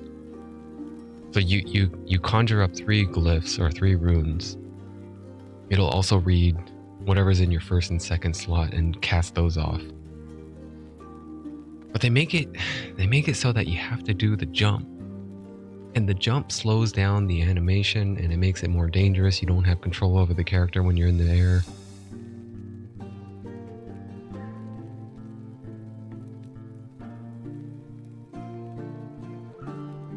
Yeah, I don't like the jump animation, but they make you do that if you want the damn casts.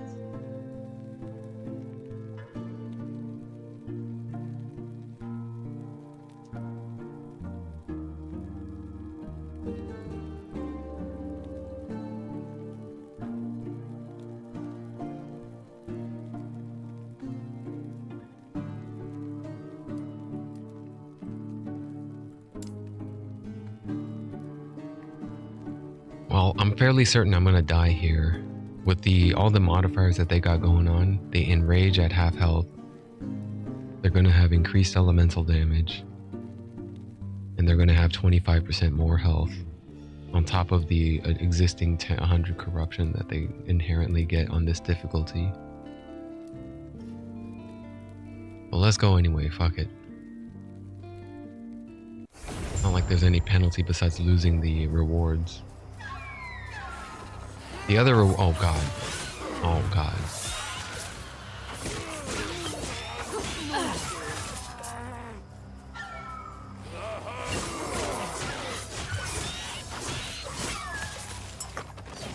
Okay, these are okay. The fire phoenixes are not as bad as the ice bats. The bats that spit out the ice melts me a lot quicker.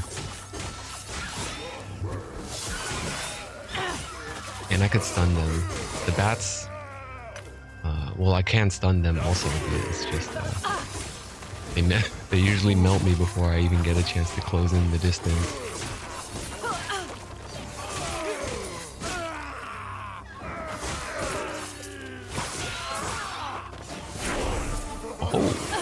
Oh, 88.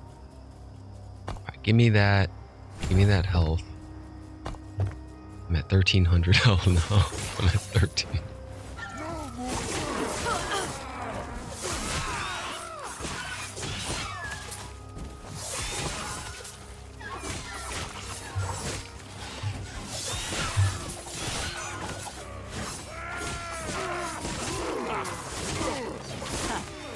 Are the porcupines shooting ice elemental stuff? I wonder what damage type that is.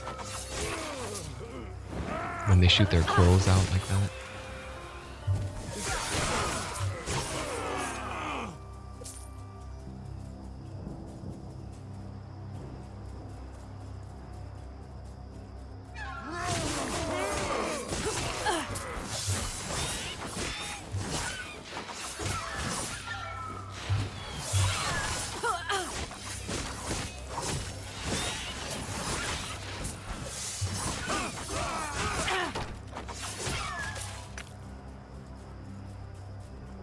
Play the Frostroot Warden. The Frostroot Warden kind of reminds me of the Elden Ring Warden. When you're in front of the tree of whatever, there's one of those in every area. Every major area has like an Erd tree, and then inside on the bottom of the Erd tree, there's this one root warden. Looks just like it. The Protector, yeah. Is it called the Protector in Elden? Yeah.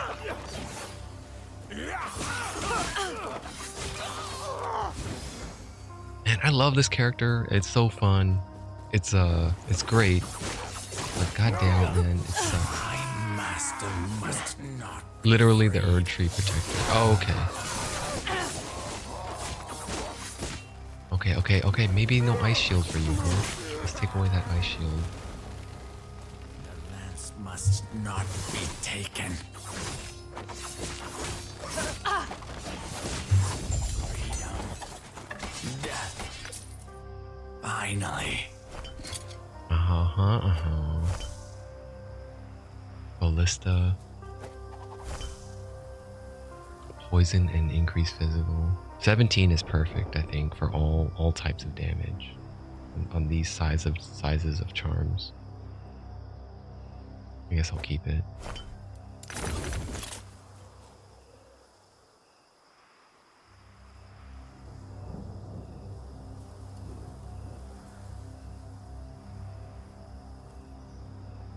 All right. Well, I got the quest done. Let's get the rest of the stability. This is a small map.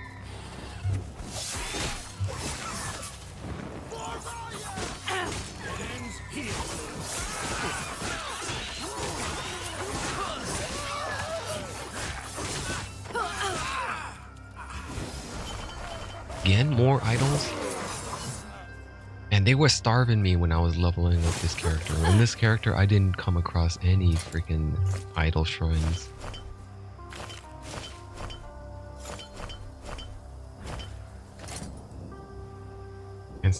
Poison Nova when hit, poison resist. It's the minimum roll. Fast speed for totems, 21%. Do totems count as minions? I don't think so. No, I don't think they do, but maybe. That might be pretty good, huh? If they are minions. They do? They do count as minions? Okay. This is pretty good.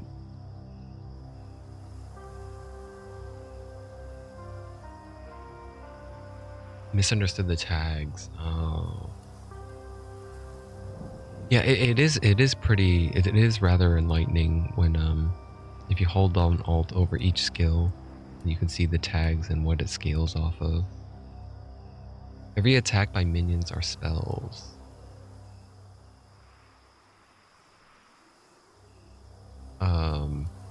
For the Primalist? Storm Totem. Oh, okay. Even the Thorn Totem? The Thorn Totem is a spell when it casts a Thorn Barrage.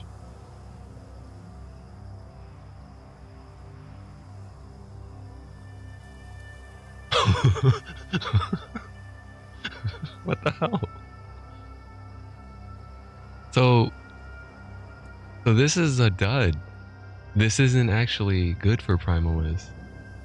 Like, the minion attack speed doesn't actually do anything for them. Does it? There aren't any minions. Oh, okay. Sorry. Wolves. If you summon a wolf or a bear. Well, maybe. I don't know, man. I'll fucking put it up for sale and we'll see who buys that shit, and I'll laugh my ass off.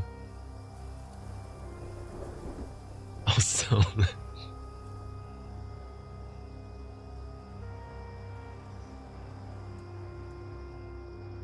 Totem damage scales off of minion physical and spell damage.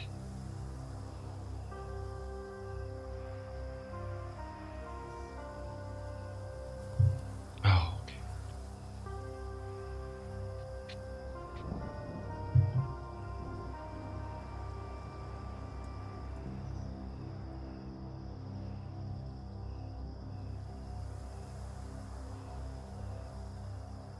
What is this? 9 to health. Ward on potion.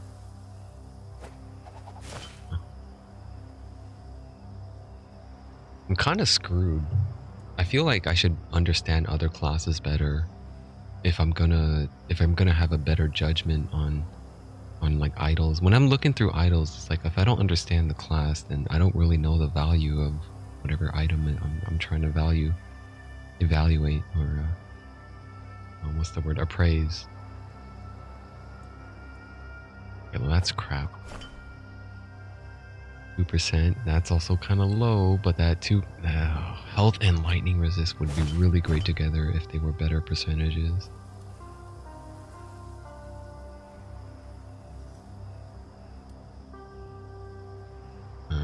Health on kill and void damage. No. Oh, I got the stability. I'm out of here. All right, they gave me the Invoker's fire ring again. That's my second one. Put that over here. I got 2 rings of each. Oh, the one they gave me is better. The one is better scaling.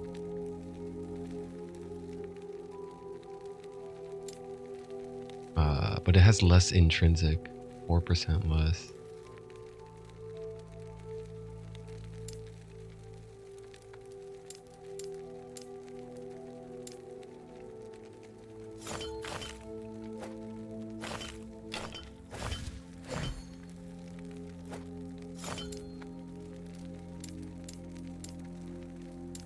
What am I doing here? Put it on the other page.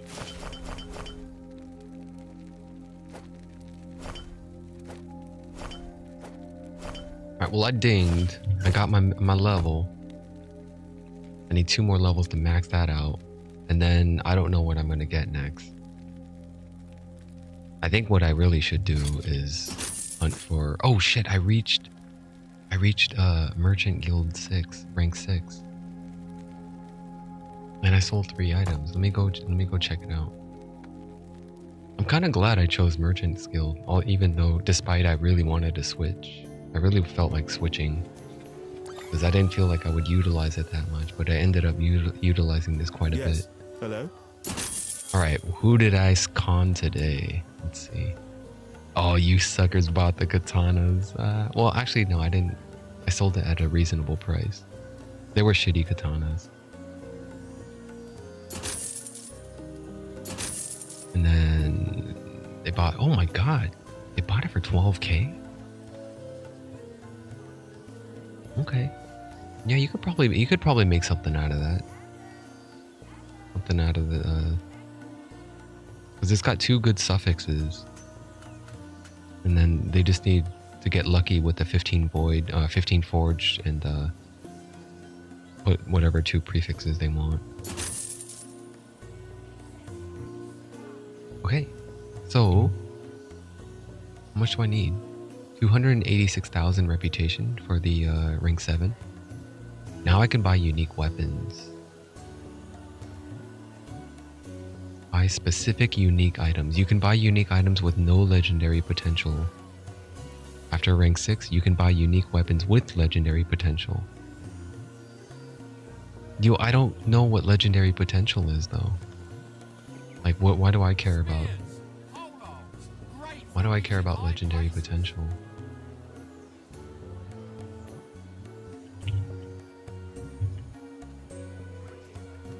Okay, does this guide talk about it? No. Defensive mechanics. Could probably learn a lot if I just sat here and read all this stuff, but I just wanted to have this as a reference to see something.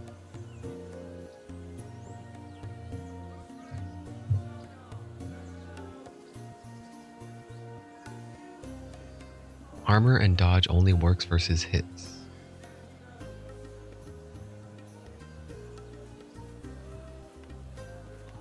They're ignored in terms of damage reduction versus damage over time, as it bypasses armor. Oh, I know. Do I actually have anything that bypasses or that reduces damage over time? No, I do not.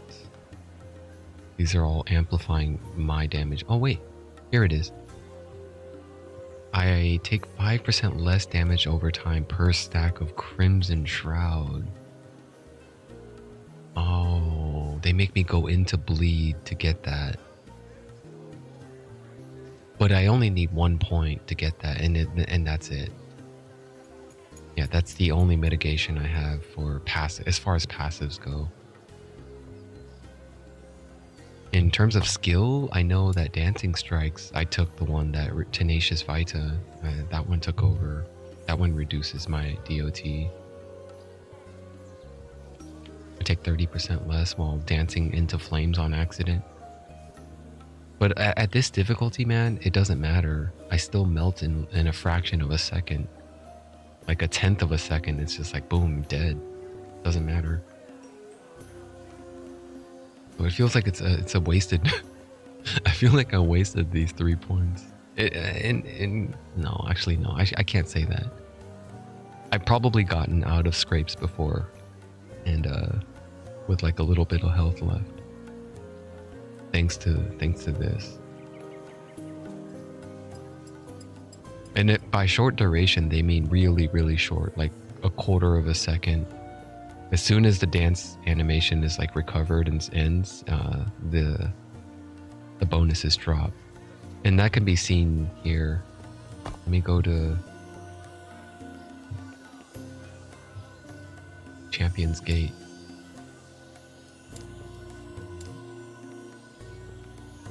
Gate. Oh, I should go back. I wasn't done yet, but I wanted to see the duration and illustrate it again. So if you look at my Dancing Strike skill, I have Nimble, dodge rating per dexterity, 3 dodge rating per dexterity. I have like 72 dexterity right now. And then on top of that, I also have dodge rating 150. Dancing Strikes grants you additional dodge rating for a short time on use. I don't have to hit anything, I just need to start dancing. So as soon as I'm running towards a crowd of archers, what I tend to do is initiate the attack early. But if you look at the dodge rating,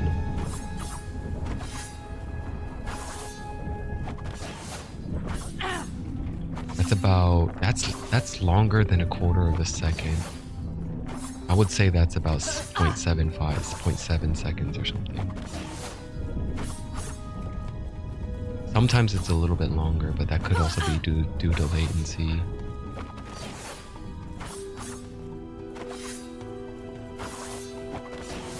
And it doesn't go any higher than that until I land a hit. Once I land hits, then I start getting rhythm stacks.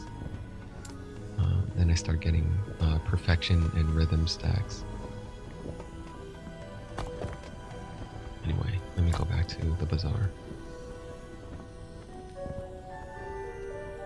I need to offload a few items.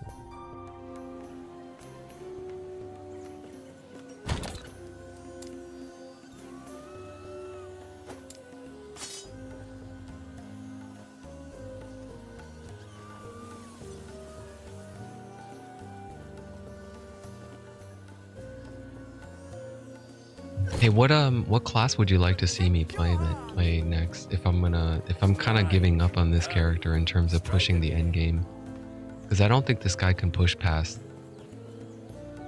very high, past extremely high corruption. I'm just kind of feeling it out here. Just wondering if you'd enjoy me watch me play something else. I knew you had a taste for steel. What will it be? Let me get rare katanas.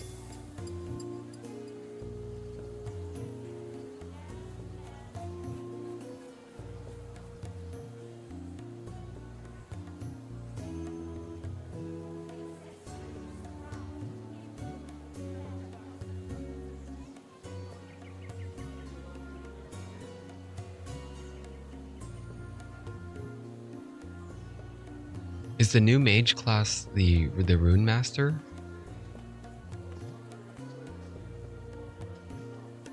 The Rune Master is the newest one, right? Okay, I'll roll a Rune Master, but I'm probably gonna roll softcore so I can mule it from this guy. Because I do have the Invokers set I wanna give him the invoker set. So I want him to share this stash. So I'm probably not likely to play hardcore. The hardcore is for the spell. Dude, I was not being serious when I rolled hardcore. I was thinking like, which class would make me die the fastest so I could just get it over with. And I was thinking, yeah, a melee specialized mage. That guy would probably die really quickly, but he's actually doing pretty well. He's actually, what did I get? I got him to like 45 or something, or 40ish, without dying yet. All right, so this is a pretty shitty katana, I think. It has open suffix or open prefix. It's got 45 crit chance, crit multiplier. I knew you had a taste for steel. What will it be? Let me check again. Rare. Don't search for anything else, I guess. The thing I wish they add would, I really wish they would allow me to search for. Oh, open prefix count. Oh, okay. One open prefix. Yes.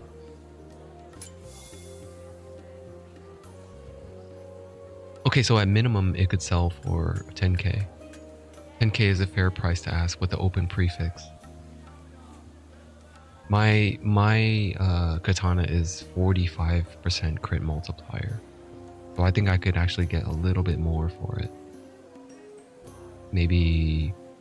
No, I would feel good about 10k. I would be right here with these guys.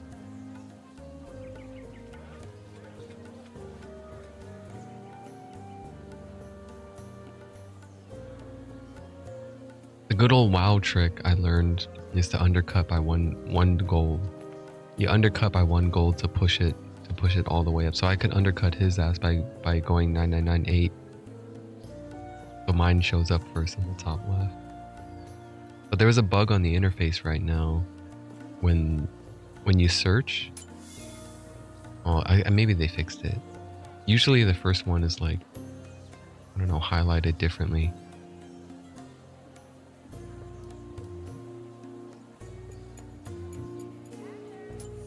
Okay, I'm right there with them, so let me ask for 10k.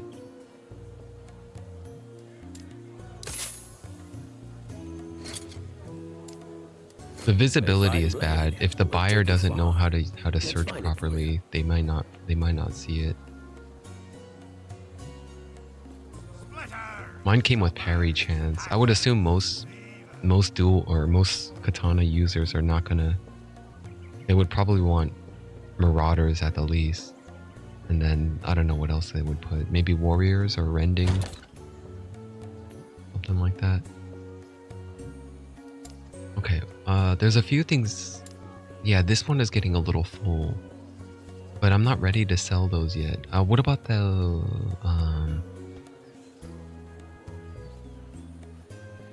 Sentinel Relic?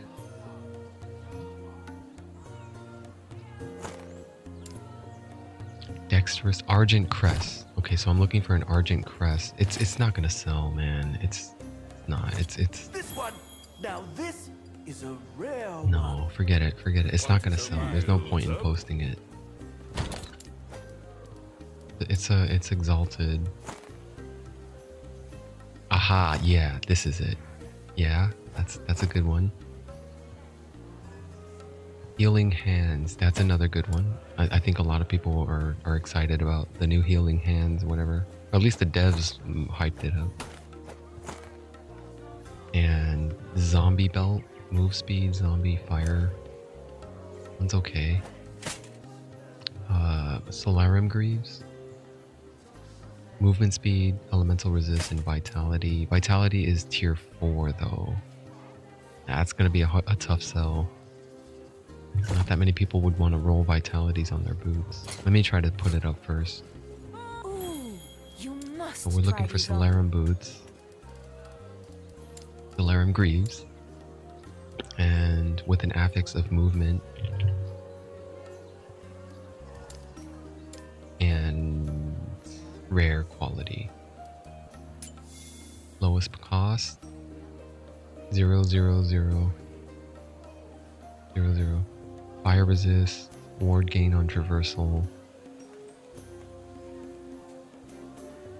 Yeah, and these rolled for perfect intrinsic too. They have a 18% movement and they don't want anything for it. Okay, so they don't sell for much then. Well, I'll give it away then. You guys can have it. Well, hold on a second. Hold on, wait just a moment. Mine has elemental resistance. Let me search again. This time, elemental resistance. Insulation. Now what is it? It's still 0. This one has 2000. Okay. I'm convinced. I'll ask nothing for it.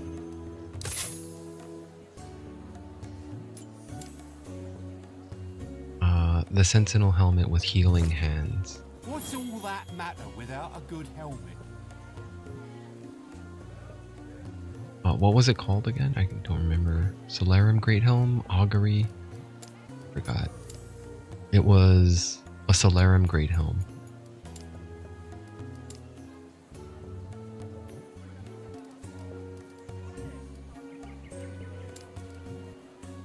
Endurance and fire damage.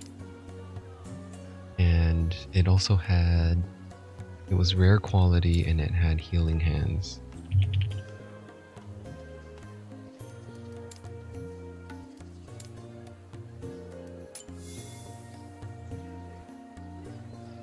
You guys overvalue that too much.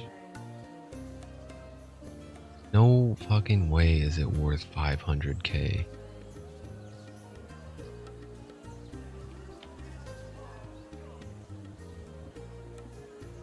But that does set the market then. I could go 350k. No one's picking it up. Look, 16 hours ago, 1 day, 1 hour ago. But there's only 3 of them on the market though. There's no competition.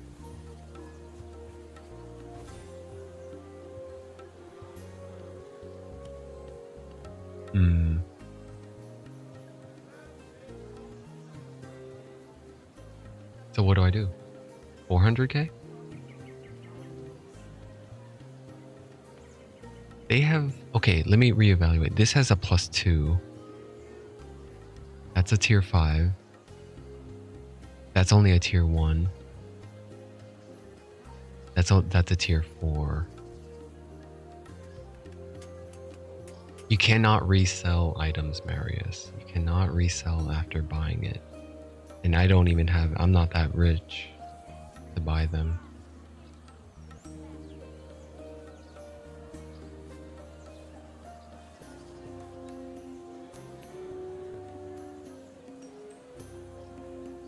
I'm actually very glad that the game designers made it this way so that you cannot resell it, because otherwise the sharks would come in and do exactly what you just said. They would buy them up and just mark it up.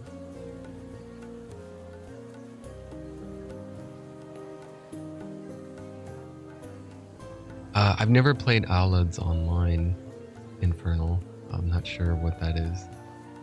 I could look it up.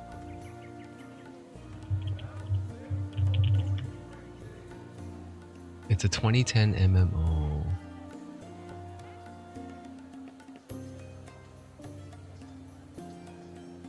Alad's Online is a free-to-play 3D fantasy MMO developed by Alad's team, formerly Astrum Naval, published by Mail.ru. Following the Rage of Mages, Necromancer, Evil Islands. As many traditional MMOs such as quests, NPCs, dungeons. It's a discount WoW. How do they monetize? Microtransaction? Oh, okay. It allows the developers to profit through a system of microtransactions. No ongoing subscription. Yeah.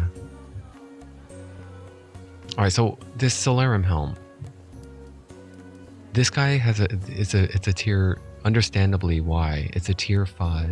It's a +2 with that much higher increased of healing effectiveness. This guy came in right around the same time. It could be the same guy, who knows? But whoever happens to put this here, they fucked up on the crafting because you could see that it has 0 forging potential. They tried to pump it and make it something that they could use and they failed. And they're like, oh shit, I'll just sell it. So, hammer thrower.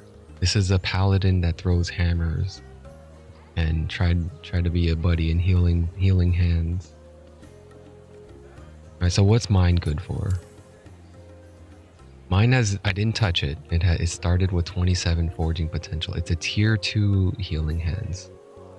But it has void resist and an open prefix. The open prefix brings value to it.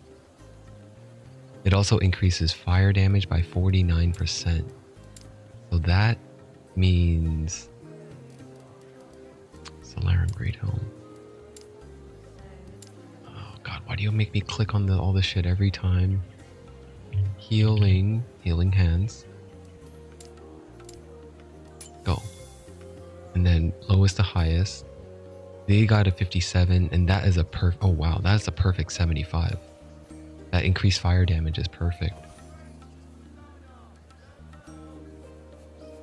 People then sold them to the auction house for gold, and I resold at a ridiculous markup by selling in person.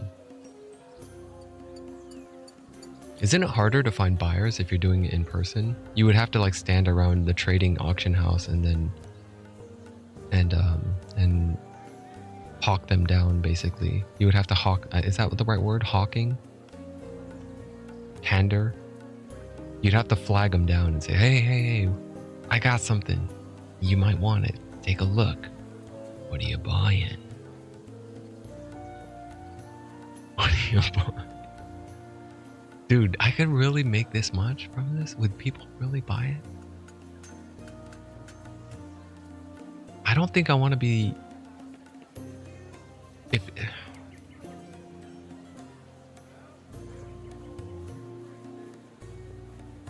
Whoever the buyer is, they might just say fuck it and just buy it for the damn shards.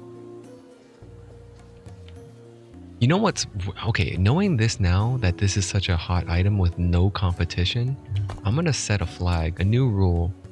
Recolor anything that has healing hands and flag that shit down so I could hawk that. Affix. Healing. Sentinel. Level of healing hands. Confirm. Yeah. Doesn't matter what tier it is. Just whatever it is, flag it and emphasize it for me so that I'll be able to see it and pick it up. Because I have not seen it. And I haven't really been looking for it. How's your head, traveler?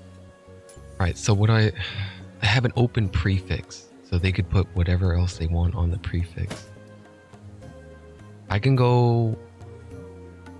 I could beat them by like 100k. If I go like 450, I think that's still being fucking greedy. That's still being really greedy because it's a tier 2 and there's only 27 forge potential.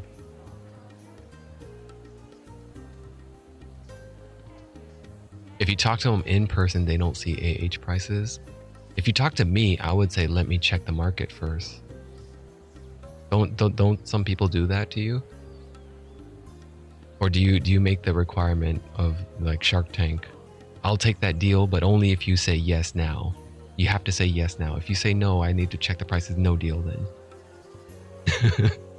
You know, in Shark Tank, it was like, I'll go in with you and I want 50 cents on the dollar in perpetuity. But you gotta say yes now. And then the entrepreneur goes like, well, let me hear what the other, and then the shark just leans back and just sighs and is like, oh, for this motherfucker. I'll go.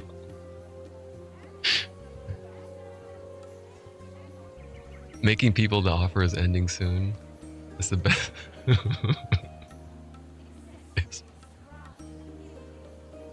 And then, you know what was funny though? Because there's episodes of the Shark Tank where there's the guy who goes like, the guy feels out all the other sharks first, and then he can't get a deal, and then he tries to go back. All right, Mark, you got a deal. Do we have a deal? And he's like, no, dude. I told you that deal was for this now, and it just like shuts him down. Dun dun dun dun dun dun dun.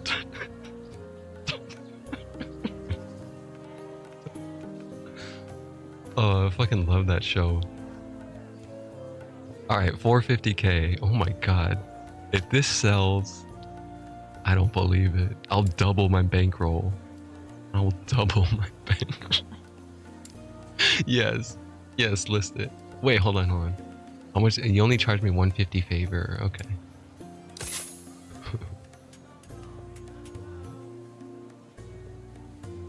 Oh my god. Alright, we'll see. We'll see. Just sit tight and we'll see if it sales, I guess. Sit tight. Okay, now I can scam this motherfucker right here. Ancient coins. This is a hot item. Take a look, take a look. I know I have what you need. It's a rogue item. Ancient coins. It's level 74. And it's a rare quality. Oh, what are my strengths? What do I have that they don't? I have 6 health on crit, and my crit chance was like over 50, I think. I don't remember now. Okay, so the minimum right now, there's not that much competition. There's a 159 on sale right now. So I have 30 forging potential. 30, oh shit, it's not over 50. It's 37 crit chance. But I have increased physical damage and mana regen. That's something that rogues probably look for. A lot of rogues probably want the physical damage, but not many would want the mana regen. And the endurance threshold is... oh shit, it's locked in. It's tier 5. That means they can't change it. If it was tier 1, they might be able to like redo it. Okay, so those are its qualities. That's the strength of it. Now, going back to the market here. Ancient coins, rare quality, with increase to physical damage. Warrior. What's the minimum? 30k. Increase to physical damage. He's got an open prefix though. Oh wait, no. It's an open suffix. Yeah. Alright, I could beat his. Mine is better. I value over 3k, 30k. Uh-huh. Oh, his is not bad actually. He's got 53% chance to crit. Lethal Mirage, 50k. I'm right here. I don't think I'm this level here. I don't think it's got... I shouldn't price it over 50k.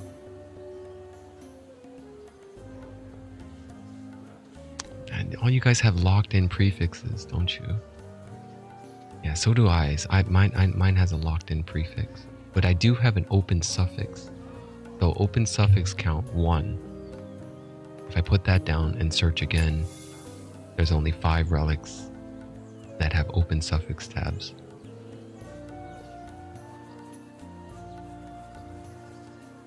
And they're selling 30k, 50k. The jump is from 30. I think I'm between it. Chance on frailty on hit. I think I will go 40 or 45. The kind of in between those two. I'll slot mine in right between them. Yeah. All right, it's up. And then okay, belts. I don't think this is worth much. Accessories. We'll find a deal in a cinch. It's a divine girdle. Cinch? It's the top tier belt, but mine is not that great. But it is rare quality, right? It's at least rare, and it has an experimental affix on it of flaming zombies. You know, I could actually make it better. here, watch this. If I, let's say they don't want that, they don't give a shit about flaming volatile zombies, whatever. It's crap. I could use my rune of research to attempt to seal that affix. So it opens up the prefix slot and it keeps that flaming zombies, whatever. It has increased health elements. Oh my god. Thing has increased max health and increased element. All elements resist. The only thing they may not like is the fire damage, but only if, I guess if you're, it's just for fire damage users. Unless they want to change it, it's still a tier 3. They can chaos it. But if there's a chance of me hurting the forging potential, but I'm going to use a glyph of hope and a rune of research on it. I don't know. I only have 15 of them. I shouldn't use it for gold, huh? Oh, whatever. I'll do it. Here we go. It sealed it, and it preserved the forging potential. Now it has an open prefix slot. It's sealed. Cannot be modified. It's stuck there at whatever. I don't think a discerning buyer is going to know that it's sealed though. But I will price it higher now. The finest cloth, leather, and chain belts. Divine Girdle. I don't know. It's such a shitty one. I shouldn't have done it. I shouldn't have used it on the volatile zombies. Are like one of the worst. Not like I've seen them all. I haven't seen all of the experimental stuff on them, but okay. So I'm looking for Divine Girdles, and they're in rare quality, and they have maximum health. They provide maximum health of the ox. Okay. And it still has a forging potential of 25 plus. I want to search for anything above 25 forging potential. How many competitors? 300. There's people 300 belts on sale. Oh, fuck. I should have checked the market before I sealed it. God damn it. I can't get shit for it. Oh my god, no. It's...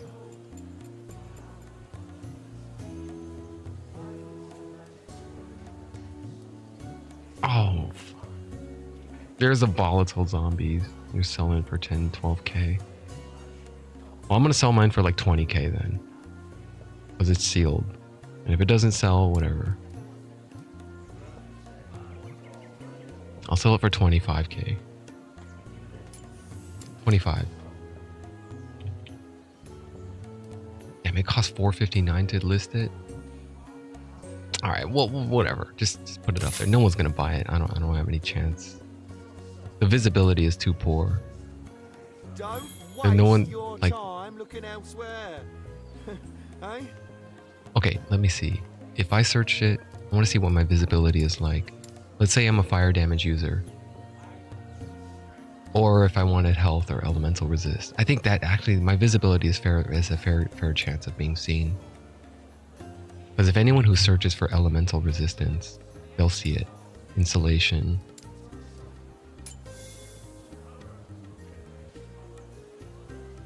It goes from 5k down to 7k, 10k. Where the 20kers at? 10k, 10k. All you guys are selling for 10k. Oh shit, I'm on page 2.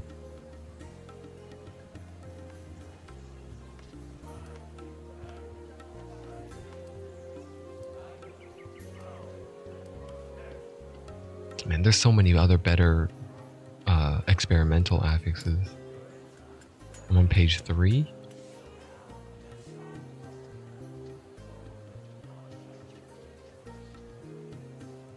No, they're not gonna see it, man. I don't even see it. Hold on, I passed it. What did I say? I said 25k. I passed it. So it's right here somewhere. There. That's it? Yeah, that's it. Okay, there's my item. Got 30, 40 potential.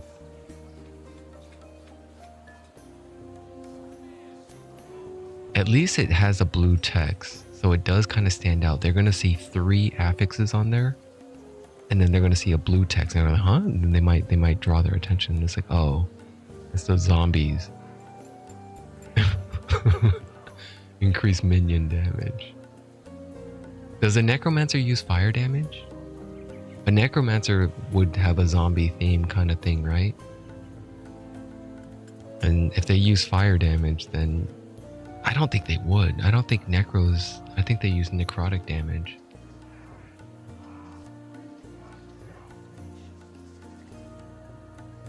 Well, in any case, the buyer, whoever buys it, has a chance to flip it. They can flip the fire damage into something else with the chaos rune or chaos glyph. Anyway, okay. Is that all my items? Okay, I posted them all. Did anyone buy my helmet yet? No, I didn't. It's too quick. I'm being too impatient. They didn't buy it yet. Who else can I scam today? The casting. What is these gloves?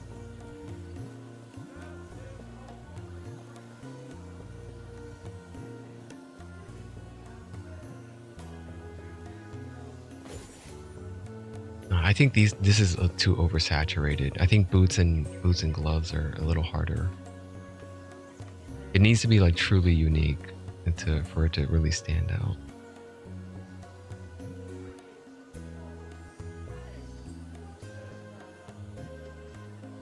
So what's my guild rank?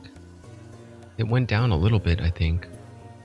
280,000 more reputation to rank up to 7. And then when I get to 7, I could start buying exalted armors and amulets and rings.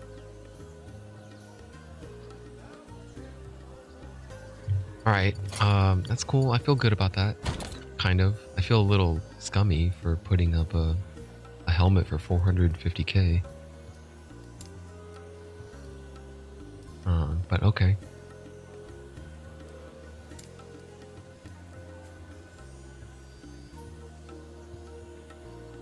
I'll make a rune master? Is that what I'm doing? Yeah, I can make a rune master. I am kind of excited to test out the invoker set. And then, but I'm a little sad that I don't have the other set ready. Velatria's, where is it? This one.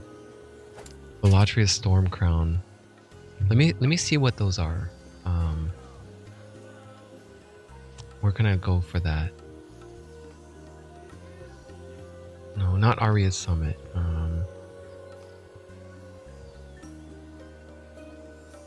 Oh, this one, right? Resources, items, unique and set items, Velatria's set. Velatria's downfall is what I'm missing. Oh, it's a two-handed staff? Meteor converted to lightning? Maybe not. I don't know if I don't know if I want to use that.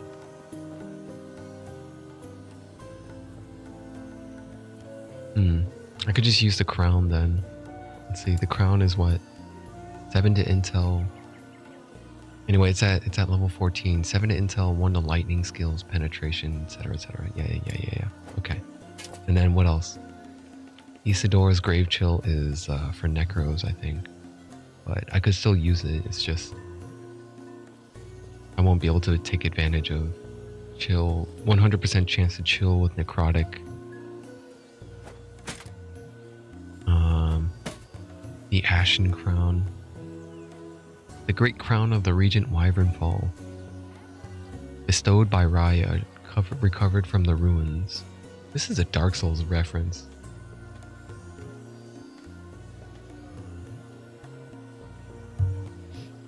And then I have Calamity. Alright, so the Invoker is focused on all 3 elements.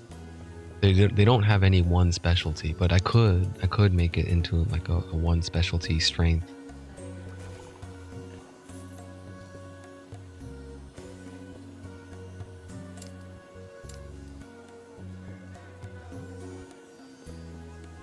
do have a few of these that I could start using when I hit the higher levels.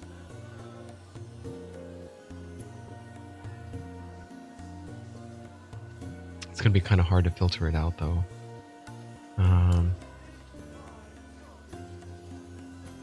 What other start? Okay, level 4, I got a perfect 15% casting speed, brass amulet.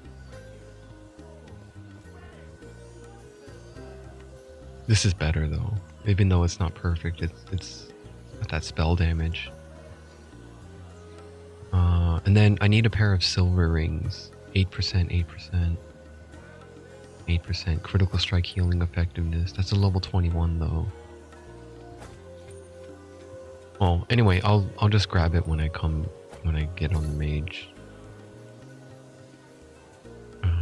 Opal rings. Kappa. Level 18 for that one.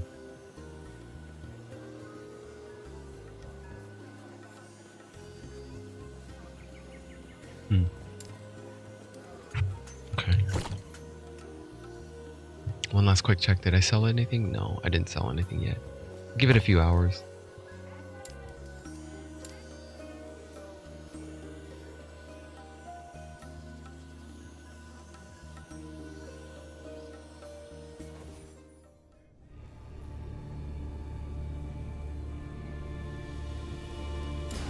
Okay.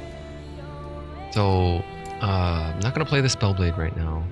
Although his story will continue later on. He hasn't died yet. He's still hardcore.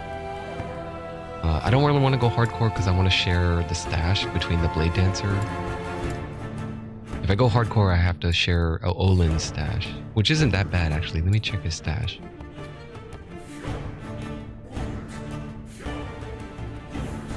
But I'm gonna miss out on the Invoker set. And I still haven't figured out, if I play hardcore, are all of these guys also hardcore? Like, does it load me into a specifically hardcore server? Maybe. It would kind of make sense, right? You know, I would be kind of curious. This is why I really want the inspection tool. I want to just right click on this guy and say like, all right, what are you doing? You're about to fight Lagan? All right, what are you wearing? Let me check out your shit. What's your status? And then I can make a judgment call. It's like, you're dead. You ain't gonna live. No, I don't have shit here. Oh. I do have a 10-8 Sapphire Tome. It's at level 32 though.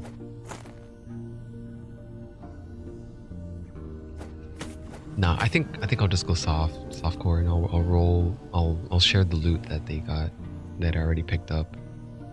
Here's Pebbles. If you're like, this whole time I've been getting Pebbles Belt and Pebbles Relic, but this guy happened to get Pebbles Femur, which is a wand. Let's put it down here next to the belt. He's still missing the other one.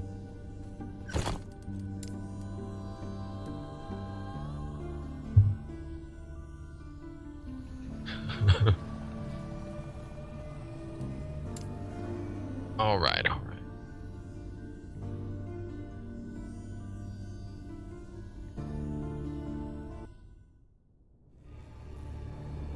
What are you all playing here? Are you guys playing this game at all, or just curious about buying it? If you are playing this game, I'd like to know what class you're playing, what mastery did you pick, and how far did you get, and are you enjoying it if you're having fun? That's like the most important thing, is whether or not you're having fun or not. Okay, I'm gonna make an invoker called, I don't know, can't think of anything. Woke Invoke. Woke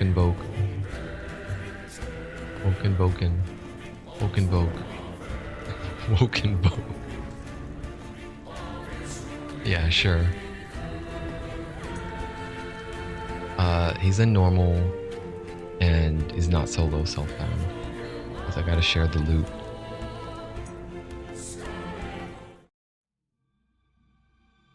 In the beginning, There was Diablo styles are not your jam, Infernal. only Eterra. What is your jam? What do you dig? Neo? What do you dig? Neo 2? Wo Long? Rise of Ronin? These roads are not kind to my bones, but I must hurry. Welrin is still a few days away. I'm still waiting on more news for Rise of Ronin. I'll take that shield.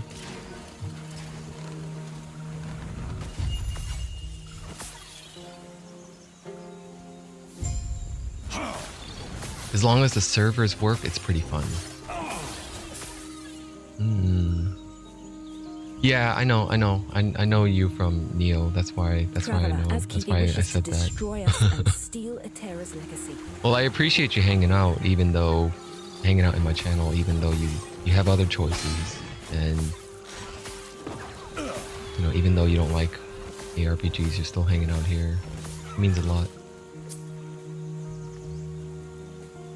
And servers have been getting a lot better, Marius.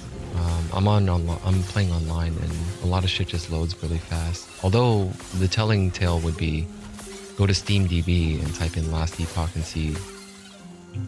Here, let me see. How many people are concurrently logged in right now?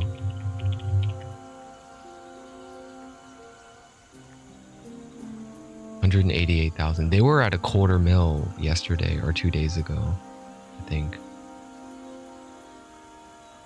They were at a 250,000, and ratings did go up. I think they're at a 72 rate positive out of 66,000 reviewers. That's pretty important.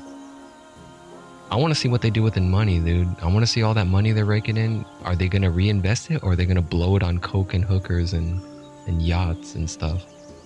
Because if they do that, then like I'm out. I'm not gonna continue supporting it.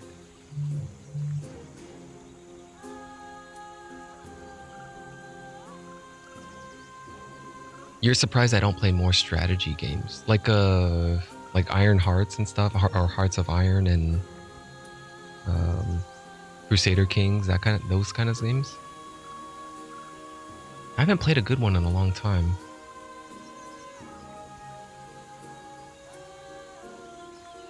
I wouldn't mind jumping into those. Lately I've been on before this game I was on a city sim building binge. I was binging on Anno 2405 and Anno 1800, and then before that was Northgard, which is an RTS.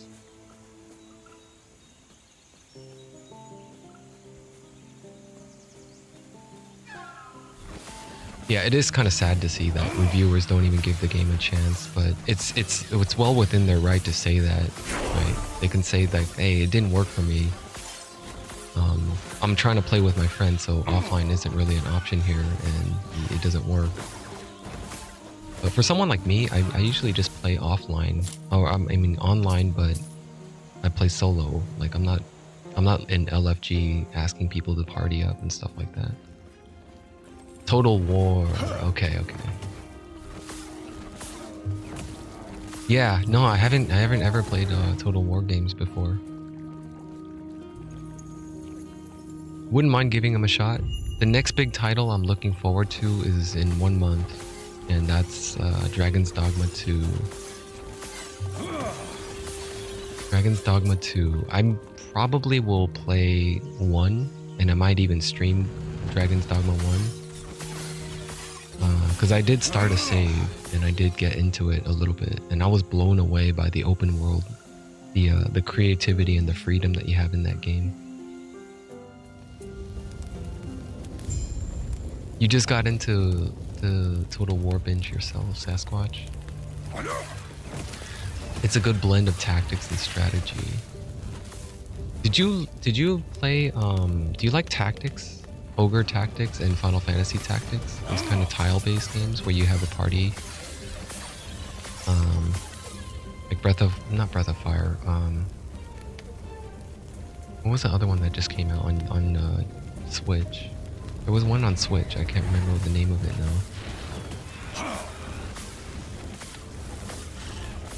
Something House of whatever. I don't remember it now. But yeah, those games are pretty fun. I was looking forward to Metal Slug Tactics, but I haven't seen any news on that. They announced that it was in the works, but they haven't really said anything about whether or not when it was going to be released.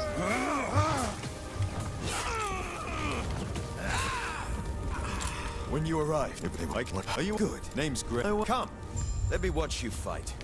I leveled up. Let me put in go Arcanist.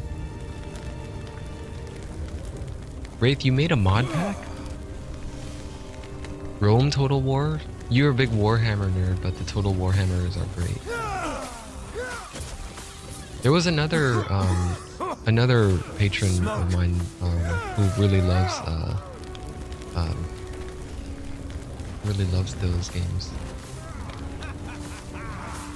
Like, he talks about it all the time. Warhammer 40k, specifically I think Space Marines, the space one that he enjoys.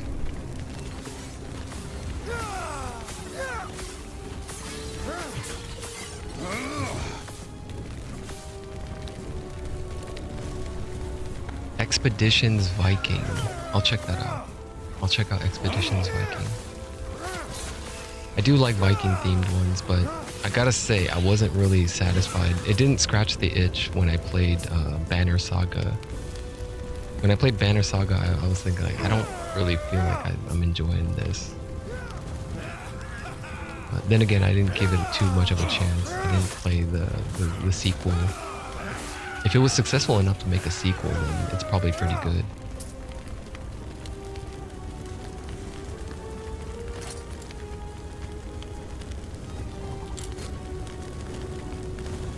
Yeah, I hear you, Marius. I understand. It's a good thing, like, we don't have any stake in it, though. It hurts the community as a whole, but it hurts the devs more to see them leave a bad review, refund, and just not coming back. And for what?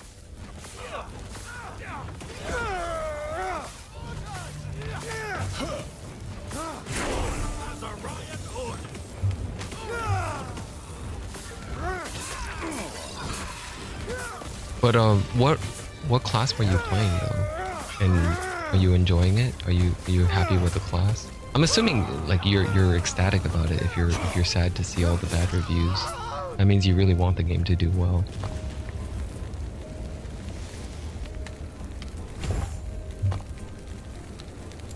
Did I get Elemental Nova? I did. Okay. Let's specialize in Lightning Blast first. It's a quicker, easier way to level up. Additional chain, and then go for get 2 points in chain, and then crackling speed. You uninstalled Banner Saga. Idiotic decision to make sides take an alternating turns instead of initiative. Yeah. Okay, now you're bringing back my memory of why I didn't like it.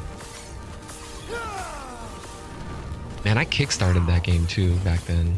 I was so hyped about it. I bought it through Kickstarter. Like, I was a founder. Where'd you learn to fight?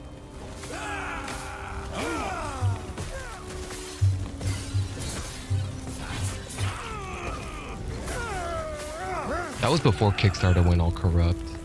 Well, I don't know if they're corrupt themselves. It's just before the scammers used Kickstarter as a way to garner money. Before the Chris Roberts Star Citizen scam. Before the Chris. The game's still not out, by the way. Star Citizen scam Citizen. More like before scams became known. Yeah, I used to do a lot of shopping for niche items and stuff before they were starting to be scamming. Before it reaches town. I used to buy all these weird shit and just kickstarting it. But damn, they would take months for the product to deliver.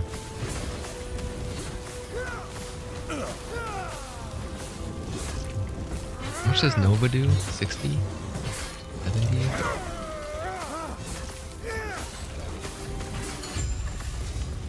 Scams were always We're there. almost there. I'll see you ahead. Maybe I just looked in the wrong place then.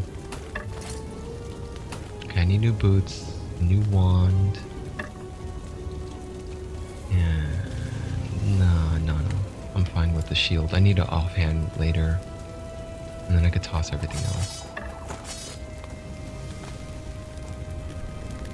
You do enjoy it. The team sounds like a nice full. The global chat has been very positive. There's a lot of D4 hate in chat, but other than that, nobody else is like looking to put other people down or to insult other people. Like there's not a lot of like childish, immature, toxic comments like that. You've been playing Rune Master in 1.0. Oh, so you're doing the same thing I'm about to do then. I'm going for Invoker.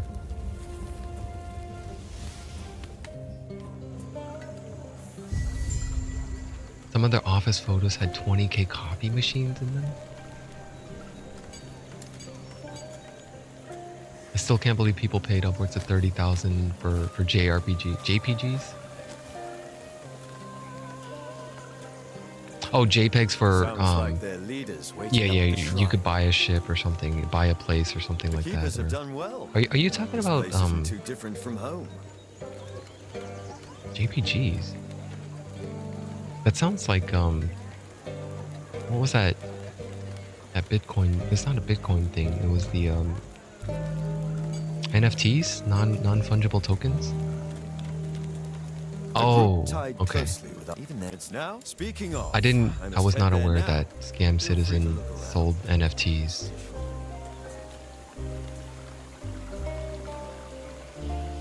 They spent tens of thousands of dollars for a picture of a. They put their college fund into pictures of a ship.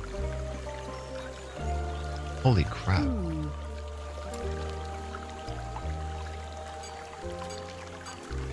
Oh, let me check my stash. I think I should have all this stuff here. Yes, I do.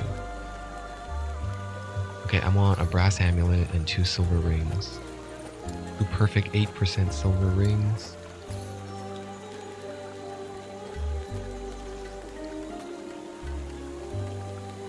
They weren't real back then. You were essentially buying a picture of a ship they promised to develop eventually. I wonder what they're doing, man. I wonder if they're. I always use this metaphor, but the coke and hookers thing, because I think it's kind of real. I think a lot of like undisciplined and unethical devs just who garner a lot of. What are they up to right now? How much money did they get? Total funding for Star Citizen.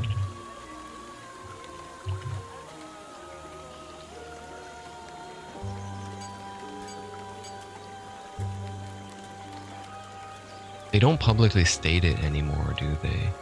They do. They do. Oh man. They've raised 667 million. They're over half a billion, half a billion, yeah. There's 5 million scam victims. I mean, it's too early and presumptuous to say scam, because eventually the game will come out, right? Right? We don't know yet when the game does come out, if it does. It's too early. All right, it's been how long? Over 12 years? Let's see. Does this guy have a timeline? You can't sort by all, huh? Oh no. In a single day, they've raised 330k.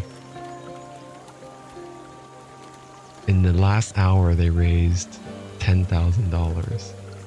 Is that really true? Does that have dates on it or something?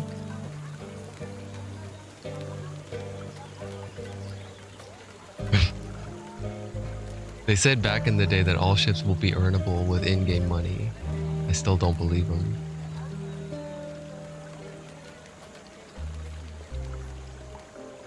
At least they're transparent with this number. I think they have to be at this point because I think legislation or some shit they got into some trouble or something like that because they weren't being transparent.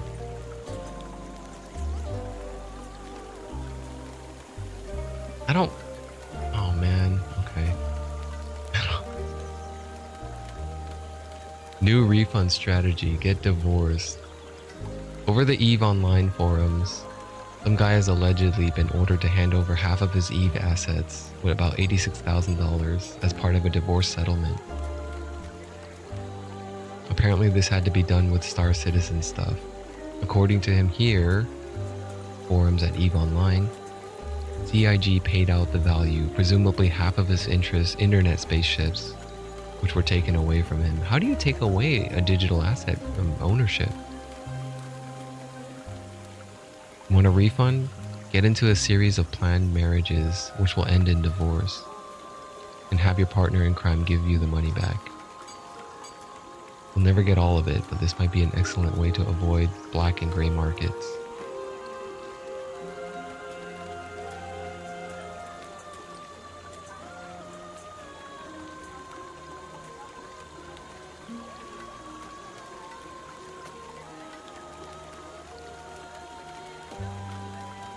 Does it even count as an asset if you're getting a divorce? Like the divorce lawyer would have to look into that and define that as an asset to revoke.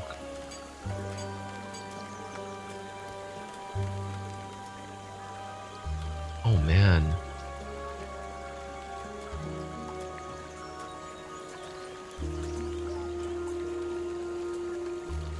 So you have to divorce to get your money back. If you sunk in like over that much money, you want it back, just get the divorce. Because if you ask for it nicely, they're not gonna give it back. These guys are not RSI. It's too bad.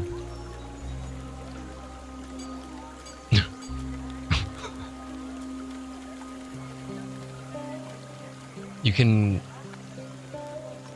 you not sell stuff for real money in EVE Online? I don't know. I never got into EVE Online. I tried it for like an hour or so way back then when my friend was trying to get me into it. But I think by then I was playing Mass Effect 2.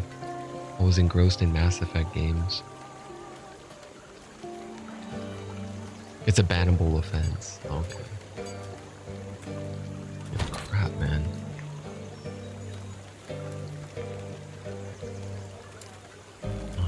I think that's it. That's all the twink items I can give him for now.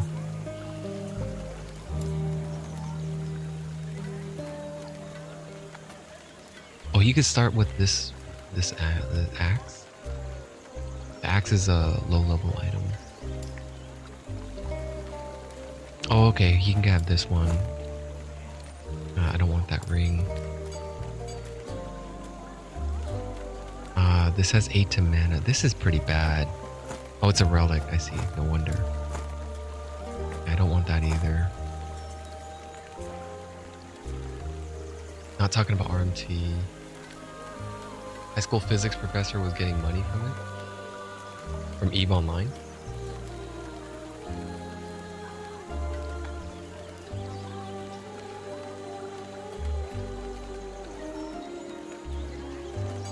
Heard a story about the dude who spent years infiltrating some clan just to betray them later? I have not. No, but I know how hardcore EVE Online players are about that game though. It can be very immersive. Anything that has like a wide. What's a long game that people like Ultima Online? Ultima Online is still going pretty decent, I think. Oh. Wait a minute, why? Oh, I bought this for 0 gold. It was... So I have to join the Merchants Guild, and I have to reach rank 3 to equip it? Let me try it again at level 5. I'll try to come back at level 5 and see if I can equip those prison wraps. Maybe I'll just take them with me. I'll take them both with me. Just in case I can't wear it, I can wear this one that I found. Yeah, someone, I think I was looking at it and I was like, sure, 0 gold, I'll buy it.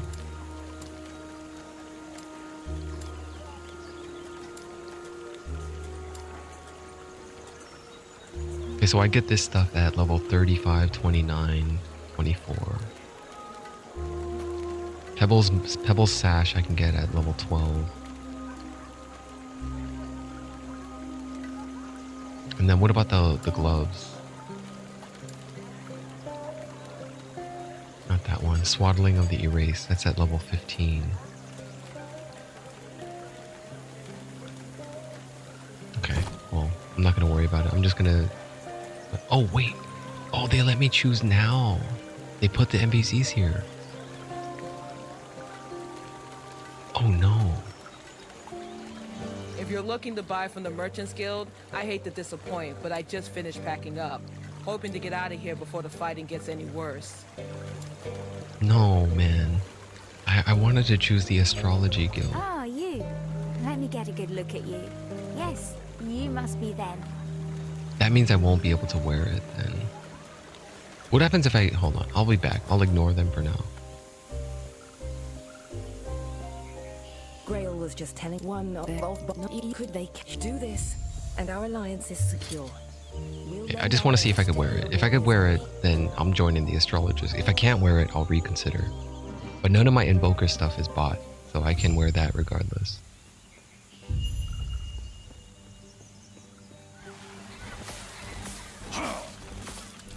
Gather around, gather around. Freezem, Nova.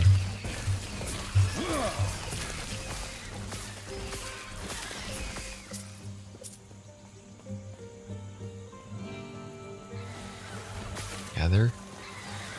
Gather, gather.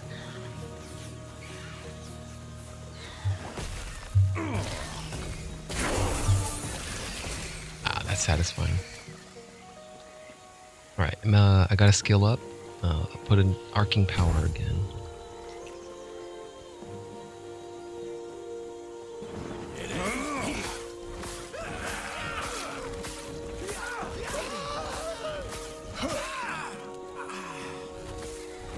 Yeah, so far I think from what I played on the beta, I think this class is one of the most creative I've ever seen in terms of, well, I guess I shouldn't say creative because they did copy Invoker from Dota. but to have it in an ARPG is mind-blowing. It's crazy to be able to do this because it's not been done before. I bet you they wish it was original, an original idea. But somewhere out there, some non-Dota player is probably thinking, wow, this is so creative. That's amazing. How did you come up with this stuff? How did you come increase cast speed. Yes, I would like cast speed over chill and stun. Leech rate, Hide Boot of Embers. Yes, yes.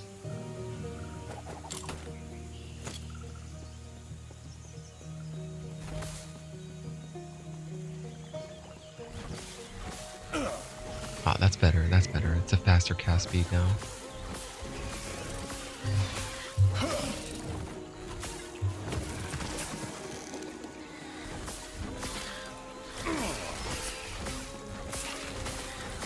Dude, I love this. I wonder how come... Let me check my relic. I like being able to ignite on a lightning blast.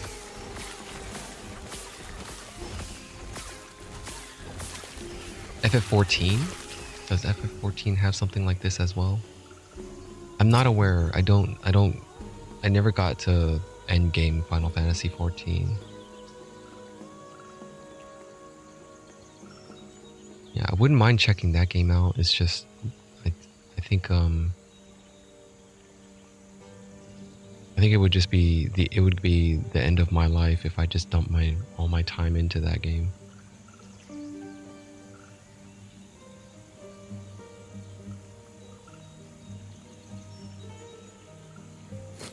I would be over for me. I would just devote too much time into it and not neglect all my other duties, all my other things like personal hygiene and nutrition.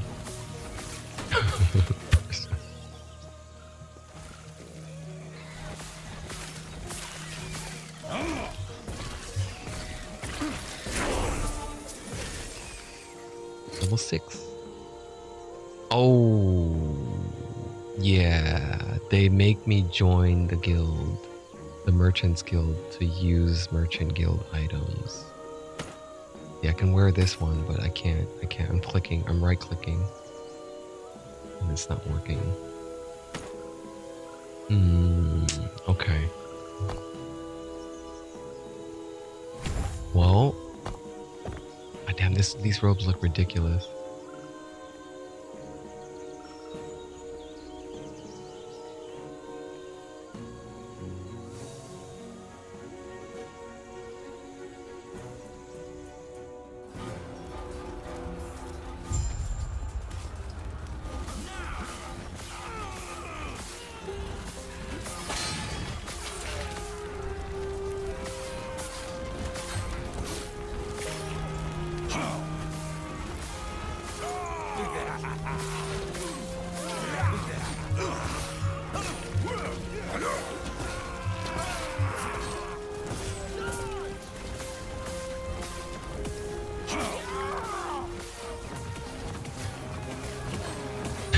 I like the hit sound effects for the fireball landing.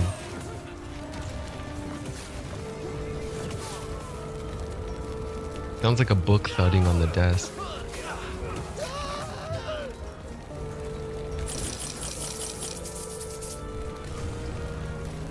Damn, those gold, these low-level gold trends really don't give a lot.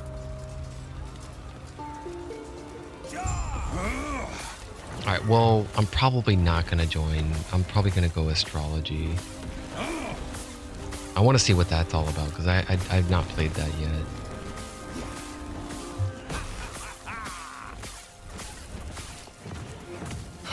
But so far, man, the Merchant's Guild is pretty damn fun, in my opinion. There is a little bit of a rush when like, there's no way this is gonna sell. Who's gonna buy this? And then boom, it sells. It's like, wow, amazing.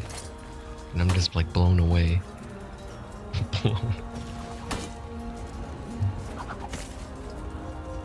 guys will buy anything, won't you?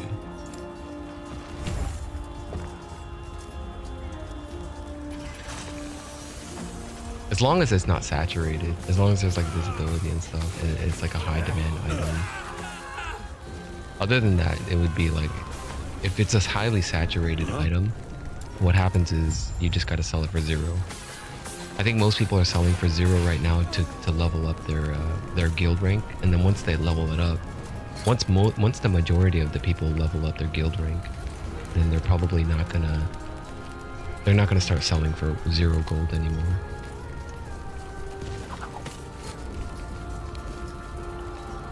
You can see the market will get worse and worse. Well, obviously, right? The more people find stuff, the more saturated things are going to be, and the more the pricing will dip.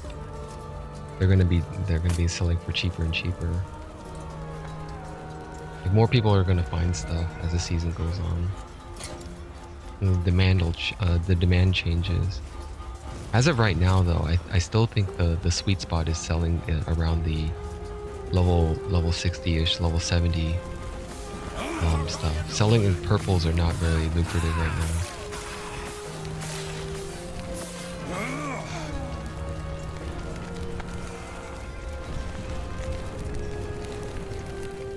But what do you mean? What is worse to you?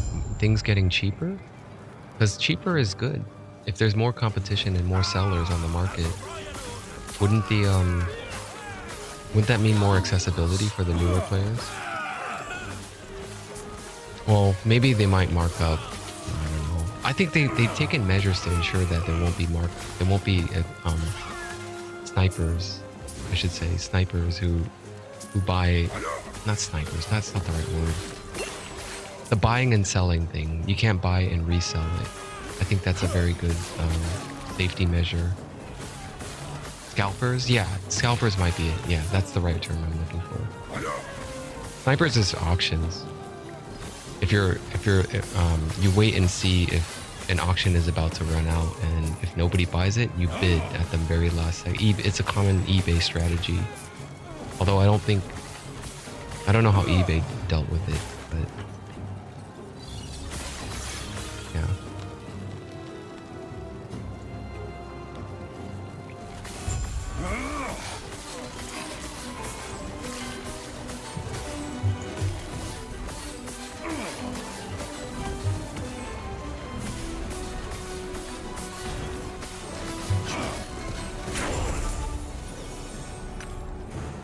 Leatherbound tome, I'll take that. Sash of deflection.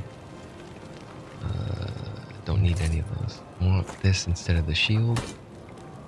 And that's better than my current traveler's belt. I don't think I care about the... Oh, the circlet is not as good, never mind.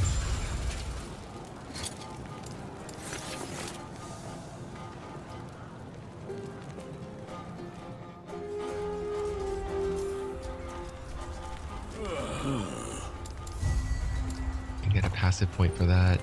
One more point. Oh, I haven't been spending my passives. Okay, I got Glacier. Glacier is an excellent skill. My go-to AoE. And I could put Nova over here. What am I doing here? What else to go for?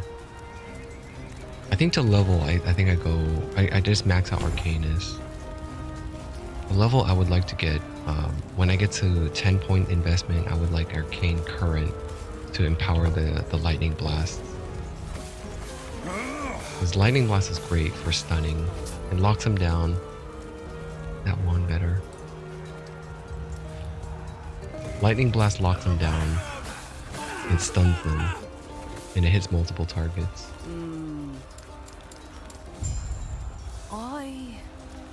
It won't stun bigger enemies though, boss enemies. I think it's based off of their HP or something like that. Let's see. Stun. The formula for stun is based off of their max health. Increased stun chance also makes hits more likely to stun. So it's similar to freeze rate multiplier then.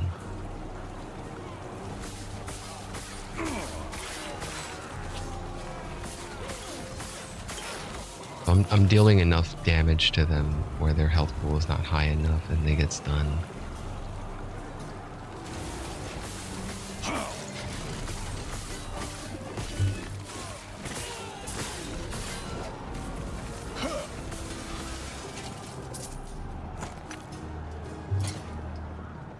That's 4-7. This is 4-8. Fire cast speed. This has increased lightning damage, but I'll take the casting speed over that. I can craft a lot of stuff actually. I should probably craft something here. Like I can rank up this stuff, can't I? Spend no glyphs. So I get more cast speed out of that. And then from this one I could also get more cast speed. I love how you can just craft at level 1 at low levels. Doesn't matter, as soon as the game starts you have access to start crafting stuff, which I should have been doing. So upgrade cast speed here. Oh, it's level 11 since it's already tier 2. That's fire damage, that's fine. Any suffixes? I can go for like health maybe. No, there's no health. Okay, then I go for...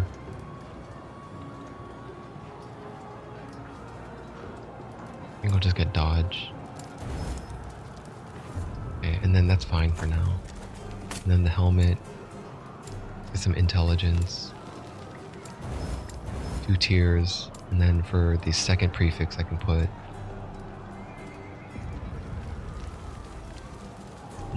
none of that stuff. No. Just give me vitality then. And then for this suffix I can get dodge again. And then health. Okay. There.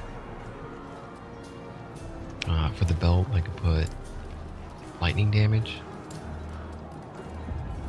Damn, I don't have a lot of lightning damage shards. But there it is. Vizrez and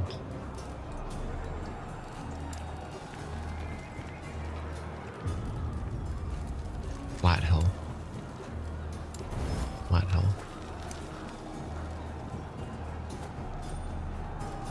This one I could just get intel.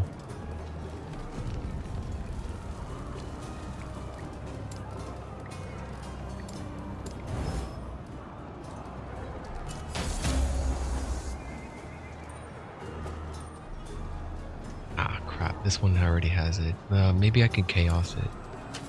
Oh, shit. Never mind. I'll just leave it. Here I can get intel. Intel anywhere I can. This one I can get casting speed, I think. Cast speed. And then intel. Give me another intel here. Oh shit! Ah, damn it. I forgot Chaos Glyph was selected. Okay. Well, that's fine. I'll take the crit chance. You're here to help protect the Drake. Okay, now I should be just cruising through this, pretty much.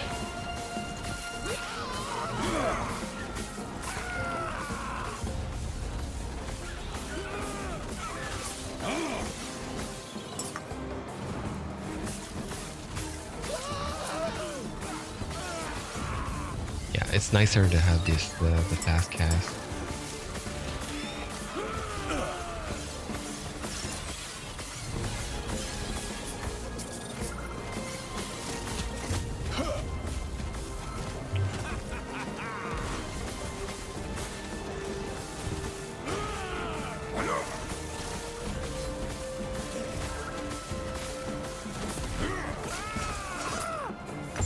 Note here, it isn't safe.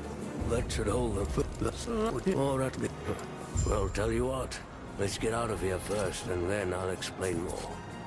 These peace talks are hardly worth it if you don't know why Orion is after us.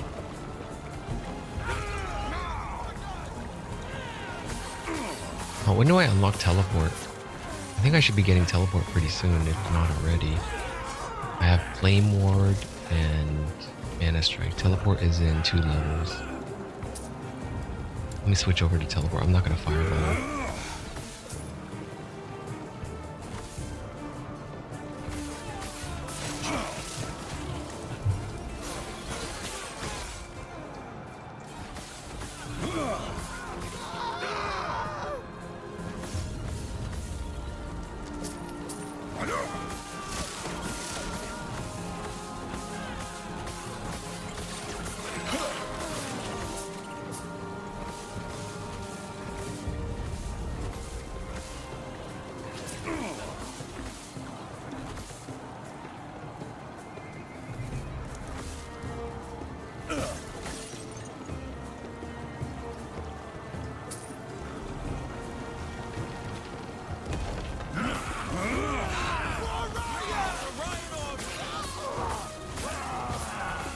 What's going on in their chat?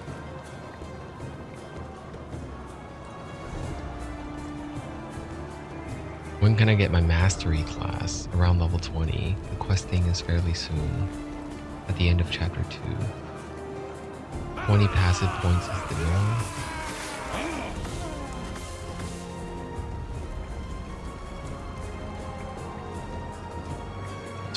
By the time you get your 20th skill point for your skills, I think you're roughly around like level 75 plus, I think. 75, 77. I didn't get mine until like 77 or like pretty damn late. But I think it varies from, maybe it might vary from person to person depending on how many times they respect or something. Because if you stick with the same class, the same skills, which is very unlikely, as soon as skills get unlocked, you definitely want to swap them out. Skill spec.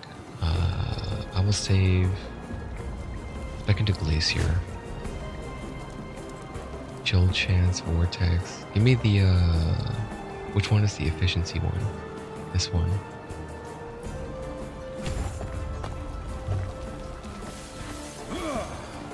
Is there a cast speed one for Glacier? I'm not sure.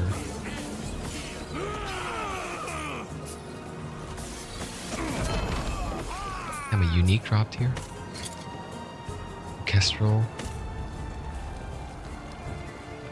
That's for dexterity classes.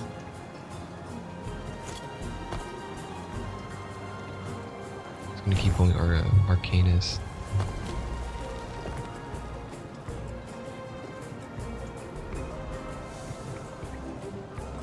gonna put Snap Freeze over here, and I'll put Nova here. When I get teleport, I want it on that slot.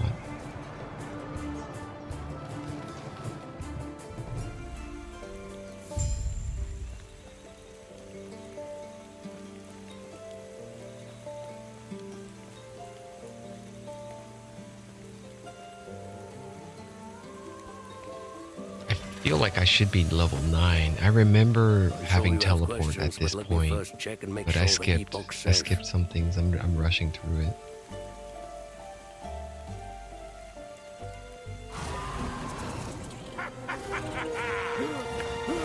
Get him! I like how he has a little wasp pet. That enemy has a little wasp pet that flies around him. I just noticed it. I didn't make note of it earlier. I'm grabbing. What am I grabbing here? The chest.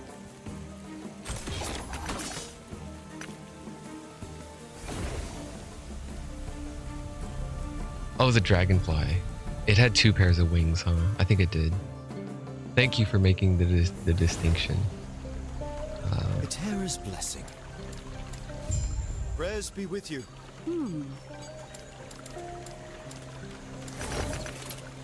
All right. Well, now that I'm back, I'm sorry I won't be joining the Merchants Guild. I really want to though.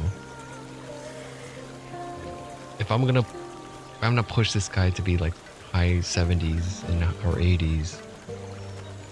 I'm gonna be looking at things and thinking like I could sell that.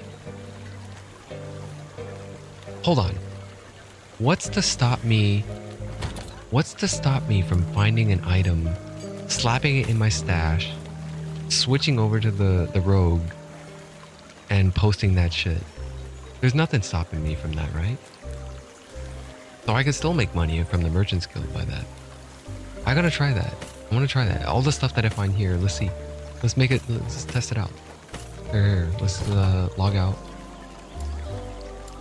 Go to the rogue and sell that Kestrel armor that I just picked up. Sell it for 0 gold. I'm sure there's plenty of sellers already selling it for 0.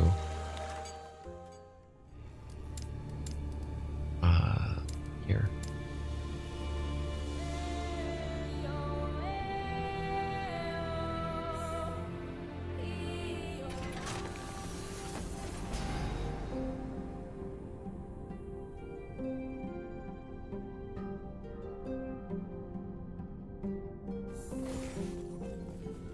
God, the movement speed difference. Oh God, something sold. Oh my, the rush. I feel the rush coming. Something sold. Please tell me it was that ridiculous fucking healing hands helmet. Let's go here. Yes. Hello. What was it? Oh, it was the ring. Well, the ring sells for a good amount. All right, 10K. All right, I would like to post up. I can go any vendor, just list an item, and I post it here. Asking price 0. Nothing is stopping me, right? Kestrel. Yeah, dude. Ain't nothing stopping me. I could make a killing like this.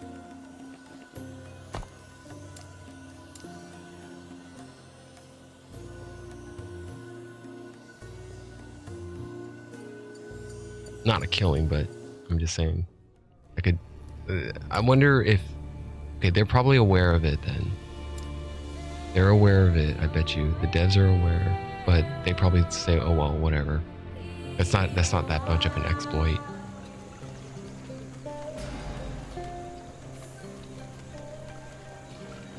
The Merchants Guild. Yeah, I joined the Merchants Guild on the rogue.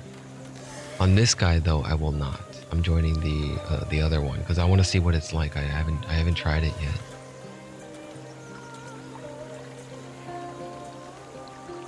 Ah, you. Let me get a good look at you. Yes, you must be them. You, Galila, from the Fourth Circle of Fortune? I, Galila of... Galila. What? Oh, you must be familiar with the science of fortune telling as well. Then you will not be surprised when I formally invite you to join the Circle of Fortune. Join the Circle of Fortune. Aligning with the Circle of Fortune enhances item drops and allows you to seek prophecies to help find better and more items. You will be able to switch faction later if you choose. If you join the Circle of Fortune, I think the items are marked as non-sell. Oh.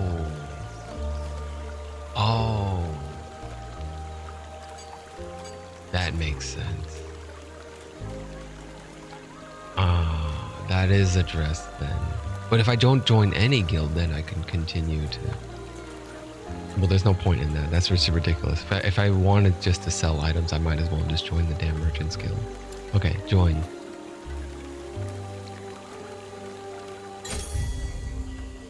When aligned with the Circle of Fortune, you gain favor when slaying enemies or completing quests. Favor can be spent in the Observatory to gain reputation, which is your experience with a faction. A small amount of reputation is gained when slaying enemies or completing quests. As your reputation grows and ranks within the Circle of Fortune, as your reputation grows, you gain ranks, unlocking powerful benefits towards finding more and better items. Right now, enemies have a 35, I'm level 1, enemies have a 35% chance of dropping twice as many items. What about gold? I hope that counts for gold too. I hope it does, really, it should. At level 2, I get a Rune of Ascendance, upgraded rune. At 45% chance of Rune of Ascendance to be preserved when using it on an item that requires at least a Circle of Fortune rank 1.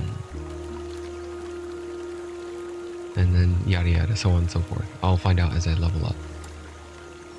Prophecies. Visit the observatory to research prophecies.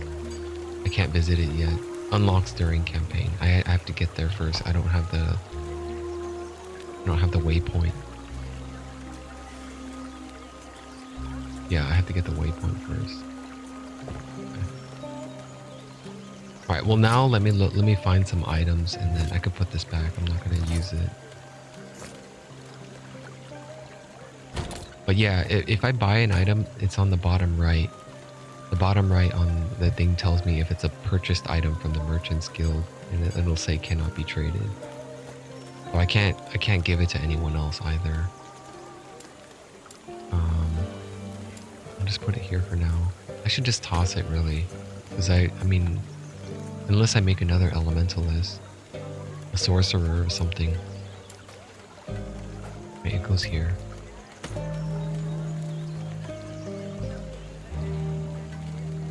Is there any other twink items I could start using? The globe is at... Oh, that's a relic. I thought it was an offhand.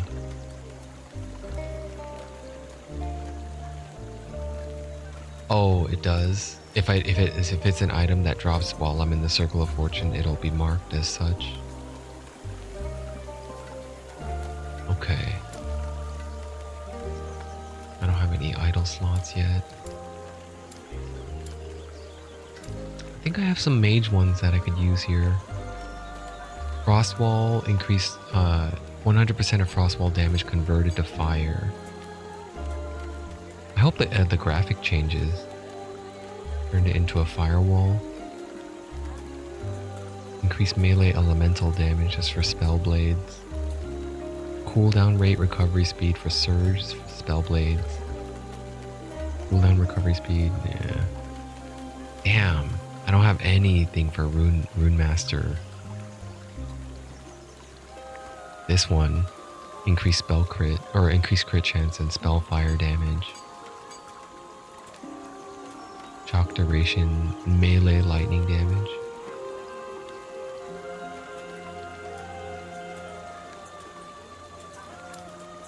Well, I was kind of getting the hang of Spellblade. It wasn't that difficult to pick up once. Oh, here's a good tip. When you're trying to discern what item scales with what skill, what stat, hold down Alt and then it'll give you a description.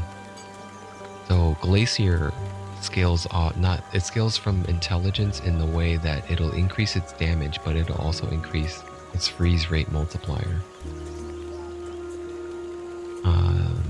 Nova, I can't find any other good. Oh, here we go. Here's another one. Flame Ward. The higher my intelligence has, the more mana efficient it becomes. It costs less mana to cast. If I didn't have enough intel, it probably would have been a 20 mana cost. It helps a bit. It helps a lot, actually. So intel scaling on Snap Freeze reduces mana cost at 2% per point. What's my intel at? 19. Okay.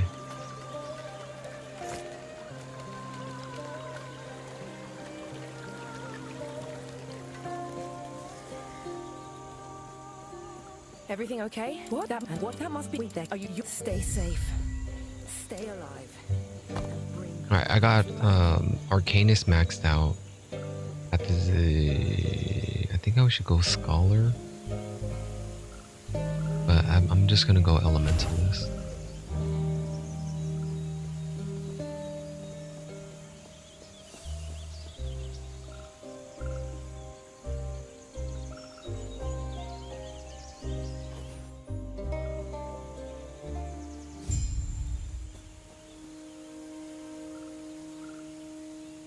Are rogues good for bleed builds? I would say yeah, they are.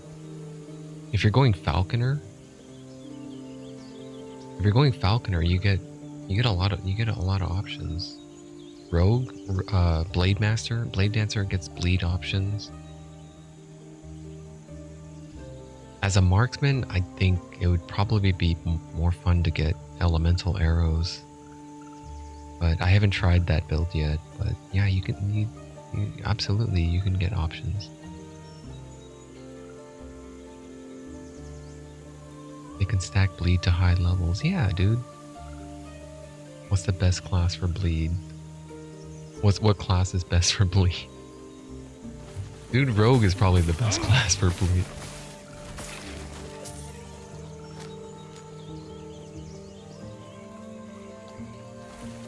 I would think that Sentinels do very well with it as well, though.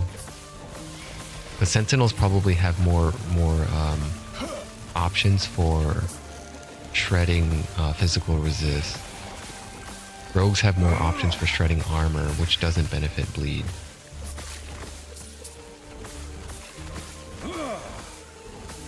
But I guess that's why I went for armor shredding and crit.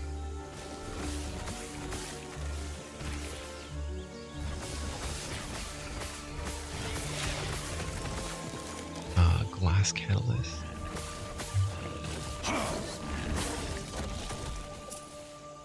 Ash of Life.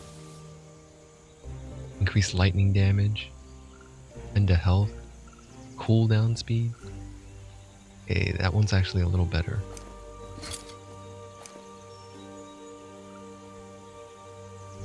This also has 27 forging potential remaining. Can I put my intel now? No, level 11. What about the weapon? What else can I put on here besides cast speed? Crit strike, multiplier, elemental damage, lightning damage. I'll take elemental damage. And do it twice.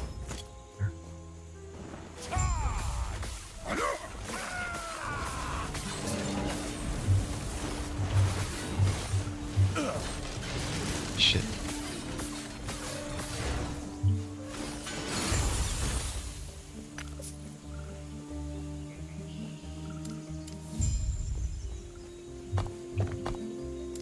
Lightning blast. Keep upping that cast speed. I want that shit on rapid fire.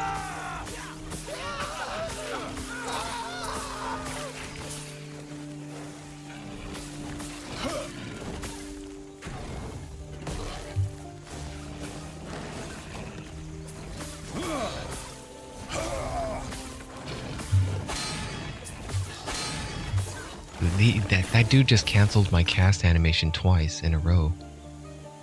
Sometimes I get stun locked out of them. That parry effect, it's actually, sometimes it's not good. I'd rather just take the hit and poise through it.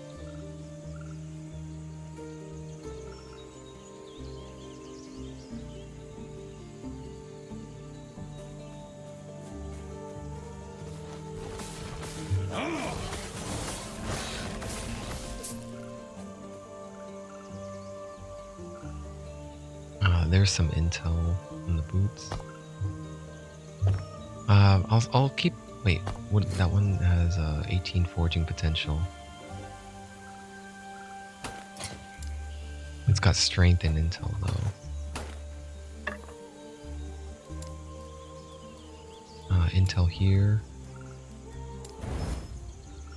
Down to 1. Upgrade again.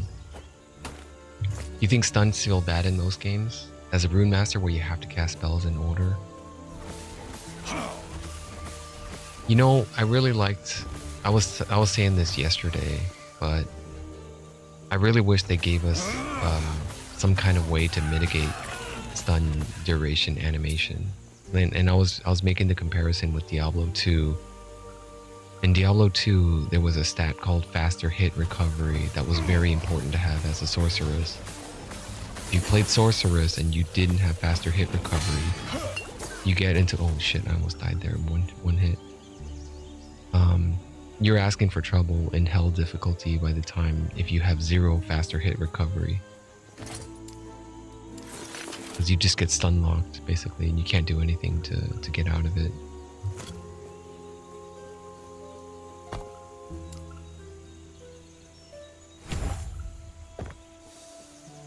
Oh, did I level? Am I level 9? I'm about to hit level 9, okay. Dude, I'm way too rushing this. This feels like I'm really under leveled. What level is this? This is area level 7? Okay, I got teleport. Finally. Second point in here, and then the next bunch of points goes into Arcane Current. This is just a level. I'm gonna respec later after I switch into Rune Master.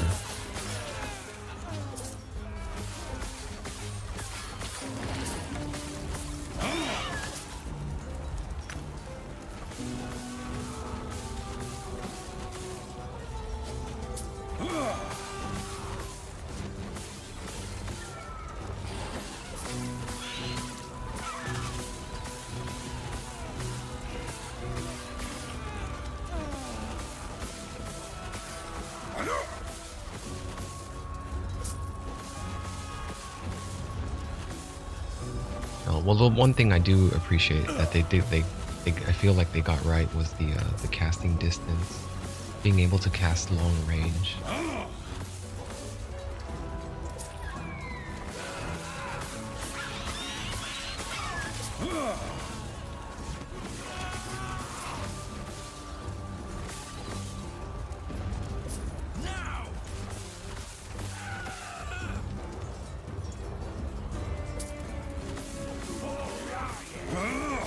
Also auto correction, right?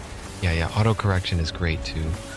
If you're casting long distance, you don't need to approximate your cursor near that area in the direction or the vector of the enemy. Like right here, I don't have to click on them. It just auto corrects. Auto correct. You can shoot anywhere around there and it just corrects. Not all spells do this. Glacier is one of them that doesn't. Well, Glacier doesn't really have a long range though.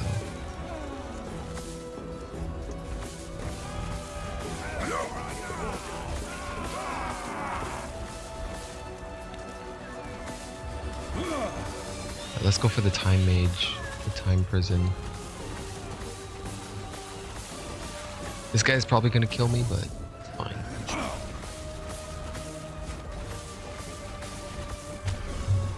Ah shit, I missed.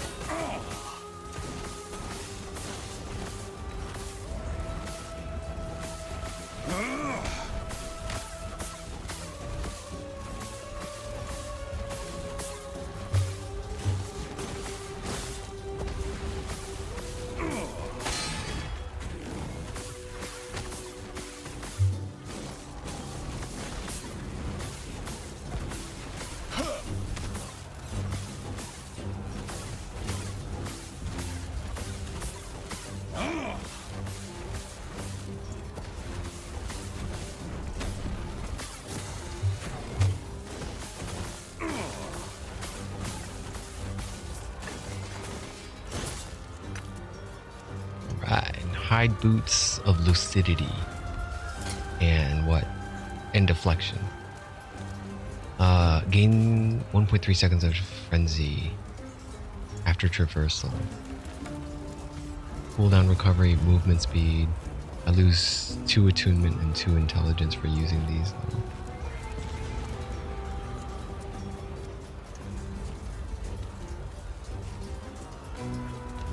Frenzy is fixed, I believe. Let's see. Oh, it doesn't show me. I think Frenzy is, I don't know if it stacks. I don't think it stacks, and I think it's fixed at like 25% attack and cast speed. Let me try it for a bit.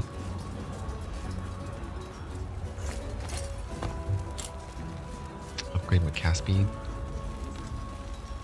I should be a little bit more careful how I spend these. I only have 23 of them. If I just spend them on every glove I get, I'm gonna run out real soon. For now, I guess I'll upgrade them. That's fine. Give me that more cast speed.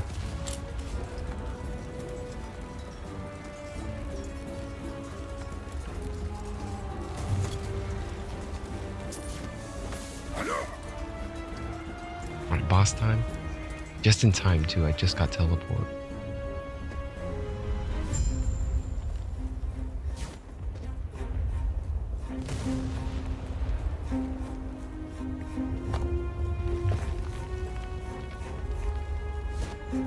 You're here for the Epoch. Reaching me was impressive, but it's mine. Core member wing.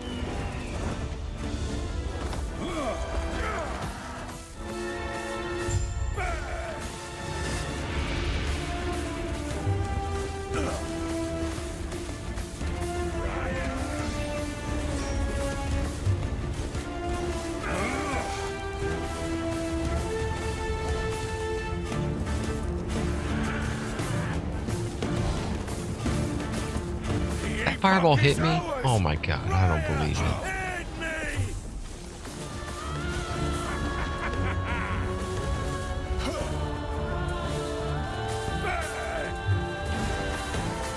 Breathe.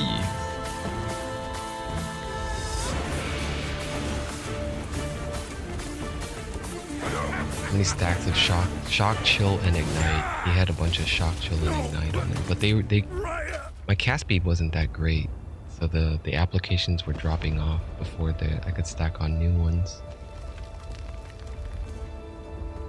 Mana regen, 7%. That one actually has, shoot, I might take that one instead. Got mana regen, and I want intellect on it.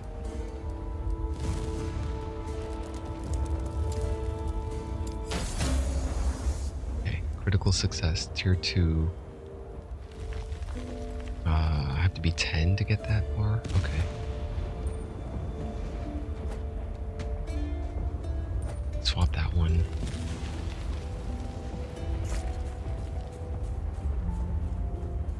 Now get me out of here. Oh, I will be there. The if more now, which, speaking of, let's head back to camp. I must reach Lena at once.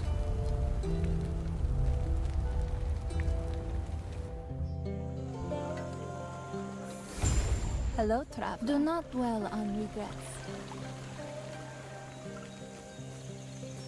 Now I gotta turn in this side quest. It's Hera's blessing. That's a weak ass oh man. That reward, 30 experience, 40 He's gold. back. He's been quiet since... You're back. No, Lena. I'm so sorry to you too. This is what's best for us. Did they shrunk down the experience, the leveling. I feel like in beta it was a lot quicker to level up.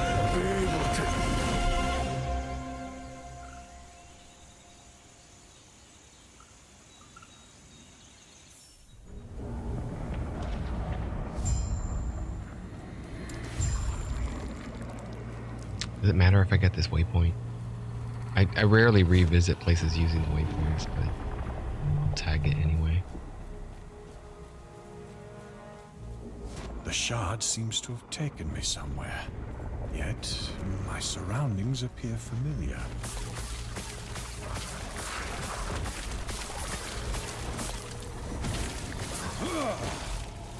Rowan Wand of Binding. Lightning damage, necrotic damage.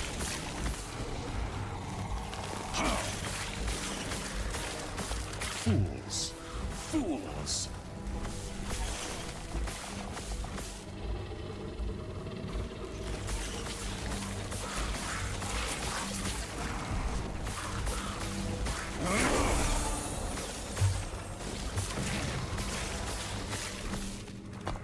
All right. Minimum skill level increase. Keep going for that damage mana efficiency. Get the arcane current, and then start blasting more lightning blasts.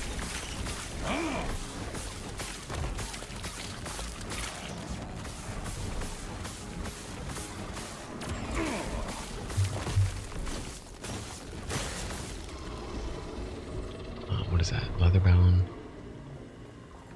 And who are you?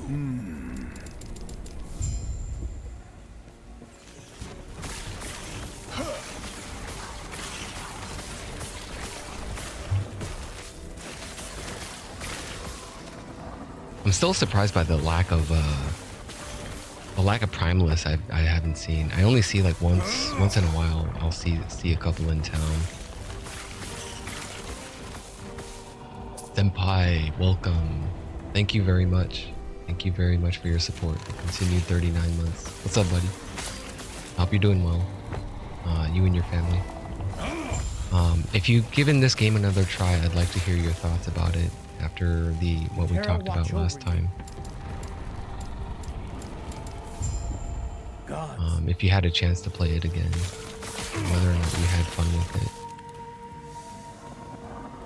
I understand that you were trying to adapt to the controls a little bit, so that moving around felt a little bit more fluid. I'm still pretty clumsy with my movement sometimes. Yes?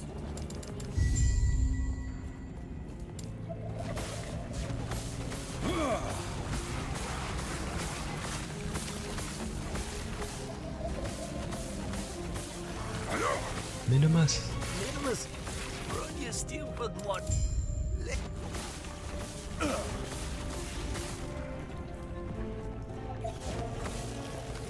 Man, I love how teleport's on it starts at a relatively fast cooldown.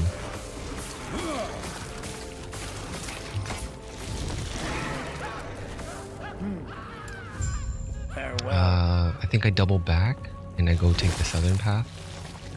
Double back at the southern path and then get the other dude. One of the elders is down there.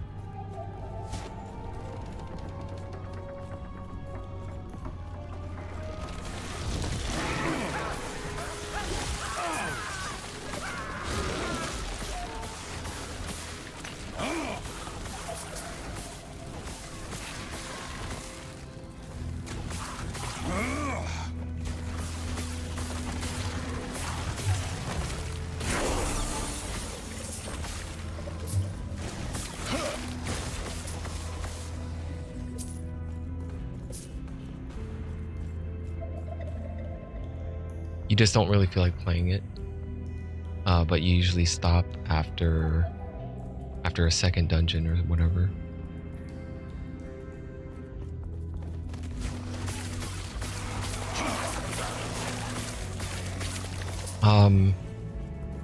What helps for me, I know that feeling because I've done that before also, but I think what I feel like is if you're just not having fun with it, pick another class.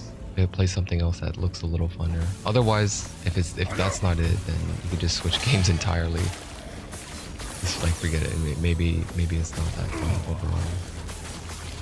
I don't know what your history is with ARPGs, but I grew up with them and I played a bunch of them, and I definitely felt like the boredom and the slog before, and pushing through it does open up.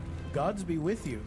Like, because some of these classes, it's meant to be like really slow and boring at first, and until you start leveling up and getting the skills and the passives. Like for me, my personal opinion is snappy and responsiveness. So I always go for cast speed, attack speed, or movement speed. Those three things. And once I start getting that, then it feels more alive. The builds that I play and the classes feels a lot more alive.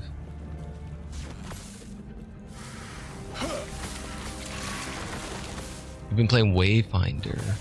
Is that the Primalist? Primalist has Beastmaster Wayfinder.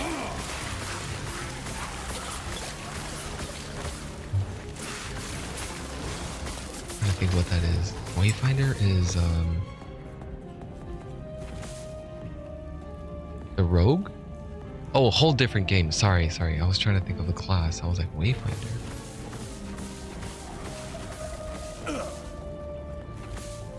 Shoot, I forgot the other thing. I'm gonna check it out before I forget.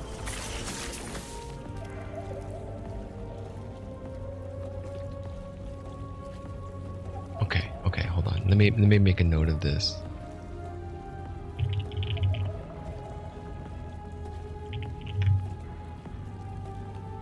And then what is this one?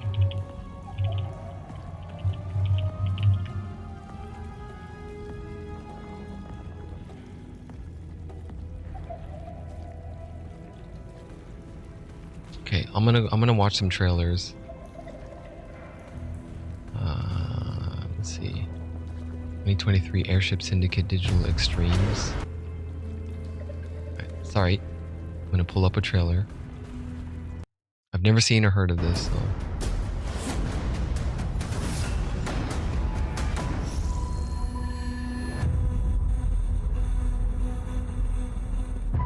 Wayfinders.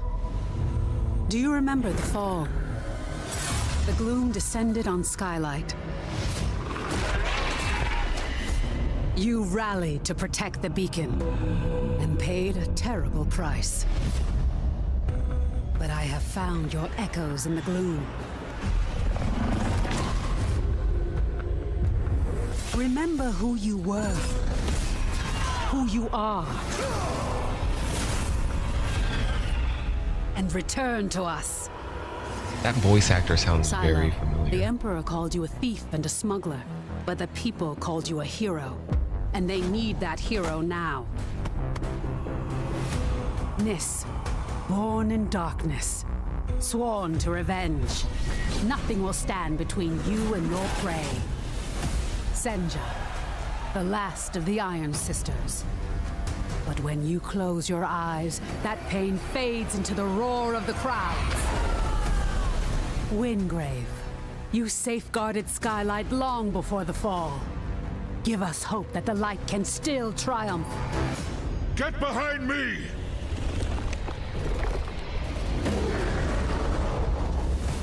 Venomous, a child of the maze, a nation of monsters. But in time, you became something even more terrifying. Kairos, you sacrificed your human body to master arcane power like no other. We need your mind. You fell, and the world was broken. Civilization is fractured. But you can return and give our world one last chance. This world needs champions.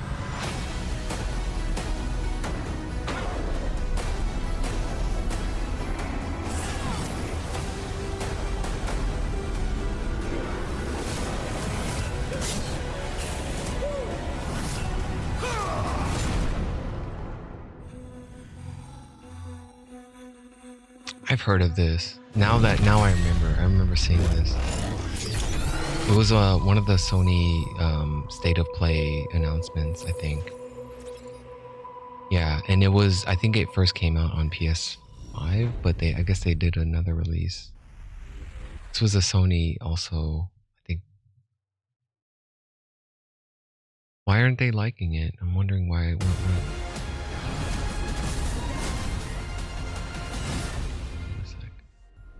Welcome to Wayfinder, a character-based online role-playing game for you and your friends. It's all set in Evanor, a gorgeous world that has fallen to an ancient and mysterious force known as the Gloom. It's up to you to push I'd like to back see some against this hostile gameplay, calamity like that the twists player's and corrupts perspective everything gameplay. it touches. You'll control the chaos as I hope they show Wayfinders, it in this one. powerful and diverse characters who are echoes of fallen heroes. After a cataclysmic event, they have been reborn of the Gloom, allowing you to shape both your Wayfinder's playstyle as well as their look. This is the Highlands, one of our large open world areas. Here, you'll pick up quests, find world bosses, participate in public events, and more. You'll also meet up with friends old and new. Oh, this is on the your player's adventures. perspective. Okay. Public events are always more manageable with some help from other players. Each Wayfinder comes with their own set of unique moves and talents, but it's up to you to make your Wayfinder your own. Wayfinders like Senja lead the charge by pummeling enemies with their up-close and personal attacks. Each Wayfinder can play a major role in experimenting with different strategies and party compositions. After exploring the Highlands and adding a few notches under our belt, it's time to head to our social hub, Skylight. Skylight serves as your main hub for taking on quests, turning loot into weapons, as well as other Wayfinders, both of which will be continuously added over time. In addition to unlocking Wayfinders, you can also create unique combinations of abilities and weapons. Kairos excels in dealing damage. Equipping him with a rifle makes him a powerful addition to a party from a distance. Skylight's Gloomgate serves as a portal into dungeons called Lost Zones. These and influence enemy spawns, environmental I've seen the effects, gameplay. and I want to other see what challenging are in-game they saying conditions. about it. Why don't you recommend it? February 2nd, with 356 hours on record. That's a hefty amount. From an artwork perspective, is great. The gameplay is also solid, and parkour hitches about how it relates to dodging and movement.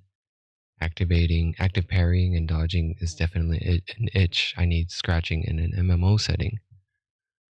Quality of life, performance, and optics is about where the game is headed in a pretty questionable place. You can spend $20 and get value out of that, or wait until the free-to-play launch at this point. We'll sink or swim. Really? There's been enough tumult that wait and see that feels valid. That's hard. Your phrasing seems a little hard to follow. What tumult is he referring to? Until then, avoid Reddit and Discord and Twitter. Waste of your time and brain cells. Talk to some friends or mutual gamers. Traditional MMO experience, nice and cozy. Underrated, runs okay on Steam Deck. Wayfinder has many redeeming qualities that Warframe has in its core gameplay loops. Four abilities that fits the general theme, similar to this one. This one has 5.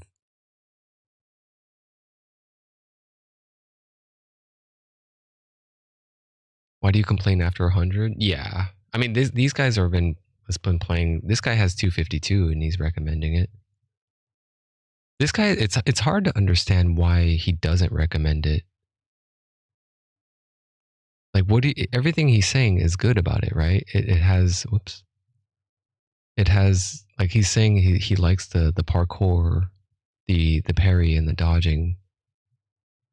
But he says quality of life and performance and optics. What does optics have anything? What does that mean? Like how they look to the other people? That shouldn't affect your review.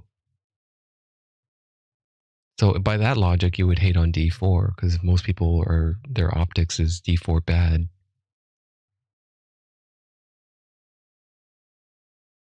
Give you an account, all you gotta do is download and play. No, don't do that. Thank you, appreciate it though, but no.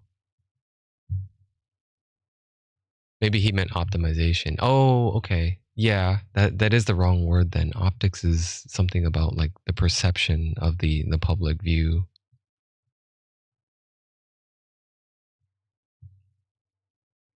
Yeah, I wanted to see if put this on like our watch list I'll follow it, and then this one as well. Someone else recommended Expeditions Viking. Oh, it's hex tile based. Party hex tile based strategy.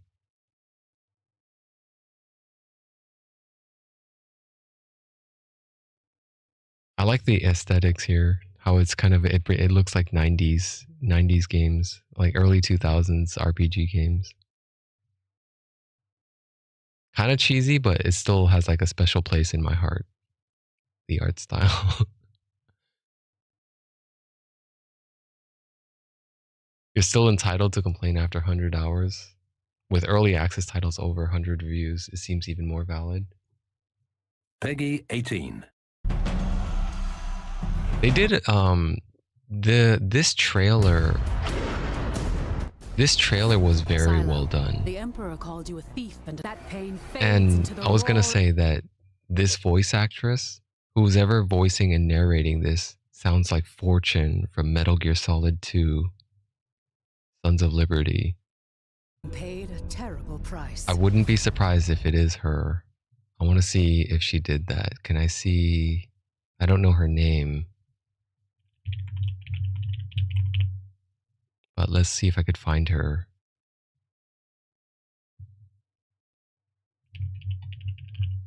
Maura Gale. What did you do, Maura Gale? What's your recent works? I don't think so. She's been doing TV series recently. STEM, the movement. That was in 2017. But if she did just a trailer, it shouldn't be credited. It wouldn't be here. But it really sounds like her. Fortune. But I have found your echoes in the gloom. I don't know. It could be different. What's the other one you're talking about? Synced, Lambient Dawn. It's a trite question, as the answer is always that it is both. Amelia Escher, Lieutenant. You want to tell me what you were up to in the Meridian? Reconnaissance. It's a glow in the sky. An aurora, you know? Sorry. It's in the nanos too, like they're halfway made of light. This marking. What is it? We know what you are. Runner creature. Human creature. This isn't a collapse, okay? I don't want to hear that liberal gobbledygook. This is a war, and we can win it. You're our best line of defense. This is our chance at victory, and all of Haven stands behind you now. Our light will burn away the windows, and you will become like us. Unbound, undying, lambent. So it's the same. It's a similar gameplay style as the other one that we just saw. Wayfinder. Dude, the graphics are really good. Soon the Haven will fall, and then all They got really good. They got solid, united in the visuals. light of the lambent dawn. No Yeah, I did see it's free to play. runner creatures. Season 1. They just launched, huh? In 2023, September 7th. Not too long ago.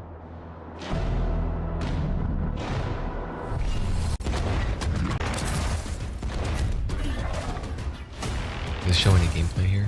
Not as much. Not really.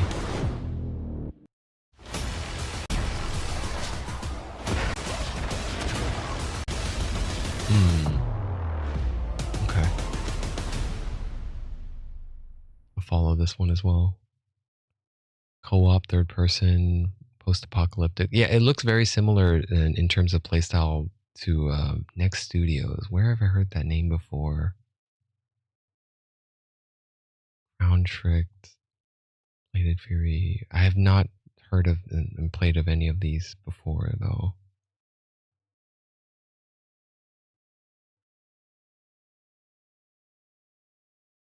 It's like Shatterline. Another one I don't know.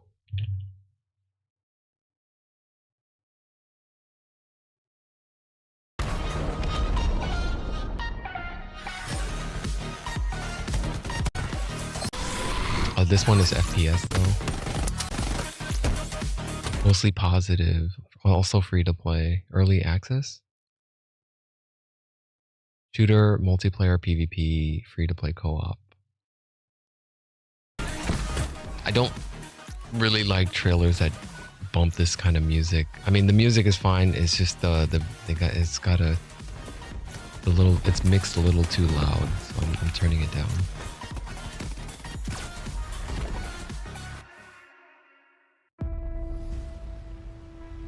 Both of them are PvP, VE. Oh, you could do both, you mean? You can play PvP or PvE.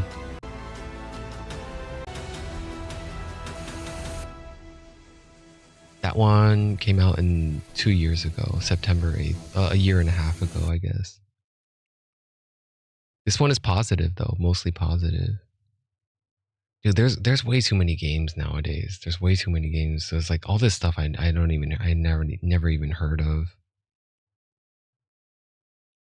That sucks, man. Because it feels like it has promise, and there's only 28,000 reviews. Hold on, let's see SteamDB. I look up SteamDB and then I look for, let's say, Shatterline.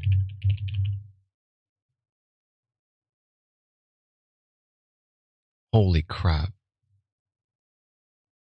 Damn. Where do I see the I wanted to see the update, the login history. Okay, here we go. There's only 368 online right now. The all-time peak was 2 years ago. Fuck, man, that sucks. I wonder what their budget was. They're not as successful as well, let's see what's Wayfinder doing then. What's Wayfinder? Only 92 in game. All-time peak was 24,000. That's crazy. I mean, this only counts Steam. So, I mean, the market is fragmented there. This is also on console as well. What's Last Epoch doing? How are they doing now? 190K. But they reached it, let's see. The highest was 4 days ago at over 250,000.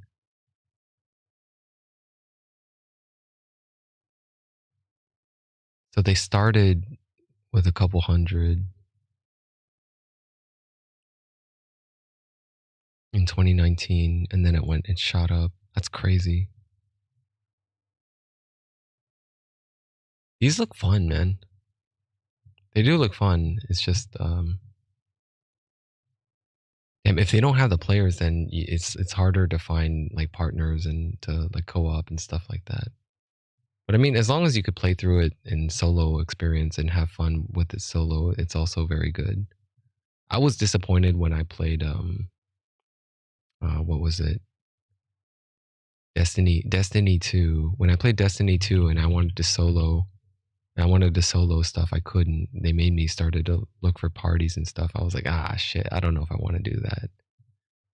I did join it once or twice, but then I felt like I was under leveled and I wasn't contributing, and I kept dying, and I was like, oh fuck, if I died and they have to res me, it's not a cool experience for them. Fools. It's not that good alone. Okay. I wonder if LE still has a standalone launcher. Do they? I didn't know they had one.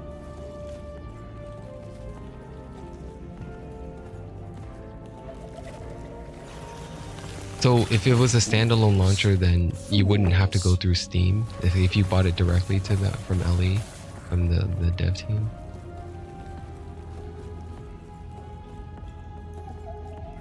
I didn't find the other farmer yet, did I? Oh, Okay. Then just proceed.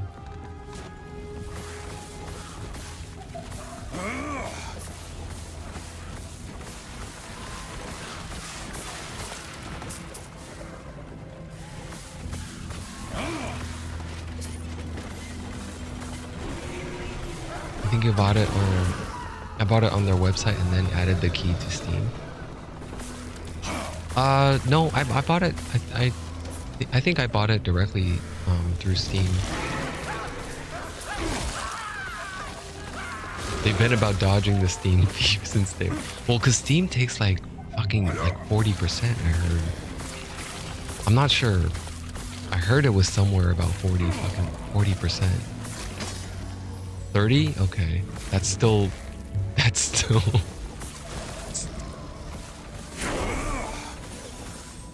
Yeah, that's still a lot.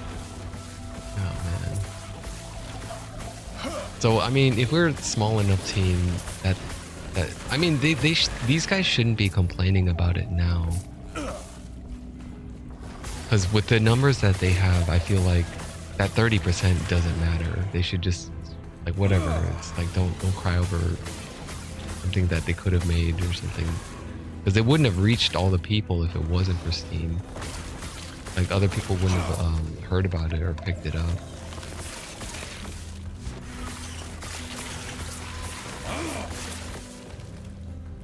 It's kind of curious though, how come it didn't take off? How come like what games like Wayfinder and Shatterline don't take off?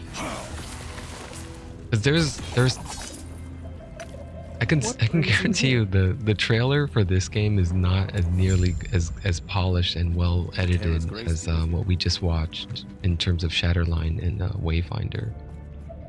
And yet the numbers are like so much higher. Is it through word of mouth? Is it because of word of mouth? I don't know. Or is it just market based? The ARPG versus over the action RPG kind of versus the over the shoulder shooter type of shooter looters. It might be the genre difference.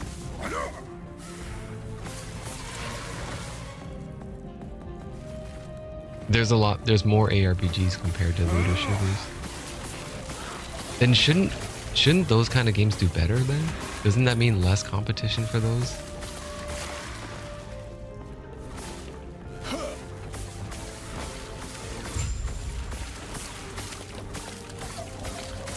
The genre gets oversaturated. Yeah, ever since the days of Uncharted, I think. Uncharted started the whole Uncharted, Assassin's Creed, and those kind of genres.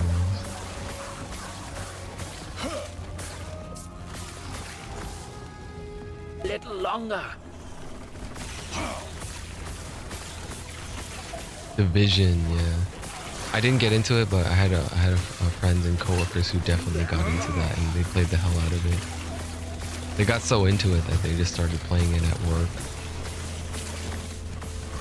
That's when I lost respect for them. That's when I lost. I was like, come on, man. Can't be doing this at work. Only a little longer. Destiny and Warframe. I mentioned Destiny earlier. Warframe I never got into, but I tried it for like a brief moment. I just wanted to see it because it looked cool. All the acrobatics that you could do, parkouring. Impressive. Go on. I'll be right behind you. Yeah, and it is a lot of competition. Now that you mention all that, it does seem a little bit oversaturated then.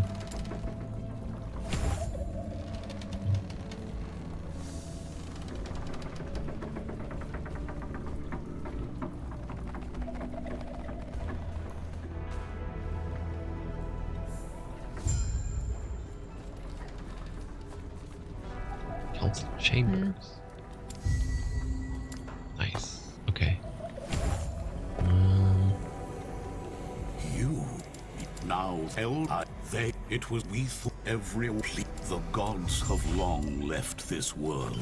Alright, with these 4 slots I could probably won't use any of these. Well, this one's not bad, but I do have some in the stash that I could use.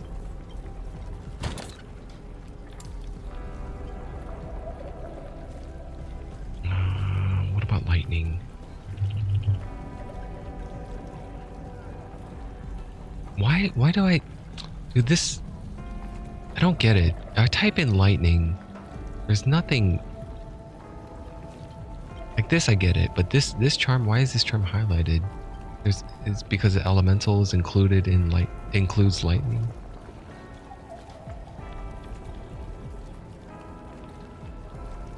Okay, I have 2 lightning damage ones. I'll grab those 2.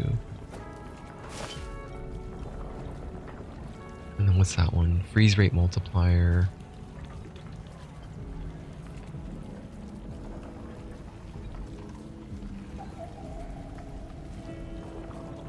%, there. 12% here. I'll take the 12%. And then this one can go here.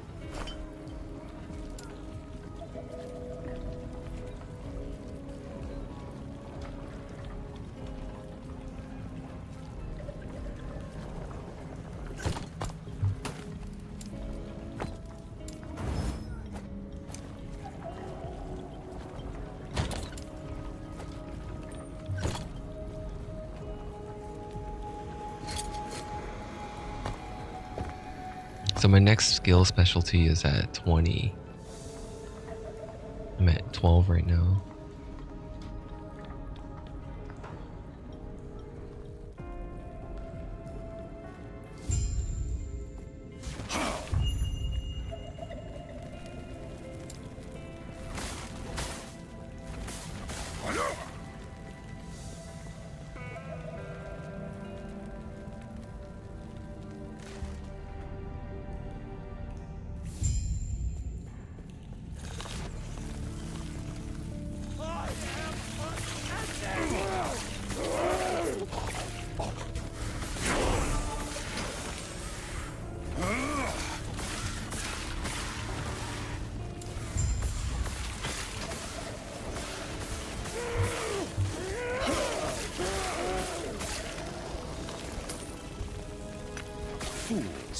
Fools.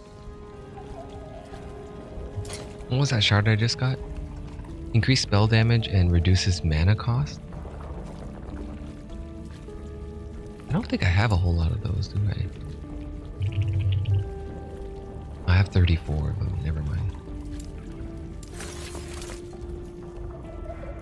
Oh, wait a minute. What slots do they go into? Only to scepters. Oh, crap. Only scepters get that. Okay, what about spell damage then?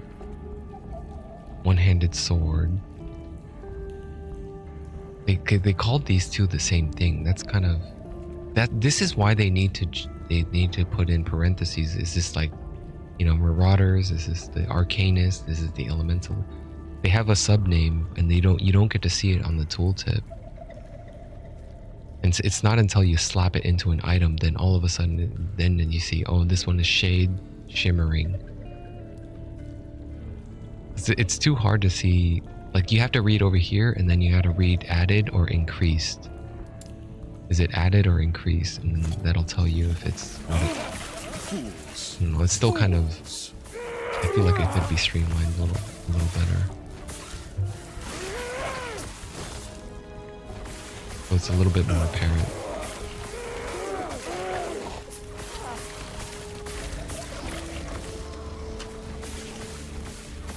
See, right here, when I see this, I can see Pyromancer Assassin. That means it's increased fire damage and critical chance increase. Increased critical chance, increased fire damage. Yep, there it is. Oh, I hope they do that with the shards to let us know. There was another game that did that. I can't remember what it was now. What game was it that did Monster Hunter? Monster Hunter had 2 different names for the gem shard, the gems that you would socket into your items. Monster Hunter World specifically. In Monster Hunter Rise, I think they still kept it, but I think they understood it was one of the pain points, so they tried to make it just to one name.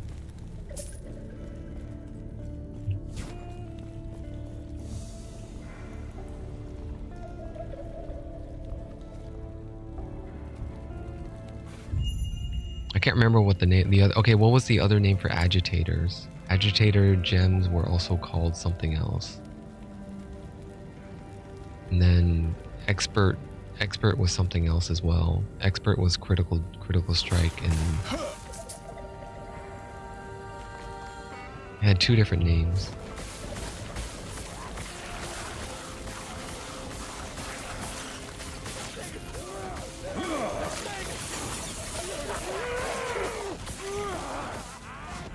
Lightning bolt. Lightning bolt.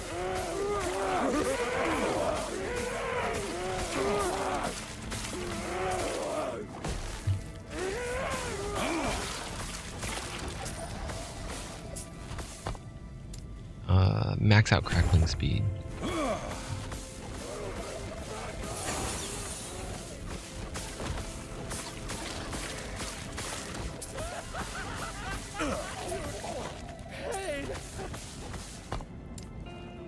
I got the efficiency and the damage boost. I think I go for the big explosion next.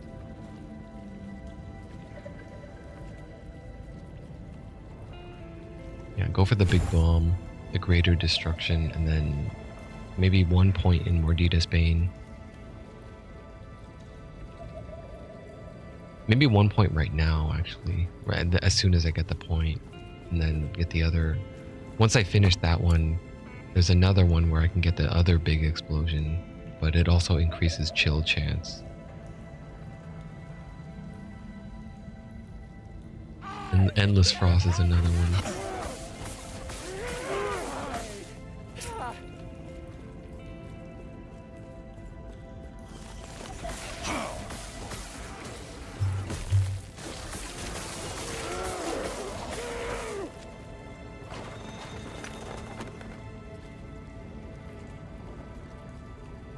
I should probably get another tome.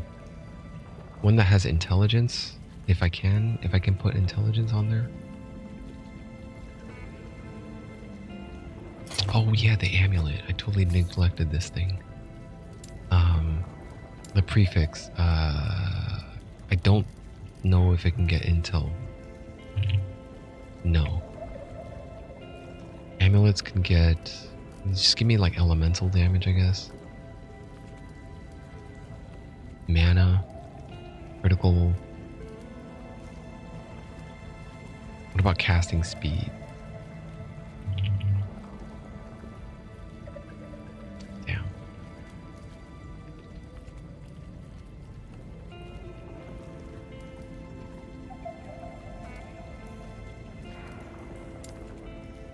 Just general spell damage?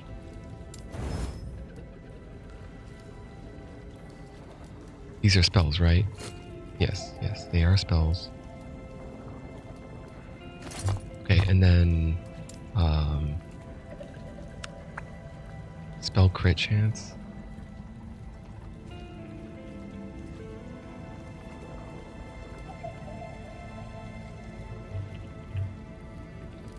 A little hard to discern the difference between spell crit chance and crit chance in general. I would assume that spell crit chance has a higher range, being that it is specialized in only spells and not all things, not like melee or ranged attacks. I'm probably just gonna go elemental damage. Spell damage, elemental. Damn, I wanted cast speed or like mana. Well, I can get mana regen, but it's fine. Okay, that took the rest of it. So that's as good as it's gonna get.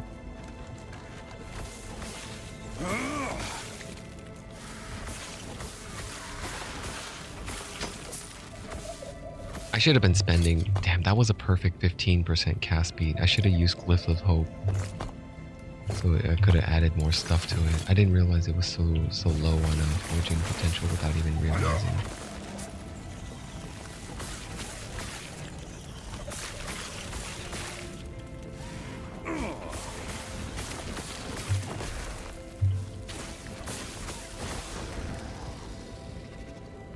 That's a 2 to intellect.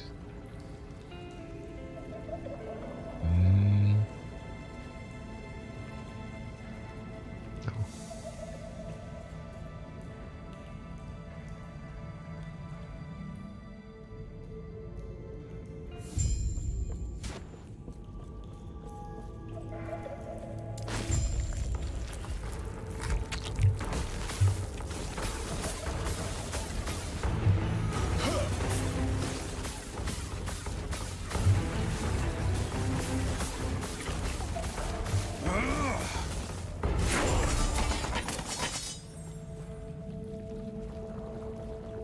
The new wand is better. It adds 3 to base spell damage. I want one that has increased cast speed though. I could probably try to find one, an archive wand. I can't just go buy it. I can't just go buy it at the Merchants Guild. I already committed to the astrology or the fortune guild. All right, so I got knowledge. I can get knowledge of destruction or rune of winter. Rune of winter is kind of fun actually. I wouldn't mind switching to cold, but first of all, do I have any lightning stuff? I think I do, right? One of my things is specialized. Yeah, the belt, but that's fine. That's just 8%. Cast crit, elemental damage, minion. Okay.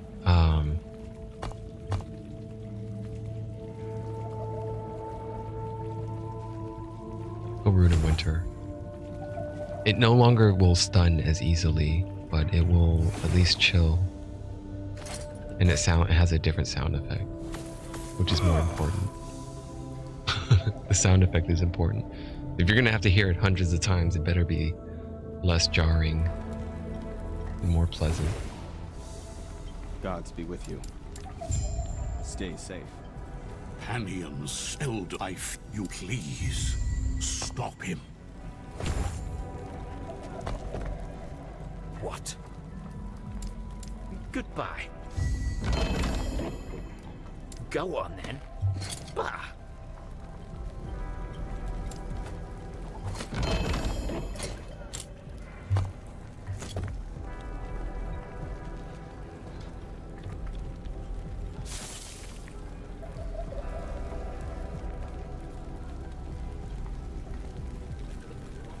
Let me see. I'm level 14 now, right? 14. There's probably that glove I was looking at. I could use. Oh, I can use Velatria's. Ah. Okay. Hold on a second. This is 7 to intel and lightning spells. I'm going back to... No, I'm taking back the Rune of Winter. I could also use Calamity. This is what I was looking at. Swaddling of the Erased. Oh, I can't use it. Oh. I bought this one. Okay. I can get Snowblind. Snowblind is probably... If I wanted to stay on Rune of Winter, Snowblind would be it. Cold resist, freeze rate multiplier, chance to chill on hit with cold spells, and chance to blind.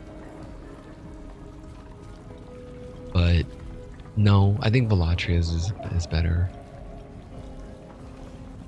It's got that lightning pen, 7 to intel, and +1 to all lightning skills. Alright, respect, I'm sorry. Greetings. Take those Rune of Winter points back. And then I could either go Elementalist or Knowledge of Destruction. Those are the 2 options there. Or Mage Flurry. Actually, Mage Flurry might be pretty fun, just for the attacks, the snappiness.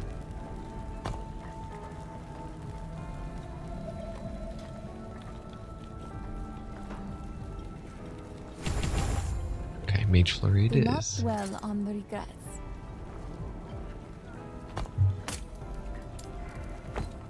I don't need this anymore. Shatter it. Any wands? Any wands?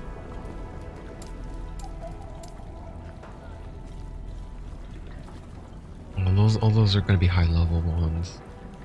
70s, 60s, and that's necrotic damage. 47 is the lowest one I could see here.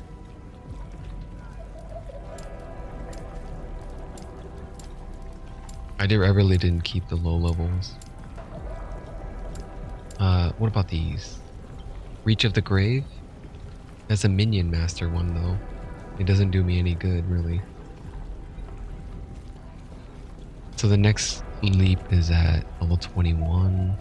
Yeah, level 21 I get Hazel Root, which is sounds like it's for a Primalist.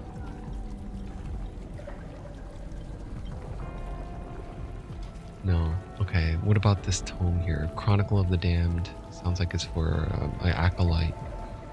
Wandering Souls, Hungering Souls. Ward gain on each active Wandering Spirit. There's a two-hander here, Bow's Anarchy. This actually got me through a lot on the Spellblade. The Spellblade, I used this wand, or the stave, quarterstaff.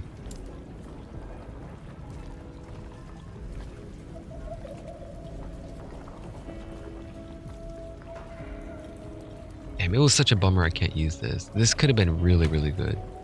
What Weaver's Will means is there's 14 affixes it can apply to the weapon or to the armor on top of the ones that are already present, but it's random at what it chooses, and the rules are that it has to be on the glove slot.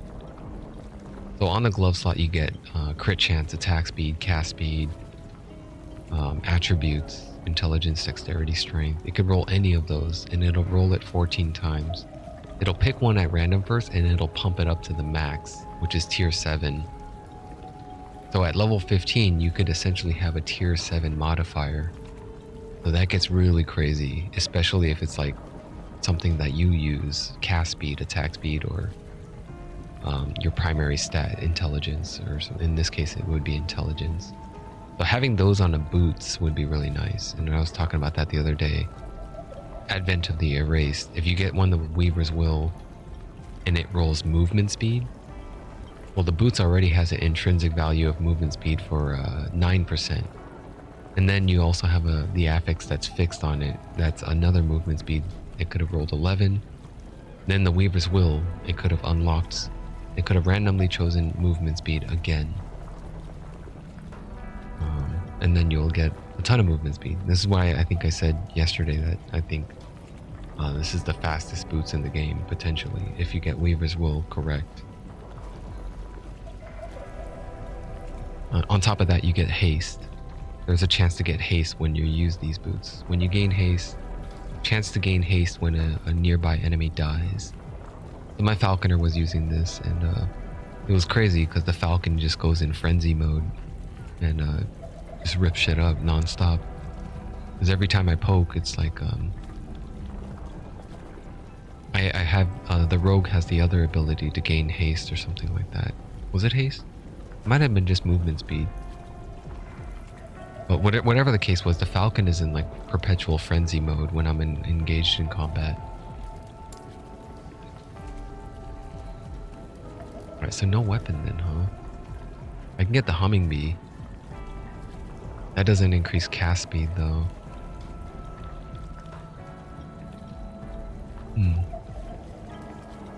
Okay. How do I look? I look a little silly with this Velatris crown, don't I? Yeah, it looks a little silly. Looks like Elden Ring. Something out of Elden Ring.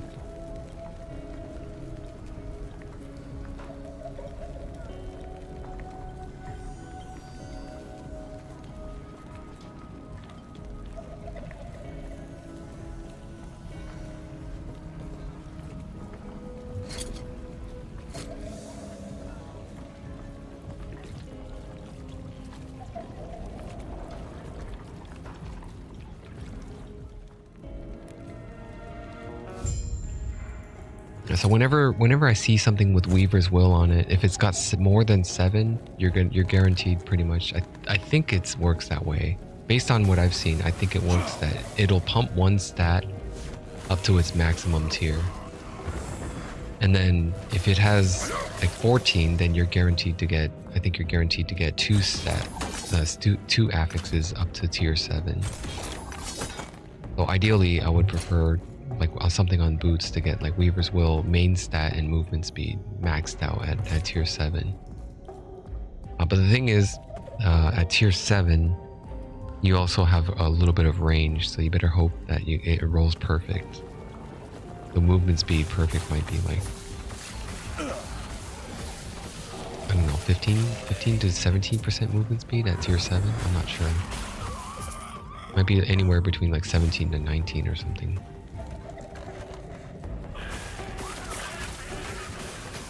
Oh, did I put my points in the right place? I did. I'm using Velatria's. I didn't assign that lightning blast. I maxed out crackling speed. I can go for more chains, but I feel like it's already chaining pretty decently.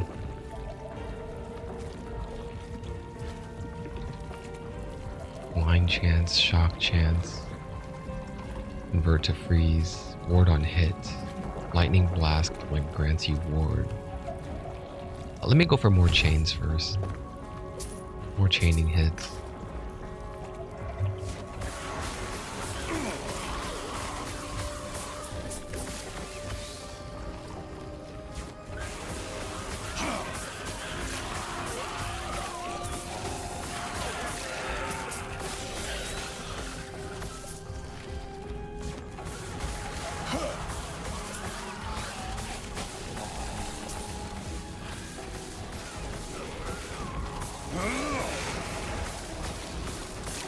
Silver ring?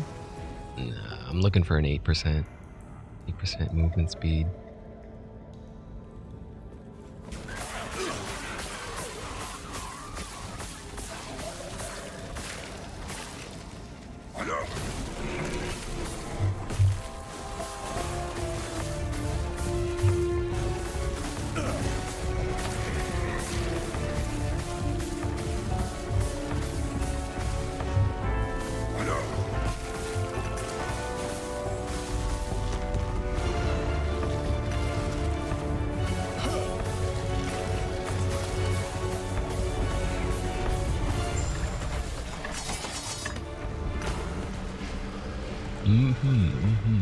Here's the archive one. 20% chance to ignite on hit. Take it. Runic scroll. Spell damage. I could switch, but I'm actually enjoying the Tome of Elements right now, because I'm getting a lot of ignite and chill shock off of it. And also it leeches health. I didn't realize I was healing off of it. Okay, so stick that in there and let's put in, what do I have? 16 forging potential. Give me cast speed. Glyph of Hope it. Damn, it took 10 forging potential. You can't get intel off of those. I get elemental. Probably not gonna roll. It's gonna eat it up. Okay, Glyph of Hope worked. Go again, cast speed. 6. It took it all.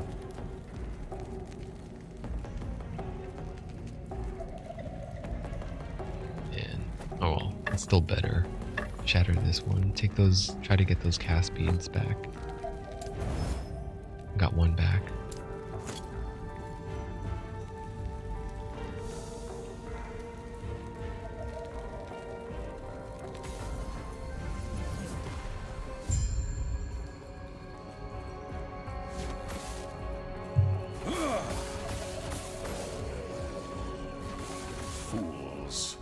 Fools!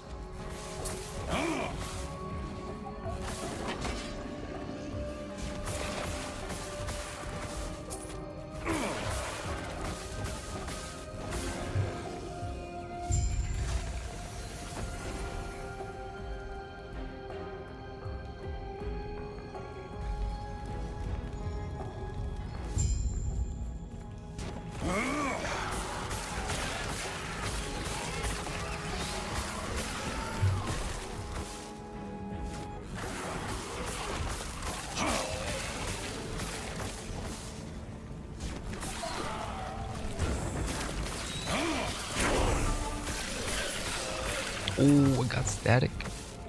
Do I need ward, flaming ward? I'm gonna swap it out for static. I also have disintegrate and volcanic orb now. I think I'll go static because it's good for burst damage, and plus I'm using lightning skills anyway. What was I, level 15? 5 more levels for another Spectre, and then keep going Mage Flurry.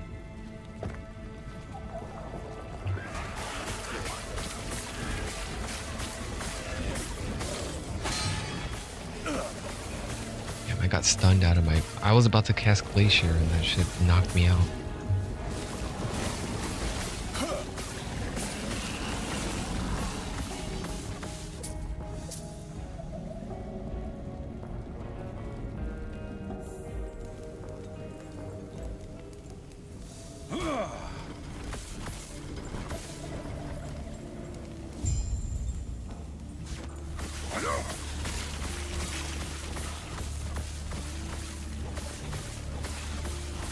Let's see if I can keep these guys alive.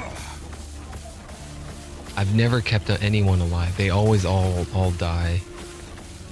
But I feel like this is the build to do it with, if I can keep them alive. Get off of them. Get off of them.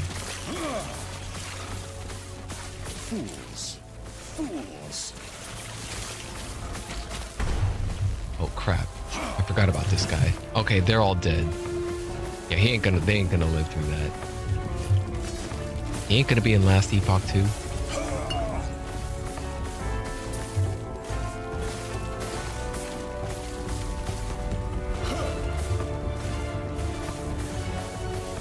Yeah, they're all dead.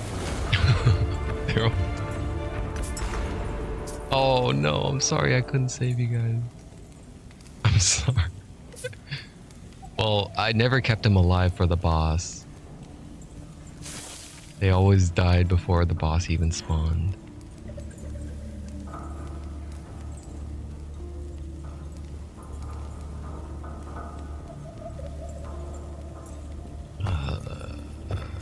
I'm about to get glove upgrades pretty soon, so I'm not gonna pump these gloves anymore. The hide gloves are on their way out. I think at 15 or so you get like noble gloves or something. Or some kind of other caster glove.